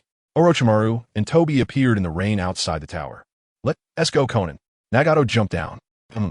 Konan followed closely, looking at the figure in front of her, silently saying in her heart, "Nagato, no matter where you want to go, I will follow closely behind you." Chapter 61, The Ritual of Mutual Endeavor. Meeting again in the rain. Orochimaru greeted with a smile as refreshing as a spring breeze. "What a change of times, Nagato-kun. Incredible. You've really defeated that Hans." Nagato replied casually, "It was nothing much. How are things on your side?" Kabuto adjusted his glasses with his mechanical arm and said, "The result was smooth, but the process was tortuous. We encountered several groups of white Zetsu along the way. If it weren't for Lord Orochimaru having the ability to sense them, we probably wouldn't have been able to sneak past and bring back the experimental equipment you needed. That guy is really searching for us everywhere. Lord Nagato, though I may be rude to say this, attacking Amage Cure at this time has truly alleviated our urgent need." Kabuto's words were too obvious in intent. Orochimaru smiled helplessly, thinking, this kid Kabuto is worried that Nagato-kun doesn't know how much trouble I've gone through on this journey. Nagato stepped forward, saying, "You've all worked hard. Let me treat you to a meal." Orochimaru replied seriously, "That's not urgent, Nagato-kun. Quickly take us to see the experimental site." Nagato nodded, "All right, follow me." Entering from the first floor of the high tower to the underground, it took them more than 10 minutes just to walk down the spiral staircase leading to the depths. Orochimaru smiled and said, "I didn't expect Amage Cure's underground to have such a wonder." Konan spoke in a cool tone. "This is a bunker facility built by the previous leader of Amage Cure, Hans, located hundreds of meters underground. Even an attack capable of completely destroying Amage Cure wouldn't affect this place." Creak. Nagato twisted the helm-shaped valve and pushed open the thick iron door, revealing a walkway surrounded by iron railings, with crisscrossing water pipes converging below the walkway, extending into an unfathomable darkness. From that darkness, the sound of water crashing against metal pipes occasionally echoed, heavy, dull, and oppressive. Even Kabuto, who was used to large scenes, felt a bit intimidated in this environment. Amidst the metallic footsteps, Conan's cool voice timely rang out. "This place is the drainage facility beneath Amage Cure. Those pipes gather the constant rainwater from here and discharge it to the outside. Over time, in a country like the Land of Rain, which geographically has no ocean, a sea formed from accumulated rainwater has emerged. Yes, in the geography of the ninja world, the Land of Rain has no natural ocean. Attached is a map. As shown in the diagram, the returning sea of the Wandering Dragon, where the great hero Jiraiya once met his end, is the Sea of Rainwater, based on the original work of Jiraiya and Pain's Six Paths battle, through the drainage pipes leading to the ocean, creating the above setting. Upon reaching the end of the walkway, Nagato opened another iron door. Ahead was an endless corridor, with several iron doors on either side. Kabuto adjusted his glasses and said to Orochimaru, "Lord Orochimaru, this layout is quite similar to our previous experimental base." After some thought, Orochimaru replied in a low, hoarse voice, "Perhaps this was originally an experimental site. Since the discovery of the power called chakra, research and exploration regarding it have never ceased. Those living in the light will probably never know how many hidden tragedies have been played out or are currently being played out in countless unseen places. However, this is the path that must be taken to unearth the gem known as truth, and it leaves behind bloody marks as civilization rolls forward." Orochimaru's lament made Konan lower her gaze as she walked. Was it really a path that must be taken? They arrived. At the end of the corridor, Nagato stopped. Before them was a wall without a door, with a ceiling symbol affixed to it. Nagato reached out to remove it and raised his hand to form a seal. Whoosh! The wall undulated like latex, transforming into an arched entrance. Whoosh! After the few of them stepped inside, the entrance closed automatically. Clap, clap, clap. After Nagato clapped 3 times, the lights illuminated the dark area. Lord Orochimaru this. Orochimaru's eyes sparkled. Indeed, Kabuto, for those who seek truth, this is truly a luxurious space.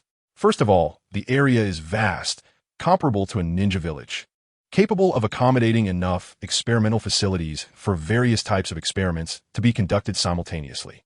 Moreover, there are talismans everywhere that can shield against external chakra probing, and there are barriers to prevent Earth-style invasions. In other words, even Konoha's Byakugan cannot successfully penetrate here, and White Zetsu's tunneling ability cannot invade this place. What's more, in such deep underground, there is fresh air circulation and electrical facilities, something that is quite difficult to achieve with current technology in the ninja world. At this moment, Konan stepped forward and said, Orochimaru, this was personally crafted by Nagato. To accomplish this, he has used nearly all the skills he has learned over the past 20 years. To ensure air circulation, he even used the power of the Rinnegan's Azura Path to create an air purification device, as well as the latest tidal generator. Even if Amigay Cure is destroyed, the experimental facilities you place here won't stop operating due to a power outage. Of course, you might think that the experiments you want to conduct are for Nagato himself, so it is only natural for him to go to such lengths.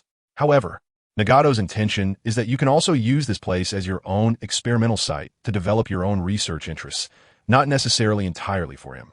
He is not the kind of person who only knows how to take without giving back. I sincerely hope you can understand this. The intent behind Konan's words was too obvious. Nagato felt helpless yet moved, thinking, Konan is worried that Orochimaru doesn't know how much effort I've put into this moment. Just then, Orochimaru, with an intriguing smile, said, I'm quite surprised, Konan. You actually spoke so much to me all at once. Who is it for? A glint of mischief passed through Konan's eyes as she replied, Could you please not act all profound and pretend to understand me so well? Well, that's not bad. Orochimaru chuckled in understanding and turned to Kabuto, saying, Then, let's begin the setup, Kabuto. Yes, Lord Orochimaru. Kabuto respectfully responded and summoned a white snake. Snap! A sharp knife popped out of the groove in his mechanical arm, swiftly slicing open the snake's belly. From within the snake's belly, hundreds of scrolls of various sizes fell to the ground. These scrolls contained the experimental facilities he and Orochimaru had painstakingly recovered from various strongholds across the countries over the past half-month, and due to time constraints, they hadn't had a chance to label them. This was also the only remaining property of Orochimaru, aside from the few precious experimental subjects hidden away. Click! After retracting the sharp knife from his mechanical arm, Kabuto scanned the area, closed his eyes, and began to rapidly and meticulously design and lay out in his mind, utilizing his memory and spatial imagination. A minute later, Kabuto opened his eyes, his expression extremely focused. He bent down to pick up a scroll, walked to a certain place in the vast area, squatted down, carefully unfolded it, brushed off the dust on it, bit his finger, and dripped a drop of blood. He walked back, bent down to pick up the second scroll, moved to another place, and repeatedly completed every step meticulously. Nagato, Konan, and Orochimaru stood quietly. No one spoke to disturb him. Kabuto did not stop for a moment, and after working hard for 2 full hours, he finally completed it. He walked to the center of the venue, his expression solemn, and began to form hand seals. For my most respected Lord Orochimaru, I present the foundation ceremony of the most exquisite experimental base, and, at the same time, also as a highest tribute for the great truth we are about to accomplish together. Ninjutsu, Collective Scroll Summoning. Chapter 62, The Second Body Preheating. Bang, bang, bang. White smoke billowed, and in the blink of an eye, this empty experimental base was filled with the machines of truth. Under the excellent spatial imagination layout by Do, everything felt neither bulky nor unsightly. It's done. Do wiped the sweat from his forehead. Next, it was time to power on and debug the equipment, as well as organize the required experimental materials. Nagato said, Actually, there's no need to rush. You've been busy for so long. Just rest for a night, and it won't be too late to start tomorrow. Orochimaru laughed. The truth is before me, and my heart is already eager to try. Then I'll stay and accompany you. That won't do. Orochimaru looked at the faint dark circles under Nagato's eyes and said, Nagato-kun, you haven't had a proper rest for a long time, have you? Oh well, Nagato was momentarily at a loss for words. Orochimaru turned his gaze to Konan, whose face showed deep dark circles and a lack of energy, making him contemplative. I see. You're practicing that forbidden technique, aren't you? The forbidden technique from the last volume of the Book of Seals, which even the inventor himself couldn't master. Heh. Orochimaru raised his eyes and said seriously, Nagato-kun, you should go back and get a good sleep, and from now on, maintain good rest and sleep. It is essential. Why? Your second body is not a life form nurtured by the combination of male and female genetic material, but rather a life form created out of thin air using my cell technology. This requires your own genetic material as the base plate and the cells of Hashirama and 5 Uchiha members as the palate. Its essence is still cloning technology. Nagato's gaze darkened. So, it's cloning. This technology will inevitably lead to defects in the experimental subject, right? Orochimaru said solemnly, yes. Based on the data collected from past cloning experiments I conducted, clones do have defects. But the fundamental reason for the defects is the impatience that comes with wanting quick results. Experimental subjects that are too eager to achieve results are injected with a large amount of growth hormone during the embryonic stage, causing them to complete their growth in an extremely short period. This is also unavoidable. After all, no one has the patience to invest so much time in an uncertain individual. Therefore, Nagato-kun, to avoid defects in your second body, we cannot inject any growth hormone. We must let it grow step by step from embryo to infant in the womb, in order to achieve the results we desire most. Womb? Konan showed a puzzled expression, thinking, could it be that we need to borrow that Nagato-esque embryo to give birth? But she was clearly overthinking it. Orochimaru raised a finger and said, do you see that? Nagato and Konan looked in the direction he pointed, and saw Do adjusting a cylindrical cultivation chamber in the center of the venue.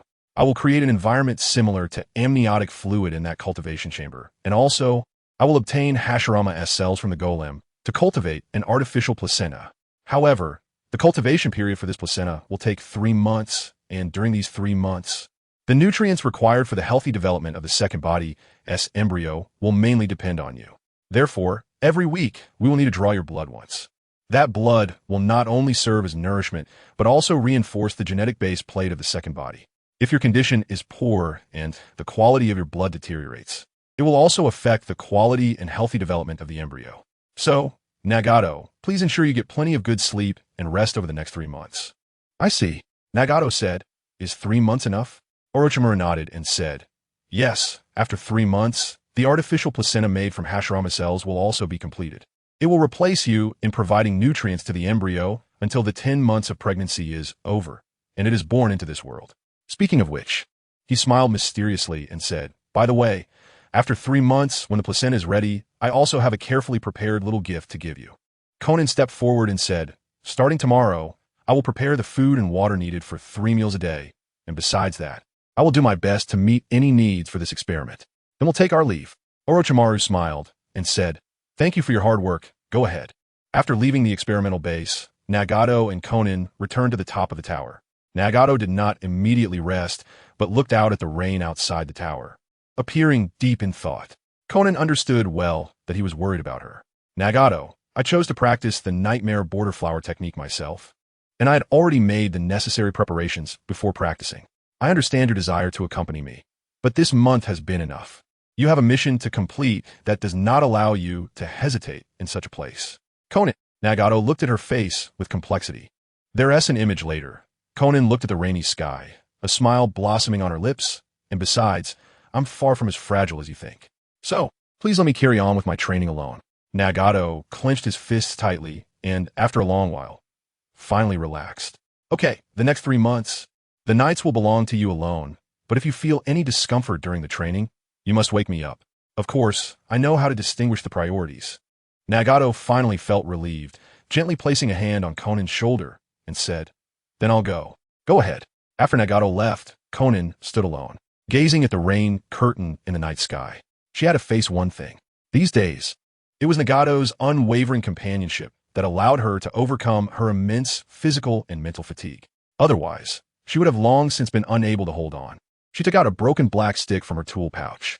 It was the black stick that Nagato had broken while making Pei AI, which she had picked up and not discarded. Confirming that Nagato was asleep, she gently lifted her sleeve revealing her fair and slender arm. Her gaze flickered as she held the round end of the black stick, aiming the sharp end at her arm and stabbing it in. Buzz!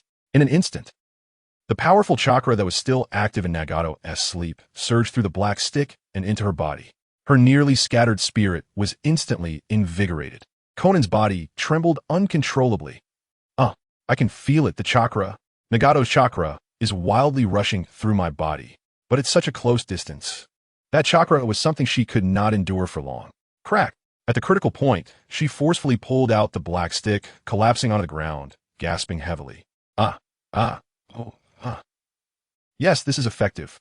She was drenched in sweat, the exhilarating feeling coursing through her body, making it hard for her to calm down. With this, I should be able to hold on, right? And so, 3 months quietly passed. Chapter 63, The Second Body, Naming. In the experimental base, Orochimaru was conducting the final blood collection for Nagato. Konan was gripping the outer wall of the petri dish with both hands, her eyes fixed on the clear liquid inside, watching the small life that was developing.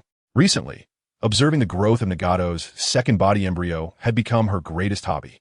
After 3 months, the embryo's heartbeat and bud had already formed.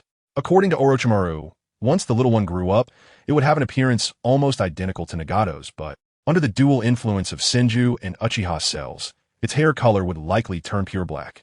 In other words, when it grew up, it would become Nagato with black hair. This brand new life form would leave the petri dish in 7 months and officially enter the world. For Nagato, this time also held special significance, as it would mark exactly 1 year since his own crossing. Of course, this new life, which served him, would ultimately return to Nagato with a pair of brand new Rinnegan and all its powers. Nagato would not allow it to develop independent consciousness. Otherwise, it would be equivalent to erasing another existence on some future day.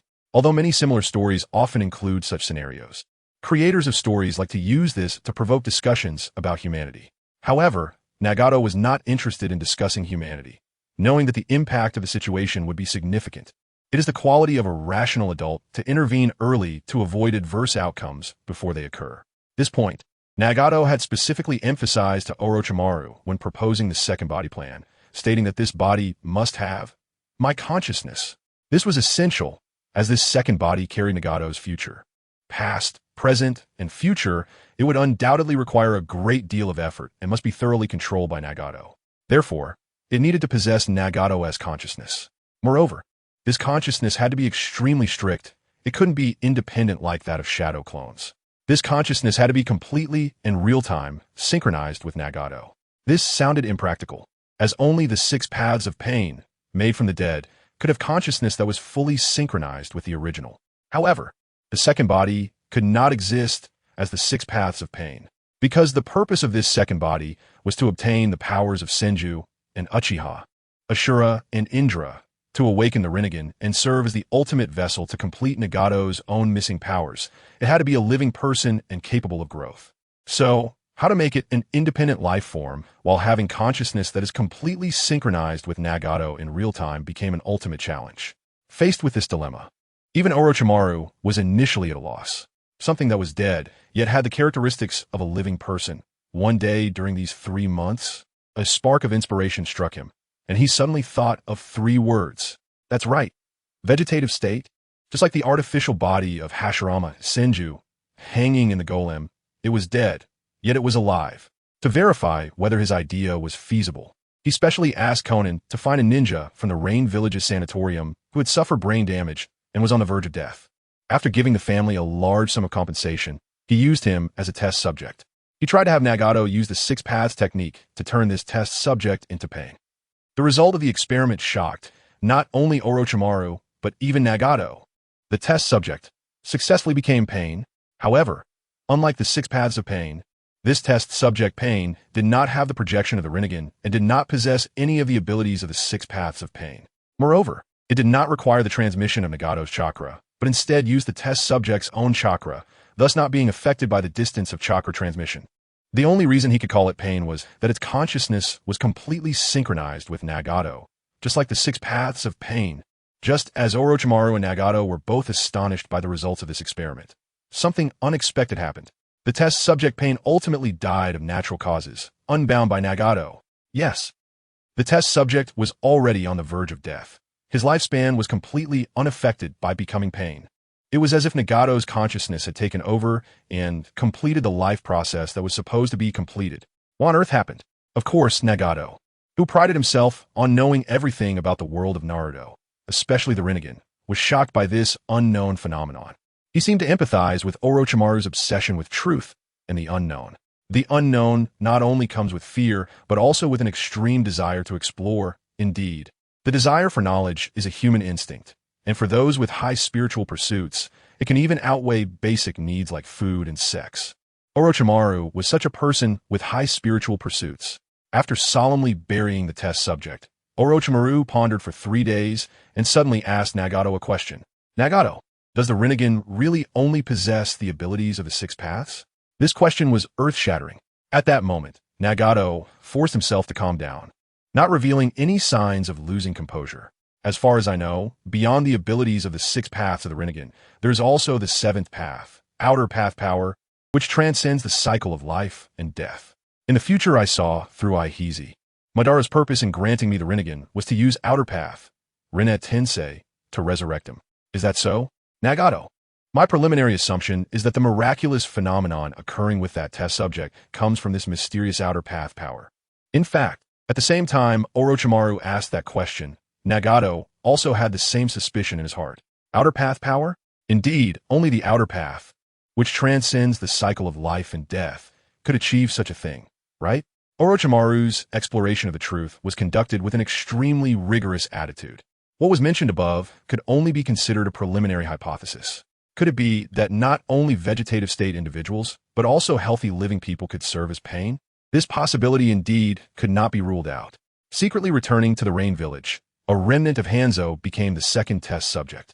The result was that the other party was not successfully turned into pain. From this, Orochimaru drew a further conclusion. It seems that to trigger this phenomenon, one must be in a vegetative state.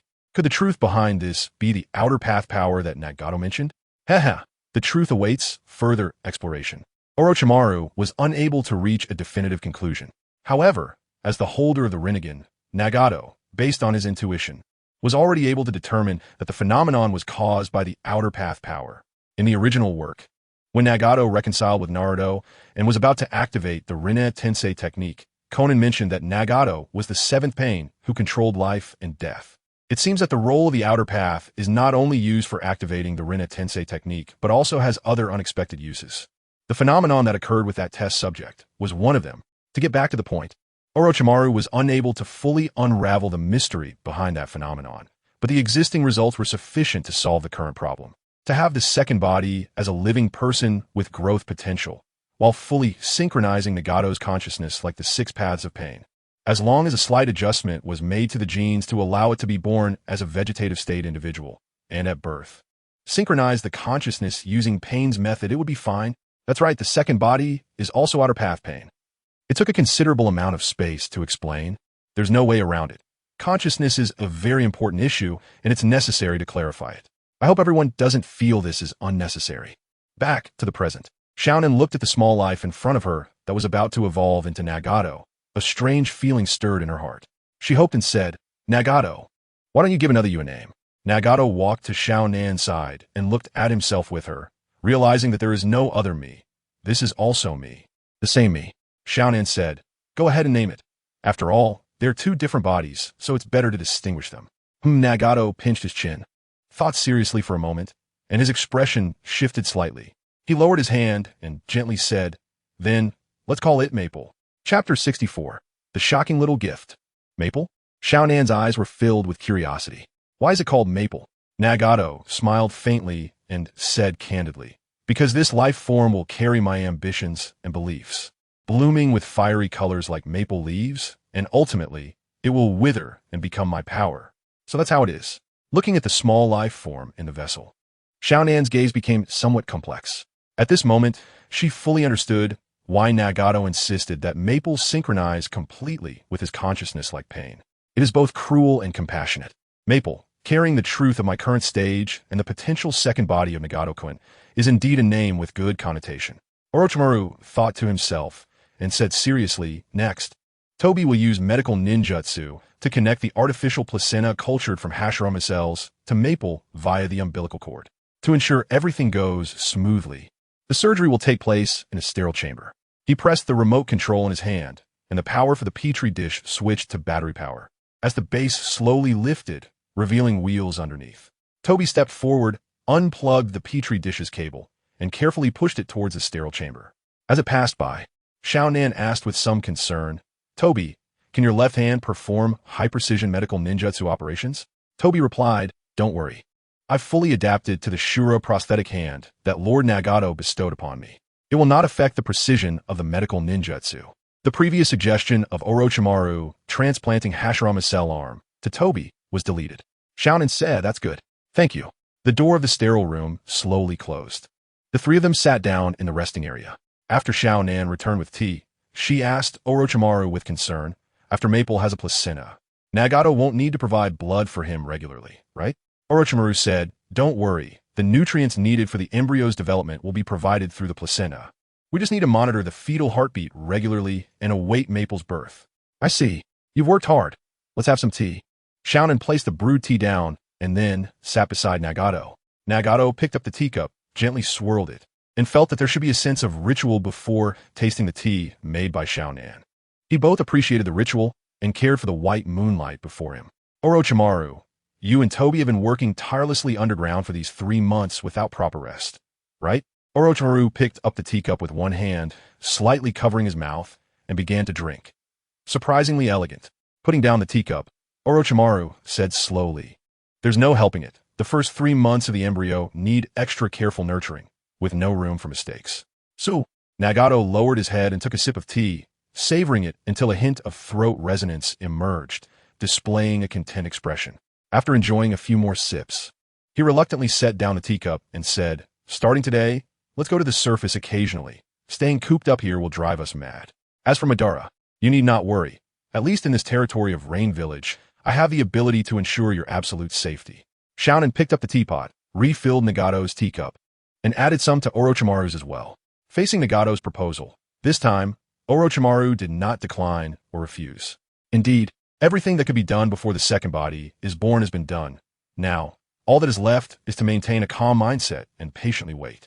Moreover, it was time to relax and adjust after the continuous mental strain and accumulated fatigue. After setting down the teacup again, Orochimaru smiled. "By the way, the little gift I mentioned last time is due now." He took out a syringe from the freezer behind him. The Hashirama artificial cell from number 1 has been cultivated and purified separately. "Nagato-kun, this is reserved for you."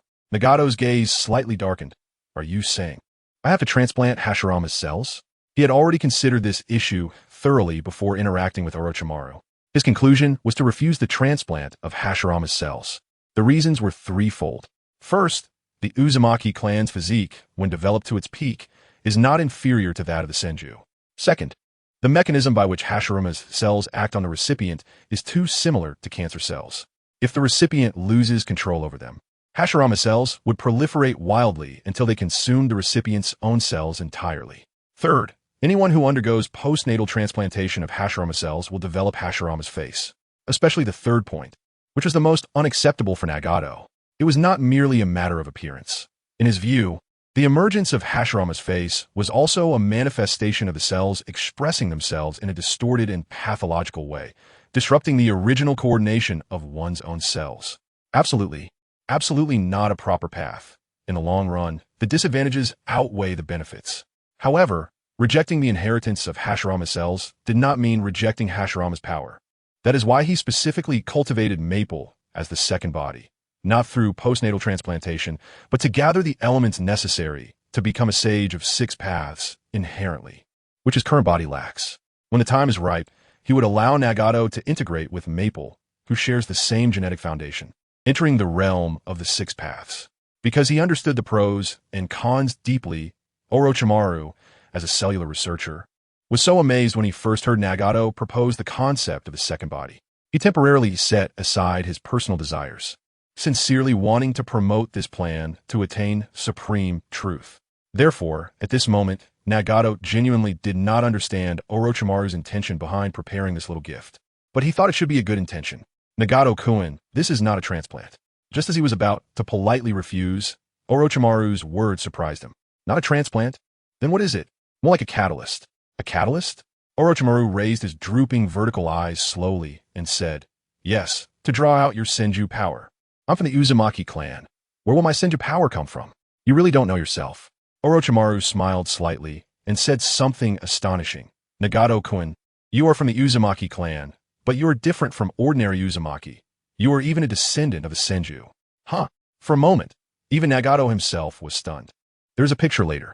That was the original statement that Obito had once made, and Nagato understood this sentence as such. Nagato is from the Uzumaki clan, and this clan is indeed a distant relative of the Senju clan. After all, the terms distant relative and descendant are quite similar and hard to distinguish. And most people would understand it like Nagato. However, Orochimaru clearly expressed something entirely different. He solemnly stated, Nagato-kun, this conclusion is based on my analysis of your blood and cells. Your cells contain both Uzumaki power and Senju power. It's just that the Uzumaki power is manifested, while the Senju power is deeply asleep. What the hell? Is it true? Am I really a Senju descendant? The sudden heavy news stunned him, but he quickly adjusted his thoughts. No wonder Nagato could be chosen by Madara. Although the survivors of the Uzumaki clan are few, they do exist, and he was chosen. Especially as a child. I see, so that's how it is. Everything makes sense now. What will happen if it is unleashed? This power of 1,000 hands, if you use it to activate wood release, can reach the level of wood dragon. If you use it to amplify the 6 paths of pain technique, you can increase the chakra transmission distance of pain's 6 paths by several times. If used for regeneration and healing after injury, then as long as it's not a fatal wound, you won't need to perform hand seals. And you can recover from injuries in a very short time. However, the effects are not limited to the above.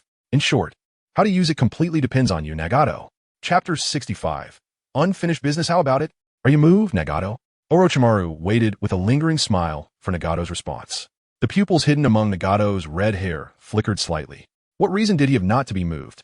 Just as he was about to speak, Konan grabbed the sleeve of his clothes. Nagato understood her gaze. It was a look that conveyed she had something to say, but couldn't express it openly here. So, he calmly said, Orochimaru, excuse me for a moment. Orochimaru smiled and picked up his teacup. Please go ahead. In the corridor outside the experimental base, Konan leaned against the wall, her head slightly lowered. Nagato, to be honest, I don't want you to accept this experiment.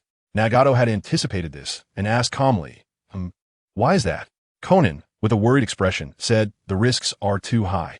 Regardless of whether what Orochimaru said about you being a descendant of the Senju is true or not, that injection is clearly going to be directly administered into your body.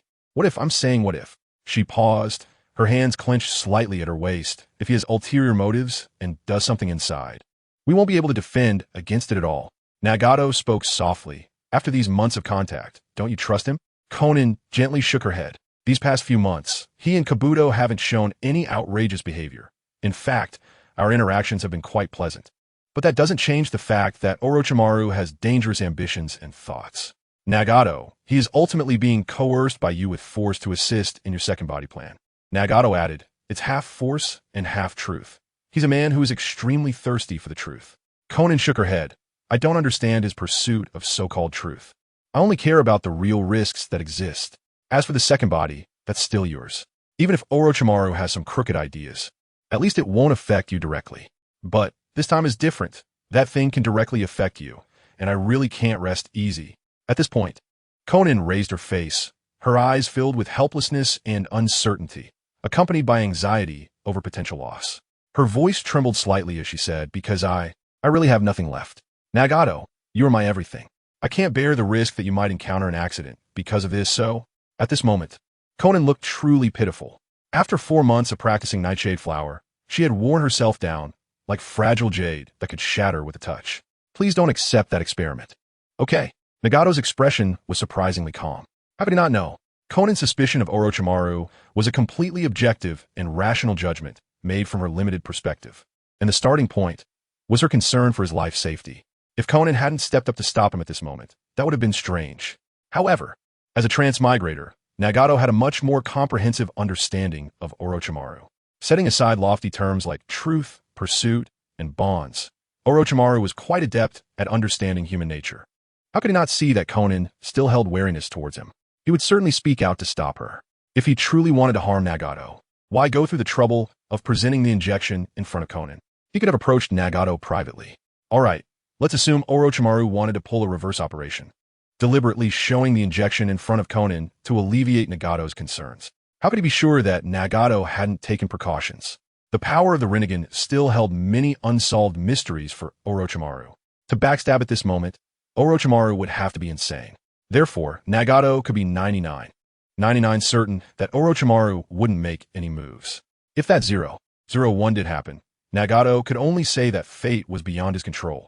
But Konan was genuinely concerned for him, and Nagato couldn't let her down. He gently placed his hand on Konan's shoulder and said softly, "Konan, your worries are not without reason, but everything comes with risks. I choose to accept this risk.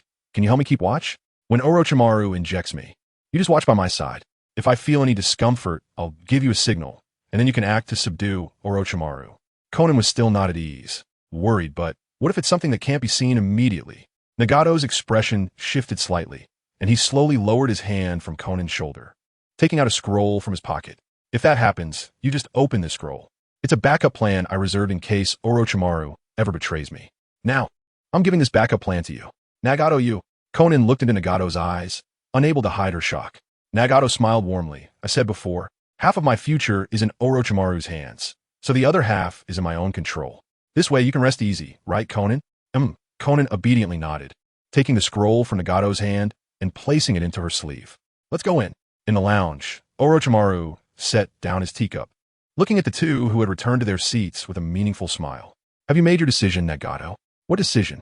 "Let's get started," Nagato said nonchalantly as he sat down. "That truly makes me feel sincerely honored." Orochimaru stood up and, as he approached Nagato, turned his gaze to Konan. "Konan, how about I guide you on how to administer the injection to Nagato yourself?" Konan's eyes were cold as she replied lightly, "No need. You specialize in cells and forbidden techniques, while my expertise is only in origami and insignificant explosive tags." Orochimaru smiled ambiguously as he pushed the needle into the back of Nagato's neck, right next to where the chakra transmitter black rod was embedded, pressing the plunger down in one go. Then he withdrew the needle. The process took less than 10 seconds. Nagato touched the injection site and asked, "Is it done?" Konan's hand under her sleeve clenched slightly, her gaze closely watching Orochimaru's movements. Orochimaru smiled and answered, "Yes, it's done, Nagato." Nagato carefully felt the changes within his body, but the anticipated tumultuous upheaval did not occur. Instead, there was only a calmness without waves. He looked at his palm and thought, "I feel nothing at all. Could have failed." Orochimaru smiled slightly. "Nagato, do you remember what it was like when you awakened the vortex power?" Konan's eyes lowered slightly. Nagato slowly clenched his fist. "Of course I remember. It was like a stampede of horses. I can't believe I made such a shameful declaration in front of Konan. Fortunately, she forgot all about it afterward. Otherwise, my life would have been ruined." He wished he could seal away that shame with the 6 paths, planetary devastation. Orochimaru had no idea what Nagato was thinking. He said, "That power has already been drawn out, but it still needs a trigger to erupt." "Got it," Nagato thought. "In other words, I still need to explode? This time, I absolutely won't let that kind of shame play out again. I'll leave Konan with just a handsome back view. And that will be enough." Buzz. The door of the sterile room opened, and Zwaman, looking exhausted, walked out and adjusted his glasses, saying, "Lord Orochimaru, the placenta connection surgery for Maple has been successfully completed. Great job." Nagato stood up, put his arms around the shoulders of both, and said, "Tonight, let me treat the two of you well." Chapter 66. Unable to resist. The year-round rain made the open-air hot springs a luxury in the Rain Village. Naturally, the indoor bathhouse became the first choice for relaxation. After enjoying the local specialty meat buns with Orochimaru and Kabuto, they headed to the southern district of Rain, where an inn with a large bathhouse was located. "Excuse me," Nagato politely greeted as he entered. The innkeeper was an enchanting woman. Dressed in a plain kimono with a waist cushion, her hair styled up high, she sat on the tatami at the entrance, holding a slender smoking pipe between her fingers, sizing up the 3 newcomers with a slight frown. "Gentlemen, you all look like new faces. Do you have someone to introduce you?" "No. If that's the case, it's difficult. This inn only serves regular customers." The innkeeper exhaled smoke and directly issued an eviction order. "You might want to look elsewhere. They are foreign guests invited by Lord Payne." At that moment, Konan walked in with Pylon. "Angel." Upon seeing her, The innkeeper's cold attitude instantly turned 180 degrees. She stood up, astonished. Really? These three are esteemed guests invited by a deity? Yes. Konan smiled and nodded, pointing at Pylon. As for this one, she is my personal attendant, named Urasuzum. Hi, please take care of me. Pylon waved her small hand playfully to greet the innkeeper. To have the honor of serving the angel. How enviable. The innkeeper sighed, her hand moving to her slightly rounded belly. If only my child could grow up to have such fortune. The innkeeper's husband, Atai, was a lower ninja during Hanzo's reign, who died on a mission, leaving behind an unborn child. Konan lowered her gaze and asked, have you thought of a name for the child? Yes. The innkeeper gently caressed her belly, her eyes filled with maternal tenderness. Atai said if it's a boy, he will be named Forget-Me-Not, and if it's a girl, she will be named Hydrangea. We hope this child can grow up carefree in a peaceful village. Upon hearing the name, Pylon showed a surprised expression. She stepped forward, bent down, and pinched the chin of her cat face mask, looking closely at the innkeeper's belly. It should be Hydrangea, right? The innkeeper was astonished. How did you know? That's not important. Pylon extended her small hand, gently touching the innkeeper's abdomen, softly saying, the deity will bless little Hydrangea, because peace is also the deity's wish.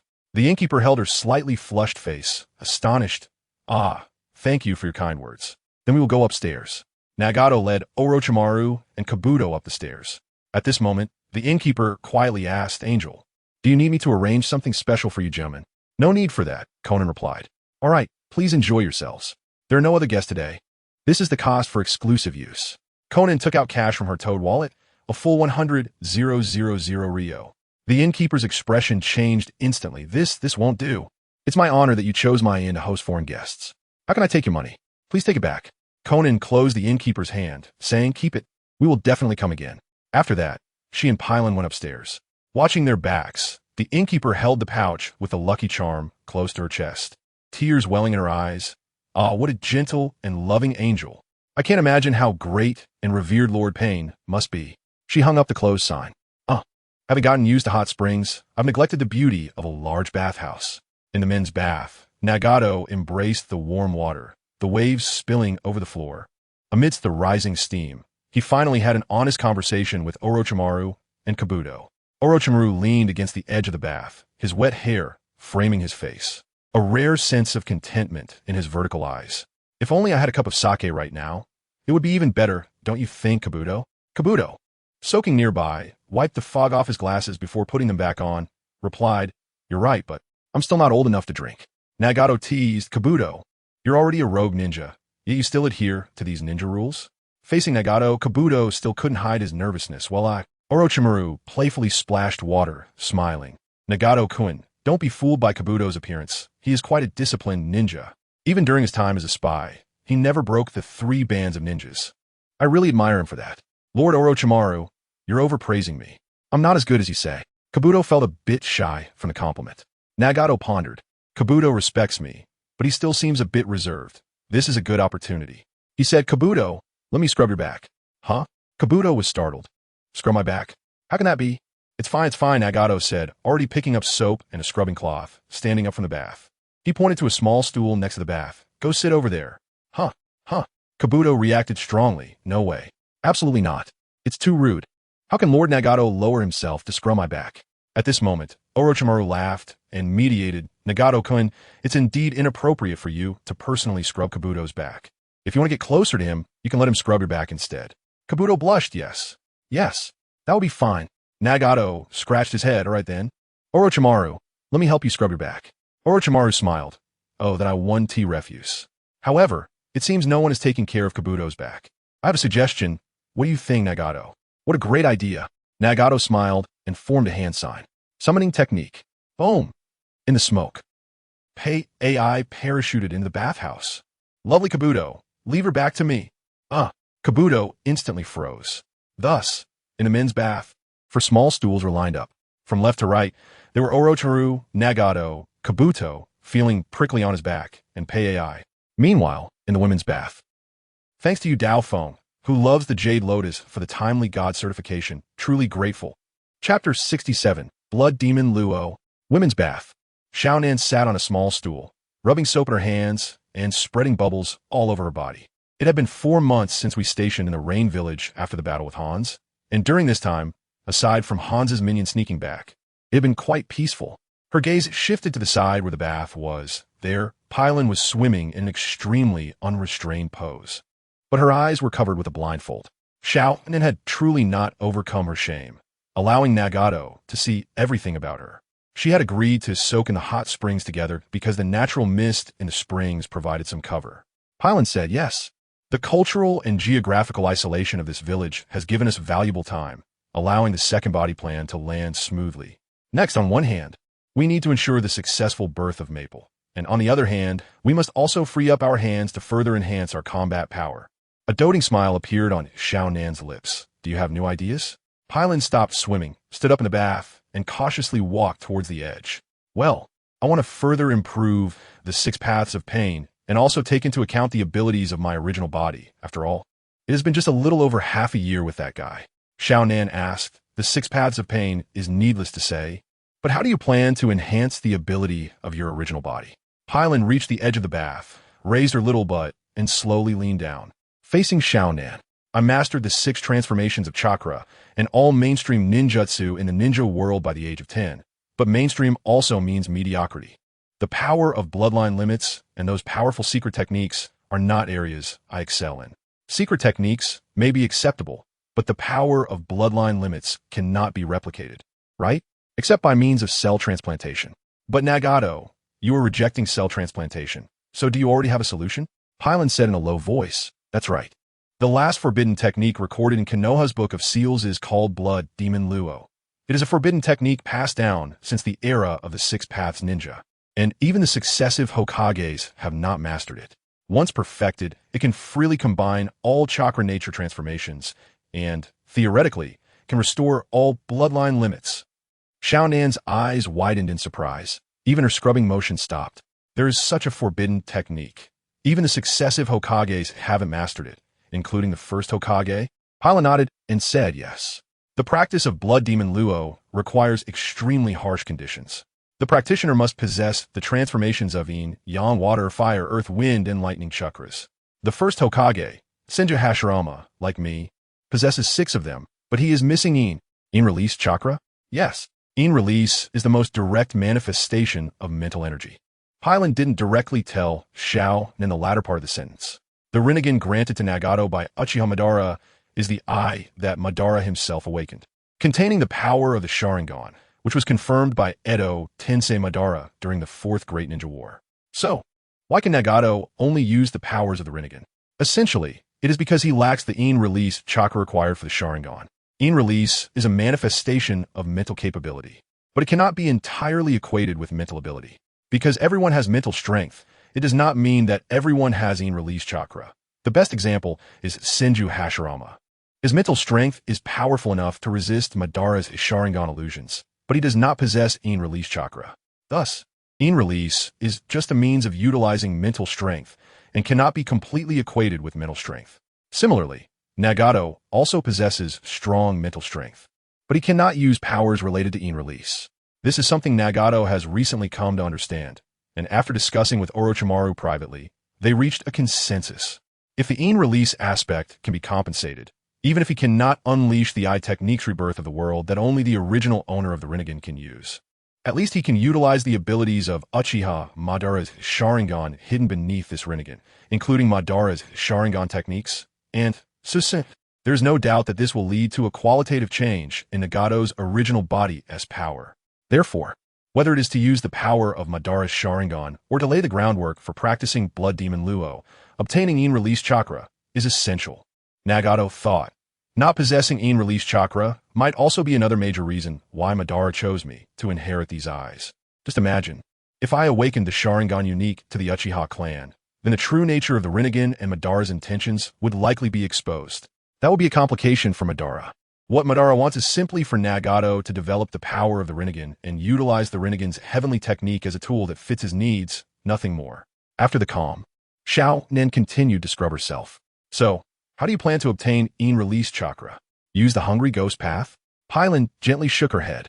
The Hungry Ghost Path won't work either, because the chakra attributes a ninja possesses are determined by their chakra pathways, if one's body does not possess the corresponding pathways. It is impossible to create something out of nothing. Nagato's body lacks the pathways needed to produce in-release chakra. The only way he can compensate for this is to obtain in-release chakra pathway. No matter how advanced medical ninjutsu is, it cannot strip away chakra pathways belonging to the microscopic level and transfer them to another body. That is beyond the reach of medical ninjutsu. However, there is a technique that can achieve that. Yes, it involves separating the heart along with the chakra pathways inside it, a forbidden technique that Kaku used to excel in. Earth Grudge Fear. This is the only way for Nagato to obtain in-release chakra. The blood I left behind from Kaku was indeed a brilliant move. Pailin smiled sweetly and said, Xiaonan, I already have a plan, by the way. Is the financial situation in the Rain Village tight lately? Well, we managed to get some from the daimyo for the construction of grassroots ninjas, which barely suffices, but maintaining Orochimaru's experimental base will require huge expenses in the future. And that is getting a bit tight, Xiaonan said, bending down to lift the bath bucket that was placed aside, slowly raising it above her head. Suddenly, her vision was filled with double images. Bang! The bath bucket fell heavily to the ground, and Xiaonan also fell to the ground. Xiaonan! Pailin exclaimed, removing her blindfold and jumping out of the bath. Chapter 68. Adorable. Thud! Xiaonan fell to the bathroom floor. Xiaonan! Pailin rushed to her side, propping up her wet head with her arm. Suddenly, she felt weak. Xiaonan opened her dazed eyes and instinctively blocked her chest with her arm. Bubbles fell away. Pailin saw the scar on her arm. Xiaonan, how did you get this injury? Xiaonan's eyes flickered as she said, I accidentally got pricked by a nail on the wall while walking. A nail? Pailin frowned slightly, thinking, the mark of this injury doesn't look like it came from a wall nail, and even if Xiaonan is weak as an elite ninja, she shouldn't be that careless. But now she had no time to think about it. Adjusting her position on her knees, she gently rested Xiaonan's head on her lap. My main body has already gone to prepare and will be here soon. Let me help you heal this injury first. After forming hand seals, Pailin's medical ninjutsu enveloped Xiaonan's arm in green light. In less than a minute, the wound was healed. As the green light dissipated, Pailin supported Xiaonan's shoulder, helping her sit up and lean against her shoulder, forming hand seals again. Boom! In a puff of summoning smoke, Nagato appeared beside them. With a whoosh, he wrapped Xiaonan's bare body in his black robe and picked her up in a princess carry. I'll take you back to rest now. Xiaonan remained silent, gripping the robe's opening with her hand, closing her eyes, biting her lip, and leaning against Nagato's chest. About 30 seconds later, Nagato, holding Xiaonan, appeared in her room in the Rain Tower. On the floor lay a kunai inscribed with Flying Thunder God. Nagato gently laid Xiaonan on the bed. Nagato, I'm sorry for causing you trouble. Nagato's eyes were filled with concern as he softly said, Why say such things? It's my fault for not noticing your condition in time. Wait, I'll get you a glass of water. At this moment, on the hillside outside the Rain Village, a large number of armored ninjas wearing masks were stationed there. 2 men in white stood at the forefront, using binoculars to observe the village that seemed to be crying in the rain. The 6th and 7th divisions have been stationed here for 4 months, and Hans still hasn't contacted us. This has never happened before when Root was in contact with Hans. Could something have happened? No matter what, Root's combat power cannot be tied down here indefinitely. Lord Danzo's latest order is to act according to the situation. How about this? I suggest that each of our 2 divisions select an elite member to infiltrate the Rain Village and investigate. That sounds good. Soon, 2 members of Root emerged from the sewers of the Rain Village using water-style ninjutsu. It was easier to infiltrate than expected. We mustn't let our guard down. We cannot rule out the possibility that Hans has encountered an accident. Let's split up and investigate. Unbeknownst to them, the moment they surfaced, they were already sensed, and the hunters had begun to move. Under the Rain Tower, Orochimaru and Kabuto stood in the rain, looking towards the approaching figure of Yahiko. Nagato-kun, is there a problem? Pei AI has left, and the main body has been summoned away. Yahiko said casually, It's nothing, just a small issue. He walked steadily to stand before the 2. Kabuto thought, this lord was just having a good time in the bathhouse with us, and in an instant, his aura has changed. It seems something has indeed happened. Yahiko said, Orochimaru, I need to borrow your Edo Tensei to resurrect someone. Oh, Orochimaru smiled and said, So, the life material is ready, right? Yahiko dropped a vial from his sleeve and handed it to Orochimaru. It's right here. Orochimaru received the blood vial and pondered. Besides the life material, A living sacrifice is also needed. Yahiko said, you sketch the technique first by the time you finish. The living sacrifice will be about ready. Understood. Orochimaru put away the blood vial, a mysterious smile on his lips. Edo-tensei, I haven't fully mastered this technique yet, and the power of the resurrected may be far from what they were in life. Is that okay, Nagato-kun? Yahiko replied, power is not important, after all. As a combat force, he is insignificant as long as he has a clear mind. Swish, is that so? Then I can rest easy. Orochimaru crossed his hands in front of him and gently bit his thumb. In a dark alley, a member of Root who had infiltrated lay bloodied and battered in a pool of blood. Pain, human path, Yusuke, said coldly. The lackey sent by Danzo to assist Hans have indeed arrived. Ooh. The Root member, with eyes hidden beneath his mask, looked fearfully at the person before him. The decoration on your face, and those eyes, you are one of the corpses controlled by Akatsuki's Nagato. There are two intruders. Let one live for Edo-tensei, and this one can be used to gather intelligence. The human path stepped forward, grabbing his head. You'll soon be able to meet Hans underground. He has indeed already killed that Hans. The Root member's pupils suddenly constricted. Human path. Whoosh. Under the tower, another Root member, after being defeated by Kanai, barely retained a breath and was sent before Orochimaru. Let's use him as the living sacrifice. Yahiko formed hand seals, temporarily stopping the rain. Kabuto stepped forward, placing the living sacrifice in the center of the already prepared technique. Then poured the blood from the vial and retreated outside the technique. His gaze was solemn. Lord Orochimaru is performing Edo-tensei. This is my first time witnessing it with my own eyes. Then, Orochimaru swiftly formed hand seals, his long black hair fluttering without wind. Forbidden technique, Edo-tensei. The living sacrifice from Root let out a horrifying scream, the dust swirling from the ground, rapidly adhering to his body. This is... Kabuto covered his face, shielding himself from the storm kicked up by the technique.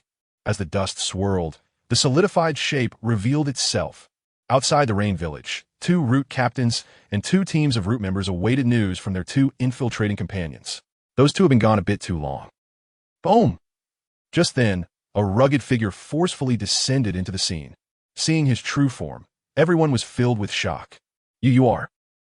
Crack, crack. Pei AI twisted his neck, explosive lightning shimmering around him, grinning widely. Little babies of Root, let me take good care of you. Chapter 69, Kakuzu hello. Kakuzu hello. The Kakuzu who returned from the impure world reincarnation looked at Pain Yahiko's face with his dark, greenish eyes. How could he forget the terrifying existence that had instantly claimed his life with an unfathomable ability in the land of Rice's forest? You were the man who suddenly appeared back then. Didn't I already die at your hands? Pain Yahiko said, Kakuzu, you are indeed dead. This is the impure world reincarnation technique. Impure world reincarnation. The forbidden technique developed by the second Hokage that can resurrect the dead? Kakuzu lowered his gaze to his cracked palm, then instinctively raised his hand to touch his chest. Indeed, within this body I cannot feel the heartbeat. How ridiculous. To think that I, Kakuzu, who has roamed the world, would end up like this. He put his hand down and accepted the reality of being reincarnated in this way, turning his gaze to the man, now overshadowed by Pain Yahiko. He said in a deep voice, So, the user of this impure world reincarnation is you, the legendary Sannin, Orochimaru, whose head is worth 50 million Ryo on the ninja bounty list. Orochimaru smiled and said in a hoarse voice, Haha, that's right. It's quite an honor to be remembered by a veteran who fought in the same era as the first Hokage, Senju Hashirama. Kakuzu said in a deep voice, Humph. Times have really changed. People like you have actually fallen to become someone else's helper. His gaze returned to the face of Pain Yahiko. So can you tell me? Who exactly are you? An existence that can take me down in one encounter and even subdue the Sannin Orochimaru. Absolutely cannot be nameless. Who exactly are you? Pain Yahiko did not answer Kakuzu directly, only slowly said, This is Amigakure. Amigakure. Kakuzu's green pupils suddenly constricted. These two words hold immense information. Hey, Amigakure is the territory of Hanzo the Salamander. If he can stand here openly, it means. Did you actually kill Hanzo? You should know. Hanzo is the top figure on the bounty list, the pinnacle of the ninja world, the man who granted the title of Sannin. His bounty is equal to that of the third Hokage of Konoha, a full 80 million Ryo. Where did you take his corpse? Pain Yahiko said. Hanzo had a poison sac inside him, so I disposed of it early. Kakuzu's pupil shrank. Baka fool. That's 80 million Ryo. At this moment, a playful smile appeared on Orochimaru's lips. Kakuzu, although Hanzo's corpse has been disposed of, your body has been completely preserved. Kakuzu's eyes lit up. My body. Where is it? The Kakuzu standing behind Pain Yahiko stepped forward, speaking in the same voice as Kakuzu. It's right here. Kakuzu's pupils widened in shock. Although his hair color has changed, his eyes have changed, and he has strange decorations on his face. He still recognized that the person in front of him was himself. Ultimately, being a battle-hardened man, he understood in an instant. His gaze swept over Pain Yahiko, and the Pelin wearing a cat mask, not far from Pain Yahiko. So, are all of these corpses? In other words, the one controlling the corpses and fighting me is the real body. Thus, Kakuzu lowered his head. At that time, the red-haired man who appeared beside the blue-haired girl with the summoning white smoke was the true form of these guys? How ironic. I ended up in this situation, not even understanding the enemy's ability before being taken down, and after death, my corpse became the enemy's trophy, my soul attached to a corpse whose worth is unknown. Turning into this state. Hee, it's true that people die for wealth. Kakuzu raised his head again, looking at Pain Yahiko. So, can you tell me now, what is the purpose of summoning me back with impure world reincarnation? Pain Yahiko bluntly stated. The purpose has two parts. Let me first say the first. I just took over Amage Cure from Hanzo not long ago, and the village's finances are quite tight, and you are quite skilled in finance. So I want you to take on the role of the financial manager for Amage Cure. Ha ha ha ha. Hearing this, Kakuzu laughed loudly. I say you underestimate people. There should be a limit to this. I am indeed good at finance, but I only make money for myself. I can't work for others. Besides, I'm already dead. You cannot force me with violence. That makes things difficult. Pain Yahiko said, I am not someone who likes to force people.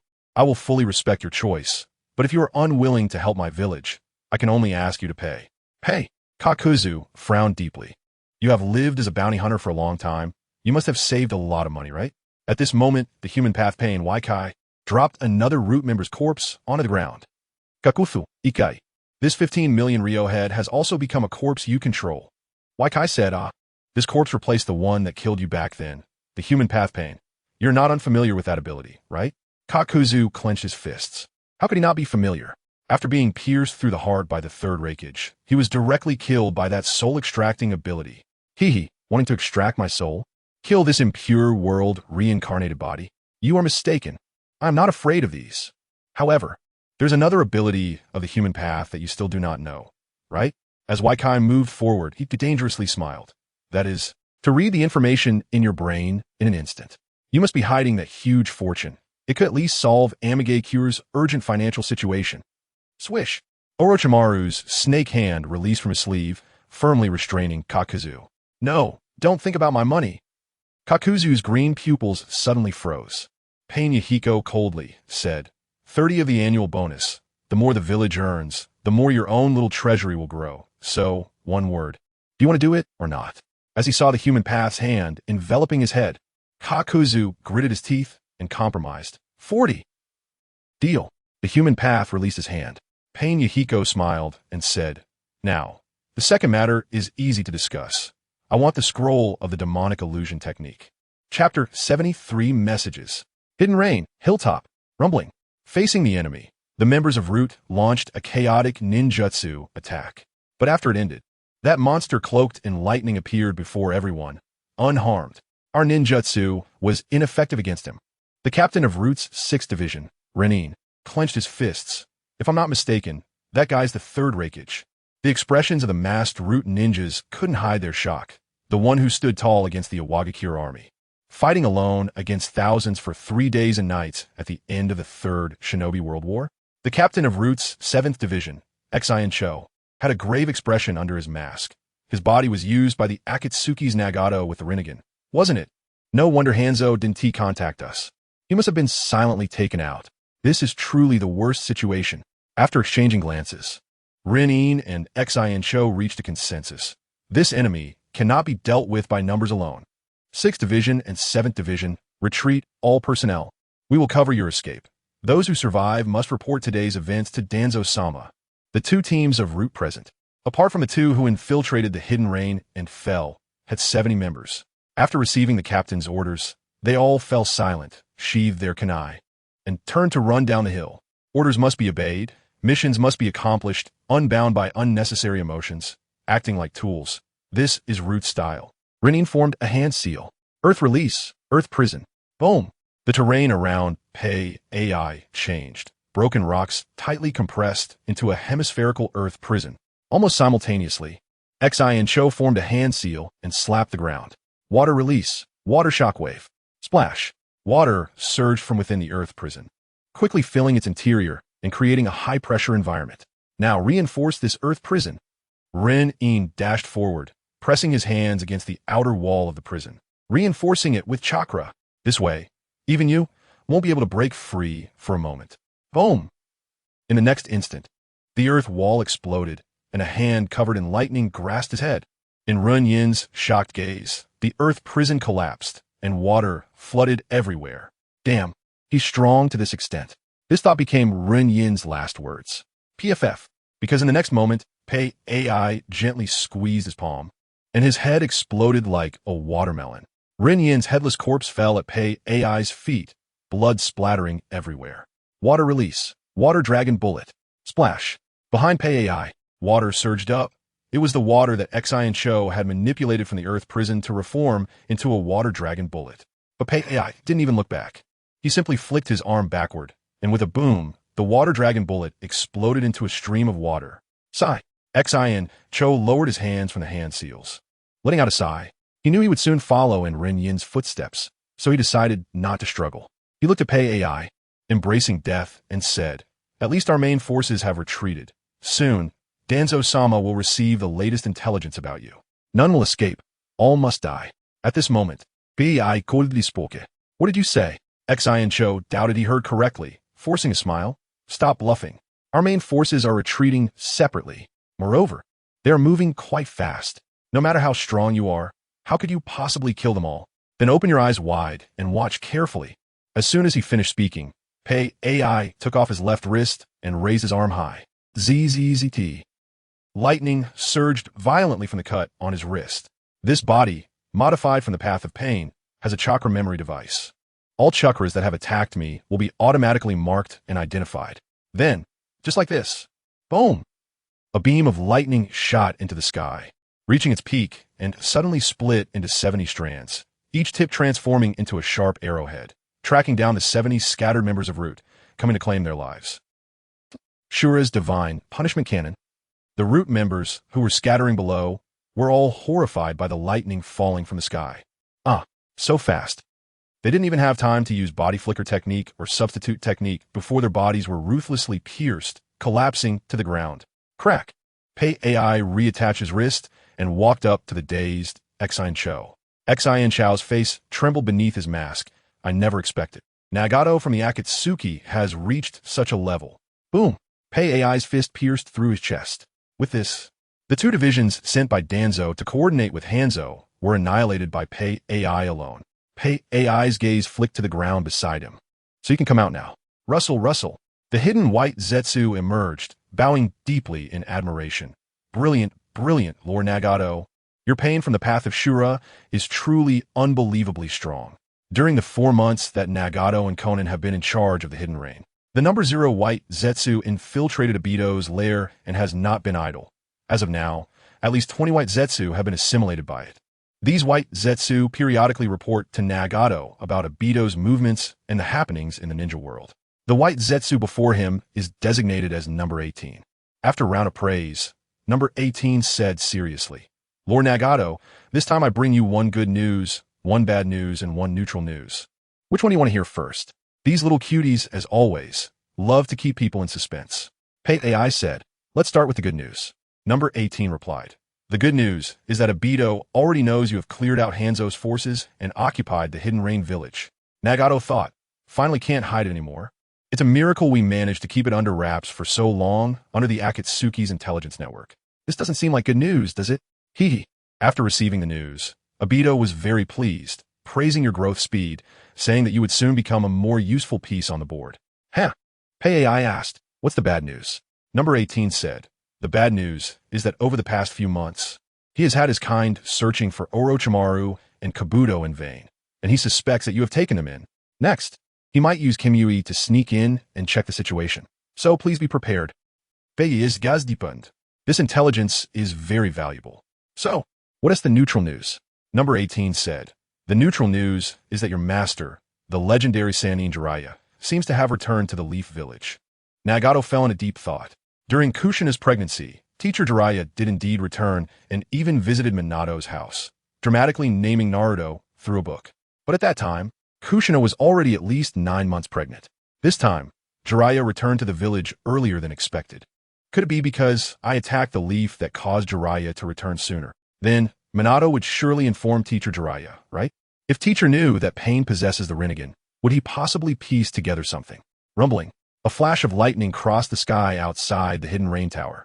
Nagato temporarily suppressed his turbulent thoughts, looking at the delicate and powerless angel in his arms.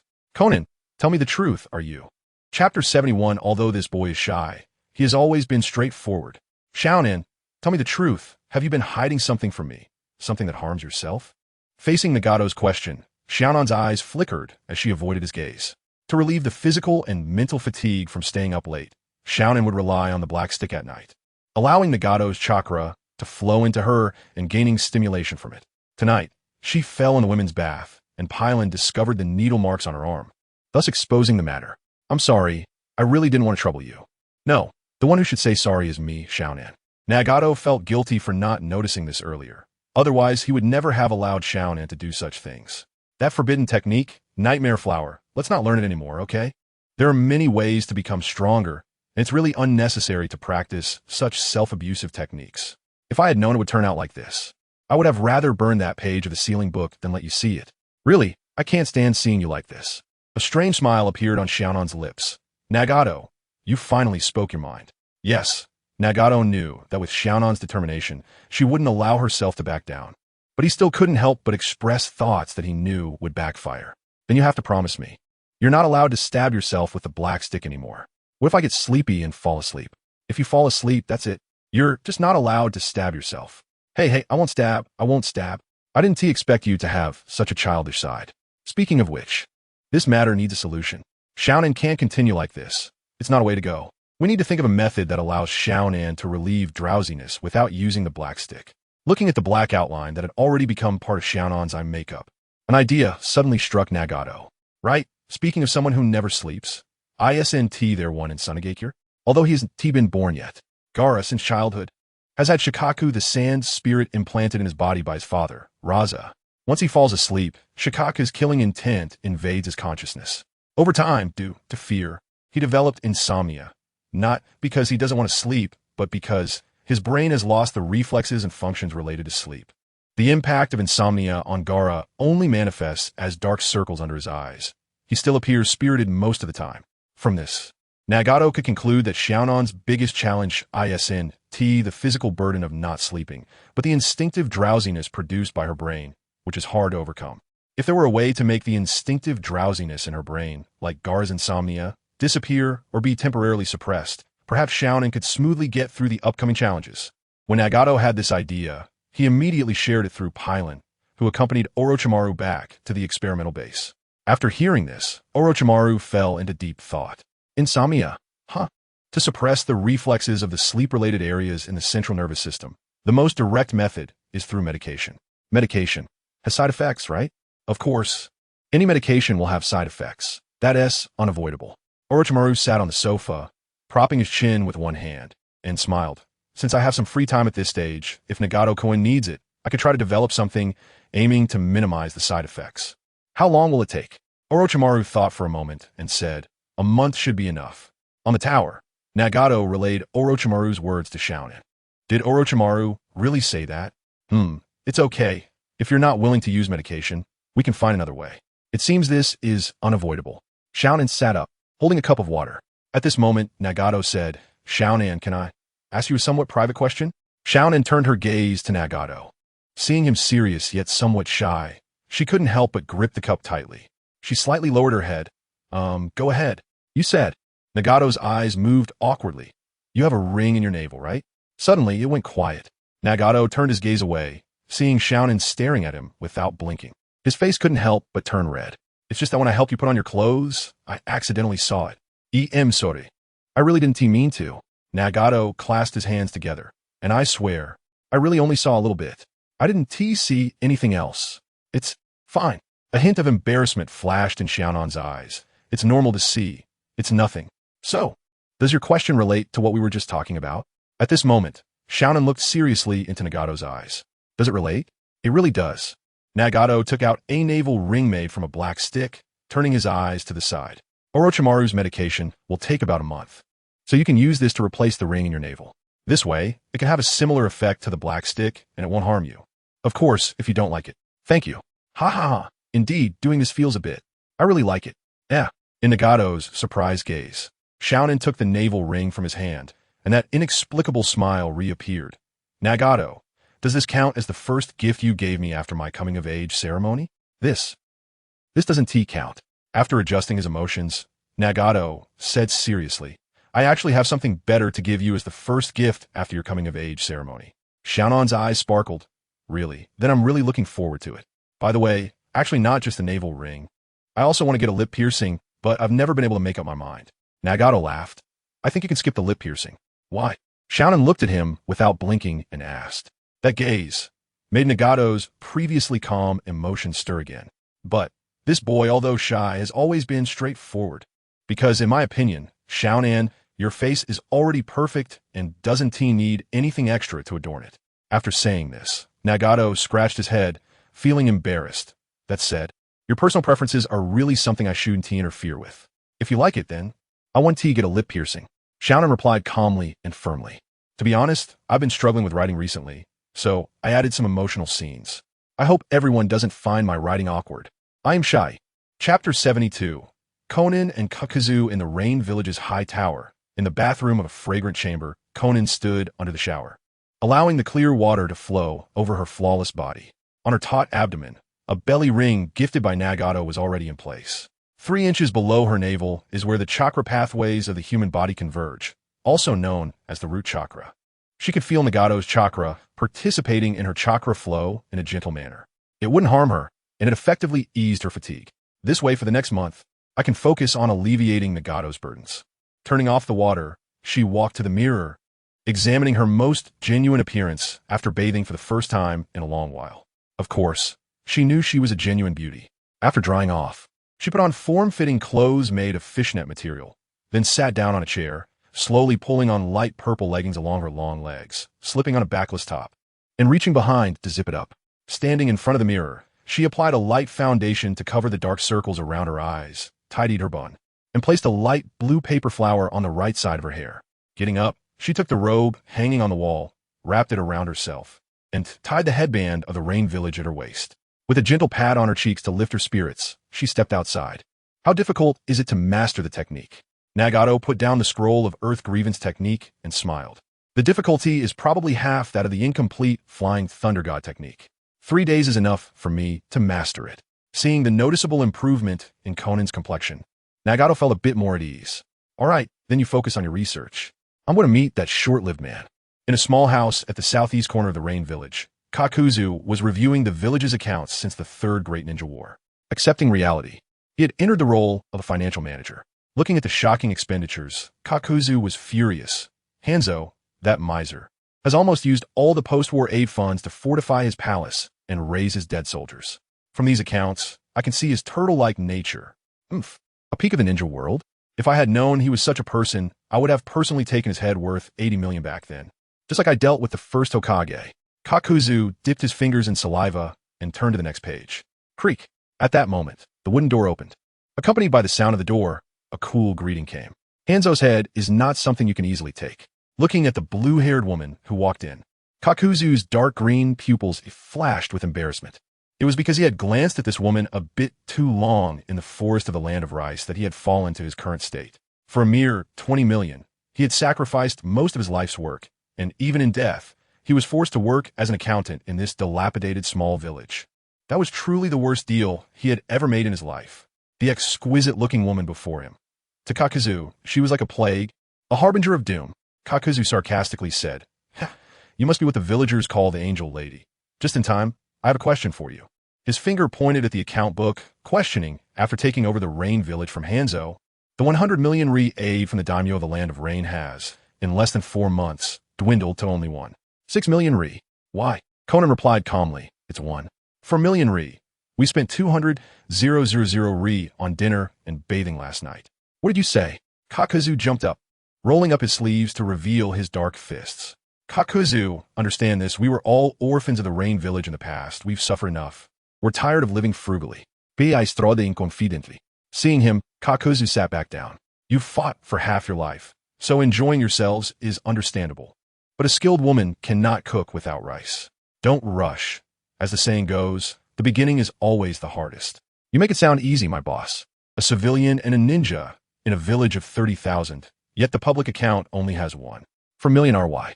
How are you planning to fight? Seeing Kakuzu's troubled expression, Pei AI felt a bit guilty. Just now, I dealt with a batch of members from the root of Konoha outside the village, but unfortunately, their heads shouldn't be worth much, right? You mean, the root of Konoha? Kakuzu's eyes suddenly lit up. Yes. Where are the corpses? The mortuary is just about to be cremated. What, you idiot? Take me there, quickly. The group hurried to the mortuary. Fortunately, the boiler worker handling the corpses in the Rain Village had diarrhea, so the root's corpses had not yet been cremated. Looking at the bodies filling an entire hall, Kakuzu was suddenly excited. So many. Konan questioned, I heard that the ninjas from the root of Konoha are trained from a young age, even without their own names, acting while wearing masks, so they naturally can't be on the bounty list. Can they still be exchanged for money? This was also Nagato's question. Typically, that's the case, but the members of the root are special. Kakuzu squatted beside a corpse of a root member, putting on gloves, prying open his mouth, pulling out his tongue, and said solemnly, the leader of the root, Danzo, would place a tongue curse seal on each member's tongue. The existence of this seal is only tied to Danzo's life and death. This serves as a security mark for the root members. Being selected by Danzo, who symbolizes the darkness of the ninja world, to join the root is itself a recognition of their value as ninjas. Therefore, in the black market exchange, every certified root member's corpse is uniformly priced at 5 million RY. Kakuzu patiently conducted a verification on all the recovered root member corpses present. This one, what a pity. All have been confirmed, aside from Rinnegan, whose head was blown off. The rest are all certified. He looked around, his eyes shining. 71 root members. A total value of 355 million RY. If I had my own head worth 45 million Ri, 400 million Ri will be enough as startup capital. Pei AI said, well, I have to say, I still need your corpse. You can't take it to exchange for money. All right then, 355 million. I can barely. At this moment, Konan said, I need to keep 200 million Ri for our daily living expenses for the next 6 months. Yours simply. An angel? Haha. I really can't believe it. Kakuzu's face suddenly turned bitter. Forget it. Who let me end up in this situation? If only that day I hadn't chased after Yuji to the land of rice. I have one request. Don't let me see Yuji's face again. Pei AI said, sure. Huh? Kakuzu exclaimed. I was just saying, you really agreed? Pei AI smiled kindly. Of course, Kakuzu, you are now my important subordinate, the hope for the rise of the Rain Village. Kakuzu felt a bit flattered for a moment. Nagato thought, hee, just in time. I want to officially change to Pain's Human Path too. Chapter 73. Pain's Human Path, Candidate. Under the rain-hidden tower, the king of hell stopped chewing, opened his mouth wide, and allowed the ashes of Yin's shattered body, along with the unquiet corpses of the remaining members of Hanzo, to be expelled. Among the ashes, several black rods could still be seen. So, it failed after all. Nagato put away the king of hell and pondered with his chin in hand. Konan curiously asked, what made you suddenly think of using the impure world reincarnation to create pain? Nagato smiled and said, the impure world reincarnation inherently possesses an immortal body. If I want to create pain, I wouldn't need to rely on the hell path for resurrection. Perhaps I was overthinking it. This was a lie. The reason Nagato conducted this experiment was that in the original work, Obito had personally demonstrated how to create the 6 paths of pain using the impure world reincarnation.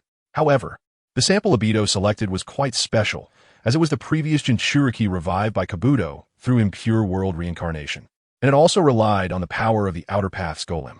Therefore, it could not serve as a general example, which is why Nagato decided to verify it himself. Indeed, the 6 paths of pain could only be born under special conditions.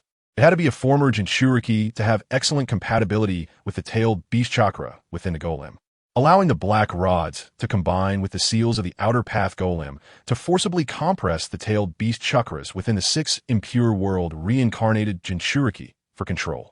In this process, Obito's role was secondary. The golem was the fundamental controller. It was no wonder that the black rods controlling the new 6 paths of pain had suppression power surpassing Nagato's 6 paths of pain, to the point that just touching them from the outside would render one immobile. It wasn't because Obito was exerting greater ocular power with his single eye, but rather, he was simply taking advantage of the sealed 7-tailed beasts within the outer path golem. After debunking the impure world, reincarnated 6 paths of pain, Nagato gained a clearer perspective. In the underground laboratory, Pei AI was communicating face-to-face with Orochimaru. As expected, the person I have my eyes on needs to find his body to systematically create pain. Pei AI propped his chin with his fist and changed the subject. However, that guy is not like me, who just died not long ago. He perished during the first Great Ninja War, a past ninja, so his body has probably long rotted in the ground, just like the will of stone from a Wagakure. Orochimaru looked pleasantly at the giant sitting across from him. Recently, he had discovered a fascinating little detail. Each pain exhibited by Nagato has subtle differences in personality.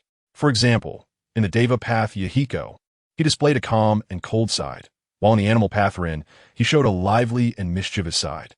In front of him, the Azura path's 3rd Reikage presented a tough guy image. What kind of growth environment created such a vivid and interesting soul in Nagato? He couldn't help but be curious. So, Orochimaru lowered his head and slowly took a sip of tea.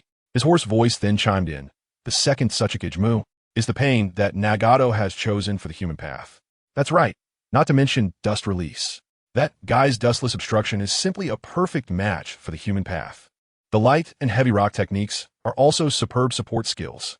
It is no exaggeration to say that his strategic significance is even comparable to that of Pei AI, but the impure world reincarnation cannot turn him into pain. Haha, this point Nagato need not worry. Orochimaru set down his teacup and tossed his long black hair. After all, Iwagakure has the ancient preservation technique of pyramid tombs. The body of Lord Mu should be well preserved. Pei AI's Rinnegan suddenly burst forth with a strong light. Really? Is the body of the first Suchikage, Ishikawa, also preserved? Orochimaru chuckled and shook his head. Perhaps, but the bodies of the first Kages are secretly buried by each village. And it is the highest secret of each village. Even the current Kage doesn't know the burial locations.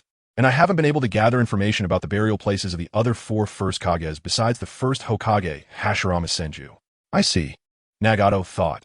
No wonder, during the 4th Great Ninja War, even Kabuto couldn't resurrect the first Kages from various countries and villages using the impure world reincarnation. Well, it's more practical to deal with what can be seen and touched. You know the location of Mu's burial site, right?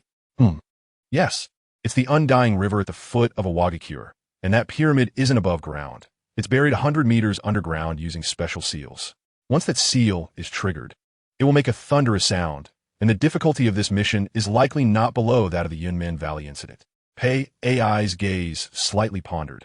Is there a way to do it without stirring things up? Orochimaru replied. There is, but it requires the use of sage arts. Sage arts, huh? No wonder, in the original work, Kabuto managed to obtain Mu's life material by pulling the wool over everyone's eyes in this way. Orochimaru said meaningfully, Nagato, do you want to gain the power of sage arts? That's not urgent. Nagato had his own thoughts. Although sage arts are powerful, their essence is external power enhancement. According to the principle of sage arts, the energy of the body, the energy of the mind, and natural energy establish a new balance. Physical ability and mental energy can be summarized as one's own power. Therefore, the essence of sage arts is the organic combination of one's own power and natural power. The stronger one's own power, the stronger the sage chakra refined from natural energy. For Nagato himself, not to mention that the Senju power in his bloodline has yet to be awakened, he still needs the Earth Grudge Fear to obtain a passage for In release chakra. For him, there's still too many areas that need improvement. Once those improvements are made, gaining sage arts will allow him to unleash the maximum power. Moreover, there's another important reason. Learning sage arts would require him to go to the sacred land of the sages, and at that time, even the 6 paths of pain would have to fall into dormancy. His second body is still in the process of development. and the intelligence that white Zetsu no 18 brought back. Obito seems to have already suspected that Orochimaru and Kabuto are hiding in the rain-hidden village. His mentor, the legendary Sannin Jiraiya, has returned to Konoha and could potentially learn about the existence of the Rinnegan in this world through Minato at any time.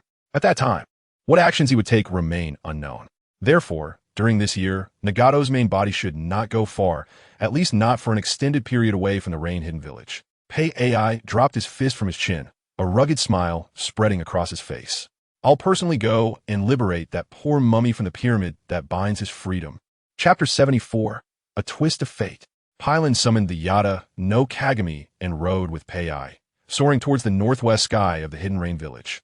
Konan and Nagato stood side by side on the tongue of the high tower's relief, watching the silhouette disappear into the curtain of rain in the sky.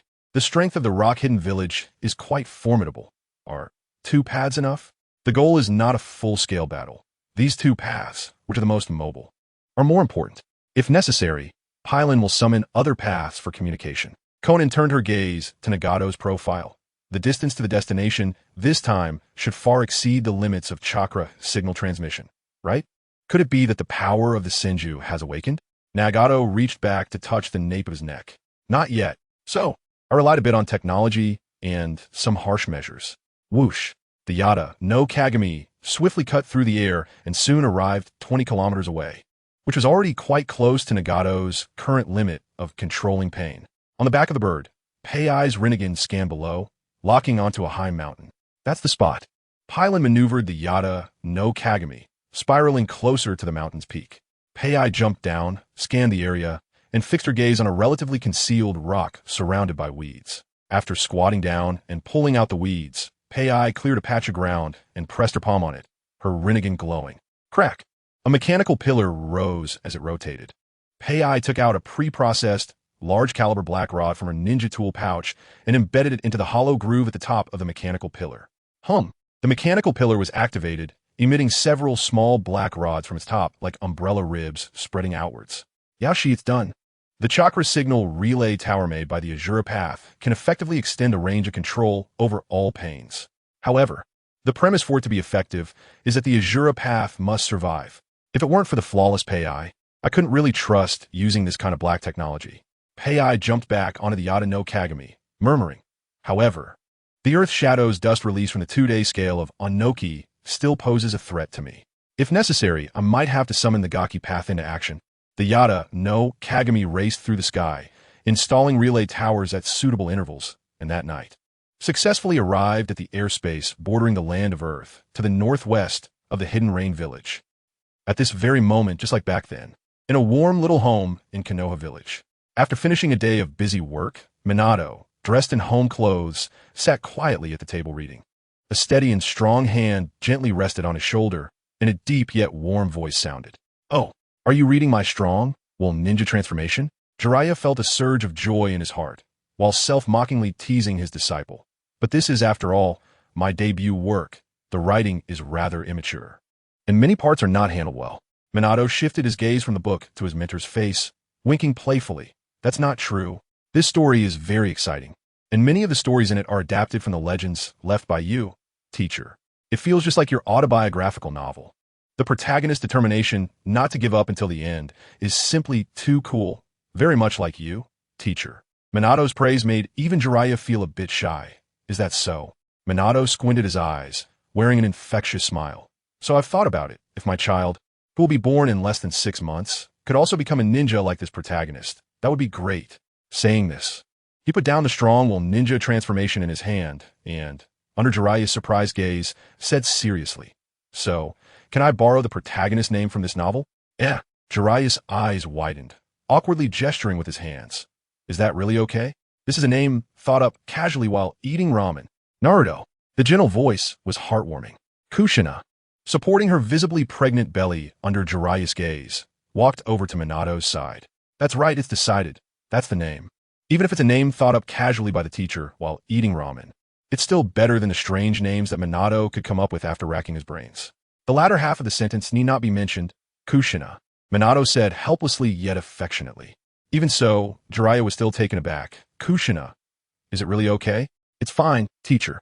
Minato and I share the same hope that this child will grow up to be an excellent ninja like you. Really? Does that mean I become the naming father of this child? Can someone like me really do it? Kushina supported Minato's shoulder, and they both faced their teacher. Minato smiled. It's precisely because it's you, teacher, that it works. Speaking of great ninjas with true ninja skills, there is no one else but you. Thank you. Thus, Jiraiya smiled and accepted the proposal from his disciple and daughter-in-law. Naruto's name was confirmed in this warm moment, a few months earlier than expected. After dinner, Kushina consciously returned to her room to rest.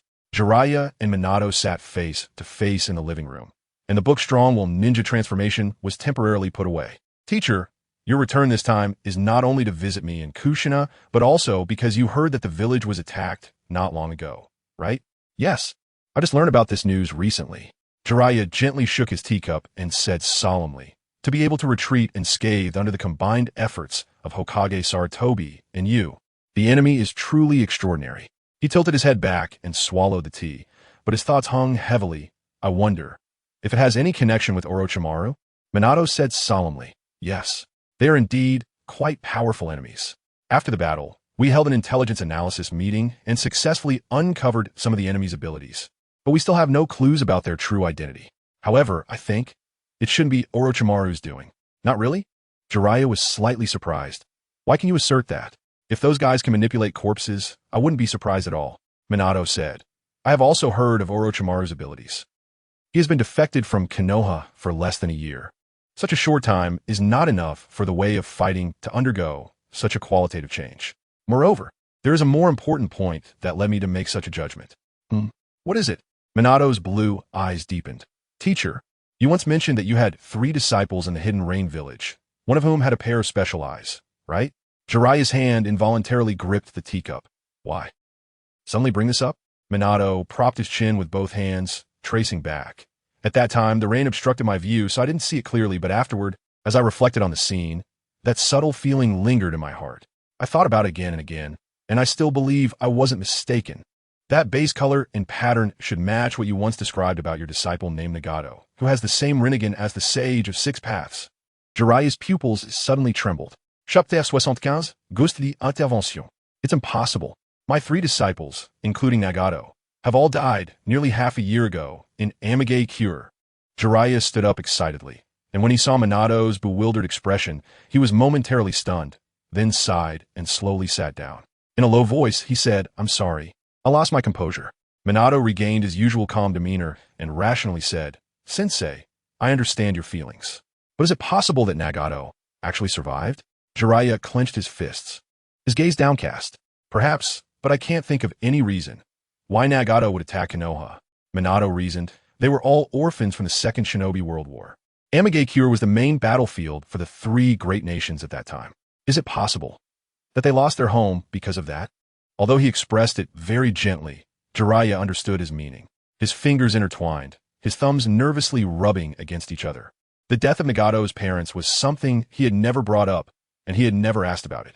It was an unspoken topic of avoidance between them. Perhaps it really was because they lost their parents to Konoha. Images of the time spent with his 3 disciples flashed through Jiraiya's mind, especially the moments with Nagato. He froze at the memory of their farewell, when he patted Nagato's head and saw the bright smile on his face. Jiraiya's restless hand movements came to a stop as he met Minato's gaze and said firmly, Even so, I still believe my disciple is not such a narrow-minded person. There must be another reason behind this. I think either there is another wielder of the Rinnegan, or Nagato's Rinnegan has fallen into someone else's hands, and that person is using the power of that eye to act against Konoha.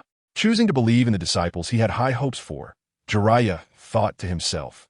It was precisely because he, as both a teacher and a disciple, also had his own disciples whom he held high hopes for, that he could completely understand his teacher's feelings. Minato nodded. Indeed, if the attacker is not Nagato, then it can only be as you said. Jiraiya asked Minato, can you tell me all the intelligence you have gathered about the attacker's abilities? Of course, I knew you would be concerned about this, so I've already prepared it. Minato took out a scroll he had prepared in advance. Jiraiya received the scroll and tucked it into his robe, then stood up with a smile. Minato, I'll take my leave for now. You should go accompany Kushina and get some rest. Minato was caught off guard. Aren't you staying the night before you leave? I was hoping to have a late-night chat with you and ask about some secret matters. Oh, Jiraiya's expression became intriguing, Is it about women's secrets? Minato, as my top disciple, you really are quite perceptive. He leaned closer to Minato and whispered, tonight, after Kushina falls asleep, you can use the Flying Thunder God technique to the back mountain, and I'll take you to experience some sights that even the Hokage can't enjoy. In an instant, Minato felt a twinge of excitement, but suddenly he sensed a murderous intent coming from the other side of the door, behind him. He immediately blushed and said, Sensei, you wouldn't be planning to take me to Peep, would you? Please spare me. I can't do anything that would betray Kushina. As soon as he said this, he felt the murderous intent behind the door vanish. Ha ha ha, just kidding, just kidding. Jiraiya laughed heartily and patted Minato on the shoulder, saying earnestly, I know what you want to ask about is Sage Jutsu, right? Minato scratched his fluffy blonde hair and smiled yes. The village's attack made me realize that I'm still immature as Hokage. I want to find an opportunity to improve my Sage Jutsu, which I'm not good at. Jiraiya chuckled helplessly. About that, I'm afraid I can't help you because I'm even less skilled in Sage Jutsu than you are. Although your Sage mode can't be maintained for long, at least you can enter it alone. Minato shyly said, Sensei, you are too humble. At least your chakra can summon 2 great sages. I can only summon Master Fukasaku. Returning to the main topic, Jiraiya said earnestly, Minato, I believe that with your understanding of techniques and the creativity you use to develop the Rinnegan, you will definitely find your own Sage mode. Don't be constrained by existing knowledge. Unleash your inspiration. Well, inspiration sometimes depends on the joy and relaxation of the mind and body. In this regard, I can give you some guidance. Saying this, Jiraiya reached into his robe and handed another book to Minato. Intimate Paradise. Is this another one of your works? Sensei? Jiraiya smiled. Yes, my new work hasn't been officially released yet. As my top disciple, consider it a special privilege for you. Minato treasured it as if it were a priceless treasure. Oh my, after Sensei Strong Will Ninja comes another masterpiece. What an honor. I believe that the experiences of you as a great ninja and the ninja way you've distilled from those trials will surely be elevated with your mature writing style in this work. Sensei, I will definitely read it together with Kushina. Ha! Jiraiya smiled meaningfully. It's perfect for a couple to read together, but during this special time, make sure not to imitate the dangerous moves in it. Minato excitedly said, Oh, you mean the high difficulty moves in ninja battles that are as fast as lightning and hard to keep up with? I didn't expect the fight scenes in the new work to be improved and enhanced. Then I must grasp the true meaning of the words and strive to apply them in actual combat to protect the village. After bidding farewell to Minato, Jiraiya arrived at the woods at the entrance of Konoha village and slowly unfolded the intelligence scroll that Minato had given him. As he read the information about the invader's abilities from that night, his gaze grew increasingly serious, and his hand that opened the scroll became somewhat sluggish. The intelligence concluded. Along with the signature on the intelligence, a kunai inscribed with Sword of Ninja Love came into Jiraiya's view. That was Minato's Flying Thunder God kunai. Jiraiya held the kunai in his hand. At the end of the scroll, where it had been pressed by the kunai, was Minato's farewell message. Sensei, I fully understand that when I mention the Rinnegan and your former disciple Nagato, you will certainly find a way to investigate. From my standpoint, I cannot stop you. So, please take my Flying Thunder God kunai with you. If anything happens, I will drop everything and rush to your side in an instant. Minato, truly a kind and considerate child. Jiraiya smiled as he tucked the kunai into his robe. He turned and rushed toward the western border of the Land of Fire. Are Nagato and the others still alive? Has his Rinnegan been stolen by a suspected enemy of Konoha, like Orochimaru, and is being used for revenge against Konoha?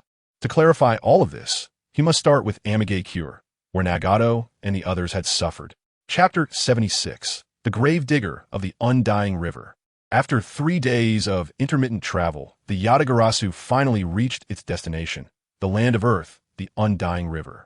From a high altitude, the rolling mountains looked like a giant dragon lying across the vast land.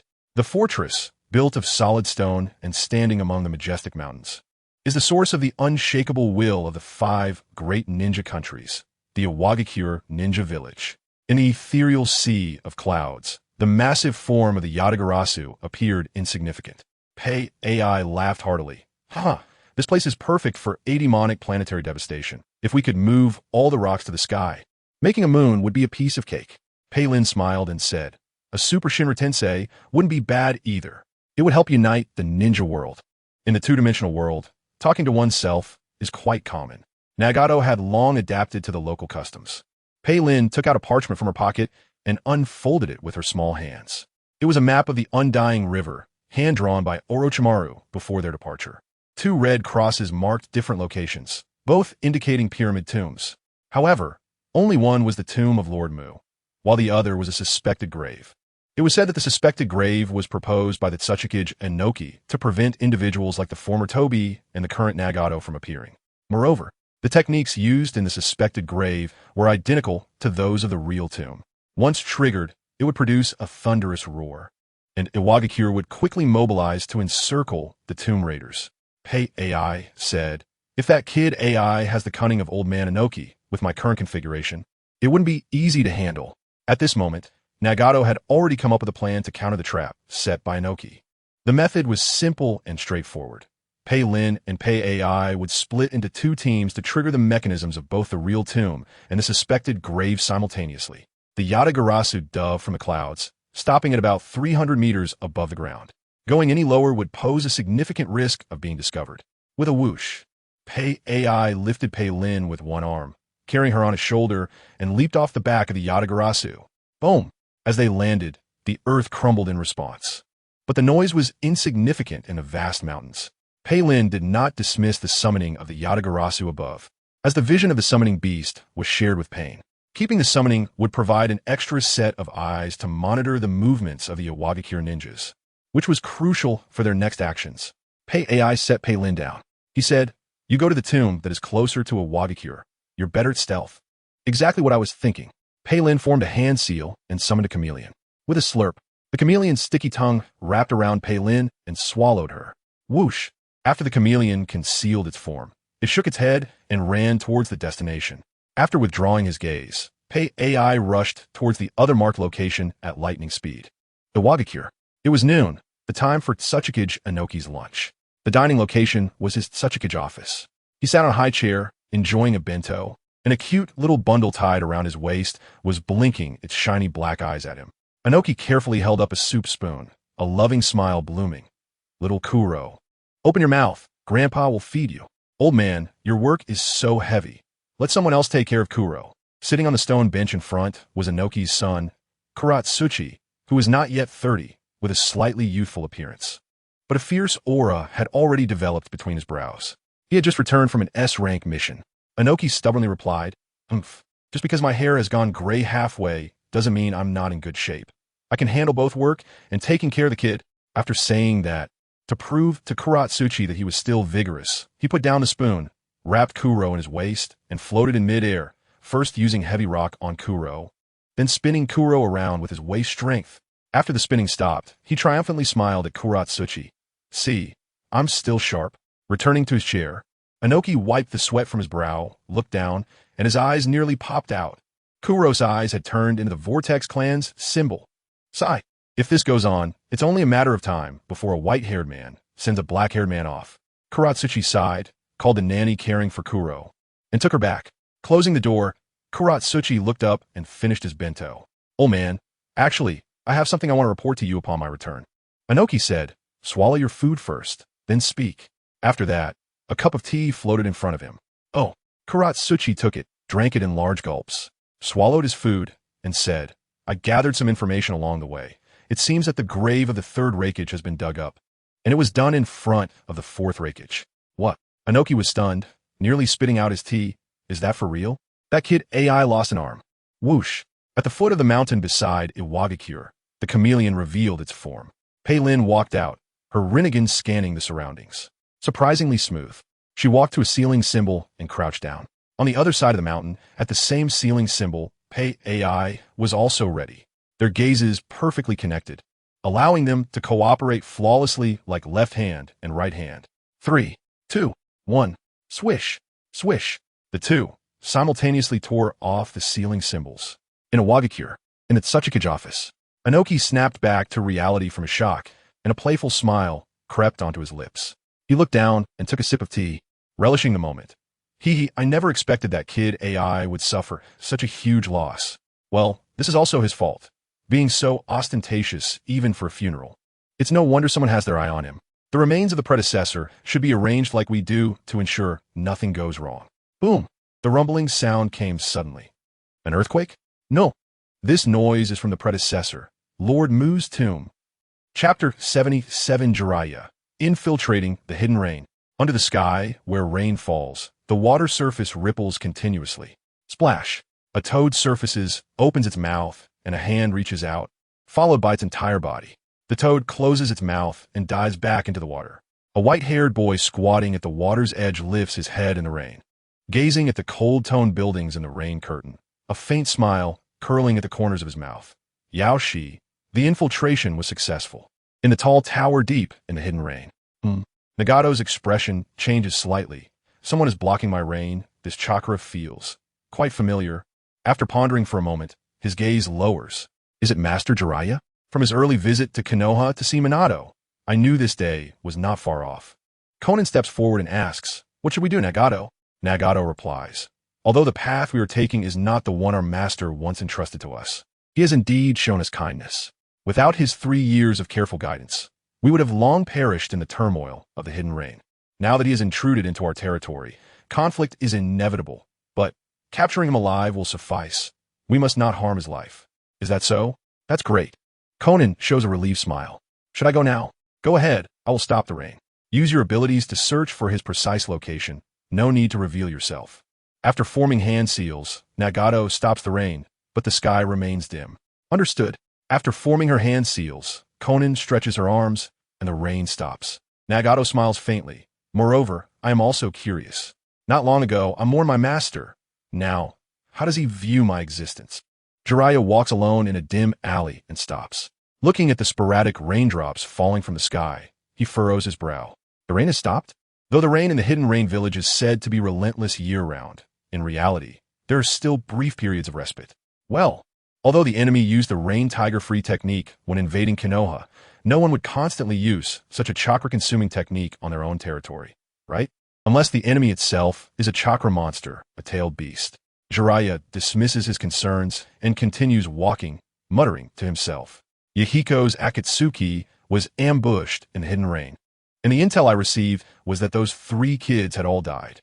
Shortly after, Konoha was attacked, and the enemy seemed to have the ability to control corpses remotely, possibly related to Nagato's Rinnegan.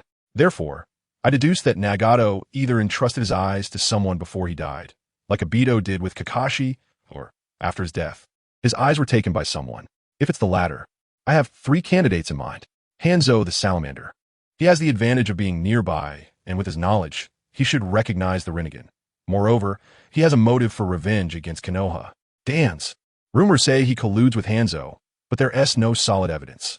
Using the Rinnegan's abilities to orchestrate an attack on Konoha to undermine Minato's rule makes sense. Jiraiya clenches his fist, and there is one more candidate. Orochimaru. The timing of his defection from Konoha almost coincides with when those kids were attacked. His motive for revenge against Konoha for his lost parents is the most compelling. Furthermore, what deepens my suspicion of him is the suspicious activity mentioned in Minato's intel regarding the Uchiha clan. I know you best, Orochimaru. You've coveted the power of the Uchiha Sharingan for a long time, haven't you? Also, you were with Tsunade and me in the hidden rain when we met those 3 kids. Perhaps you discovered that child's potential even earlier than I, who was slow to notice. Orochimaru, if it was indeed you who took Nagato's Rinnegan, then your scheme is far more than just against Konoha. And my purpose for this trip is, Jiraiya's solemn and determined steps come to a halt in front of the heaven of rain, illuminated by pink lights, making his eyes widen, nostrils flaring with hot air, fingers tightly clenched, fully enjoying the fun of gathering materials. In this exotic country, what kind of in-depth investigation will unfold? I really look forward to it. Jiraiya steps heavily into the heaven of rain, where colorful lights intertwine. Welcome, dear guest. Splash. A paper butterfly flutters by from a dark corner. On the tower, Konan's figure condenses, confirming that it is indeed Master Jiraiya. Nagato turns to her, noticing the strange and uneasy expression on her face. Is there something wrong with the master? Konan replies, "It seems the master has identified you as Orochimaru. He believes it was Orochimaru who took your eyes after your death and launched an attack on Konoha." Nagato sighs. As expected of my master, his obsession with Orochimaru is extraordinary. Where did he go now? Konan clenches her fist and says, somewhat embarrassed, He went to that store that Kakuzu just funded heavily. Nagato smiles and sighs. Oh, I can only say, as expected of my master. Konan asks, what should we do next? Nagato says, since the master has come from afar, let him enjoy himself for now. Have your clone monitor outside. Once he has done enjoying, parent and pay AI should also be arriving at the Immortal River. Yes, the timing is slightly ahead of schedule. 3 hours later. Welcome back, dear. Hee, I will definitely come again. Jiraiya leaves the heaven of rain with a light step. When the door behind him closes, his cheerful expression is instantly replaced by seriousness. He is not just here for enjoyment. He is also here to gather intelligence. That young girl named Ju was somewhat wary of his questions, but under his subtle verbal traps, she revealed something. In the sky of the hidden rain, the rain becomes the main theme once again. His expression is extremely grave. Has Hanzo the Salamander's rule actually been overthrown? As the deity Pain and the angel who transmits divine messages to the people, if this was all orchestrated by Orochimaru, would he really go to such lengths? It doesn't align with my impression of him, though it cannot be ruled out that it was Orochimaru's doing. The phrase angel always reminds me of that child. Jiraiya clenches his fist tightly. On the tower, Konan says complicatedly, it seems the master has already sensed something. Nagato responds solemnly. Pei AI and Pei Lin have already begun their actions at the Immortal River. To facilitate support, we need to end things here a bit more decisively. I have already moved that body. That is probably the only way to make him comply without harming the master. Chapter 78, Triple Symphony, The Undying River. Amidst the earth-shattering roars, a magnificent pyramid rose before Pei AI and Pei Lin. Pei Lin's eyes sparkled. It's truly spectacular. Above, the Yada no Kagami, through the reincarnation eye, captured the movements of the Iwagakure shinobi. Pei Lin murmured, all the Iwagakure shinobi that have been dispatched are gathering towards me. Could it be that this is the main tomb? Should I summon Pei AI over here directly? No, on second thought, I'll let it go. After some consideration, Pei Lin abandoned the idea of summoning Pei AI. The art of war says, what is real is false, what is false is real. How could Noki not understand the principle of creating a false front? In Otsutsuki's office, Noki had already changed into his battle attire. Looking out the window, his gaze was deep. The seals on both tombs have been lifted at the same time. The enemy must have had ample preparation beforehand. KT asked, Father, why are we concentrating our combat power on the false tomb? Noki replied, this is to create a false front, disrupting the enemy's rhythm. They must have a means of real-time communication to simultaneously lift the seals on 2 spots and split their forces. KT said solemnly, I see this way. The enemy at the main tomb will have to assist those at the false tomb, thus preventing them from succeeding. Noki floated into the air, pushed open the window, and gazed at the drifting clouds, looking far ahead. My goal is to make the enemy predict precisely what you just thought. KT suddenly raised his eyes. After all, if too many people are present, my abilities won't be able to be unleashed. KT, follow me to another tomb. Noki performed the heavy rock technique, and the two flew into the sky. The corner of Naki's mouth curled into a cunning smile. The target is the body of the previous generation. If they're the same group that attacked the Reikage, then we might be able to reap the benefits. The third Reikage, if we can obtain his body, it would be a powerful trump card. Hey, what is going on with these guys? As the Iwagakure shinobi arrived outside the pyramid, they did not stop, because 4 enormous and terrifying figures stood guard there. They were the Hellhound, Centipede, Lizard, and Chameleon. Leading the team were Iwagakure's Jainin Kaku and Bunya. Kaku was from the Demolition Squad, a long-renowned genius, while Bunya was a young and promising ninja like Hatake Kakashi. The enemy controlling these summoning beasts had already entered the tomb. Bunya, our Demolition Squad will use explosive release to directly engage these creatures, while your regular forces will use Earth Release to enter the pyramid. Kaku led the Demolition Squad members, leaping into action. Explosive Release, Landmine Fist. Boom, boom, boom, boom. Outside, has it started? Inside the tomb, the stone panda stood still with a candle on its head, being used as a candlestick. Pei Lin, by the candlelight, looked at the 3 life-size stone coffins standing against the stone wall.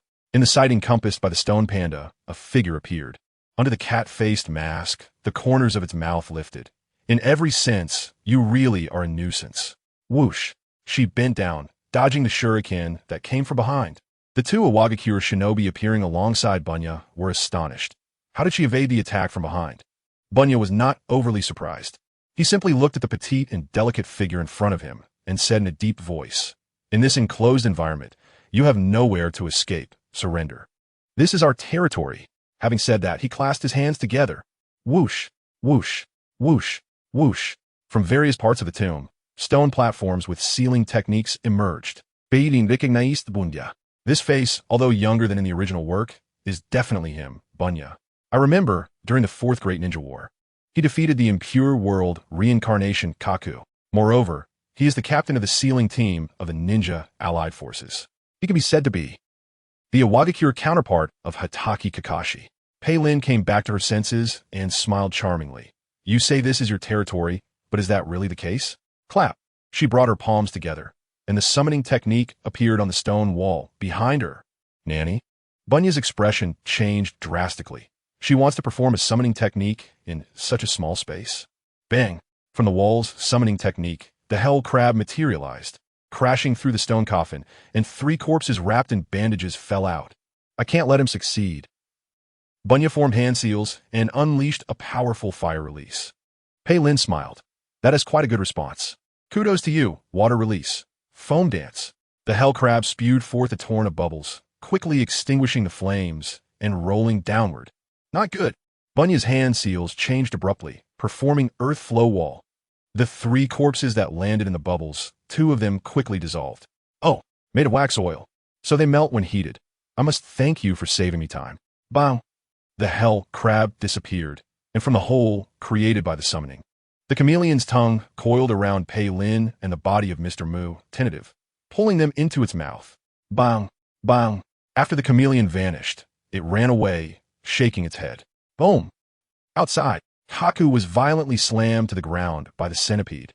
Damn, my explosive release can't do anything to these guys. As the chameleon sprinted, Pei Lin's small face grew serious. The Yada, no Kagami's vision has disappeared. Was it discovered and silently taken out by Tsuchika Jinoki? He.S. really strong, one of the few who can threaten Pei AI. If Pei AI is taken out, the chakra relay station of the Azura mechanism will also fail. I, who have long exceeded the control range of my main body, will also lose control, and my main body won't even be able to perform reverse summoning on me. Just like when Jiraiya Sensei brought back the male beast path's corpse back in the day. Therefore, no matter what, Pei AI must not fall to Noki's dust release. At the Undying River, another pyramid tomb, 2 corpses similarly disguised with wax oil melted away, and Pei AI obtained another Mr. Mu, tentative corpse. Boom! Bursting forth with lightning. He broke through from the top of the pyramid. However, as soon as he appeared, he entered the real ambush zone. Earth release. Mountain earth technique. Boom! Boom! The 2 mountains of earth closed in on him from the left and right. P.I. Holding the corpse, couldn't spare a hand, but 2 rugged mechanical arms sprouted from his shoulders, covered in lightning armor, blocking the crushing earth mountains. But he was also restricted and found it difficult to move for a time. Pei AI murmured, "Oh, have I been caught? Does the main body need to perform reverse summoning to escape? But to summon the one I'm holding, Pei Lin must place a summoning mark. Taking a gamble and abandoning it ISNT out of the question, but if this guy is the real one, my trip would be for nothing." KT shouted, "Dad, do it." The 2 scales Noki looked down from the air. Incredible, although there are slight changes in hair color and body structure. That powerful physique and monstrous strength undoubtedly belong to the 3rd Reikage.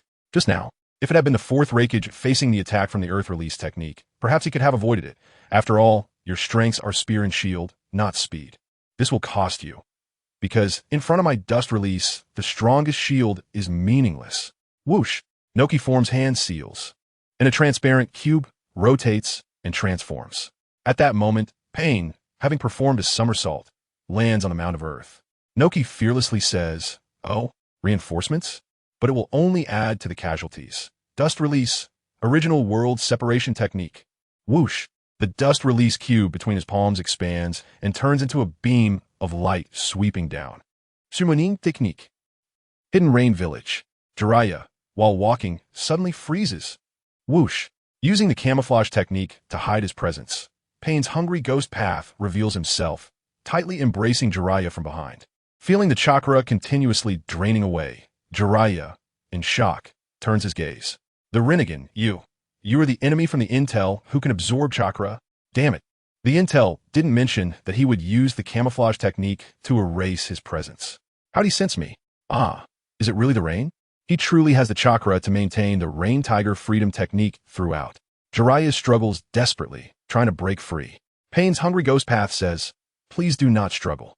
It will be over soon. With the feeling of exhaustion from the draining chakra, Jiraiya, though unwilling, realizes that his chances of survival are slim. Damn it. I just walked in and this happened. Is there a more embarrassing situation than this? Bang! Suddenly, the feeling of restraint behind him disappears, and Jiraiya stumbles and falls to the ground, still in shock. What is going on? That guy suddenly vanished? No matter what, I'm safe for now. I need to avoid this rain. Jiraiya glances at the pipes above, disregarding his fatigue, and steps in. While running, his expression turns grim. Should I escape? No. He just used a respectful term you towards me. He must know me. I have to confirm that guy's true identity. It is said that the enemy may have shared vision, and that within them exists the third Kazekage, who can summon armored mechanisms, and also the ability to manipulate gravity and repulsion. But the guy who absorbs chakra also possesses the ability of the camouflage technique, which ISNT noted in the intel, indicating that Minato's information might not encompass everything. Crack. He bites his finger, dips it in blood, and paints a mask on his face. Sure enough, to fight against that kind of guy, Sage Mode is essential. Summon the two great sages. He puts his palms together. At the tower, in the distant view, in front of Pain, the hungry ghost path absorbs the dust release and the smoke dissipates, revealing Noki's astonished expression. That dust release was a close call. Nagato says, we have lost sight of one thing while focusing on another. Konan asks, what about Jiraiya-sensei? Nagato replies solemnly, based on my understanding of the teacher, he will not give up easily. He will counter whatever comes his way. After all, I don't intend to take his life. Whoosh! In the rain, a dark and ominous vortex spins. Crack! Nagato notices, and his expression immediately darkens. Konan, you must immediately take Kakuzu to the underground experimental base and instruct Orochimaru and Toby to act according to emergency protocols.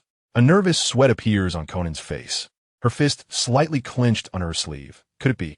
Nagato replies solemnly, that's right, that guy has come. After the vortex settles, Obito looks at the falling rain from Akatsuki's eye. Oh, is it another one of his rain tricks? He has probably sensed our arrival. It doesn't matter. I never intended to hide. Whoosh! He vanishes into the Kamui vortex. On the tower's relief, Nagato coldly glances at the suddenly appearing vortex. You have arrived. Ah, that's right. Just like that, Obito makes a grand appearance, slowly removing his hood and shaking off the rain. I heard you took over the hidden rain, so I came to see how you're doing. By the way, let me tell you some intel that Black Zetsu gathered. Obito's Sharingan narrows, glowing with a ghostly light. The legendary sage, Jiraiya, has already infiltrated the hidden rain. I believe you have noticed it too, Nagato. Chapter 79, The Chaotic Dance of the Sky. Have we caught up? Pylon murmured, lowering her small hands that had just formed the hand seals. It was a critical moment.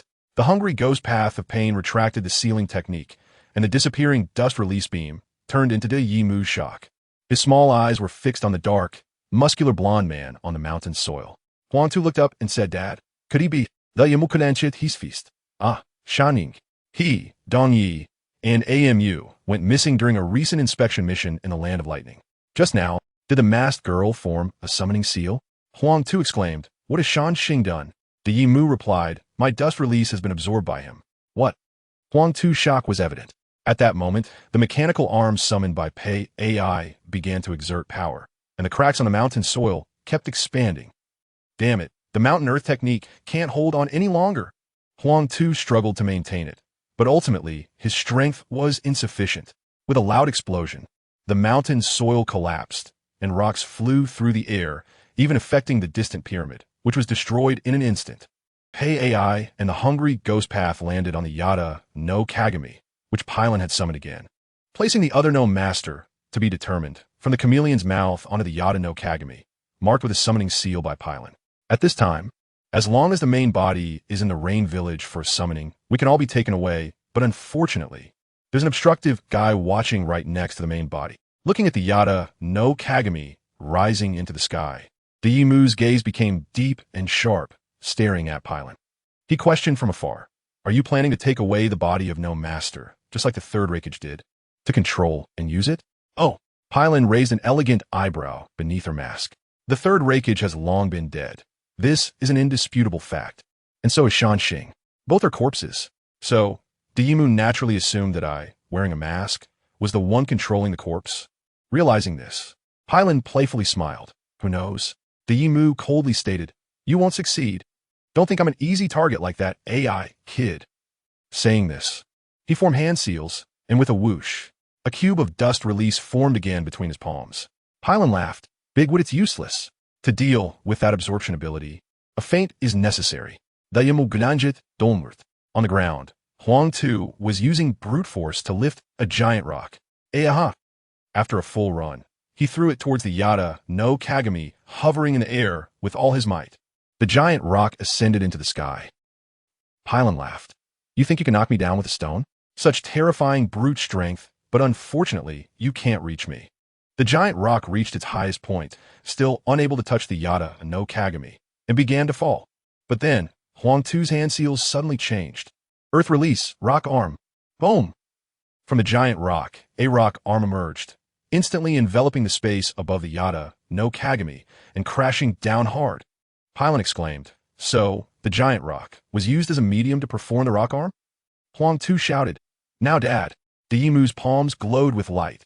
Dust release, original realm displacement technique. Boom!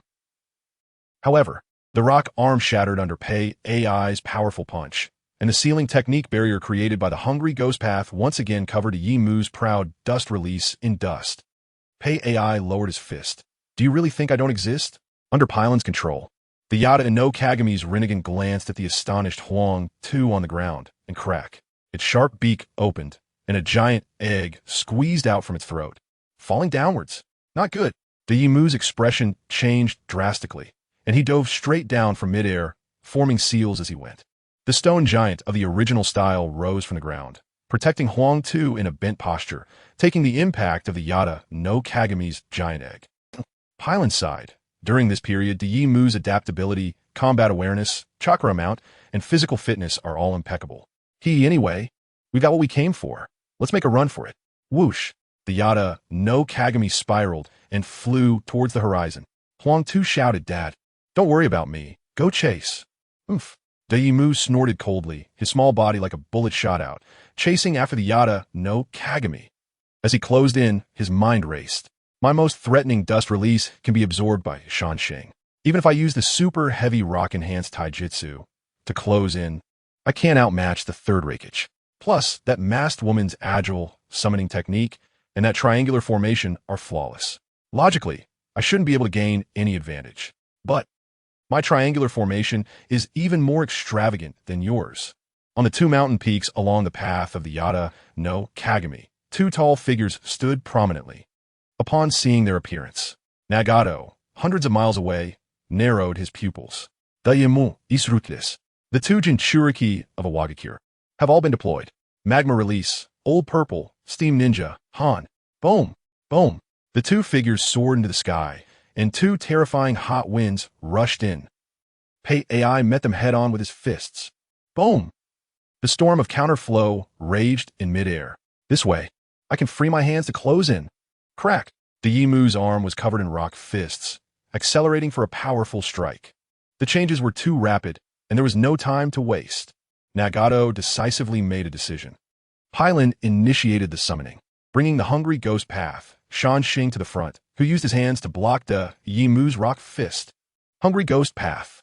This rock fist is a phenomenon created by chakra, so it cannot escape the sealing technique absorption of the hungry ghost path. Crack! Crack! Daemu's rock fist began to collapse before Shang's palms. So that's it. I can see that you rely heavily on these hands. Crack! Daemu twisted his wrist, unexpectedly seizing Shang's arms and bending them behind his back. Crack, crack, crack, crack. The soil quickly eroded Shang's arms. Shang's eyes widened. Hungry ghost path, devour. Whoosh! Feeling the rapidly depleting chakra. Daemu suddenly froze. So that's how it is. Your ability operates on this mechanism, but you were a step too slow. He pressed down on Shang's back and instantly formed seals. Earth release, super heavy rock technique. Buzz! Shang's super heavy body fell from the Yada-No Kagami, crashing heavily downwards. A loud rumble erupted. Daemu hovered in midair, formed hand seals and swept down.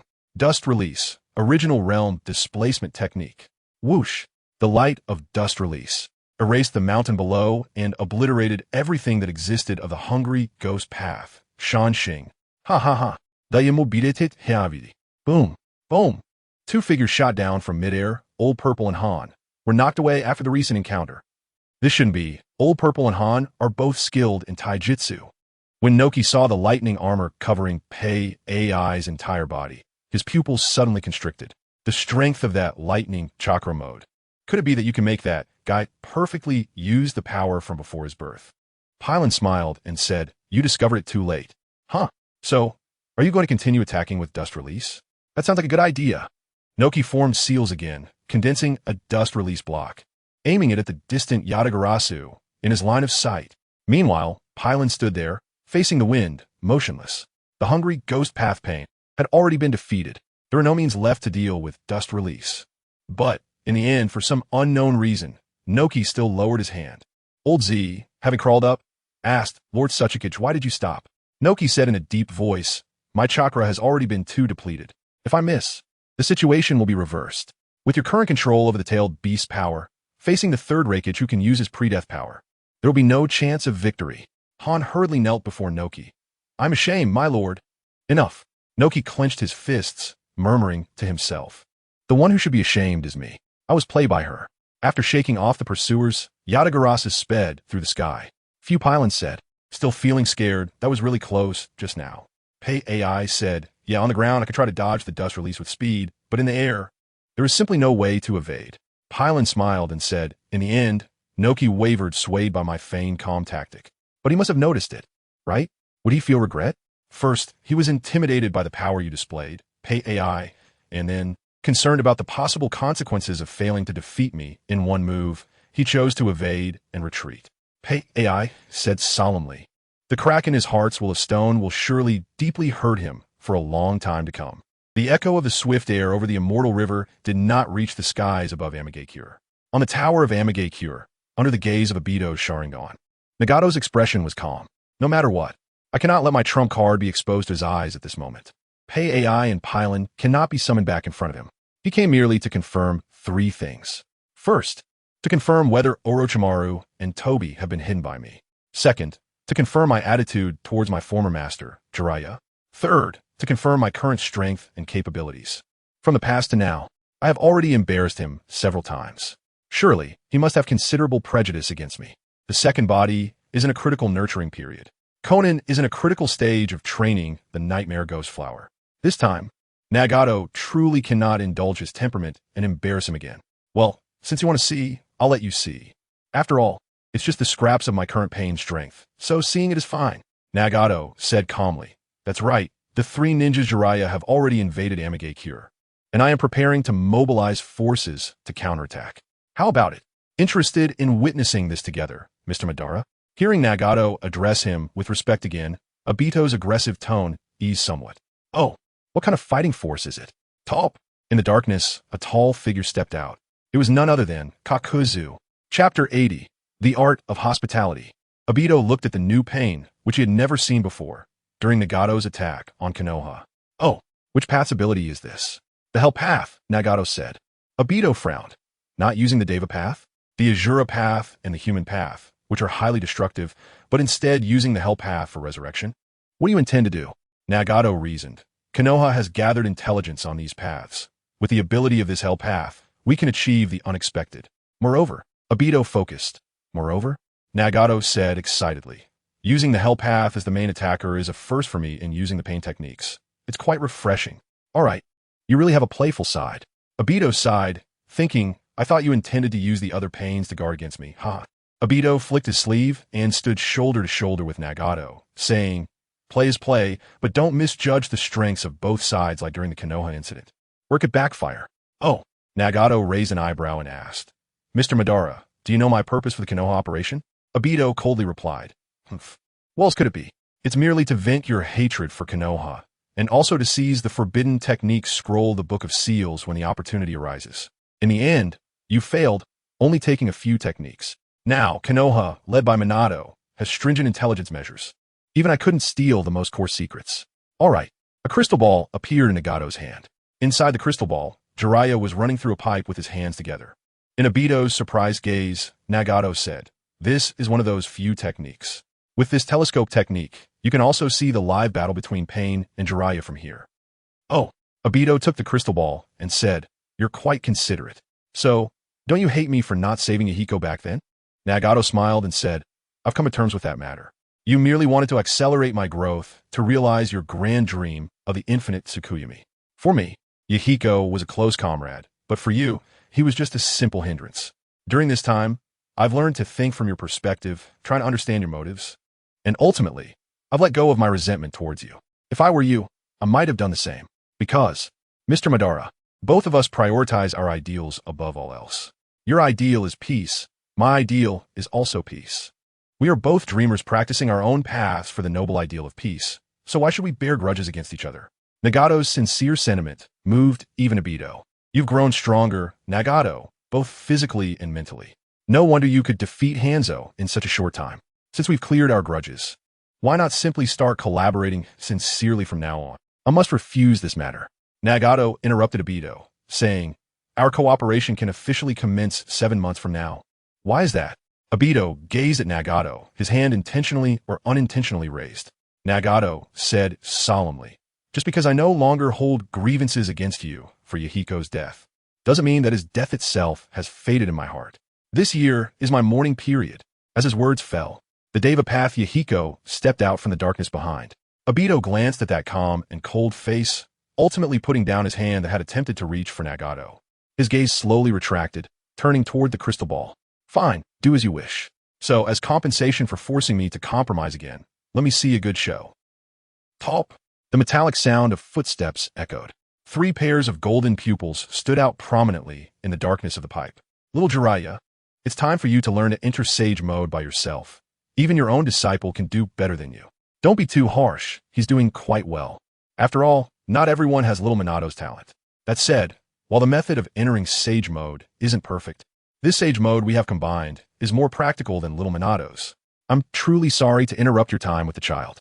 Using the dim light from the pipe's exit, Sage Jiraiya emerged from the darkness, with Fukasaku Sage and Shima Sage already in place on his shoulders. "All right, let's stop with the pleasantries. What was the purpose of summoning us here?" "Top." Jiraiya stopped his footsteps and said heavily, "The disciple I once took the most pride in died not long ago. However, the pair of eyes he possessed has reappeared in the ninja world, and the person manipulating those eyes attacked the village not long ago." "What? Such a thing happened? Is the village okay?" Rest assured, the other side didn't gain any advantage, with the joint efforts of Minato, Sarutobi-sensei, and everyone in the village. "We successfully repelled the intruder." "Is that so? Then I can relax." Then, a few days ago, I learned from Minato about the invader, having Nagato's Rinnegan. So I specifically infiltrated the Rain Village where he perished to investigate, trying to unravel my doubts. "Oh, your disciple's name is Nagato, right? You really have a connection with the door." "Wait, mother of the child. The focus isn't on the door. Little Jiraiya mentioned the Rinnegan. That's the Rinnegan. The Eye of the 6 Paths.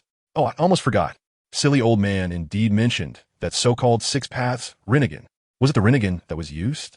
You mentioned doubts in your heart. Could it be? You have some speculation about the person who seized this power?"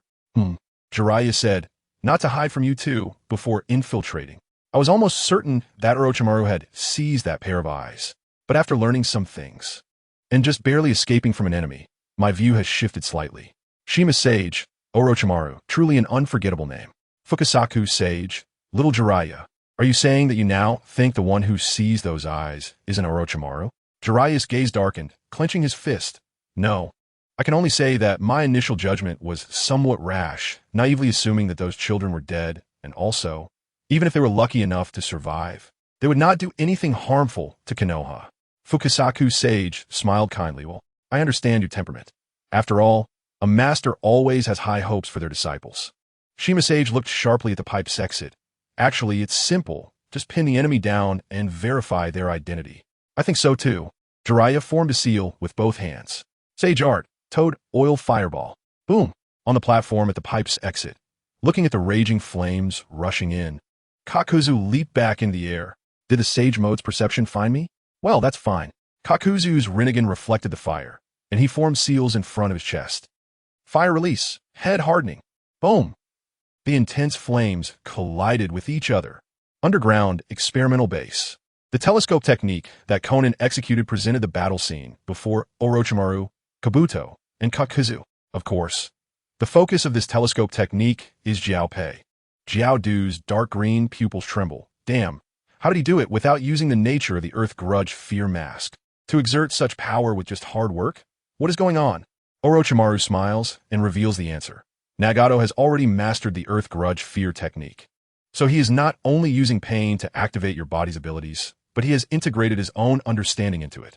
Jiao-Du's face turns pale. He mastered a technique that took me 3 years in just 3 days, and even surpassed my understanding of this technique. This is simply outrageous. This guy named Nagato. Even more outrageous is that I was brought back to life with Edo Tensei. And this guy didn't even come to meet me in person. Does he even understand the etiquette of hosting guests? Chapter 81, Jiraiya vs. Kakuzu. Boom. The curtain of fire from the collision exploded outside the pipe. The heat wave from the counterattack rolled back into the pipe. Ugh. Jiraiya raised his hand to protect the two sages, his expression serious. With just a fire release technique, I blocked the oil fireball released by Sage Art. I thought the enemy was only formidable with the Rinnegan's ocular techniques, but I didn't expect their basic combat skills to be this troublesome. My apologies for dragging you both into this. Sage Shima chuckled. What were you panicking about?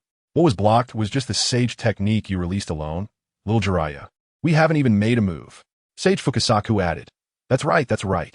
This further proves that summoning me and the child's mother to assist was a wise decision. Sage Shima said, let's end this battle quickly. I still need to prepare insect dishes for the kids. Thank you both. Jiraiya's half-frog foot left an imprint on the pipe, and in the next moment, he shot out like a cannonball from the pipe, sticking to the wall of the building outside. The horizontal pupils of the frog saw the true form of Kakuzu standing below. This enemy is not the one who ambushed me from behind earlier and absorbed my chakra. Sage Shima narrowed his eyes. Is that the Rinnegan? It certainly gives off an ominous feeling. Jiraiya looked around. According to the intel, Kakuzu had speculated that the enemy was hiding in the shadows, controlling 6 corpses to fight. Which means, besides the one who absorbed chakra just now, there is also this one, and potentially 4 more corpses. Sage Fukasaku said, oh, that's just speculation, but it's not confirmed, right? Confirming that there were no other enemies nearby, Jiraiya withdrew his gaze and refocused on the one below. Yes, after all, no one from Konoha has seen the enemy's true form, leading to another theory that the so-called true body of the enemy is among those 6. Sage Shima said, what a pity. Ambiguous information can sometimes mislead the direction, no matter how many enemies there are or where the true body is. Taking down the enemy in front of us is still a good choice. Ha ha ha ha ha, that's true. However, as Jiraiya laughed heartily and looked up, he saw a scene that froze his smile. Above him, the pouring rain in the sky coalesced into an extremely terrifying rain dragon. Just as he was speaking with the 2 sages, Kakuzu formed hand seals, and from beneath his black mask, a cold whisper emerged. No one has the obligation to wait for you to finish talking in battle. Water release. Rain dragon technique. Whoosh! In the sky, the massive rain dragon, with overwhelming force, smashed down hard. I had seen that person use this technique on the battlefield of the Rain Village in the past. It was simply nerve-wracking. For a moment, I even doubted if the enemy's true identity was Hanzo. Boom! Jiraiya soared into the air to meet the rain dragon, his advancing palm quickly swelling with a brilliant blue spiral. But I've gotten stronger too. Sage Art, Super Giant Rinnegan. Boom! The violent and heavy spiral collided with the rain dragon, and in an instant, the rampaging water streams became the main theme of this battlefield. Whoosh, whoosh, whoosh. The advance of the super spiral ultimately diminished the momentum of the rain dragon technique. The noticeably reduced resistance against the Rinnegan made Jiraiya reveal a relieved smile.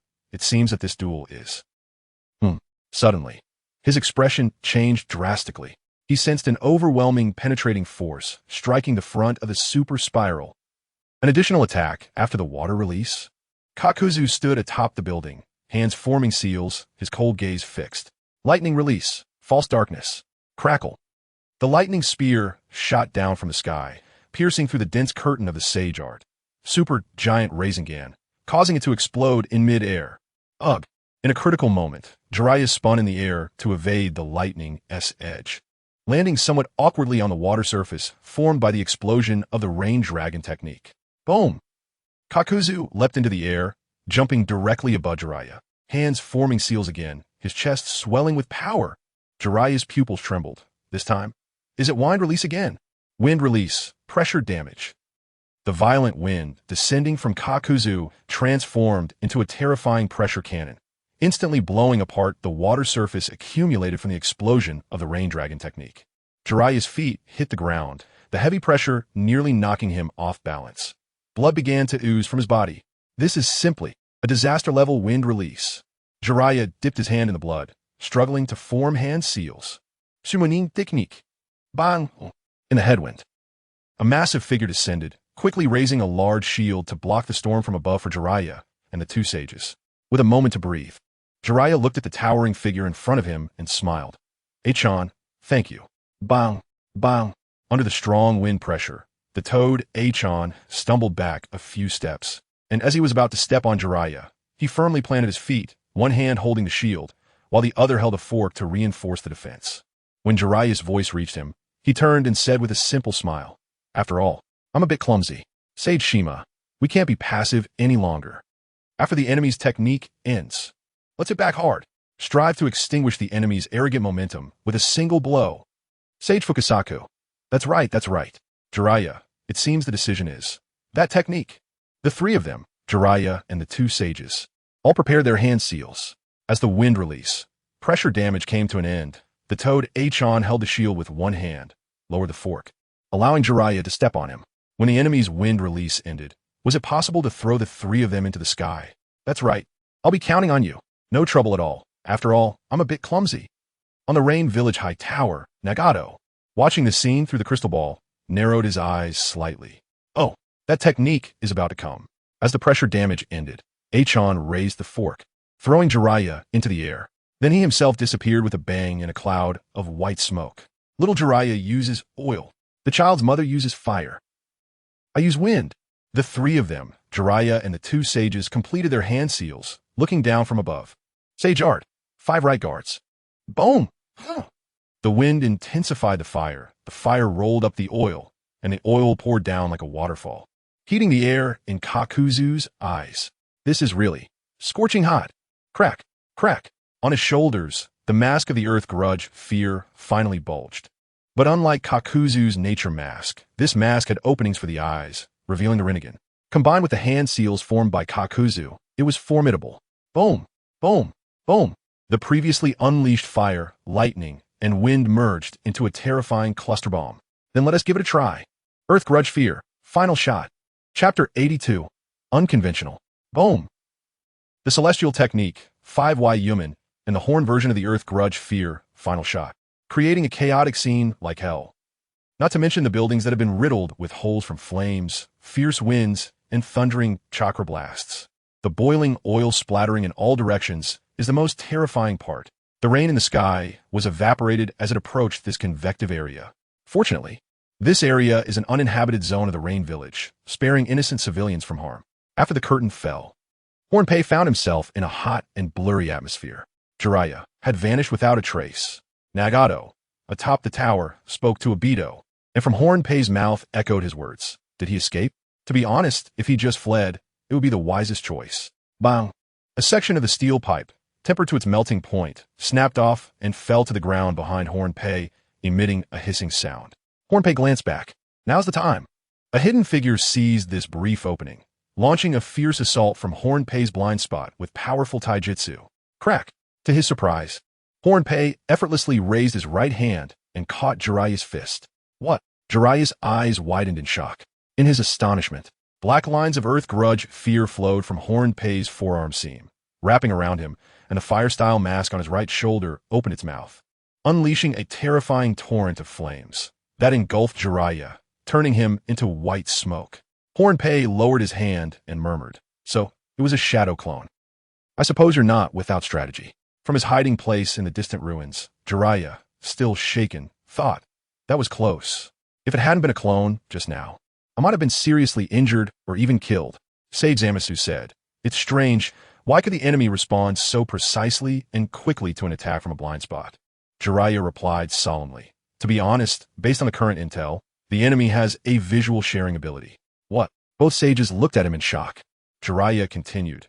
I didn't mention it earlier because the intel stated that this visual sharing ability is limited to him and other manipulated corpses.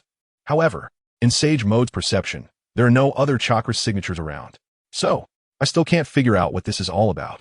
At this moment, Sage Zamasu, observing from the shadows, noticed a detail. Lil Jiraiya, your father, look, that guy's shoulder mask is rotating. Could it be related to that? Sage Zamasu said. Then let's verify this. Little Jiraiya, prepare a rapid and wide-ranging attack. Jiraiya grinned. Got it. Swish. Sage Zamasu's long tongue shot out, coiling around a stone pillar, spinning it to bring Jiraiya down onto the now cooled wall after being bathed in hot oil, crouching like a frog. His white hair, having grown longer, became hard and sharp, shooting down like a torrential rain. Celestial technique. Nida Jizo. Crack. The wind-style mask on his left shoulder, with the Rinnegan, detected this scene, spewing fierce winds that dispersed the incoming needles. Sage Zamasu, as expected. Those eyes on a mask share his line of sight. Boom! The tentacle fists of Earth Grudge Fear struck the wall where Jiraiya stood. The latter jumped out of the way urgently, his expression growing more serious. Besides spitting silk, his arms could also extend their attacks, and their power was extraordinary. Whoosh! Sage Zamasu's long tongue retracted, proposing, then let's use an invisible attack to settle this once and for all. Jiraiya exclaimed. Huh? You mean that Sage technique? But I haven't really mastered it yet, Sage Zamasu said. That's because, little Jiraiya, you tend to lose your composure at critical moments. Well, you know the general method. Just push yourself to grow in fierce combat. I will try to surpass myself. Jiraiya closed his eyes, temporarily casting aside all missions and burdens, focusing his attention to the maximum, recalling the feelings his body remembered during training. Got it. It's as if the natural energy is my own arm. Whoosh! Jiraiya turned his body and charged towards Hornpei. Oh, you're coming straight at me. But this time it's the real body, so I still need to be cautious. Earth Style, Earth Spear Technique. Hornpei's arm hardened with Earth Style, turning black, and met Jiraiya's fist with a powerful strike. Boom! When their fists collided, Jiraiya, transformed into Sage Mode, felt a faint pain in his arm. Oh, is Taijutsu this strong too? However, the invisible fist next will be the lethal one. Whoosh! The rapidly flowing natural energy rippled across Hornpei's right cheek. This is Frog Call. Bang! By the time Nagato reacted, the terrifying shockwave had already sent Hornpei flying. Boom! Hornpei crashed through the wall and staggered up from the ruins of the building, his steps unsteady, his Rinnegan vision a bit blurry. Ugh, that technique was truly remarkable, if not for my teacher seemingly not being fully adept at it. I might have been down for the count with just one hit. Whoosh! Just as he was speaking, Sage Zamasu's tongue binding had already ensnared his form. Following that, came the water cutter unleashed from Sage Zamasu's mouth. Crack! Hornpei dodged with all his might, but his left arm, carrying the wind style, was still cut by the razor-sharp water blade. With the tongue binding as leverage, Jiraiya soared into the air, unleashing the celestial technique. Super giant Rinnegan, crashing down from above, starting from Frog Call. What a beautiful reversal. Hornpei murmured, forming a hand seal with his right hand. Body flicker technique. Whoosh! Under the super giant Rinnegan, Hornpei's form exploded into water droplets. Jiraiya could hardly hide his astonishment. This technique is...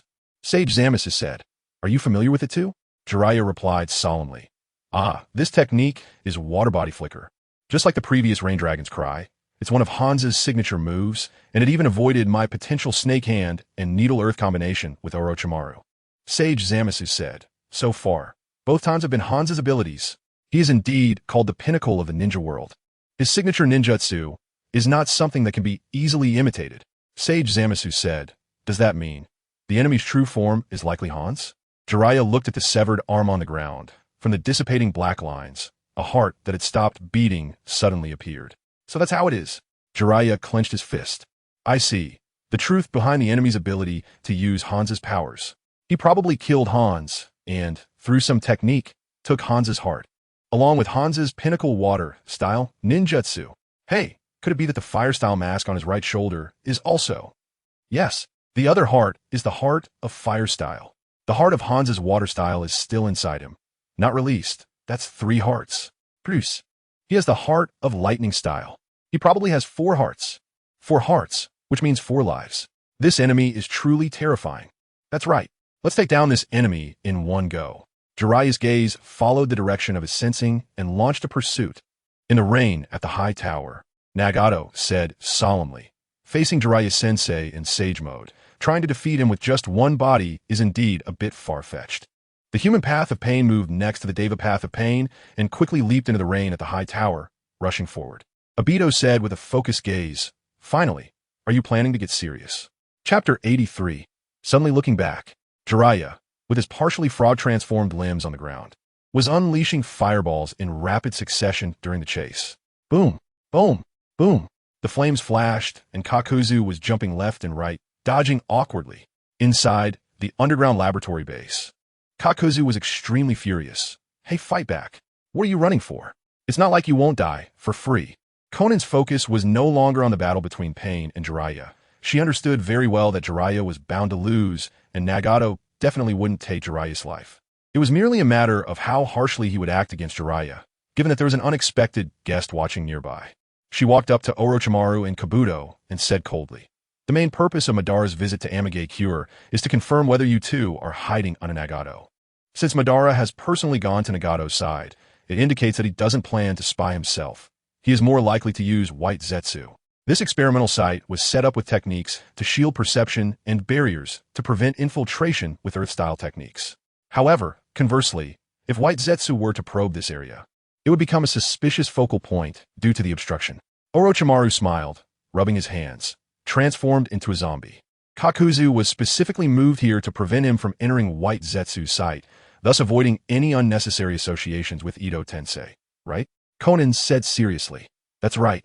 Nagato's second body absolutely cannot have any errors." Orochimaru elegantly stood up and said to Kabuto, "Go prepare that." "Yes, Lord Orochimaru." Kabuto adjusted his glasses and walked into a nearby storage room.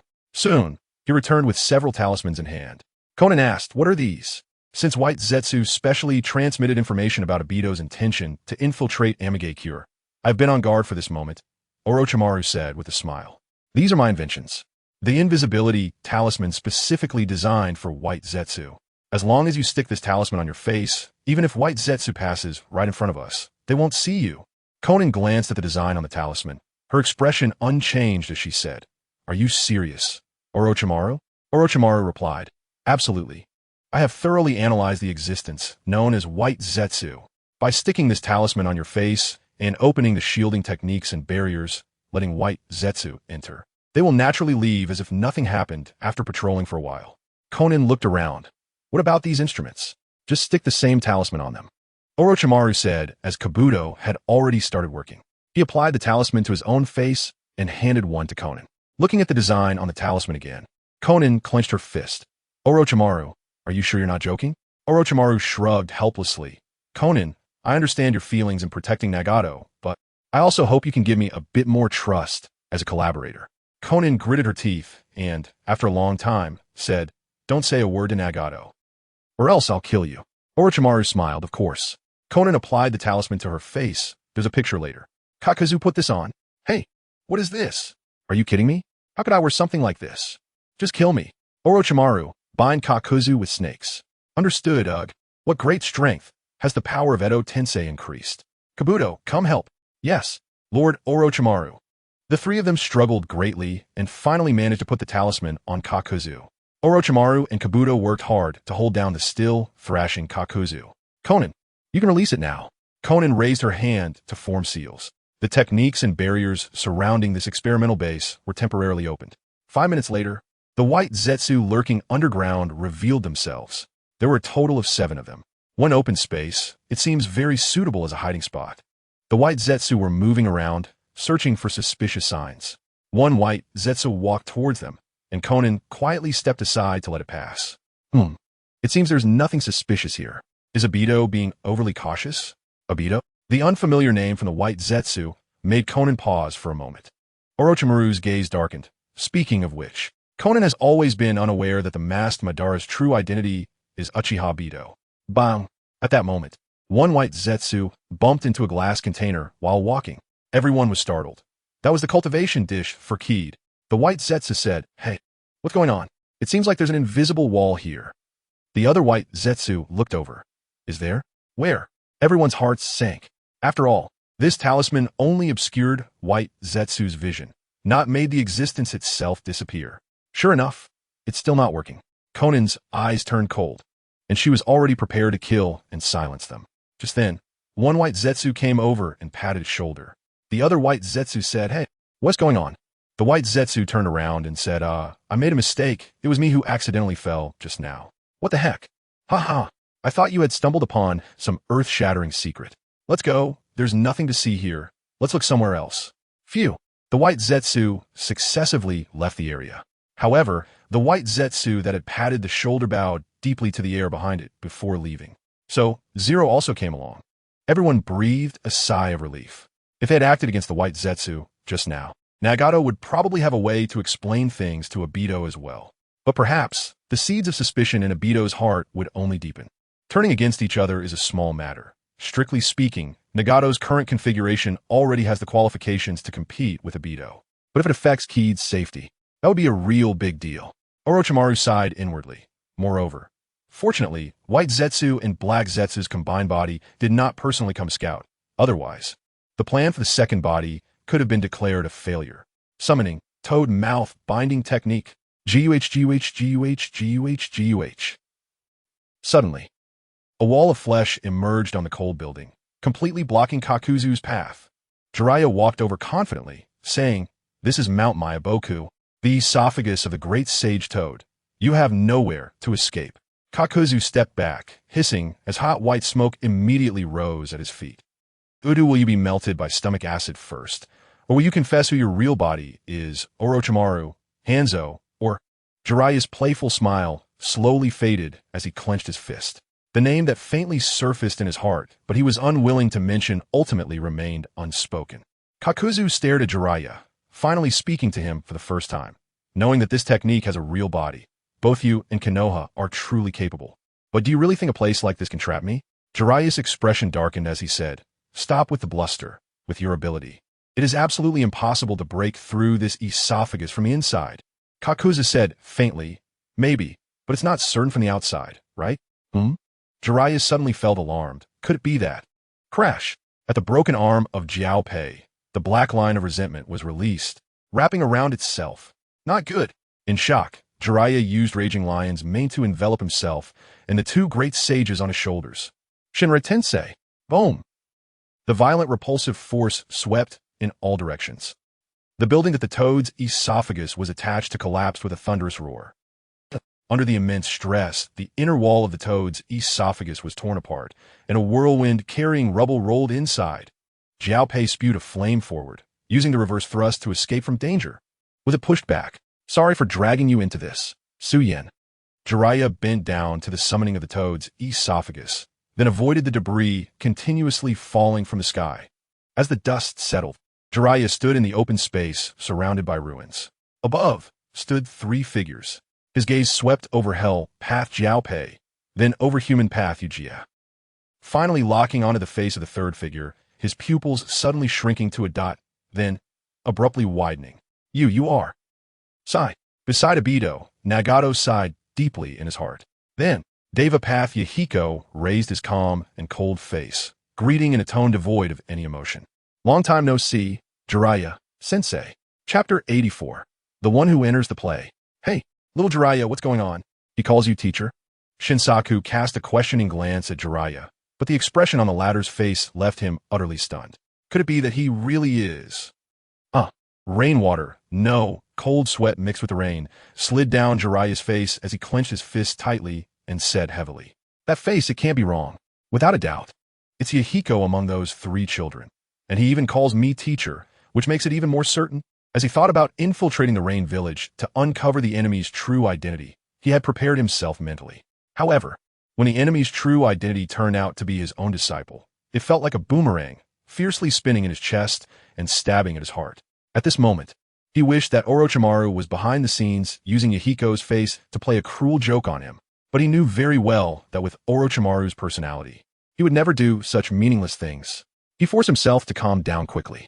The intel indicated that the true body controlling the six, whether it was the true body hidden among the six, determined that the enemy's true identity was either Nagato or Yahiko. Ha!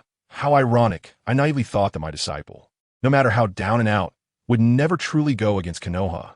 It seems that, whether as a teacher or as a ninja, I still have a long way to go. After accepting reality, Jiraiya raised his gaze, smiling, and said in a suave tone, Yahiko, is the way to greet your teacher to draw weapons against him? Yahiko of the Six Paths replied, I thought about it too, ending the battle without bloodshed, but unfortunately, things didn't go as planned. Jiraiya was taken aback. Speaking of which, the enemy that absorbs chakra is not among these three. And among the 6 in the intel, only 4 have appeared so far, while the other 2 are unable to participate for some reason, or is he deliberately holding them back? Yahiko of the Six Paths said, Don't worry, there won't be any other pain showing up in this battle. Jiraiya focused. Pain? Is it the name of these guys with the Rinnegan like Yahiko? Alright, the greeting is done. It's time to end this farce. Yahiko of the Six Paths raised his palm, activating the gravitational pull, distorting the air. Universal pull. Whoosh. Jiraiya staggered and instinctively took a step back. The force field of universal pull is wave-like, the evidence being that when Kakashi and Pain fought, Kakashi instinctively stepped back when pulled by universal pull. In the next moment, Jiraiya's body was uncontrollably pulled forward. Shinsaku Sage and Shima Sage both exclaimed, This ability is... Jiraiya's mind raced. It's here. The most troublesome ability displayed by the 5 who had combat records in the intel is the manipulation of gravity. So the Pain with this ability is indeed Yahiko. However, knowing part of the enemy's abilities, I did my homework before coming here, and I even simulated a real battle in my mind. If not for that, with my combat intellect, I wouldn't have been able to come up with a countermeasure in such a hurry. Just as he thought. It actually happened in the blink of an eye. Jiraiya formed hand seals with both hands and unleashed a sage art, Toad Oil Fireball, which shot towards Yahiko's face under the influence of gravity. Oh, Yahiko of the Six Paths looked coldly. Recently, there have been more guys who know how to respond to this. But keeping up with the times is not your strong suit. With the enhancement of the Rinnegan's control, I can do this too. Yahiko of the Six Paths slightly curled his fingers, his eyes suddenly narrowing. The direction of gravity abruptly changed, directly turning into repulsion. Shinra Tensei. With the aid of inertia, the impact caused by this repulsion was even more intense. Boom! In an instant, the Toad Oil Fireball at the forefront shattered and disintegrated. Ugh! Jiraiya's body, propelled forward by inertia, crashed into an equally advancing hard wall. He immediately spat out blood and was violently thrown back into the ground. Human Path. Yahiko landed beside him and said, Teacher Jiraiya, you should settle down a bit now, right? At this moment, Jiraiya suddenly opened his eyes wide, propping himself up with his left hand and swiftly unleashed Rinnegan with his right hand. Crack! Human Path. Yahiko precisely caught his attacking right wrist. After taking that hit, he can still launch a surprise attack. Is it the enhanced resilience of Sage Mode? But his movements have slowed down. He must have broken 2 or 3 ribs.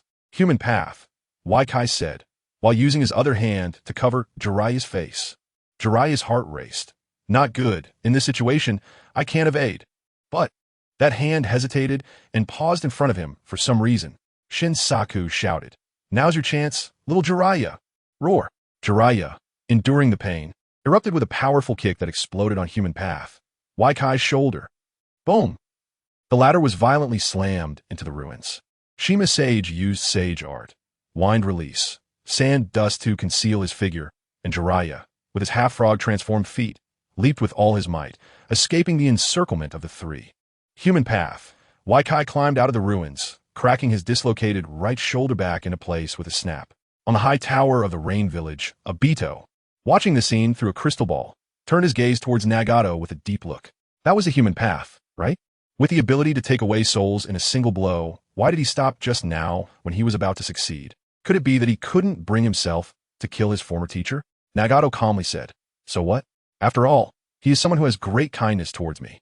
Even though our positions are different now, how could I remain completely unaffected in the moment of taking his life? As he spoke, Nagato's gaze suddenly turned to Obito's face, covered by white vines, and he asked in surprise, Could it be that Mr. Madara is someone who can ruthlessly strike down his mentor without hesitation? Obito clenched his palm under his sleeve and said in a deep voice, I'm Uchiha Madara, a being who has fought through the ages with my own strength.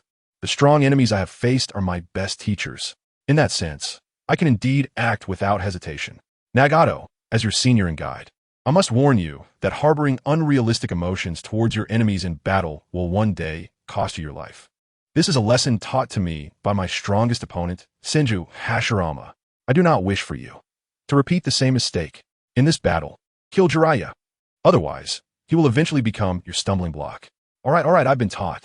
Nagato withdrew his gaze, thinking, this guy really immerses himself in his role thoroughly. Well, as fellow actors, I will accompany you until the end of this play. The three pains leaped forward in pursuit. Jiraiya ran at full speed, the free conversion between gravity and repulsion. I never expected Yahiko's power to be so terrifying in actual combat. To be honest, even if the other two pains weren't present, one-on-one, I might not have a chance of winning. Please, both of you, get off my shoulder immediately. Not receiving a response, Jiraiya looked at his shoulder and saw the two great sages with their palms together, cheeks puffed out, brewing something. Are you two planning to? Little Jiraiya, it's not just you who can assess the situation. We know better than you how tough the enemy is. At our age, still having to perform a duet in front of others. It's truly shameful to think about. You too, little Jiraiya, you should be quiet. We need to focus. Jiraiya couldn't help but moisten his eyes. You two, I really can't express my gratitude enough. This scene, of course, was faithfully captured by the telescope technique. Obito said solemnly. The two toads on Jiraiya's shoulders seemed to be brewing some kind of technique, as his disciple. Do you know the details of that technique? Nagato replied. I don't know. Jiraiya has never gone into detail about the techniques of Mount Maiboku. However, one thing is certain. No matter what technique he uses, it won't be able to do anything to pain. Chapter 85, The Toad Singing. Jiraiya weaved through the buildings, closely monitoring the shadows behind him, adjusting his running route. The three paths of pain followed him like flying kites, maintaining a distance that was neither too far nor too close. Yahiko, the Deva path, smiled. The teacher is intentionally avoiding the residential area. Should I say he is gentle or just naive? Thud, thud, thud. Jiraiya maneuvered between the striped steel pipes of the buildings, urgently asking, Are you ready, both of you? The toad singing requires the opponent to hear a specific melody to successfully fall into the illusion, so the acoustic effect of the environment is also crucial. Little Jiraiya, go to the pipe, but let him see you to successfully lure him over. Understood. After jumping down from the rooftop, Jiraiya slowed his pace, aiming for an oval pipe entrance. When he saw the three figures behind him appear, he leaped into the pipe. At first, Jiraiya was worried that the opponent would suspect a trap and not follow him. But he felt relieved when he heard the thud of metallic footsteps behind him. He couldn't help but chuckle to himself. Well, at this point in the battle, aside from a 1v1 at the end, I have gained some advantage. The rest of the time, I have been passively taking hits, so he probably didn't take me too seriously. However, it is this underestimation that gives me the opportunity for a turnaround. Little Jiraiya, we are ready. We can start the toad singing at any time. Please be patient. For safety's sake, let's sort out the current situation. Pain has 6 bodies, each with independent abilities. The pain that absorbs chakra attacked me before I summoned you too. But for some reason, he suddenly disappeared.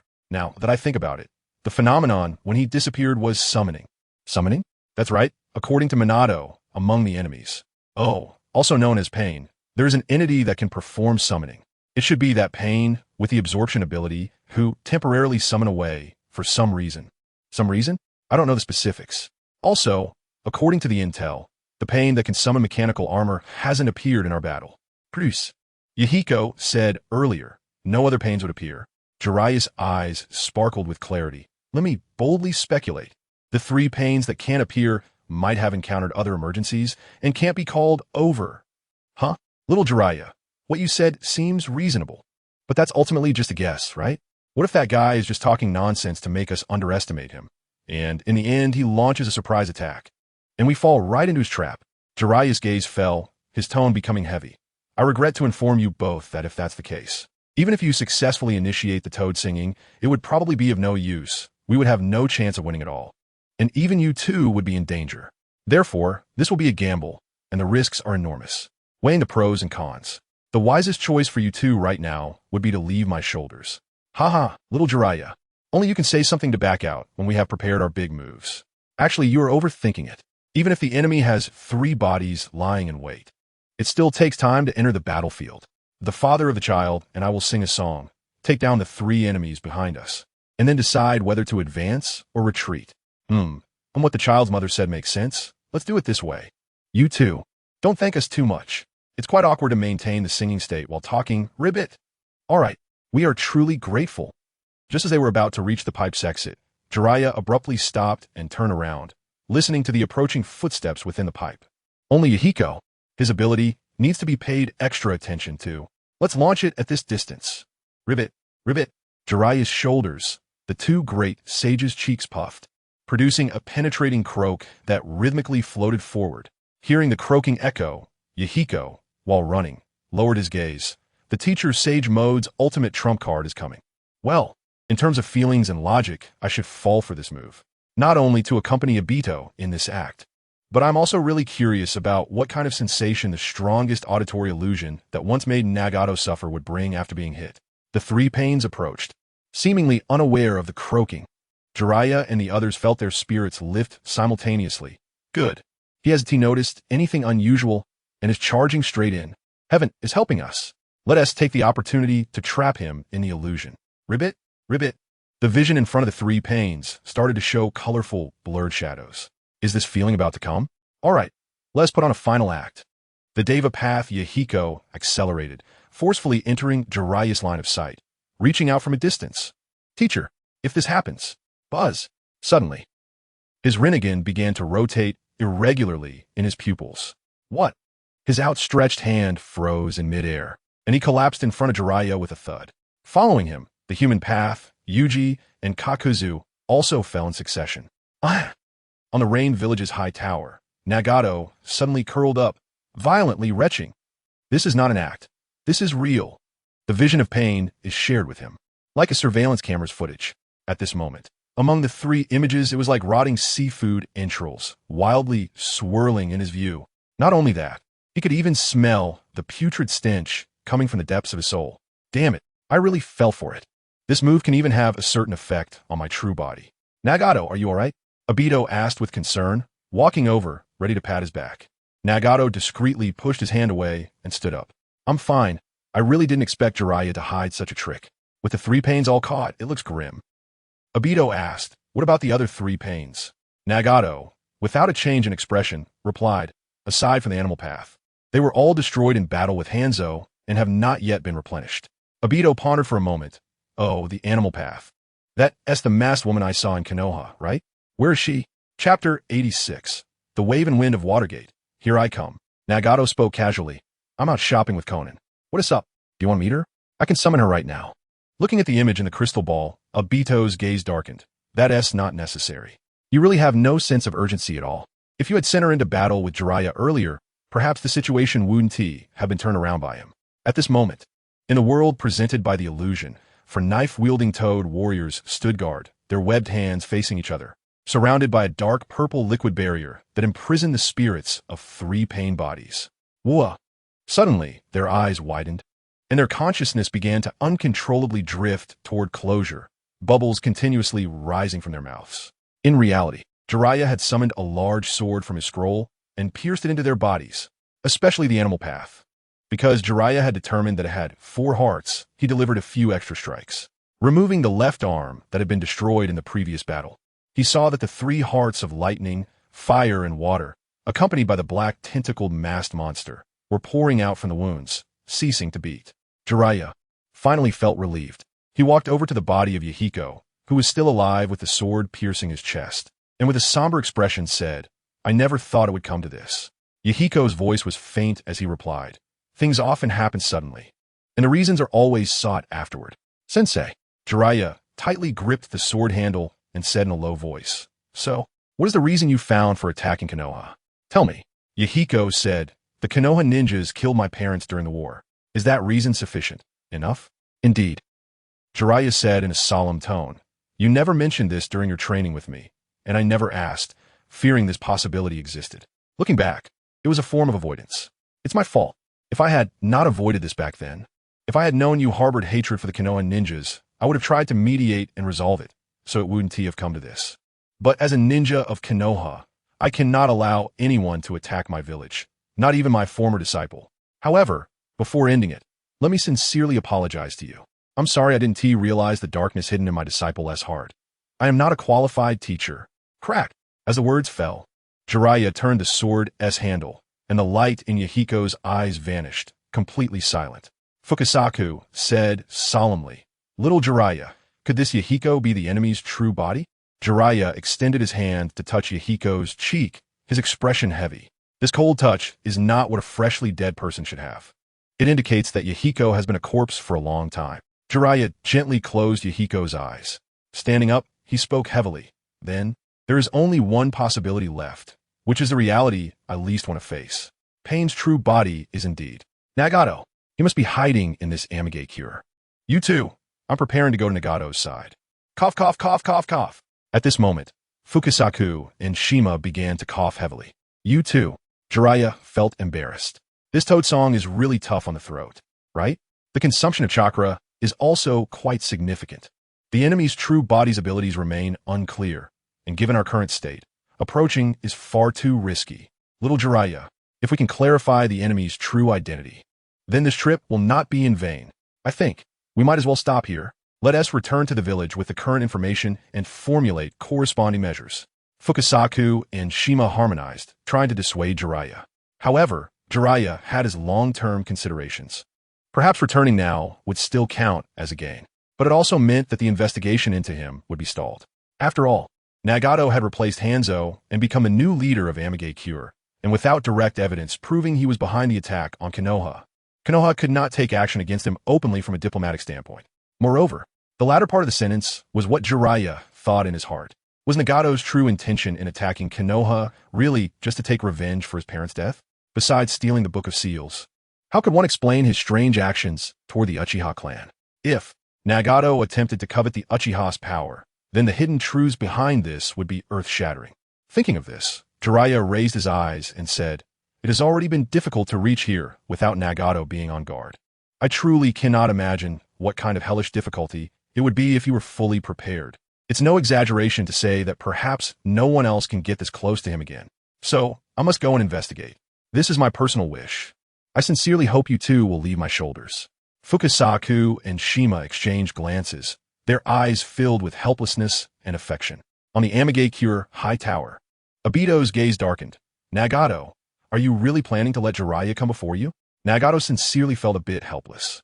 "Seriously, about this teacher, I really have no words. As an outsider, it's not a big deal. I even admire him. But now that he's become an insider, it's different. Really, sensei." On this point, you and Itachi made the same stubborn mistake. That is, blindly trusting yourself while underestimating the strength of others. It's true. After all, Naruto hasn't become your disciple yet. At this moment, Obito said softly, "How about this, Nagato? If you can't bring yourself to do it, I'll take care of Jiraiya for you. It can be considered some compensation for the matter of Yahiko." Nagato said in a deep voice, "That one be necessary." Obito turned his gaze. "Oh? Is the true body going to join the battle?" Nagato replied, "No. There is no need to use the true body. Those 3 pain bodies haven't been taken down yet." Obito was slightly startled. "What did you say?" Crack! As Jiraiya turned around, a tentacle fist suddenly pierced through his shoulder. The one who should have been dead beyond recovery, the animal path, surprisingly stood up behind him. Jiraiya trembled. "What is going on?" The animal path said in a deep voice, "I'm sorry, but I have 5 hearts.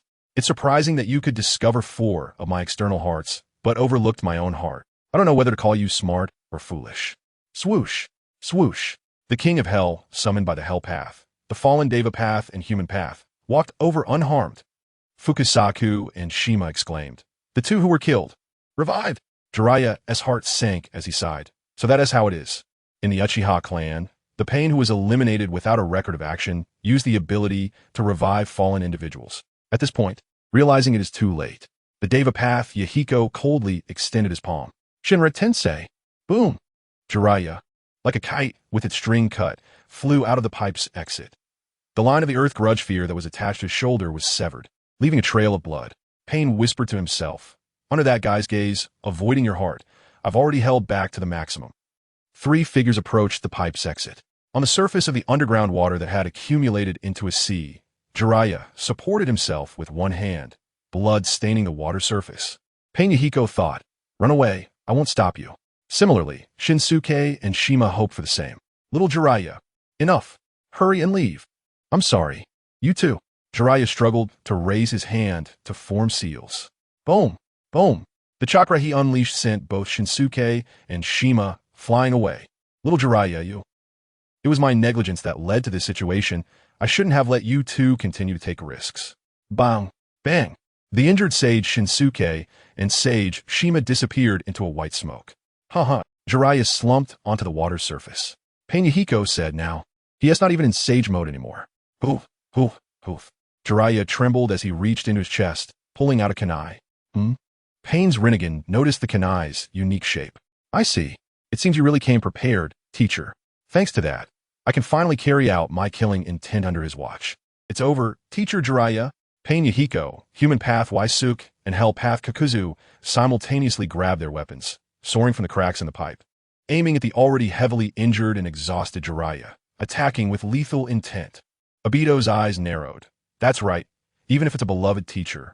The relentless killing intent is exactly what I want. In the end, I'll have to trouble you to clean up the mess. Jiraiya murmured in guilt, channeling the remaining chakra into the flying thunder god kunai. Whoosh! The golden-haired man's wrist lowered Jiraiya's figure, dodging the black rods of heaven and earth. As the white cloak swirled, waves surged on the water surface. At the same time, 3 flash bombs fell into the water. Clang! In the final moments of turning, the kunai in the man's hand blocked the black rod in Kakuzu's hand, gently prying it, breaking it. The man's empty hand covered Jiraiya's eyes at the speed of light, while he closed his own eyes.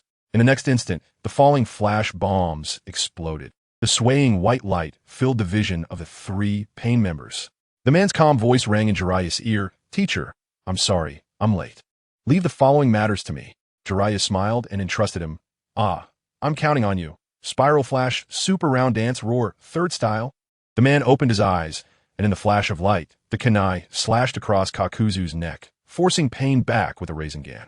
After stabilizing himself, Pain Yahiko closed his eyes and asked in a deep voice, Who are you? State your name. Wow. The fluttering cloak fell, and the golden-haired man, with a slight smile, proclaimed loudly, Konoha 4th Hokage, Minato Namikaze, at your service. Chapter 87.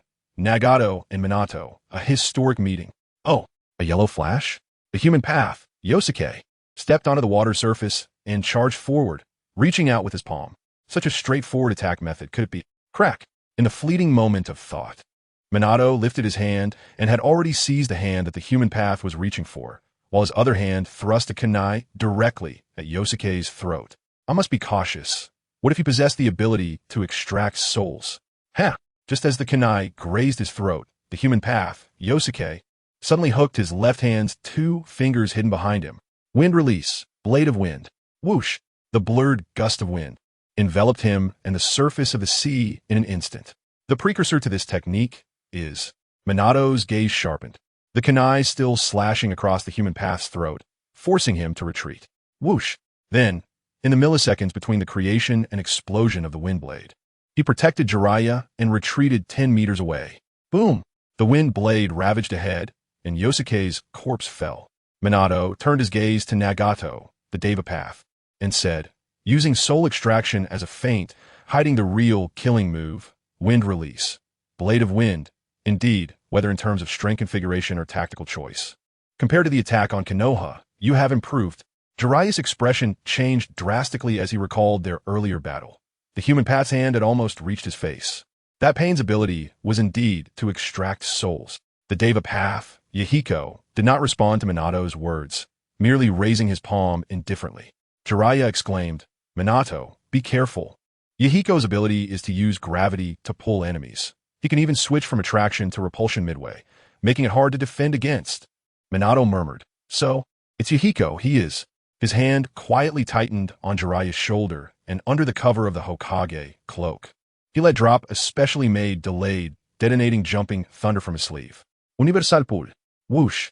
At the moment of gravitational pull, Minato had already taken Jiraiya and escaped. The Deva path, Yahiko, put down his palm in frustration. As always, what an unreasonable guy. In Konoha village, Minato placed the severely injured Jiraiya on his sofa. Kushina exclaimed, Teacher, how did you get so hurt? Minato calmly said, Kushina, go prepare a hemostatic pack and bandages for the teacher. Kushina was taken aback but quickly calmed down. I understand. Jiraiya turned to look at Minato. who stood still beside him, immediately realizing something, his feelings complicated. Minato, you. Minato closed his eyes and said, Teacher, while I can't move now, please tell me succinctly what you discovered in Amage Cure. After getting the medical kit, Kushina carefully bandaged Jiraiya's wounds, remaining silent throughout the process. She knew her husband was going into danger and needed to ensure that Jiraiya conveyed the enemy's intelligence thoroughly. So even though she was very curious and worried, she couldn't interrupt. The above is what I encountered in Amage Cure, as well as my judgment on the true identity of pain. Jiraiya spoke heavily. ZZZ. Orange eyeshadow appeared on Minato's eyelids, and as he opened his tightly shut eyes, the unique horizontal pupils of a toad emerged in his deep blue irises. I understand. Pain's abilities are more troublesome and terrifying than I imagined, and controlling pain is your once most hopeful disciple. Nagato. Jiraiya sighed. I truly feel ashamed as a teacher. I haven't even gotten close to him to understand what has happened to him, and I have to rely on my disciple, Minato, to clean up after me. A faint smile appeared at the corners of Minato's mouth. Teacher, how can this be called cleaning up? I'm not only your disciple, but also Nagato's senior brother. Going to him to understand what has happened to him is also my unshirkable responsibility and obligation as a senior brother. Ah. Jiraiya looked at Minato's responsible face, feeling moved. This is the will of passing down the torch, Sarutobi-sensei. I feel it even more now. He urged, then go. Don't force it. That kid Nagato's strength is now unfathomable. Perhaps even you, as a senior brother, may not gain an advantage. Minato smiled. You can rest assured, I have my own ideas.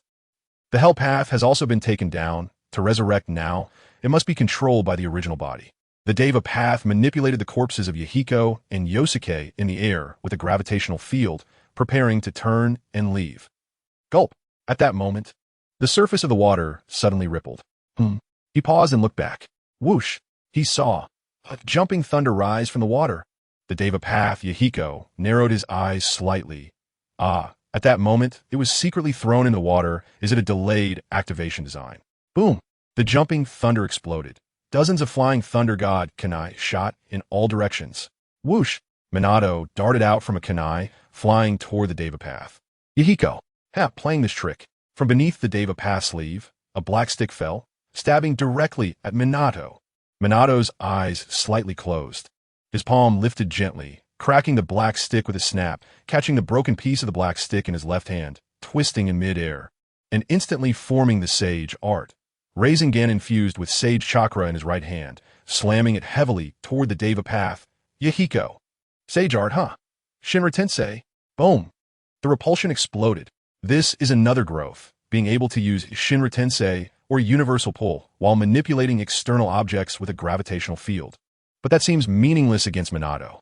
In the instant the repulsion hit him, he had already slipped into a kunai far away, bearing the aftershock of the gravitational field.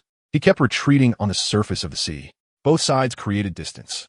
In this close-quarters exchange, neither side could gain the upper hand. The Deva Path, Yahiko, lowered his hand and said, What do you want to accomplish by coming back?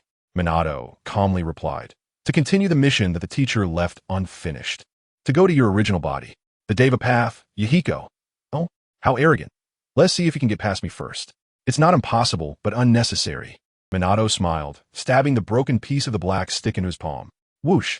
Chakra tracing back to its source. In an instant, the Sage Horizontal Rinnegan opened in the minds of Nagato and Minato. After gathering for the meeting, I had already speculated that these black sticks were not mere decorations, but rather a medium for manipulating corpses with chakra, indeed. Snap. Minato withdrew the black stick from his palm and tucked it away, using Sage Mode for reverse tracking. The Deva Path, Yahiko, murmured to himself, truly deserving to be father and son. Sorry, I'm not used to talking to corpses. Let us face each other directly, Nagato. As his voice fell, Minato had already vanished from the surface of the sea, heading toward Amage Cure's depths. The Deva Path, Yahiko, raised the corner of his mouth slightly. I could stop you, but it's unnecessary. Whoosh, whoosh. The rain was swiftly broken through. Amage Cure Tower. At the end of his line of sight, he could faintly see that golden figure. Minato's gaze was also searching intensely. As he moved quickly, he shielded his face with his hand. That must be the tower. I can vaguely see a red-haired figure like Kushina. Is there another person behind him? So fast, as expected of the yellow flash. Nagato turned his gaze behind him. Mr. Obito, to be honest, I've used up quite a bit of my chakra. Facing the aggressive fourth Hokage, I might need your whoosh. However, Obito had quietly retreated into the shadow of the relief, pulling up his hood and vanishing into the vortex of Kamui. Ha! Nagato chuckled. Coward. Whoosh! A kunai, accompanied by a strong gust of wind, pierced through the air. Nagato gently sidestepped. Clang! The kunai was embedded in the spot where Obito had just disappeared. The white robe fluttered down as Minato stood up, looking around. Just now. Was anyone here? Minato Namikaze approached Nagato in a somewhat domineering and unreasonable manner. So much so that, years later, when their relationship underwent a tremendous change, every time they recalled their meeting today, it became a funny story. Who knows? Nagato silently mocked in his heart. This guy, on a timeline without plot armor, is truly a standard overpowered character. Well, let's set that aside. Compared to this matter, Minato withdrew his gaze and looked at Nagato. You must be Mr. Nagato. I didn't expect that just a few months after attacking Konoha, you would defeat Hanzo and become the new leader of Cure. Nagato replied in a deep voice.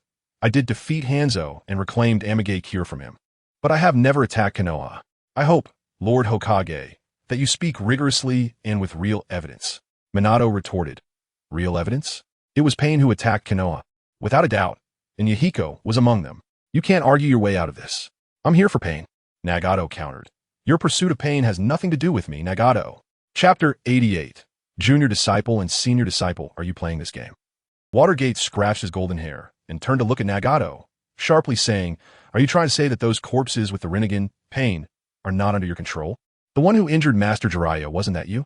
Nagato turned around, meeting his gaze, and calmly replied, Hokage-sama, before questioning others, could you first clarify your own position? To be honest, I find it terrifying that someone like you stands before me, asking questions nonchalantly. Shouldn't it be me who has doubts at this moment? I'm here enjoying the rain on my own land, and I'm being questioned one after another by two Hokage-level figures from Konoha. Who can I talk to about this? Is it Konoha's tradition as a great nation to show up unannounced and confront me like this? Is that how you, as Hokage, conduct yourself? Sigh. Watergate sighed inwardly. It seems my junior disciple is quite the master of diplomatic language. In just a few words, I've been turned into an invader. I clearly know that the person who attacked Konoha is him, but we can't catch any decisive evidence. In such a situation, using force to make him yield would be the best solution. But unfortunately, his strength is beyond mine as Hokage. Well, ultimately, we are outmatched. There's nothing more to say. The fierce expression on Watergate's face disappeared, replaced by his usual gentle demeanor. Please forgive me for coming uninvited, but the incident happened suddenly. To be honest, I didn't know that Master Jiraiya would suddenly summon me to Cure. However, I believe the reason for his visit to Cure is not to invade or for any other improper intentions, but rather to confirm the safety of his former disciples. When force fails, Watergate opted for a weapon that is often more powerful than force, sincerity. Nagato and Yahiko among the Pain were once disciples of Master Jiraiya, right? Nagato's gaze deepened slightly. I do not deny this matter. Since you acknowledge it, we can continue our conversation. Watergate smiled. It's raining quite heavily here. If you don't mind, could you invite me to sit in the tower? Nagato extended his hand. Please. Thank you. Watergate smiled, his sage mode face fading as he put away his kunai. Upon entering the tower, the two sat on the sofa. Nagato said, You came too suddenly. I might not have any good tea to offer you. It's all right. I don't usually drink tea. Watergate was casual, chatting as if it were a daily conversation. I became Master Jiraiya's disciple right after graduating from the Ninja Academy. At that time, the Second Great Ninja War had not yet broken out. Strictly speaking, I'm your senior disciple.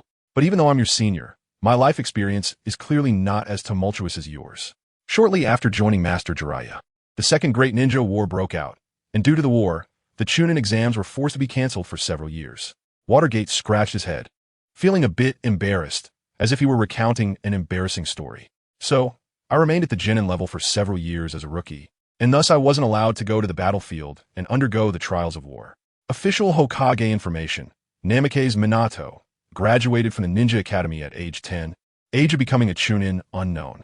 Nagato asked, Oh, after the war ended, did you directly become a Chunin? Votagata SHYLY replied, Yes. The same year I became a Chunin, I also advanced to Jonin and established the Minato team in Konoha, and I now have my own disciples. Nagato remarked meaningfully. Kakashi Itaki must be your prize student, right? But I've never heard of your other two disciples. A hint of sorrow flashed in Watergate's eyes. Obito died not long ago in the battle at the Kamui Bridge between Konoha and Iwagakure during the Third Great Ninja War. And Rin, shortly thereafter as well. I see. Nagato. Speaking of which, although you experienced the baptism of war earlier than I did, I entered the stage of being a teacher and elder, taking responsibility for the lives of my junior disciples earlier than you. Therefore, I can understand Master Jiraiya's feelings better than you. Watergate raised his gaze, his expression particularly serious. Indeed, I can fully empathize with Master Jiraiya's feelings upon hearing the death news about you. Before coming to Amigakure, he had no idea that you were already ruling here. He risked facing Hanzo directly, wanting to inquire about your lives and deaths. Unexpectedly, he was met with your ruthless attack. At this point, Watergate's tone shifted. However, I believe you also have your own difficulties. After all, you are now like me, a village leader. Many times, you have to establish authority in front of your subordinates. The fact that Master Jiraiya was not seriously injured shows that you showed mercy. It seems that our meeting as senior and junior disciples in this way is also fate. Can you share how you and your group, as the Otsutsuki dedicated to peace, managed to escape from Hanzo's ambush? What did you experience afterwards? This combination of soft and hard tactics deeply impressed Nagato. Wow, after all this build-up, he was waiting for me here. What a man who hides his needles in cotton. Both using mouth escape, Naruto is all about sincerity without technique, and in that sense, his overly sincere approach is his technique, while Watergate before him is a combination of sincerity and skill. He truly is Naruto's father. Seeing the change in Nagato's expression, Watergate quickly added, "Don't get me wrong, this is purely concern from a senior disciple for his junior, absolutely no other intentions." Nagato raised his eyes and smiled. "What are you nervous about? I never said otherwise, senior brother." Watergate scratched his head, reverting to his shy demeanor, and this time it seemed genuinely bashful. It's my first time being called senior brother at this age. How do I put it? It feels like suddenly finding a long-lost younger brother, not a foreshadowing. Don't overinterpret.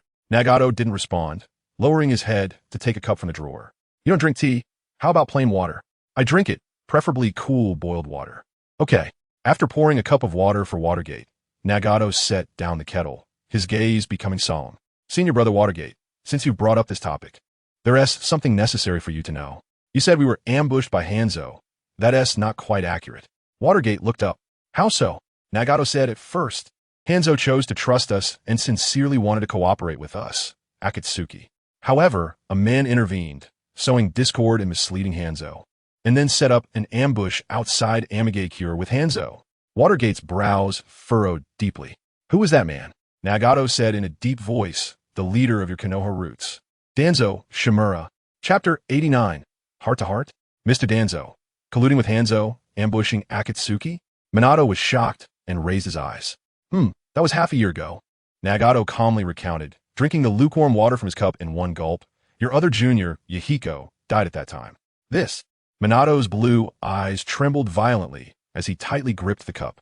Nagato looked up and said, "What's wrong? You don't believe me?" Minato slowly took a sip of water, and when he put down the cup, his gaze had returned to calm.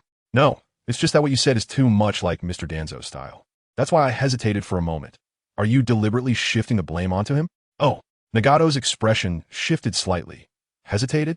So does that mean you believe me now?" Minato nodded heavily. "Jiraiya-sensei has mentioned the bond between the three of you. I think my junior, no matter what. You wouldn't joke about the death of a close friend with your senior in such a clearly inappropriate manner." His gaze lowered. "However, that said, many things I also understand now. During your attack on Konoha, why Danzo would behave so strangely, and during the meetings to analyze information about you. When the third Hokage mentioned Danzo's evasive demeanor. All signs indicate that what you said is true. However, what frightens me the most is..." He clenched his fist. Danzo knew from the very beginning that Pain's true identity is you. Not only did he conceal it, but he also deliberately shifted suspicion towards the Uchiha clan, which shows his prejudice against the Uchiha and his schemes. Thud. Nagato put down the teacup, his face serious as he said, "Minato-senpai, let me emphasize once more. The one who attacked Konoha is not me. If you get this principle wrong, I'm sorry, but I'll have to take my leave." Minato showed a helpless expression. "Nagato, you really can't tolerate any sand in your eyes. All right, the one who invaded Konoha is Pain. in between Pain and Nagato. Besides sharing the humid air of the Rain Village, both possessing the Rinnegan, the leader is your closest friend from the past, my junior Yahiko, and there is no other connection between you. At least at this stage, I cannot prove that you manipulated them to attack Konoha. Is that acceptable? Nagato smiled, speaking with a hint of sarcasm. Fine, you're my senpai. I won't hold it against you. He poured more water for Minato and himself. Minato did not forget the fundamental purpose of this visit, to gather more information about Nagato. He took a sip of water, his eyes flickering, preparing to change the subject. But Nagato broke the silence first. Senpai, you are married, right? Yes, you are quite well informed. A flush passed over Minato's face. Nagato smiled brightly and said, Can you tell me about your wife? Minato's eyes sparkled with tenderness, his tone gentle, as if telling a fairy tale. Your sister-in-law, Kushina. She is the most beautiful and charming girl in the world. No one can possess all the excellent qualities of every girl like she does. In my heart, she is simply the embodiment of an angel. Sorry, Minato. Kushina may be wonderful, but only angel remains unchanged in my heart. Nagato's lips curled into a faint smile as he listened to Minato recounting Kushina's virtues. After talking until his throat was dry, he remembered to drink some water to moisten his throat. After putting down the teacup, Minato wiped his mouth and revealed a lingering smile. Speaking of which, my wife Kushina has the same red hair as you. I was wondering if you might have some familial connection. This seemingly casual question carried deep meaning. Minato thought, that was close. I almost got led off track by him. It's my fault for getting carried away when talking about Kushina. Nagato thought, Minato seems to be carefree, but his thoughts are indeed very delicate. He has said so much about Kushina, yet he mentioned that she is the Jinchuriki of the Nine Tails, nor that she is pregnant, and he cleverly avoided mentioning her being from the Uzumaki clan. However, your last question was too obvious in its intent. Nagato smiled slightly. Actually, I don't know much about my origins. I only know that my parents were commoners who migrated to the Land of Rain during the war-torn era. As for my hair color, I inherited my mother's red hair. I have never met my sister-in-law, so I don't know if there is any connection in terms of clan bloodline. So could you elaborate a bit more about the same clan you mentioned? Minato thought, Nagato, does he really not know? Or is he pretending not to know? About the Uzumaki clan. I'm not sure if Jiraiya-sensei has mentioned it to Nagato. After all, not all members of the Uzumaki clan have red hair. And not all redheads are from the Uzumaki clan. Well, the only thing I can be sure of is that Nagato has chakra as vast as Kushina's. I felt it when I tracked him in sage mode. Just as Minato was thinking about cleverly dodging this question, Nagato suddenly put down his water cup. More importantly, Minato-senpai, what about the actions of Danzo that I mentioned earlier? Are you not going to give me an explanation? This unexpected counter-question left Minato in silence. Nagato decided to seize the moment. Also, since we just talked about parents, I will be straightforward now. My parents were both killed during the Second Shinobi World War in the Rain Village, which is a battlefield for your Konoha and other major countries. In our home located in the civilian area of the Rain Village, by your Konoha ninjas, right in front of me. Since you are my senpai and the Hokage of Konoha, could you tell me your thoughts on the harm caused by Konoha ninjas to innocent civilians in small countries during past wars? What about those children who lost their loved ones due to being caught up in your major country's conflicts? How should they vent the hatred deep in their hearts? Minato was momentarily at a loss for words. Yes, no one can face this question directly. Even Naruto in the original story, when he suddenly heard about it, fell into confusion and uncertainty. When Naruto defeated Pain, he faced this issue again in his conversation with Nagato. However, he still did not answer directly. Instead, he awakened Nagato's lost original intention through sincerity and unwavering determination. Strictly speaking, Naruto did not solve the problem. He solved the person who raised the problem. But the current Nagato is not the same as before. Minato is not Naruto either. Almost at the moment Nagato asked his sharp question, Minato understood. So that is how it is. Nagato is willing to sit down and talk with me, an uninvited senpai, not because he avoids confronting me. He tells me about Danzo's conspiracy and his parents' story because, for him, the three most important people all lost their lives directly or indirectly because of Konoha.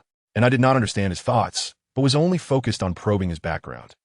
To be honest, I feel a bit ashamed. Clearly, we are brothers, yet we sit face to face, filled with suspicion, unable to genuinely communicate heart to heart. It seems I must show my sincerity. Minato put away all his probing thoughts, raised his head, met Nagato's gaze head-on, and spoke with strength and cadence. In the war, Konoha has made mistakes that I, as Hokage, have never denied in the past, do not deny now, and will never deny in the future. I cannot fully compensate for the harm that Konoha has caused to the Rain Village in the past, as well as to small countries with similar circumstances that have suffered in the disputes between great nations. As Hokage, what I can guarantee is that under my leadership, such tragedies will not happen again, because the Konoha I lead will never be the one to initiate war. The only battles we will fight in the future will be defensive wars. A so-called defensive war means that the flames of war will only occur within our own territory or the territory of the warring nations, and will never affect innocent countries. At the same time, I also declare that as long as Konoha is under my leadership, I will not allow anyone, for any reason, to harm my village and my comrades. Nagato said, "Does that include Danzo among your comrades?" Minato answered without hesitation, "That's right. Mr. Danzo's methods are extremely extreme, and I personally detest them to the utmost. But as long as he is a Konoha ninja, he is my comrade and within my protection. Of course, now that I have made his style of handling things clearer, I will not cover for or indulge him like the third Hokage did. From this moment on, I am prepared to gradually distance him from the core of Konoha's power and reduce the strength of Root. As for the hatred you mentioned that has nowhere to vent, let me be straightforward, Nagato. If you have an unresolved grudge against Konoha because of your parents' or Yahiko's death, then come to me, your senior brother. Whether you want to resolve it through peaceful communication or by force, I will accompany you to the end. To be honest, Nagato, I cannot see through your strength, so I do not consider myself your opponent. However, my determination to protect Konoha has nothing to do with strength. I believe that when that day truly comes, my trusted comrades, who trust me as well, will fight alongside me." As he finished speaking, Minato lightly pressed his fingers on the table and stood up. "That is the message I wanted to convey to you on behalf of Master Jiraiya. Well, after all, both I and Master Jiraiya have intruded into your territory, so I suppose we are even now, right? From now on, let's set aside our past grievances and allow Konoha and the Rain Village to try to communicate amicably. How about that?" Nagato lowered his gaze, his lips slightly curling up, then stood up and said in a deep voice, "What do you mean by your turn? Let me emphasize once again, I don't know whether it was Pain who attacked Konoha. Anyway, it was not me, Nagato." Hearing that Nagato was unwilling to admit it even at the cost of his life, Minato could only sigh helplessly in his heart. Well, there's no need to mention the matter of the Book of Seals now. In the end, Nagato still did not reach a consensus with Minato on the alliance between the Rain and Konoha. However, after this meeting, it seemed that a subtle tacit understanding was reached between the two. A mutual understanding of both enemy and friend? It was getting late. I should head back. Minato stood on the tongue of the high tower sculpture and turned back to say, "By the way, please send my regards to my junior sister. Being revered as Lady Angel by the people of the Rain Village must mean she is the girl second only to Kushina in this world." Nagato firmly replied, "No, you are mistaken. She is the one and only angel in this world." Minato was taken aback, then immediately revealed a knowing smile, extending his pinky. "Is that so? She is yours, right?" Nagato did not respond, as it was not the case now, but it would definitely be in the future. Minato smiled and said, "However, Kushina is the one and only. There is no girl better than her in this world." With that, Minato vanished, not even giving Nagato a chance to rebut. Nagato sighed helplessly. Going home, Minato, as always, is a gloomy character. His gaze slowly turned to the wall beside him. "So, you should be coming out soon, right?" Chapter 90. The Birth of the Unmatched Path? It's time for you to come out. After Nagato's voice fell, about 5 seconds later, the hidden white Zetsu finally emerged, trembling and saying, "Don't kill me. I just came to convey Lord Madara's message." "Go on. This is also why I tolerated your presence here." Nagato immediately saw that this white Zetsu had not been assimilated. Since it dared to hide so close to him, it must have been instructed by Obito. To maintain the act, Nagato asked, "Why did Madara leave without a word just now?" The white Zetsu replied, "Minato can't do anything against your Rinnegan, and you trying to forcefully keep him here is a bit unrealistic. The yellow flash is such an existence. So the foresight Lord Madara anticipated that you two wouldn't be able to fight, and thus he left first." "Huh, sounds better than singing." Nagato asked, "Then why didn't he come back to talk to me himself?" The white Zetsu said, "Lord Madara came this time to congratulate you on reclaiming Amage Cure and to confirm your current growth, which is exactly as he expected. So, Lord Madara is very pleased and looks forward to the day when both sides officially cooperate in 6 months. He asked me to tell you that during this time, he won't disturb you anymore." "I see," Nagato replied, But one thing you need to clarify. It's not 6 months later, but 7 months later. 617, understand? The white Zetsu thought to itself. This guy really doesn't understand a bit of courtesy. It dared not voice this thought, as it wanted to stay alive. Understood. Lord Nagato, I wish you great success in your endeavors. I'll take my leave now. After saying this, the white Zetsu shrank back into the wall, its presence disappearing without a trace. Nagato withdrew his gaze. It seemed that after using the white Zetsus for infiltration and finding nothing, Obito finally abandoned his suspicions about providing protection for Orochimaru. However, one must not be careless. After all, if Obito wanted to, his Kamui could appear in Amage Cure at any time. It was time to complete my masterpiece. He gently raised his palm and formed a hand seal. He vanished from the tower. If Minato saw this, he would surely be shocked. Although seals are required, there is no doubt that it is his signature flying thunder god technique. In the underground laboratory, Nagato appeared next to Konan. Orochimaru greeted him with a smile. Nagato-kun, you've worked hard. Nagato said, although there were some setbacks, I managed to resolve the trouble. Kakuzu widened his eyes and looked at him. It's you. I remember. You were summoned along with that masked girl, the red-haired ninja. So you are Pain's true body. Nagato smiled and said, Kakuzu, hello. I've been busy lately, so I haven't met you in person. It's all been Konan and Pain handling things, and I apologize for that. Even though Kakuzu privately referred to him as Little Brat. Seeing such a terrifying presence was actually a young man filled him with awe. Moreover, the other party's attitude was so sincere and polite. This made Kakuzu feel somewhat flattered. The anger from being neglected and treated roughly dissipated more than half. Well, you just took over Amage Cure, and it's understandable that you couldn't find time. But for the village to develop stably over the long term, we still need to manage finances well. I hope we can discuss funding matters in the future.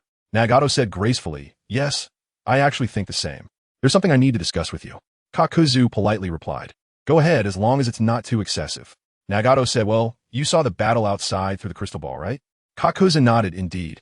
The pain you created from my corpse demonstrated my near-peak abilities, which is commendable.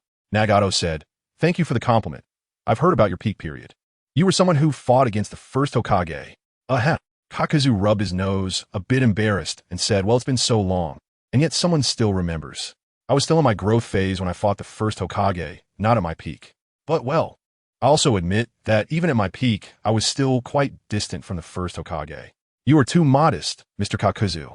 Nagato smiled, his eyes narrowing into crescents. So, regarding the buildings destroyed in today's battle, I would trouble you to assess the damage and allocate the corresponding repair funds. And since you're going to break ground, I would like to renovate the Amage Cure Ninja School as well. After all, we shouldn't let the children suffer, right? Kakuzu cursed and left. Nagato arrived at the open space of the laboratory and formed the summoning seal. Bang, bang, bang. Yahiko appeared, along with the human path, Waikai, and the corpse of Kakuzu. Then, far away in the land of Earth, Pirin and Pei AI appeared, bringing with them 2 corpses of Lord Mu, to be determined. As for the hungry ghost path, it had turned into particles under Inoki's dust release and could no longer be revived. Nagato personally used the Hell Path to resurrect Kakuzu, looking at the 2 mummified bodies wrapped in bandages. One is the true grave, and the other is the suspicious grave. For safety's sake, I brought back all the bodies buried within to verify their identities. All right. Orochimaru stepped forward and took out a syringe, injecting it into the bandages to collect cells for comparison under the instrument. How could this be? But the comparison results left Orochimaru stunned. What is the matter? Nagato and Konan's hearts tightened. Orochimaru said in disbelief, it's impossible. The genetic profiles of these 2 individuals are 100 identical. Even identical twin brothers couldn't be like this. Konan furrowed her brows deeply. What does this mean? Orochimaru adjusted his glasses and said solemnly, unfortunately, this means that neither of these 2 is the true body of Lord Mu, but rather individuals created by a Wagakure using similar cloning techniques. Konan clenched her fists. How could this be? Nagato has gone through so much too. Perhaps they're both true bodies. Everyone looked at Orochimaru in surprise. Orochimaru's hoarse voice rang out. Splitting. The ability of the second Tsuchikage, Lord Mu, was said to split himself into 2 equal parts, both in power and existence. To prevent his power from being used by those with ulterior motives one day, before he died, Lord Mu performed a split, leaving behind 2 corpses buried in 2 separate graves. Everyone, could this explain things now? Orochimaru smiled and sighed. Thus, There is no distinction between the main grave and the suspicious grave. Both corpses are true bodies, and both are also false bodies. He thought to himself, what a pity. This arrangement is meaningless for the Edo Tensei technique. He glanced at Nagato and said, Nagato-kun, you made a wise decision to bring back both of Lord Mu's corpses. Nagato had already guessed this. However, it was only after Orochimaru's confirmation that he could finally relax. How to merge the two corpses into one. Orochimaru said, let's make separate bodies for pain and then remove the split. But Nagato hesitated for a long time without taking action. Orochimaru asked with a smile, Nagato-kun, do you have any concerns? After pondering for a long time, Nagato replied, Orochimaru, do you think, after reuniting into No, can I use dust release as pain? Orochimaru stroked his chin and, after much thought, gave an authoritative answer. Dust release. As a bloodline limit, will have restrictions. To use dust release with pain without the master, unless what? When the chakra used to control the 6 paths of pain is concentrated on the body of pain without the master, it can be used. I see. Just like Deva Path, super. In that case, it seems a bit counterproductive, because in the split state, aside from dust release, all other powers can be used freely. And the source of pain's chakra is Nagato. There wouldn't be much difference between the split state and the complete state as a corpse. The hungry ghost path and the human path actually share a similar essence. Perhaps losing the hungry ghost path during the journey to the land of the immortal river was fate. I'm not in a hurry about that main character anymore. Nagato made a shocking decision. I've decided to make the two No masters into human path and hungry ghost path respectively. Orochimaru laughed. Truly worthy of Nagato-kun, we've thought in sync. Nagato began to implant the black rods, and under his intention, the arrangement of the black rods on the bodies of the two No masters was completely consistent. Konan asked, aren't you going to remove the bandages? Nagato smiled. You can, but it's unnecessary. What the No master emphasizes is a weak presence, just like a ghost. The king of hell ignited. In the midst of chewing, pain, human path, no, and pain, hungry ghost path, no, both approached with an attached image. Please use your imagination X2. Nagato revealed a satisfied smile. Then, the name of the pain, made from the No master, is obvious. Pain No. Chapter 91. Drinking with Konan. As night fell, the rain curtain hung down from the high tower's carvings, and the captivating sound of rain struck at the heart. Even the thunder that occasionally echoed from the depths of the rain seemed particularly soothing. Today was a day of great significance. Nagato had come to a sort of resolution with his former mentor Jiraiya. At least it made him understand the current positions of Nagato and Konan. The Orochimaru crisis was resolved, easing Obito's doubts, at least temporarily, clearing obstacles for the successful birth of the Maple. Furthermore, the inclusion of pain into the ranks marked a milestone achievement for the Otsutsuki, both in practical and symbolic terms. In the short term, there was no need to scurry around for someone's corpse anymore. Stability. This was particularly significant for Konan, who at this moment was enjoying the quiet time spent with Nagato. Thus, in the dim yet tranquil tower, listening to the wind and rain, they were not caught up in the conflicts of the ninja world. Well, to put it more poetically, it was like leaning against the building to listen to the wind and rain, calmly observing the path of the ninja. But Konan knew this was unrealistic, so she cherished this brief half-year of stability. Tonight, she seemed particularly in a good mood and suggested, Nagato, let's have a little drink to celebrate. Yeah, is that appropriate?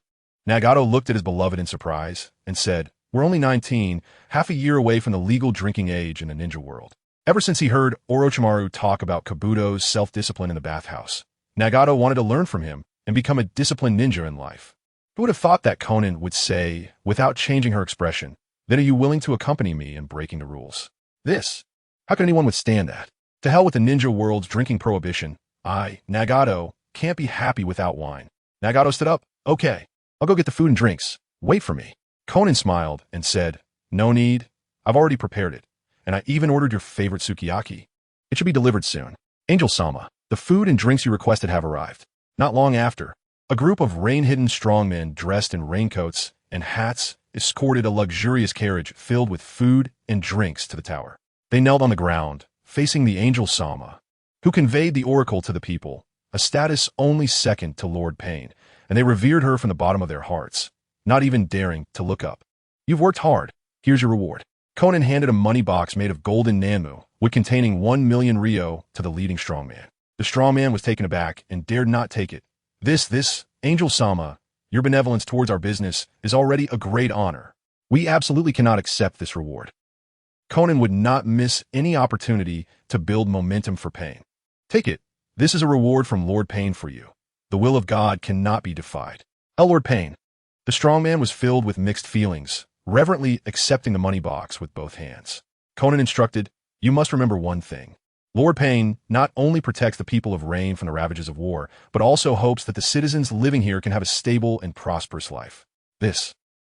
Amidst the astonishment of everyone, Konan continued, go back and tell everyone that Lord Pain has decided that from now on, every month on this day will be a day of financial distribution in Rain, and families without labor will receive living subsidies calculated as the number of family members multiplied by 10,000 Rio. The strongmen present were all moved to tears. Oh my God, Lord Pain, Angel Sama, truly a god sent to save this poor country. Compared to the blessings of the two lords, the likes of Hanzo the salamander are merely struggling vermin. Konan revealed an angelic smile, go back, and there will be continued support for your business. The strongmen left gratefully. Konan pushed the dining cart back into the tower. Nagato smiled. You spent quite a bit of money, didn't you? Konan replied, it's not spending money. Nagato asked with a smile, why is that? As long as it's to solidify your status in the hearts of the people of Rain, it's not spending money. Besides, the money we spend isn't even ours. Nagato touched his nose, a playful expression on his face. That is indeed true. Konan suddenly said inexplicably, Nagato, you don't think I'm wasteful, do you? Nagato laughed. How could I? As long as Konan is happy, that's all that matters. Konan tilted her head. Really? Nagato smiled, yes. As long as it can make the people live abundantly and maintain our lavish lifestyle, it's all worth it. It's just a little bit of hardship in exchange. Konan showed a smile that was only for Nagato, poured a large drink for him, and then poured one for herself. In reality, Nagato had no friends to drink with, and in any dimension, it was his first experience with alcohol. Therefore, he was truly not good at drinking games. Nagato picked up the wine cup, his expression solemn. Konan. Let's toast to Yahiko with his first cup of life.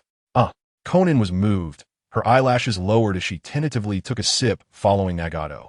Cough, cough. The spiciness that hit her throat made Konan cough violently. Konan! And no, I'm fine.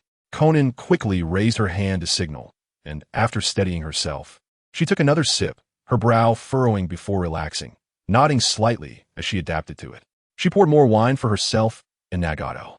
In terms of drinking, Nagato was ultimately a novice. After finishing the first cup, he should have eaten something first, but he had no such concept. He raised his cup again, then, for the second cup, let's toast to our friend from the time of the Akatsuki who fought alongside us. Konan followed suit, taking several small sips for the second cup.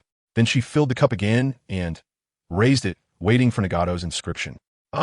This time, Nagato raised his cup for a long time, but got stuck. Konan said, for the third cup, let's toast to ourselves. That's reasonable. Nagato looked at Konan and smiled. Then for the third cup, let's toast to you and me, to a beautiful tomorrow. How about that? Konan held up her cup, but didn't move for a long time.